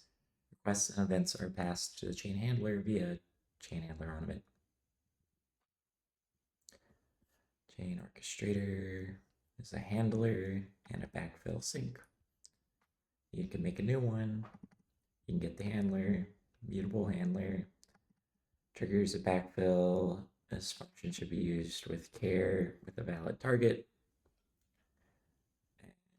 Internal function to use to advance the chain, pull next event. Loop pulls component, backfill, sync to completion. If active, advances the chain by the pulling handler. Try the pull, notify the handler, backfill sync started, notify the handler, backfill sync finished, backfill sync task dropped, pull the handler for the next event, forward action to the backfill sync, bubble up event. Events to process, pending. Pull next, derive. Chain event can be backfill sync started, backfill sync finished, fatal error, or handler format. Chain handler is a trait that advances the chain by handling actions. Control flow is on event and pull. It can have backfill action, event, or fatal error. And orchestrator can have backfill finished or backfill sync started. Download. Trait that can download blocks on demand. Block downloader. Send sync on action.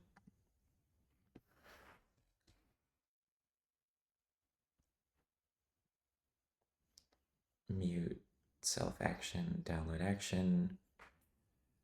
Advance in progress requests, if any. Download action can stop downloading blocks or download given blocks. The outcome can be the downloaded blocks or the new downloaded started. Obstruct basic block downloader is going to have full block client, in-flight full block requests, in-flight block range requests, set buffered blocks, metrics, and pending events.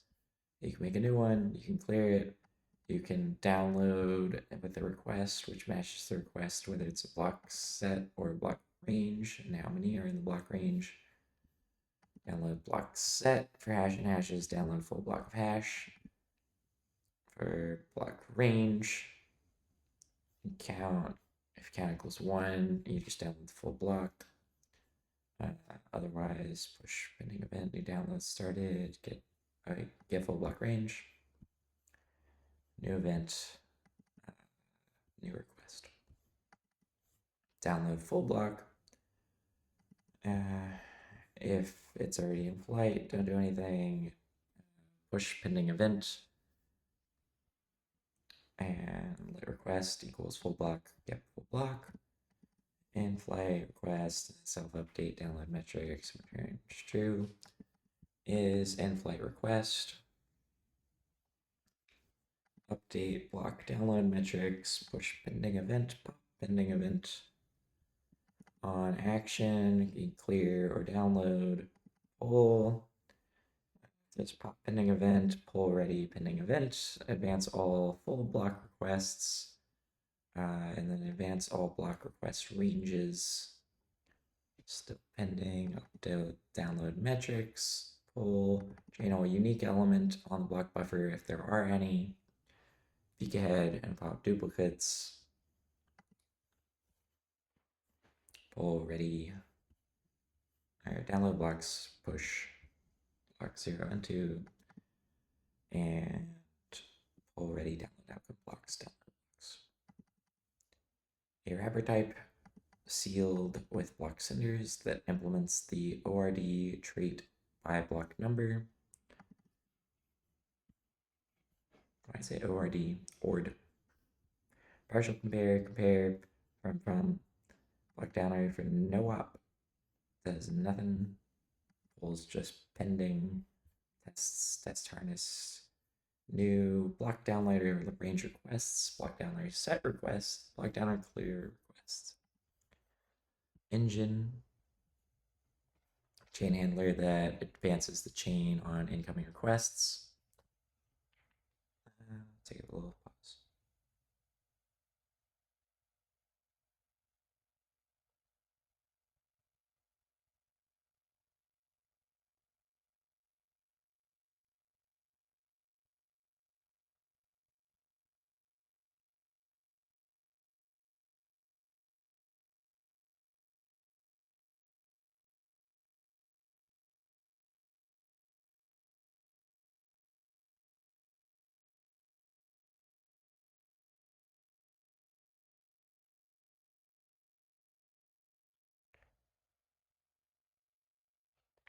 Okay, I'm back. I should get water.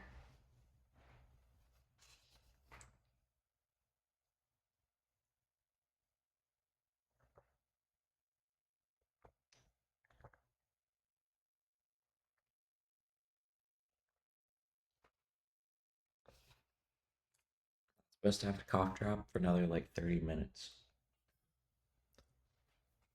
Also, it's just about 10 hours. We continue. Let's get through this in the next 10 minutes, maybe. We got an engine handler that has a handler incoming requests and downloader. You can make a new one. You can get a mutable handler. On event, pull loop. Train the handler first. It's ready. Bubble up. Backfill sync request. Self downloader on action. Download action clear. Pull ready. Backfill action. Event. Fatal error. Download request. Self downloader on action. Pop next incoming request. And delegate the request to the handler. Self handler on event from engine request. Skip downloading in this iteration to allow the handler to process the request. Continue. Advance the downloader. Continue. Return pull pending. Engine request with send sync. On event pull. Engine API request handler has to tree and from tree. Send channel to send messages to the tree to execute the payload, and channel to receive messages from the tree. You can make a new one on event. So to tree send event and pull. Self ready self from tree pull receive. What's the ready macro? Extracts the successful type of a pull T. Very nice. Event, patch event. Engine API, beacon consensus, handler event, backfill event, backfill action, download action. Ready. API kind, the chain contains Ethereum configuration, chain contains optimism configuration. Is Ethereum, is OP stack. The request variants that the engine API handler can receive. A request received from the consensus engine request to insert an already executed block via payload building. Format from engine API event to do. Find a more appropriate name for this variant. Consider phasing it out. Beacon consensus and the engine. Yeah, that's like too vague. Backfill action, download request engine API event is backfill action.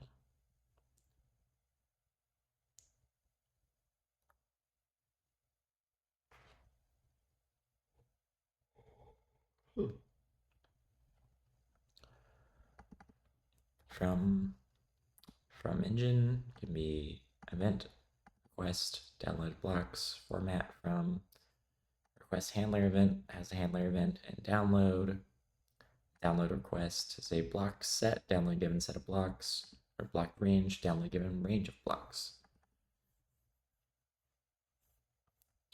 Very good.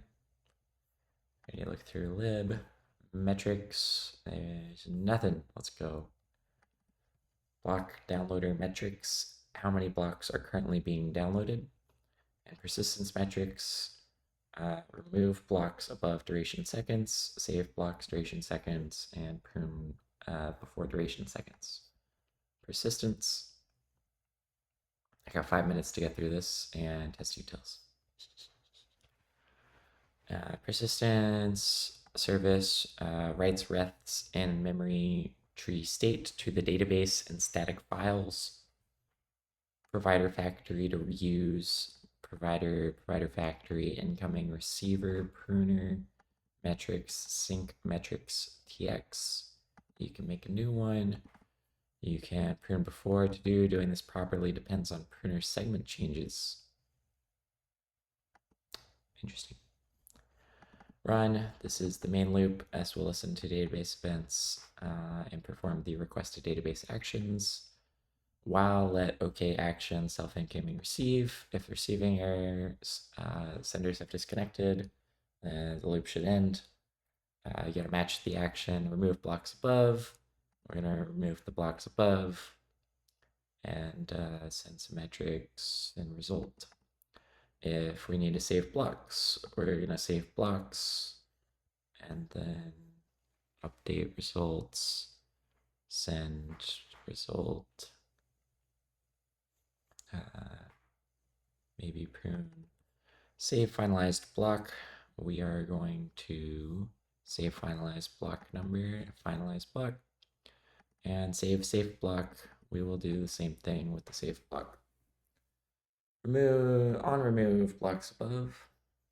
Let's send now provider, SF provider, new tip hash. Unified storage writer from. Remove blocks above. New tip, commit unwind, metrics, okay. On save blocks, I think it's gonna be similar. Start time, static, yeah, from, save blocks, commit, metrics, okay. Enum, persistence error, pruner error, provider error, pub enum, persistence action, save blocks, remove blocks above, save finalization block, save safe block, persistence handle as a sender, implement it, you can make a new one, spawn service, create the initial channels, standard sync MPSC channel, construct the persistence handle, self new db service tx, spawn the persistence service, db service equals persistence service new, standard thread builder new dot name dot spawn, and return the persistence handle. Send a specific persistence action in a contained channel. The caller is responsible for creating any channels for the given actions and action. Save blocks tells the persistence service to save a certain list of finalized blocks. The blocks are assumed to be ordered by block order. send action save blocks, save finalized block number, save finalized block, save safe block number, save safe block, remove blocks above, remove blocks above, mod tests, default persistence handle, test save blocks empty, test save blocks single block, test save blocks multiple blocks, test save blocks multiple calls, test utils has a test pipeline builder that has pipeline exec outputs and executor results. Implement, you can make a new one with pipeline exec outputs. Adds the pipeline exec outputs in, because otherwise it's just a new vector. And then with executor results, adds the executor results in. You can build the pipeline, init test tracing, set up the pipeline, watch channel, pipeline builder, add stages with tip sender, like provider factory, static file producer, and then pipeline.build with the provider factory and the static file producer. Inserts headers into client. Starting from the given Genesis headers, inserts headers from the given range in the given test to the full block client. Let mute sealed header, Genesis header, let body, block body default for everything in the range. Let mute header hash equals sealed header dot split. Header dot parent hash equals hash, header number plus equal 1, timestamp plus equal 1. Sealed header, sealed equals header, seal slow. Header seal equals sealed into parts. Sealed header equals sealed header new of header and seal. Client insert, sealed header clone, body clone. And test data is just junk. So that is the end of this, which is the end of tree. And I have util left in engine. And I think I'm 10%. Pretty sure, yeah, I started at like 3:15 in the afternoon, and it's 1:15 in the morning. So we are 10 hours in. We have read blockchain tree API, chain state, chain spec, CLI, config, consensus, E2E, test utils, most of engine on the last part. And then we read EVM and REVM. This would be a very reasonable spot to start. My worry is that like once the week starts, because tomorrow's Monday morning, I will have to like go do my actual job again. So this is my big chance to do this. And then like DevCon's coming up, so like if it doesn't happen this week, it's not gonna happen like the next 2 weeks, and I'll probably just like never end up coming back to it. So I think now's the time. We're gonna keep going until I collapse. Okay, couple modules in here. There's engine store, skip FCU, skip new payload, reorg. Hopefully all of the utils are like not too bad. Collection of stream extensions for the engine API stream. Engine API stream extension. Skip specified number of fork choice updated messages from the engine message stream. Maybe skip if the count is sum, returns the stream that skips specified number, otherwise returns self. Left, right. Skips the specified number messages from the message stream. New engine skip new payload count. Maybe skip new payload left, right. Stored messages, engine at the specified location, engine stream store new self path. Maybe store messages left, right. Reorg creates reorgs with specified frequency. You can make a new one with all these nice parameters. The if frequency is sum, returns the stream that creates reorgs with specified frequency, otherwise returns self. Maybe reorg if let frequency You go left, otherwise you go right, just return self. Great, that was lib. We'll go to engine store. Stored engine API message can be fork choice updated that contains a state and payload attributes, or a new payload that contains a payload and a sidecar. The engine's message store has a path. Engine message store, you can make a new one. On message, we're going to stores the received begin engine message to disk, appending at received at time to the path. File system, create dir, timestamp message, fork choice updated, payload, join file name, fork choice updated, state, payload attributes. Same thing here, payload sidecar, and no op for that. Engine, messages, iter, finds and iterates through stored API message files ordered by timestamp, files by timestamp for entry and read dir, entry, file name, file names by entry, tracing, here, cool. A wrapper stream that stores engine API messages in the specified directory. Engine store stream, stored. You can make a new one. You can pull next. This self project, next ready, this stream, pull next, unpin CX. If let some next. Hopefully no error, pull ready next. Reorg. Engine reorg contains a stream, provider, EVM context, payload validator, frequency, depth, fork choice states, forwarded state, last fork choice state, reorg responses. New.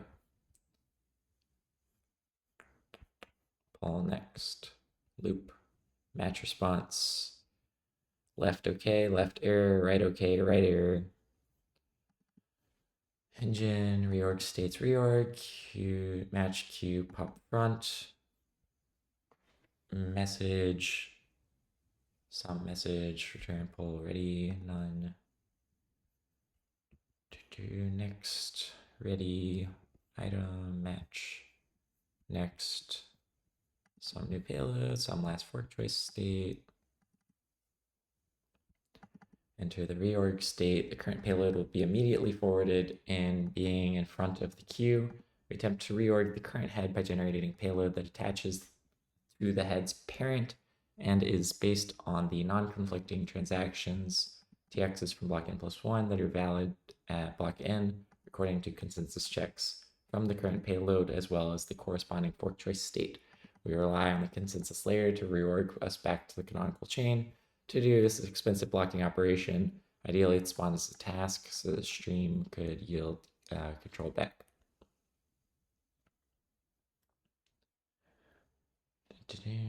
Match, create reorg head. Okay, result, error. Reorg fork choice. Finalize block hash. Safe block hash, head block hash. One shot channel, reorg payload, transaction RX, TX RX. Extend. Q, vector Q, current payload, beacon engine, message, new payload, reorg fork choice state, beacon engine, message, fork choice updated, record the last fork choice state forward to the engine. Do not care if it's valid since the engine should be able to handle reorgs that rely on invalid fork choice state. It still seems kind of silly, but okay. Reorg, create reorg head. Provider, EVM config, payload validator, depth, next payload, next sidecar. Chain spec equals payload validator, chain spec, next block, payload validator, ensure well-formed payload, next sidecar. Fetch reorg target block depending on its depth and parent. Reorg target loop. Reorg target parent equals provider block by hash reorg target parent hash. Configure the state, configure the environments, apply 4788 pre-block contract call, apply beacon root contract call. We're gonna we're gonna look through every transaction and candidate transactions. Cumulative gas is bigger than the reorg target gas limit. Continue.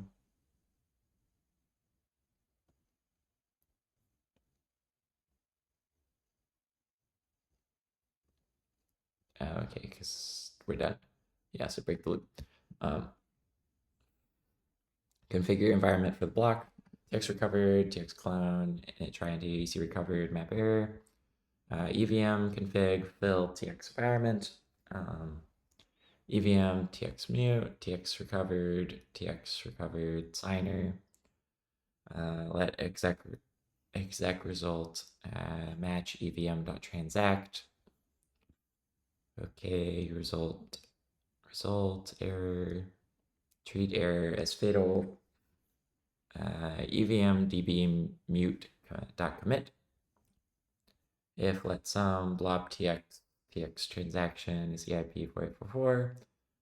Added in version hashes extend cumulative gas used add up receipts dot push receipt transactions push tx drop EVM withdrawals merge transactions outcome hashed state blob gas used excess blob gas from here reorg block equals block with header with parent hash armors hash beneficiary difficulty number gas limit timestamp extra data mix hash nonce base fee per gas parent beacon block root withdrawals root transactions root receipts root log bloom request hash gas used blob gas used excess blob gas state root body block body transactions armors withdrawals seal slow. Okay, block to payload reorg block to do how do we support execution requests? Oh no, that's the question. Reorg target header parent beacon block map execution payload sidecar v3 Cancun center app or else. Skip FCU engine skip FCU has stream threshold skipped make new. You can pull next loop next pull unpin next CX item match next fork choice updated or of okay and here yeah state payload attributes tx and you go to if it's skipped it's less than threshold the skip plus equals 1 tx send on fork choice updating syncing continue otherwise some of this next goes to next return pull item ready skip payload skip new payload turn API stream wrapper that skips the specified number of payload messages engine skip new payload stream threshold skipped make new one pull next loop through everything payload sidecar tx otherwise it's the same as the last one. And that is the end of source, which is the end of utils, which is the end of engine. And I will start with all of the possible errors. Ooh, it's pretty short. No, I will start with the errors in a second. I have to take another break. I drink way too much water, but I need it.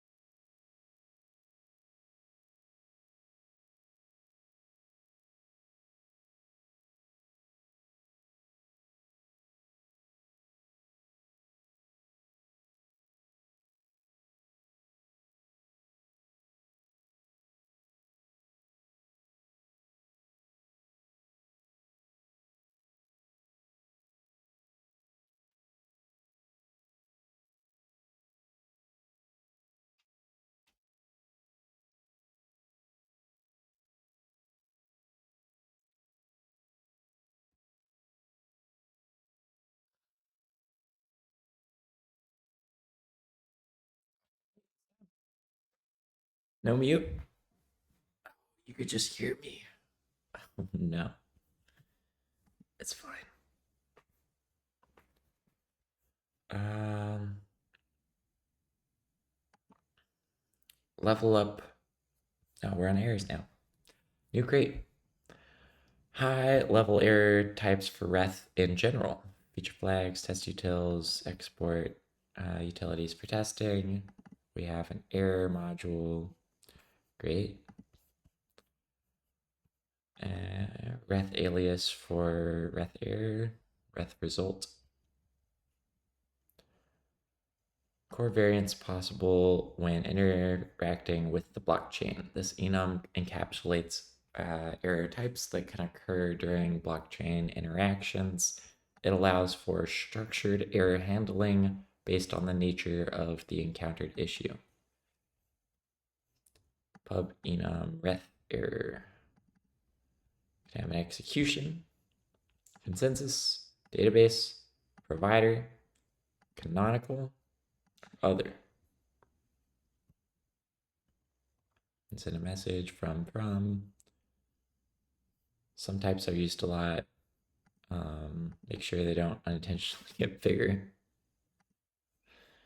Nice.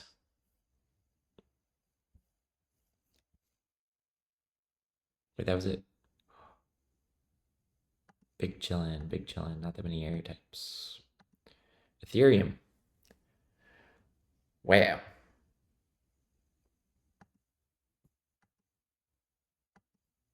I wonder what's in here. We're just gonna go through it. We must go on. All right, new crate. Ethereum. Reth CLI implementation. Chain specification parser from the chain spec module and tests. Parse dev.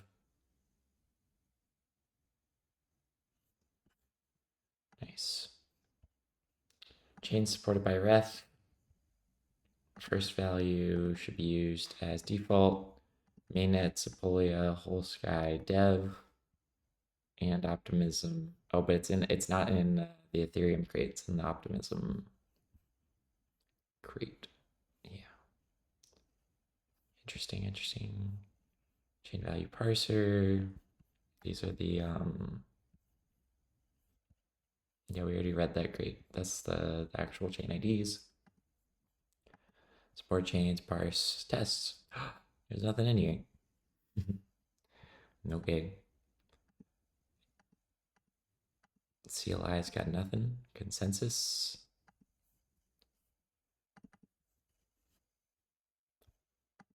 Gas limit bound divisor 1024. Ethereum beacon consensus engine does basic checks as outlined in execution specs. Ethereum beacon consensus, chain spec, new, validate against parent gas limit. Determine the parent gas limit considering elasticity multiplier on the London fork. Parent gas limit, chain spec fork, transitions, app block, header number, parent gas limit times self dot chain spec dot base fee params at timestamp header timestamp dot elasticity multiplier, or just parent dot gas limit.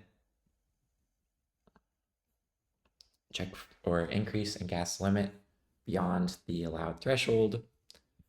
If header gas limit is bigger than that, subtract. If that, then we messed up.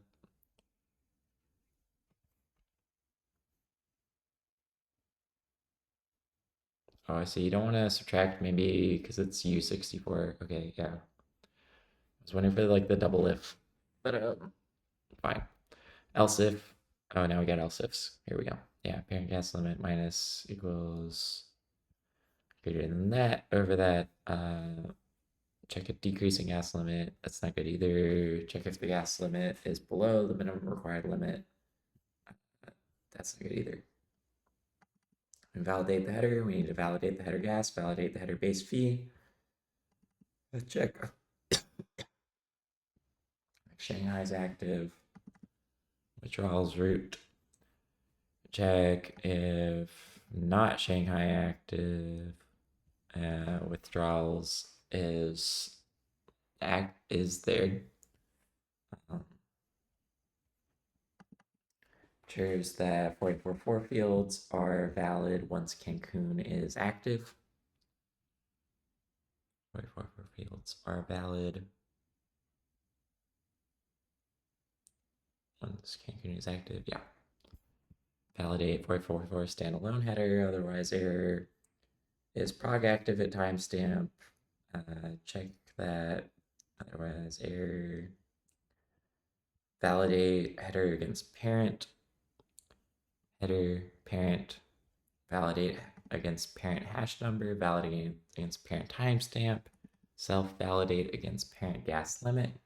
To do check difficulty increment between parent and self. Ice Age did increment it by some formula that we need to follow. Validate against parent EIP base IP. Base fee, ensure the blob gas fields for this block.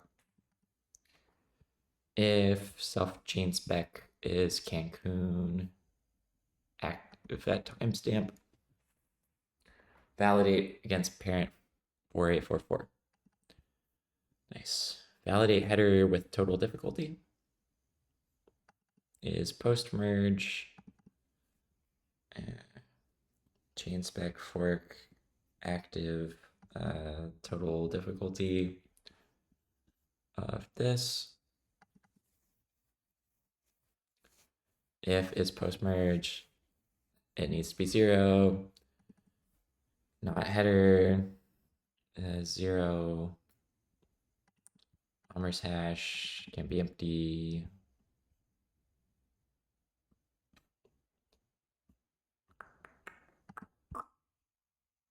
Validate header extra data.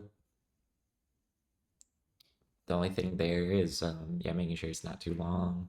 You can write up anything you want. To do consensus checks for old blocks, difficulty, mix hash, and nonce, aka proof of work stuff.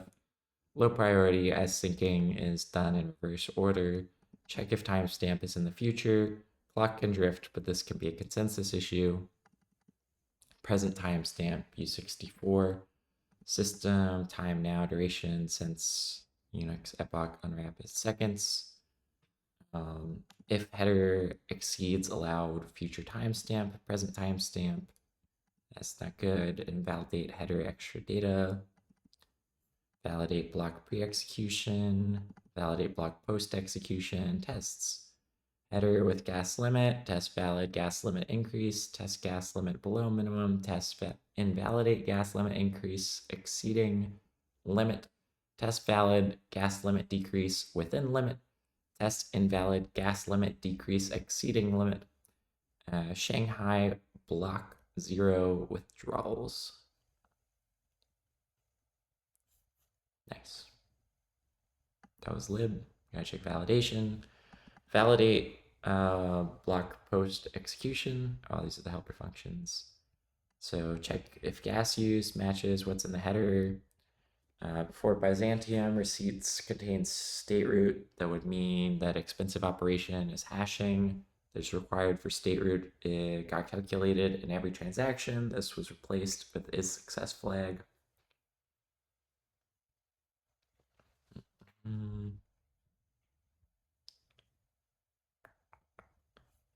Is prog active at timestamp. Validate the header request matches the calculated request hash.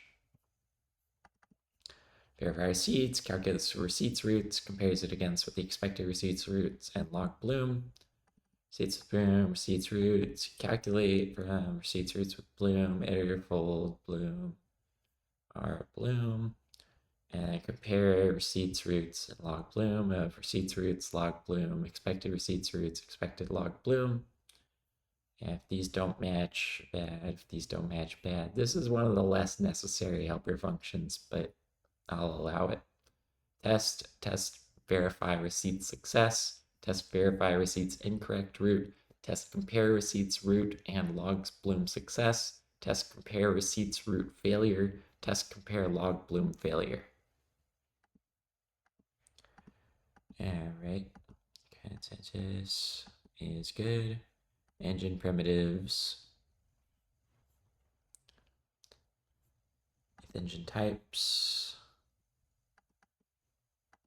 Built payload, payload attributes, payload builder attributes. Ethereum engine validator has a chain spec. You can make a new one. Validate version specific fields and ensure well-formed attributes instead of payload or attributes. This one specifically has attributes. Very interesting. Payload contains the built payload, Ethereum built payload, identifier of the payload, the block built, the executed block, the fees of the block, the sidecars, which is the blobs, proofs, and commitments in the block. If the block is pre-Cancun, this will be empty. Results or requests of the payload. Impl ETH payload, new ID, get block, get fees, get sidecars, extend sidecars with sidecars, returns type also, impl built payload for ETH built payload, block fees, executed block requests. Same thing for reference from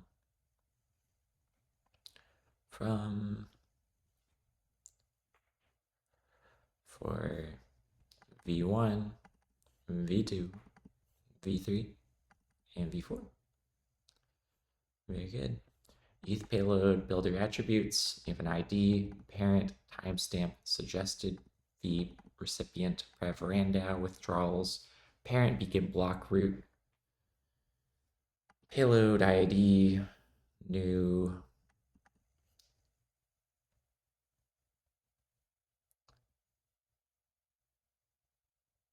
payload ID.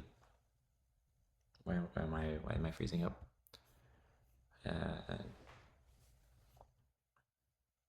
As for ample ETH payload builder attributes. New. Okay. Implement this for ETH payload builder attributes. Try new payload ID, parent, timestamp, prev withdrawals. Generate a payload ID for the configured payload. Return the 8-bit identifier of by hashing 8-byte identifier by hashing payload components with SHA-256 hash. Payload ID, SHA-2 digest, hasher, update parent, attributes, timestamp, prev suggested fee recipient, if let some attributes withdrawals, vec_new, withdrawals in code, and then hasher update on the buffer. If let some parent beacon block attributes, parent beacon block root, hasher update, parent beacon block, out hasher finalize, payload ID is out as slice, first 8 bytes, trying to expect mods, attributes, serialize, deserialize.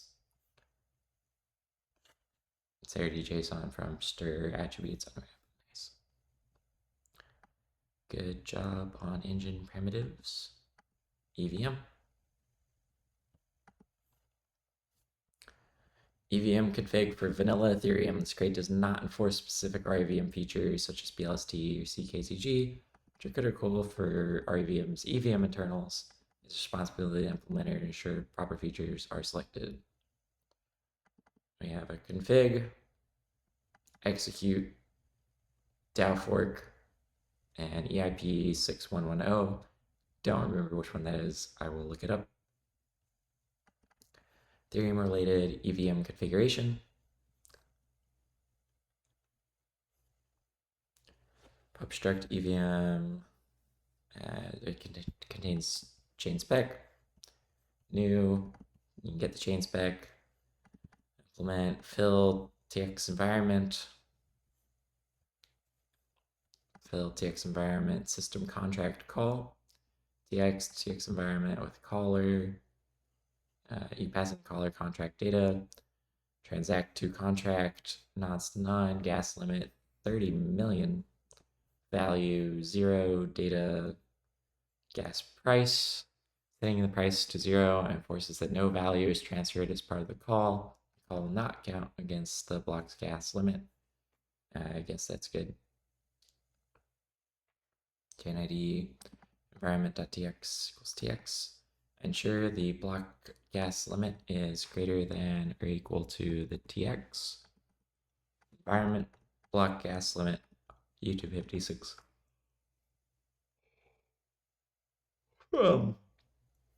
Environment.tx gas limit. Disable the base fee check for this call by setting base fee to 0. Environment block base fee 0. Fill configure environment.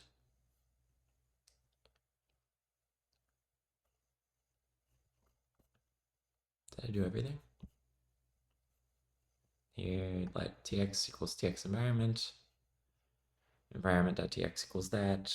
Okay, right, that's it. Fill configure environment. Configure environment. Header total difficulty. Spec ID. Config. And then update configure environment with chain ID. Performance analyze created bytecodes and handler config spec ID. Next config and block environment and attributes. Configure EVM environment based on parent block. Ensure we're not missing any timestamp based hard forks. If the parent block did not have excess blob gas, it was pre-Cancun, but it is Cancun now, we set the excess blob gas to the default of 0.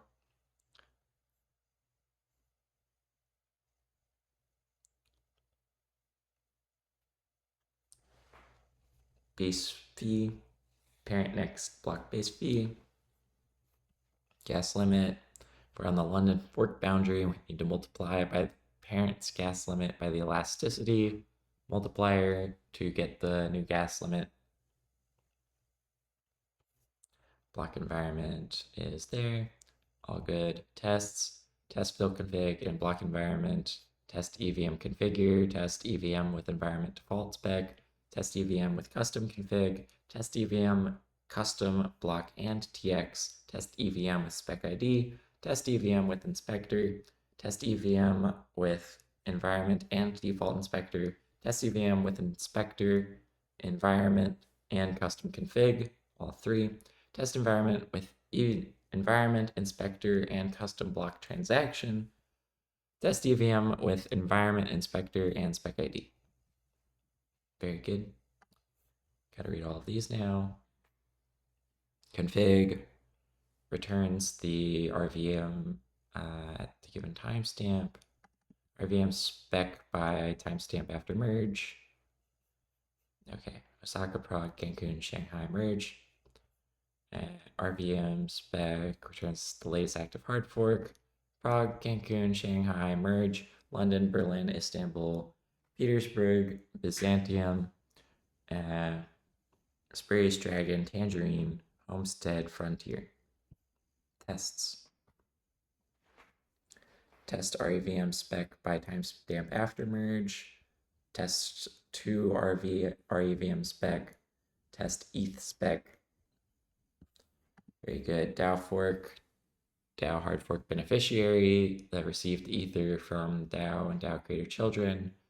DAO hard fork account, the ether was taken and added to the beneficiary.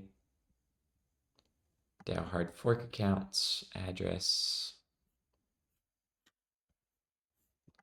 EIP 6110. Deposit requests parsing. The size of a deposit request in bytes, while the event fields emit byte strings. Those byte strings are fixed size. The fields are 48 bytes pub key, 32 bytes withdrawal credentials, 8 bytes amount, 96 byte signature, and 8 byte index. What's SOL exclamation mark? Alloy Sol macro.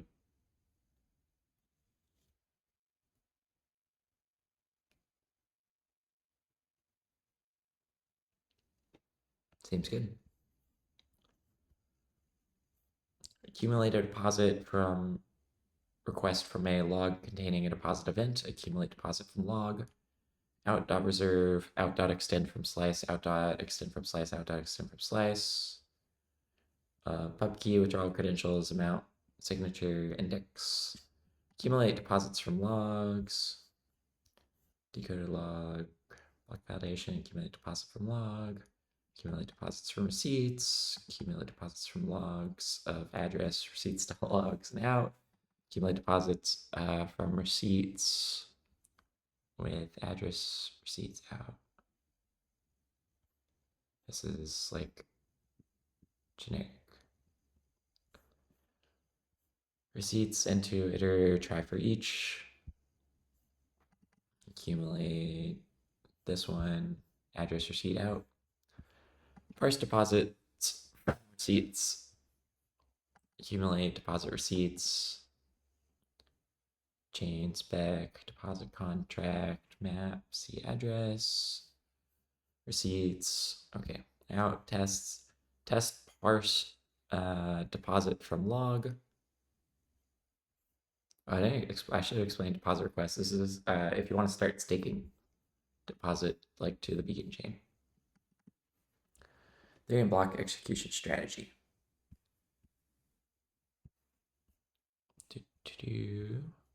Chain spec and EVM config. There is an Ethereum function that returns a new default Ethereum executor strategy factory, and mainnet returns a new factory for mainnet. You make a new one, create strategy. State is state builder with database DB with bundle update without state clear build. Strategy, new state, chain spec, EVM config, clone. Execution strategy DB has the chain spec, EVM config, state, system caller, new EVM environment for block returns the handler config with config block environment and the default.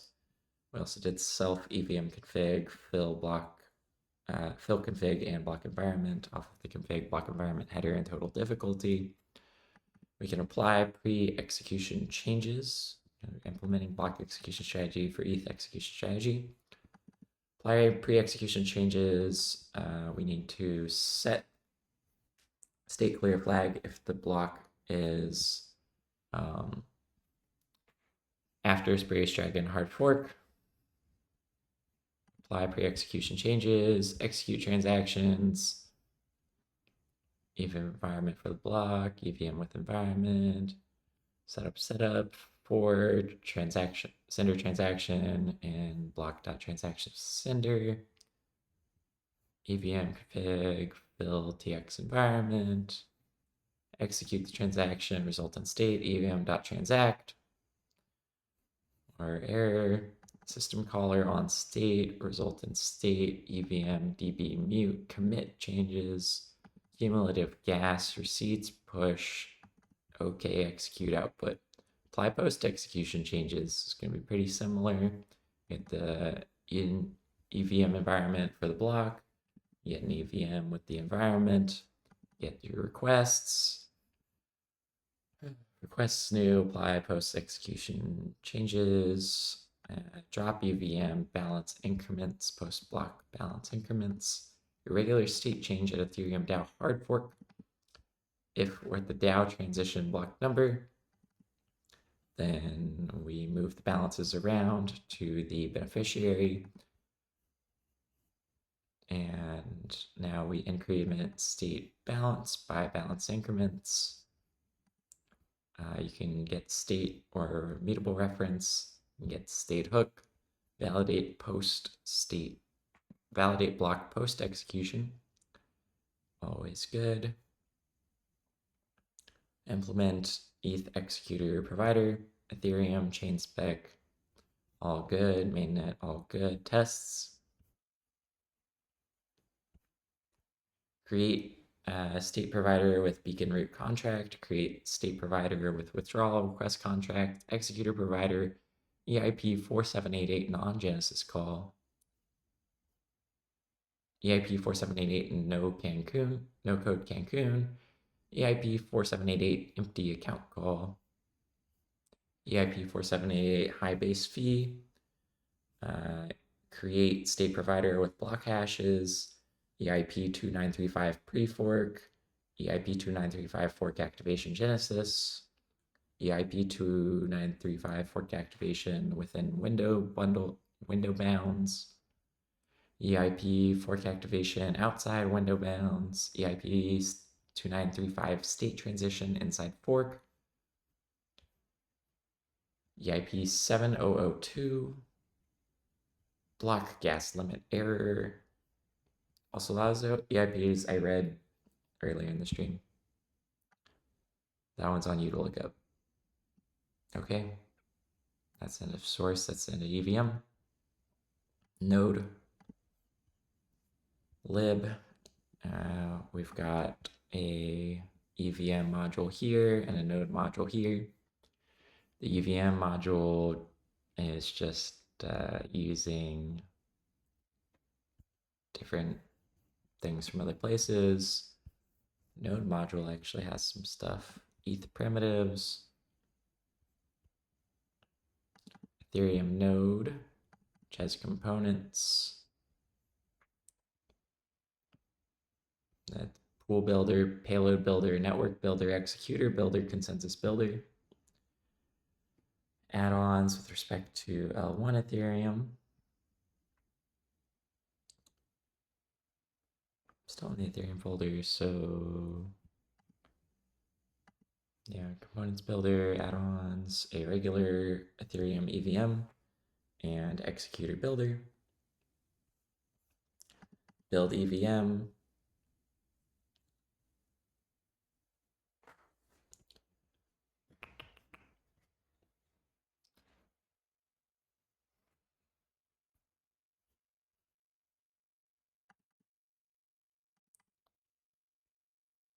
Chain spec, context chain spec, EVM config, EVM config new, context chain spec, strategy factory, executor. Okay. A basic Ethereum transaction pool, pub-struct Ethereum pool builder to do add options. There's nothing. Nah, just kidding. We're gonna implement pool builder for Ethereum pool builder, build pool, data directory, pool config, blob store, validator, KZG settings, local transactions config with additional tasks, build with tasks, transaction pool, transactions path, spawn TX pool, maintenance task pool, chain events client, transaction backup config, task executor spawn critical with graceful shutdown signal, spawn the maintenance task,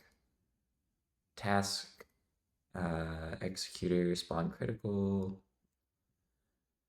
reth transaction pool, maintain transaction pool future, debug, okay, transaction pool, Ethereum payload builder, spawn, payload builder, payload job config, payload generator, payload service, context task executor, spawn critical, payload builder service, box pin, payload service, payload builder, spawn payload service, self.spawn, Ethereum network builder to do add closure to modify network, build network equals context network builder.await, handle context start network pool, information, and okay handle, Ethereum consensus builder to do add closure, build consensus if context is dev, okay, arc new auto seal consensus, otherwise beacon consensus.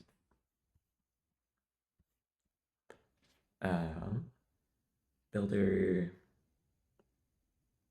Ethereum engine validator builder, build. Okay, Ethereum engine validator, new context chain clone. Very good. Tests.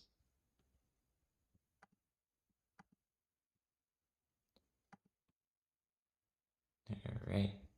Home Genesis. End-to-end blobs. Tokyo test can handle blobs. Can run dev node. Can run dev node new engine. Assert chain advances. Custom chain. Can run ETH node. Can run ETH node with auth engine API over IPC. Test failed run ETH node with no auth engine API over IPC ops. Oh, oops, I should have started main. P2P can sync. Tests end-to-end tests and transaction.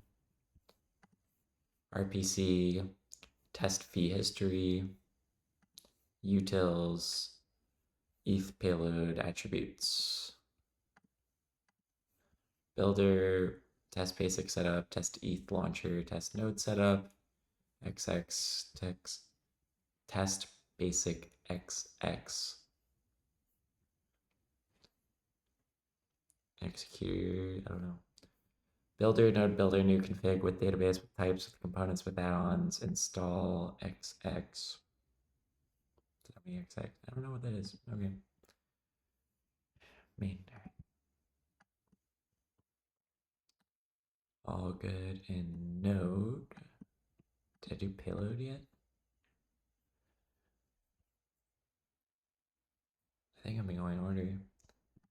Config and block environment. Calls next config and block environment. Try build. We'll call configure and block environment. Pool default Ethereum payload. Pool best transactions with attributes. Build empty payload. Default config default none. Config and block environment none. Default Ethereum payload. Build arguments. We're going to pass in EVM config, args, initialized config, initialized block environment, best transactions. Build arguments, client pool, cache streets, config, cancel, best payload. Chain spec, state provider, state DB, payload config, execute transactions, and new. Best transactions, total fees, block number, system caller, pre-block beacon route, contract call, system caller, pre-block block hashes, contract call. Receipts, wallets, best transactions next, ensure we still have capacity. Can't fit this transaction into the box, and your market is invalid, which removes all dependent transactions from the iterator before we continue. If the job was canceled, check if the job was canceled. If so, we exit early. Convert transaction to a signed transaction. It's only a limited amount of blob space per block, so we need to check if EIP 4844 can still fit in the block. Environment, configure the environment for the block. Result and state. Okay, result, otherwise error. Drop EVM DB commit. Add total blob gas. Gas used. Add cumulative gas used. Push transaction change set and calculate header bloom filter for receipt. Receipts push. Update and add to total fees. And sender and transaction to respective lists. Check if we have a better block. Check can skip building the block. calculate the requests and the requests route. Requests, if chain spec, let deposit requests, withdrawal requests, consolidation requests, withdrawal outcomes, DB merge, transitions, request hash, execution outcome, DB take bundle, receipts, first block, requests, receipts route, log bloom, blocks logs bloom, block logs bloom, a block number, calculate the state route, create the block header, initialize empty blob sidecars at first. If Cancun is active, then this will only determine Cancun fields when active. Grab the blob sidecars from the executed transactions. If Cancun, have that in, let header is equal to the parent hash, omers hash, beneficiary, state root, transactions root, recipients root, withdrawals root, logs bloom, timestamp, mix hash, nonce, base fees per gas, number, gas limit, difficulty, gas used, extra data, parent beacon block root, blob gas used, excess blob gas requests hash. Seal the block is block with header and body, sealed block seal slow. Debug, create the executed block data with block senders, execution output, hash state and try. The payload, ETH built payload new with attributes, sealed block, total fees, sum executed, and requests. Extend the payload to blobs, sidecars from executed transactions, payload extend sidecars. Okay, build outcome better payload cached reads. That's the end of payload, which is the last part of Ethereum. And so then we go to Ethereum forks, and I'll be right back. I'm getting tired. And it doesn't have to be muted.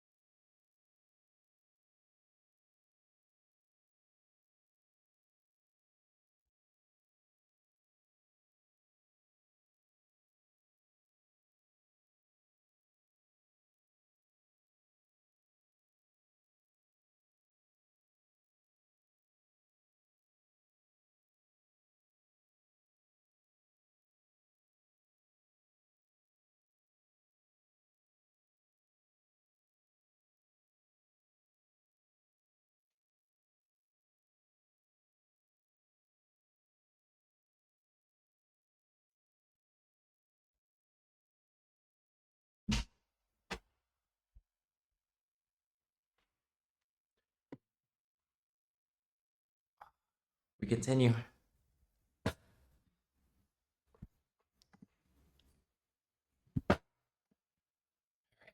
We are on Ethereum forks.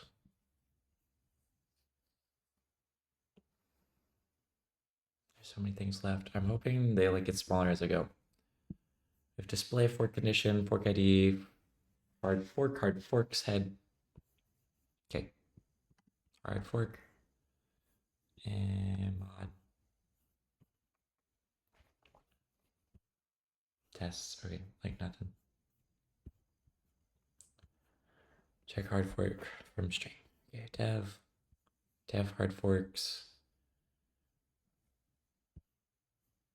Frontier, Homestead, Dow, Tangerine, Spirits Dragon, Byzantium, Constantinople, Petersburg, Istanbul, Berlin, London, Paris, Shanghai, Cancun, Ethereum, Hard Fork, Frontier, Homestead, Dow, Tangerine, Spirits Dragon, Byzantium, Constantinople, Petersburg, Istanbul, Muir Glacier, Berlin, London, Arrow Glacier, Great Glacier, Paris, Shanghai, Cancun, Prague, Osaka. And all of these blocks, Sepulveda activation block, Whole Sky activation block, Arbitrum Sepulveda activation block, Arbitrum activation block, activation timestamp, mainnet activation timestamp, Sepulveda activation timestamp, Whole Sky activation timestamp, Arbitrum Sepulveda activation timestamp, Arbitrum activation timestamp, mainnet, work condition, Sepulveda, Whole Sky, macros, hard fork, right, name, string, name boxed, nice. Hard fork is good. Hard forks mod. Hard forks trait is forks editor is fork active at timestamp, is fork active at block, fork ID, latest fork ID, fork filter, chain, hard forks, and map. Implement chain forks. There's new. Total number of hard forks is empty. Fork conditions. Get fork block, fork editor. Get the last hard fork is fork active timestamp, is fork active at block. Insert fork into the list with a new fork condition if it already exists. Ethereum. These are all wrappers. Paris includes the total difficulty, otherwise it's all wrappers. Down to display. Display fork name activated at EIP. Format. Debug pre-merge, with merge, post-merge. Format. New fork condition. It's either block number, total difficulty, or timestamp, or it's never activated. Fork condition returns true. Fork condition is timestamp based, is timestamp active at block, transitions at block, active at total difficulty level, active at timestamp, transitions at timestamp, active at head. Total terminal difficulty for the block condition as timestamp tests, test active at block, test transactions at block, test active total difficulty, test active at timestamp, test transitions at timestamp, test active at head, fork ID, format from add assign,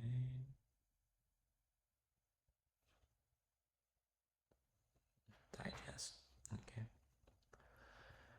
Add fork filter key, which has a block and a time number, partial compare word from fork ID is fork hash, and next.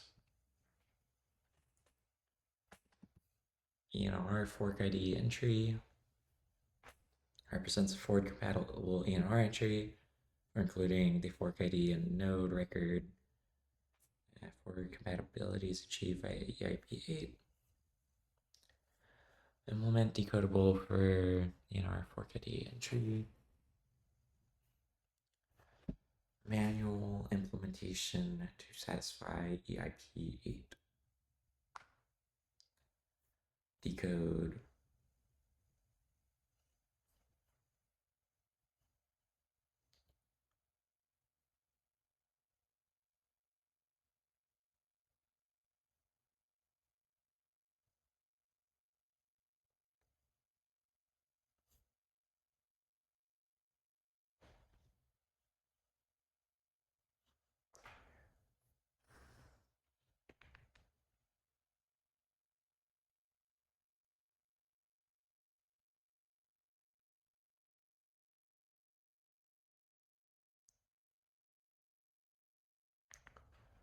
Okay, books up. I get some water.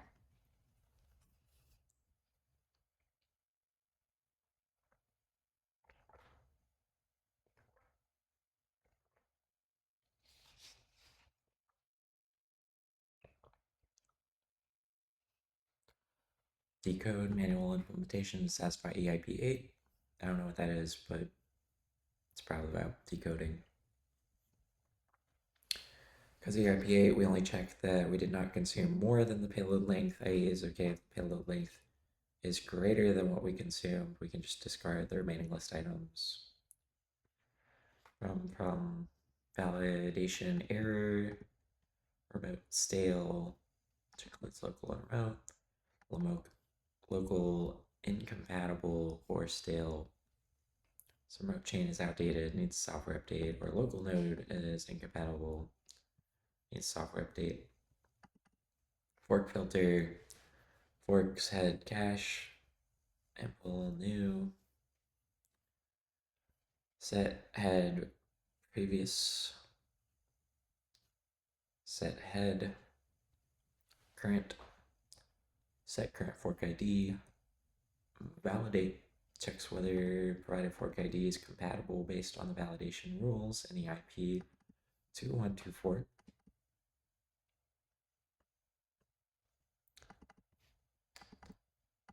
Fork ID next equals 0. No remotely announced fork connect. Extra safety check to future proof for when Ethereum has over 1 billion blocks. I wonder how close we are to that. Return if is compatible, incompatible.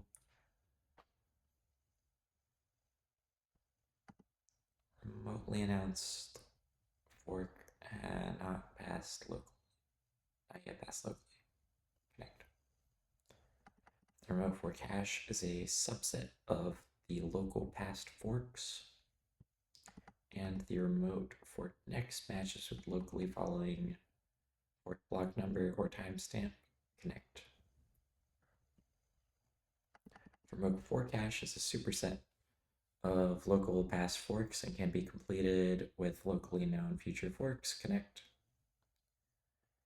Reject in all other use cases represent a transition from one fork to another. Current, past, cache, and epoch is a period between forks.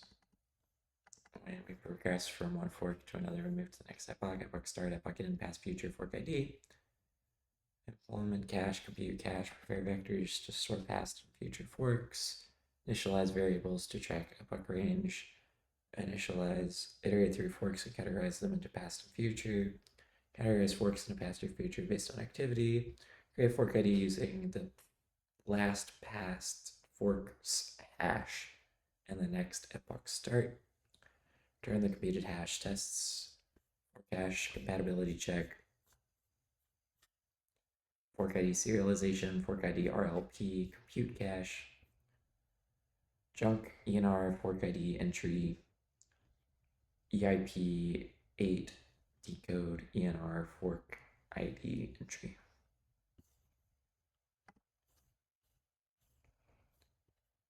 head. Describes the current head block. The head block is the highest fully synced block. This is a slimmed down version of header, primarily communicating for the highest block with P2P network and RPC. Struct head, the number of the head block number, the hash of the block head hash, the difficulty of the head block, total difficulty of the head block, total difficulty, timestamp of the head block, timestamp. Head creates a new instance, updates the head block with the head block with new information, checks if the head block is an empty block, display. Lib. Big chillin'. Big chillin'. ETL data collector. I love a one line crate or one file crate with a cargo toml. This crate is useful for dumping unsorted data into temporary files and iterating on their sorted representation later on. This has multiple uses, such as optimizing database inserts for B-tree-based databases and memory management as it moves to the buffer to disk instead of memory.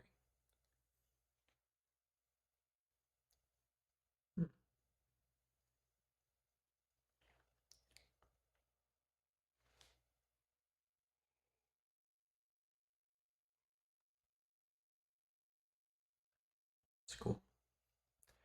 Key value length is 8. There's a collector which has a parent dir, files, buffer size bytes, buffer capacity bytes, buffer, and length, total number of elements in the collector, including all files. New collector with some capacity. Length is empty, clear. Insert an entry into the collector. Returns a reference to the temporary directory used by the collector if the directory doesn't exist to be created. Flush. Mem swap. ETL file new dir's path.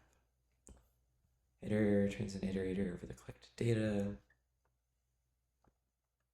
Heap item is a type alias for items stored in the heap of ETL iter.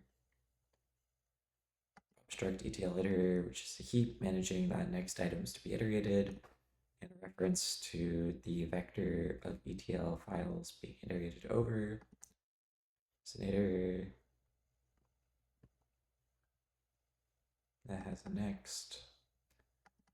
Self.files.addId read next. Okay. ETL file, file length. Implement ETL file. Create a new file with the given data. Should be pre-sorted at the given path. The file will be a temporary file.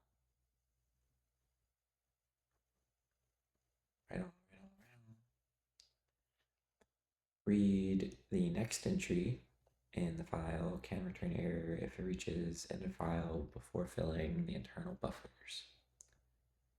Read next. Self file. It's because you're like trying to read exec. Config test ETL hashes.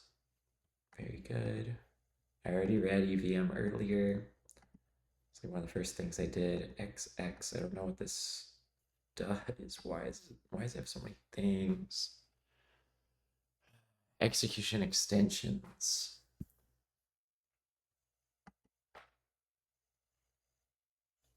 There's so much left. No, it's gonna get faster though. Execution extension is a task that derives its state from ref state. An example of such state derives are rollups, bridges, indexers, XX resolving to result. These are indefinitely alongside ref. XX are initialized using async closure.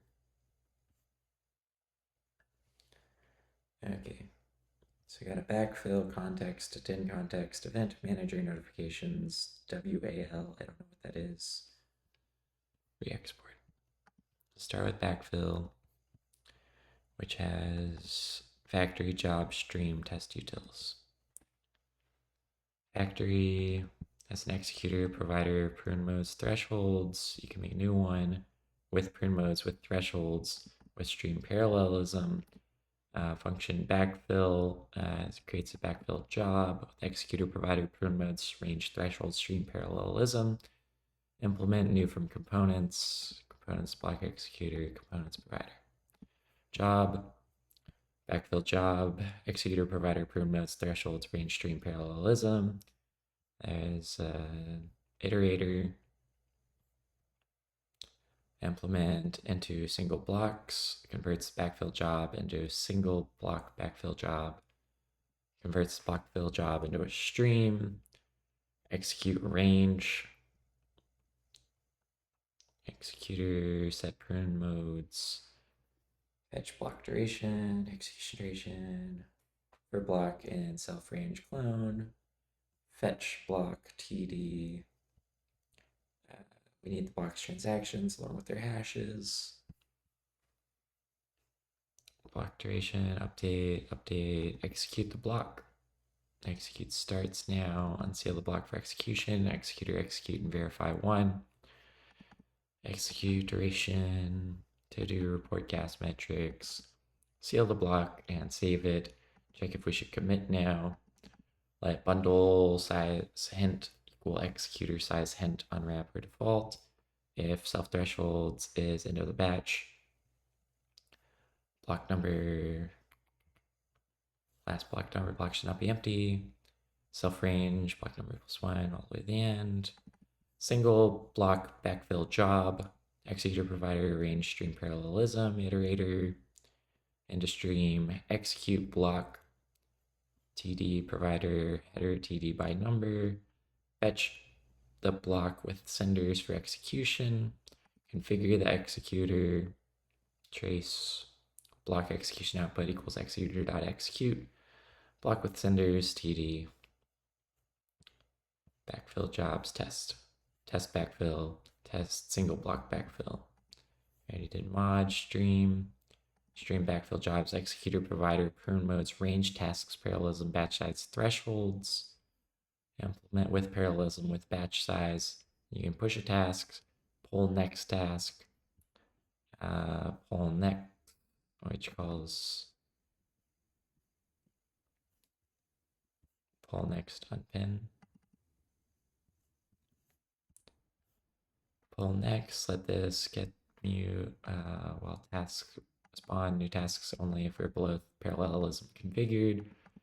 Get the next block in the range. If it's done, spawn a new task for that block. Pull next.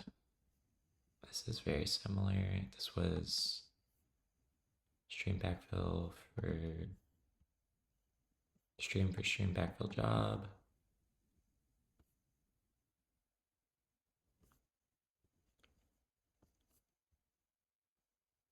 These are similar. I'm not crazy.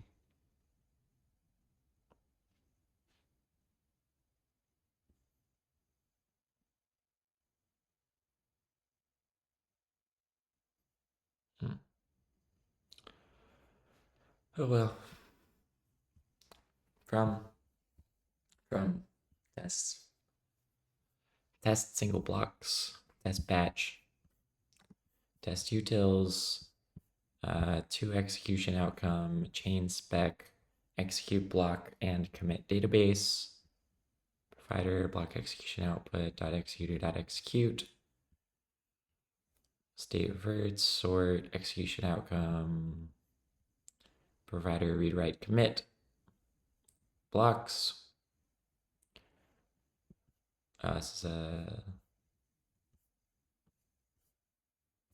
test utils. Yeah. Those are the test blocks. Blocks with execution outputs, blocks and execution outcome. Very good. What is WAL? Write ahead log.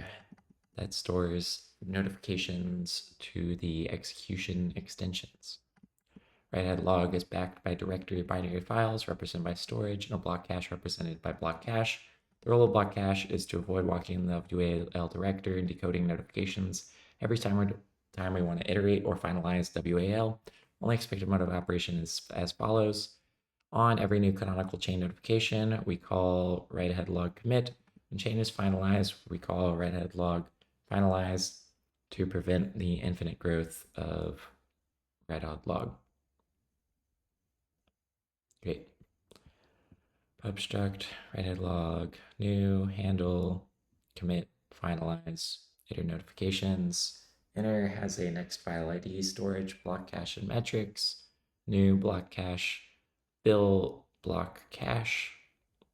For entry and self-storage, iter notifications. Get entry, committed chain, block cache, insert notifications with file ID, update metrics. Commit,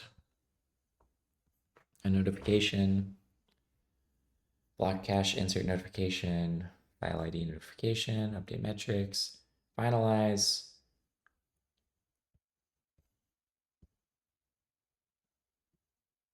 Where's the finalize? Block cache, self-write to, file IDs, block cache remove before, remove notifications from the storage. Let this self-storage remove notifications, file IDs, debug, update metrics.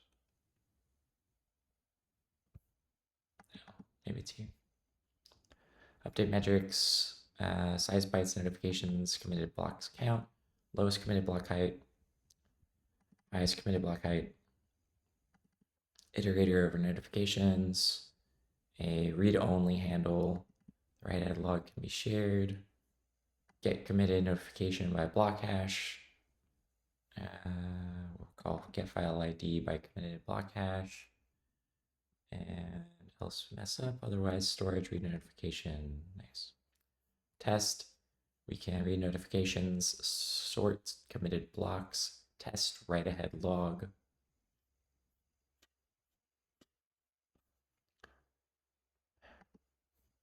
Cache, block cache notification, max blocks, committed blocks, lowest committed block height, highest committed block height, sample block cache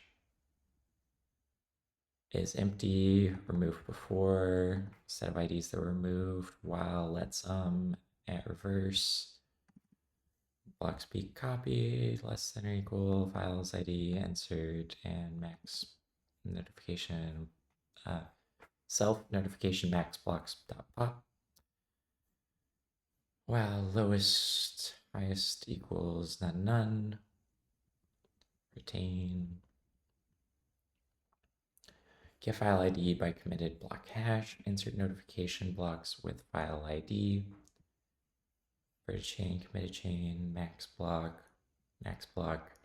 get notification max blocks, committed chain, self highest committed chain height, blocks sorted, self notification max blocks, clone, into sorted vec, into iter map collect, committed blocks sorted, self committed blocks iter map sorted by key collect, struct cache block parent hash, metrics, nice. Size bytes, notifications count, committed blocks count, lowest committed block height, highest committed block height, storage, file extension WAL, write-ahead log, directory of files, storage, path buff, impulse storage. You can create a new one, file path, parse file name, remove notification, match ref at file service, util, remove file path, file ID. File ranges, returns range file IDs and storage. Min max for entry and read dir. Keep track of the min and the max. Remove notifications. Deleted for ID and file IDs. If let's self-remove notification. Delete size total plus equals 1. Delete size plus equals size. header notifications, range map, read notifications, ID, OK ID, size notification, read notification from the file with given ID, file ID, file path, file open, size notification, RMP Serity decode from read and mute file. Write notification with given file ID, file path, file path.metadata.len. We're also doing fsutil atomic write file path, encode write file notification. Tests, test round trip, test files ranges. Context, execution extensions context has XX has access to. There's head config, ref config, events, notifications, components. Can format into dynamic pool, EVM config, block get, provider, get network, get payload builder, get task executor, set notification without head, set without head, set notifications with head, set with head, tests, test 12054. I don't know what that means. In context to do, add node after abstractions, obstruct, execution extensions, context dynamic. It's the head of the blockchain at launch, head, config, ref config, events, notifications, format from event, enum, execution extension event, highest block processed by XX. The XX must guarantee that it will not require all earlier blocks in the future, meaning that ref is allowed to prune them.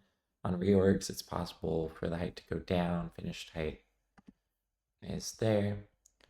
Lib, I looked through. Manager, XX notification source, pipeline, or blockchain tree. XX metrics, notification sent total, event sent total, obstruct XX handle includes the execution extensions ID, the metrics, the sender, receiver, next notification ID, and finished height. And implement it. There is a send, reserves a slot in the whole sender channel and sends a notification if the slot was successfully reserved. When the notification is sent, it's considered delivered. Skip chain commit notification if the finished height of XX is higher than or equal to new chip in their notification, i.e. X has already processed the notification. Do not handle. And always send the notification because XX should be aware reorgs and reverts lower than its finished height. Debug, match, metrics, XX manager metrics. There's max capacity, current capacity, buffer size, and number of XXs on the node. Obstruct, I wonder what's the record for that? Obstruct XX manager contains a provider. The manager is responsible for receiving relevant events from the rest of the node, sending these to execution extensions, backpressure, error handling, monitoring. Provider, exec handles, handle RX, min ID, next ID, buffer, max capacity, current capacity is ready, finished height, write ahead log, finalized stream, header stream, handle, metrics. New, you must provide an XX handle for each XX and the maximum capacity. Notification. Just making a new one with all the things. You can handle, clone, you can update the capacity, you can push notifications, you can finalize the write ahead log, which checks if all XXs are on the canonical chain. Map. Now we're able to collect here the log to the unfinalized XXs below.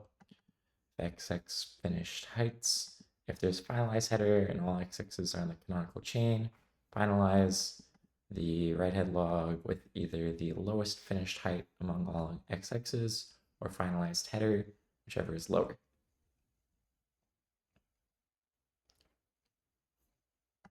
Lowest finished height, else unfinalized XXs. Debug, okay. Futures, type output results, poll, main loop, handle incoming XX events, finalize WAL, drain, send notifications, remove notifications, update the channel. Handle incoming events, drain finalize later stream, drain handle notifications while buffer lines less than this capacity, poll. Commit to WAL only notifications from blockchain tree. Pipeline notifications always contain finalized blocks. Update capacity, advance all poll senders. It's logic error for this to ever underflow. Since the manager manages, IDs. Remove processed buffer notifications, update capacity, update watch channel block number, pending. XX manager handle has an XX transaction. Number of XXs is receiver ready, is ready, current capacity, finished height, is empty, there's send async, oh wait, capacity, has XXs, finished height, ready, poll ready,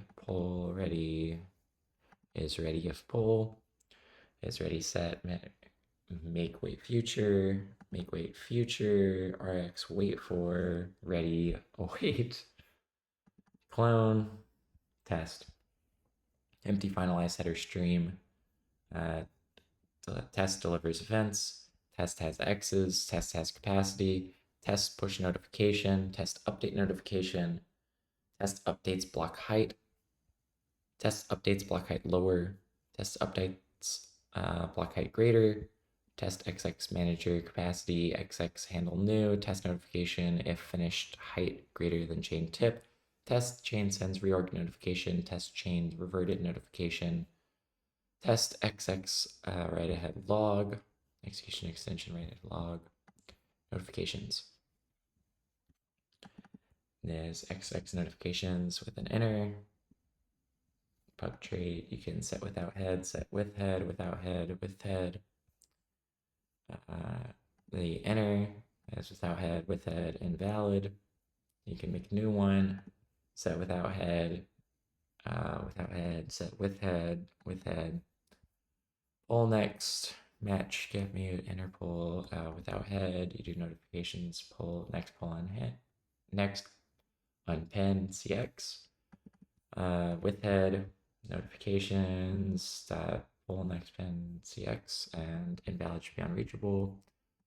XX notifications without head, node head, provider, executor, notifications, write head log handle, debug, new, with head, poll next, get mute notifications, poll receive CX, XX notifications with head, node heads, provider, executor notifications, wall handle, XX head, pending check canonical, pending check backfill job, new, check canonical, check backfill,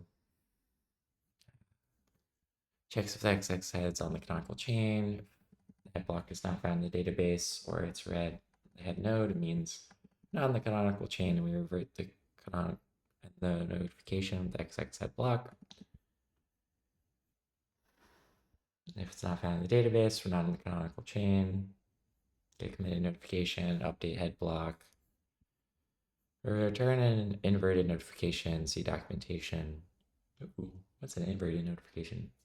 Compares node head against XX head, backfills if needed. Caution, this method assumes that XX head is less than and that it's on the canonical chain. Check backfill less equal greater. Pull next. This get mute. Check canonical.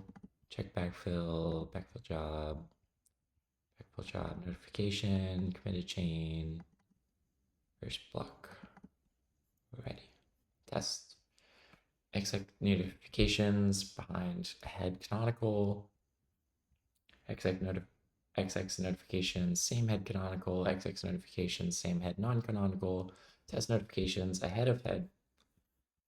Very good. Made it through there. Made it through there. Test utils as a lib.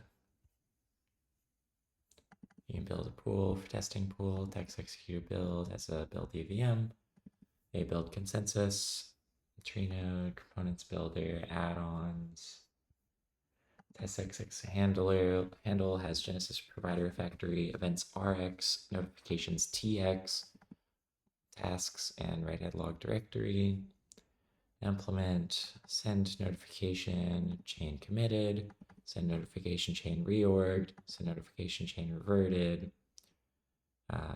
It's literally just chain committed, chain reorg, chain reverted. Assert events empty, assert events finished height, test xx context with chain spec.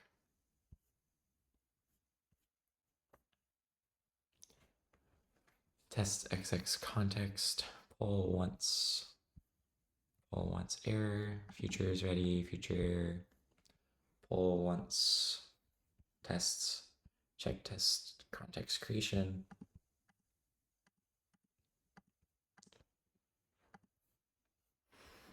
Types.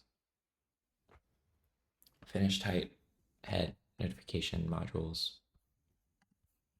Finished height, no XXs are installed, not ready, or this is the finished height, is not ready. Head, XX head has the block num hash and notification, chain committed, new, chain reorged, old, new, chain reverted, old, notification committed chain if it's chain committed or chain reverted, reverted chain match if it's chain reorged or chain committed, into inverted, committed, reverted, reorged, from notification, commit, reorg, goes to committed and reorged. Mod serity, bin code, compat. XX notifications, committed, reorg, reverted, from serialize, deserialize, test XX notifications, bin code, round trip, and done with XX. FSUtil, result alias, new crate, that's file system utilities. Various error variants for standard FS path error can have a write error. You can put down the source and the path, read error, source and path, read link, source and path, create file, source and path, remove error, source path, create dir, source path, remove dir, source path, read dir, source path, rename, source from to, open source path, read JSON source path, write JSON source path, metadata source path, fsync source path.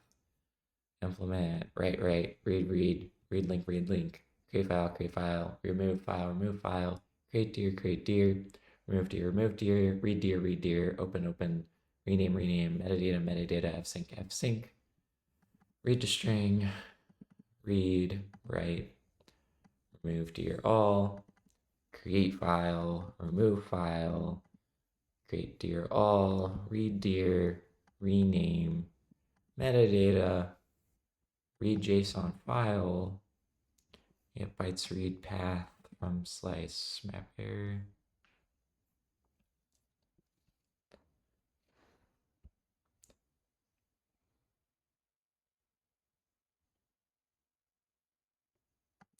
Writes object as a JSON object. Serity JSON to writer pretty, writer flush. Writes automatically to file, automatic file write creates temporary file, temp extension, writes content, fsyncs the temp file to disk, Renames the temp file to target path f6 the file directory. Temp file, write temporary file, write function, sync file, sync all map error, rename file, not move, fsync directory, open options, new, read, open, map error, sync all map error. Metrics, we have a common submodule that just says MPSC support for metering senders facilitates debugging by exposing metrics for number of messages sent, number of errors, etc. We have meter unbounded channel.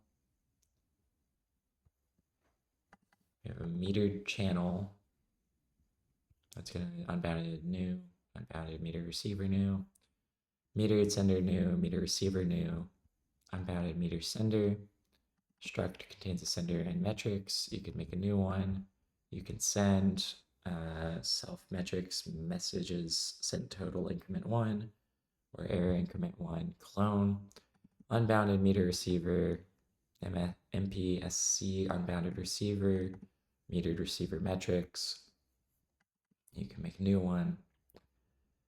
REC receive V receives the next value for this receiver. A message equals receiver.receive.await if message is sum, metrics increment 1. Try receive next value for the receiver. Receiver try receive increment 1. Closes the receiving half of the channel without dropping it. Polls to receive the next message on the channel. Stream, poll next, poll receive. Metered sender, MPSC sender metrics, metered sender metrics, metered sender new with the scope. Try reserved owned, clone, inner sender, returns underline, try send, match self sender, try send message, okay, metrics, error, metrics, send, match sender.send value.await, okay, metrics, error, metrics, clone, meter receive, receiver metrics, new, receive, message equals sender self.receiver.receive.await, messages some metrics, return message, try to receive the next value for this receiver,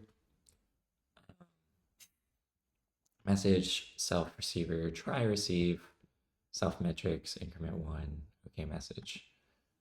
Closes the receiving half of a channel without dropping it. Close, receiver close, poll receive, receiver poll receive, metrics, poll next, poll receive, metered sender metrics, messages sent total, send errors total, meter sender metric, metered receiver metrics, number received total, metered poll sender, which has a sender and metrics. You can make a new one, and you can get sender back. Poll reserve, ready, okay, permit goes to poll ready, okay, permit. Ready error goes to error, pending, metrics increment 1, and go to pending. Call the underlining poll sender or send item, self.sender.send item of item, okay, metrics, okay, error, clone, struct metered poll sender metrics messages sent total back pressure total. All right. Oh no, networking.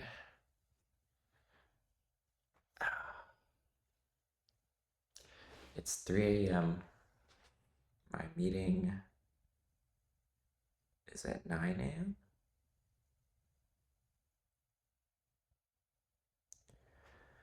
I have 6 hours to get through potentially networking.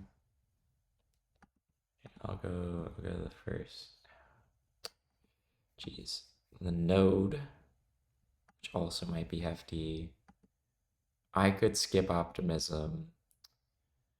Payload, primitives, primitives traits, prune. I did that one. RPC might be a lot. Stages, static files, storage. Could be rough. Tasks, Tokyo util, tracing, transaction pool. Try. All right, I still have 6 hours. We're gonna make it through networking. No, maybe it's not as bad. I will take a water break. I gotta refill my water.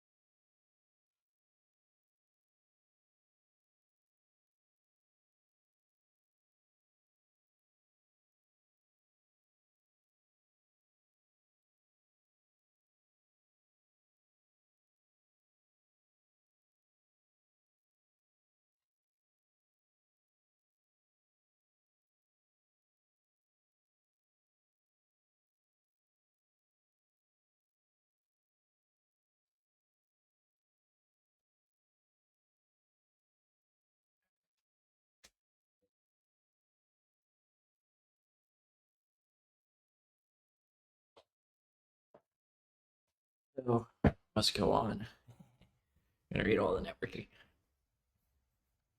Ban list determines whether or not IP is globally routable. Should be considered this once it is stable. Is if IP is unspecified or loopback, false. Otherwise, match IP with it's not private, not linked local, true.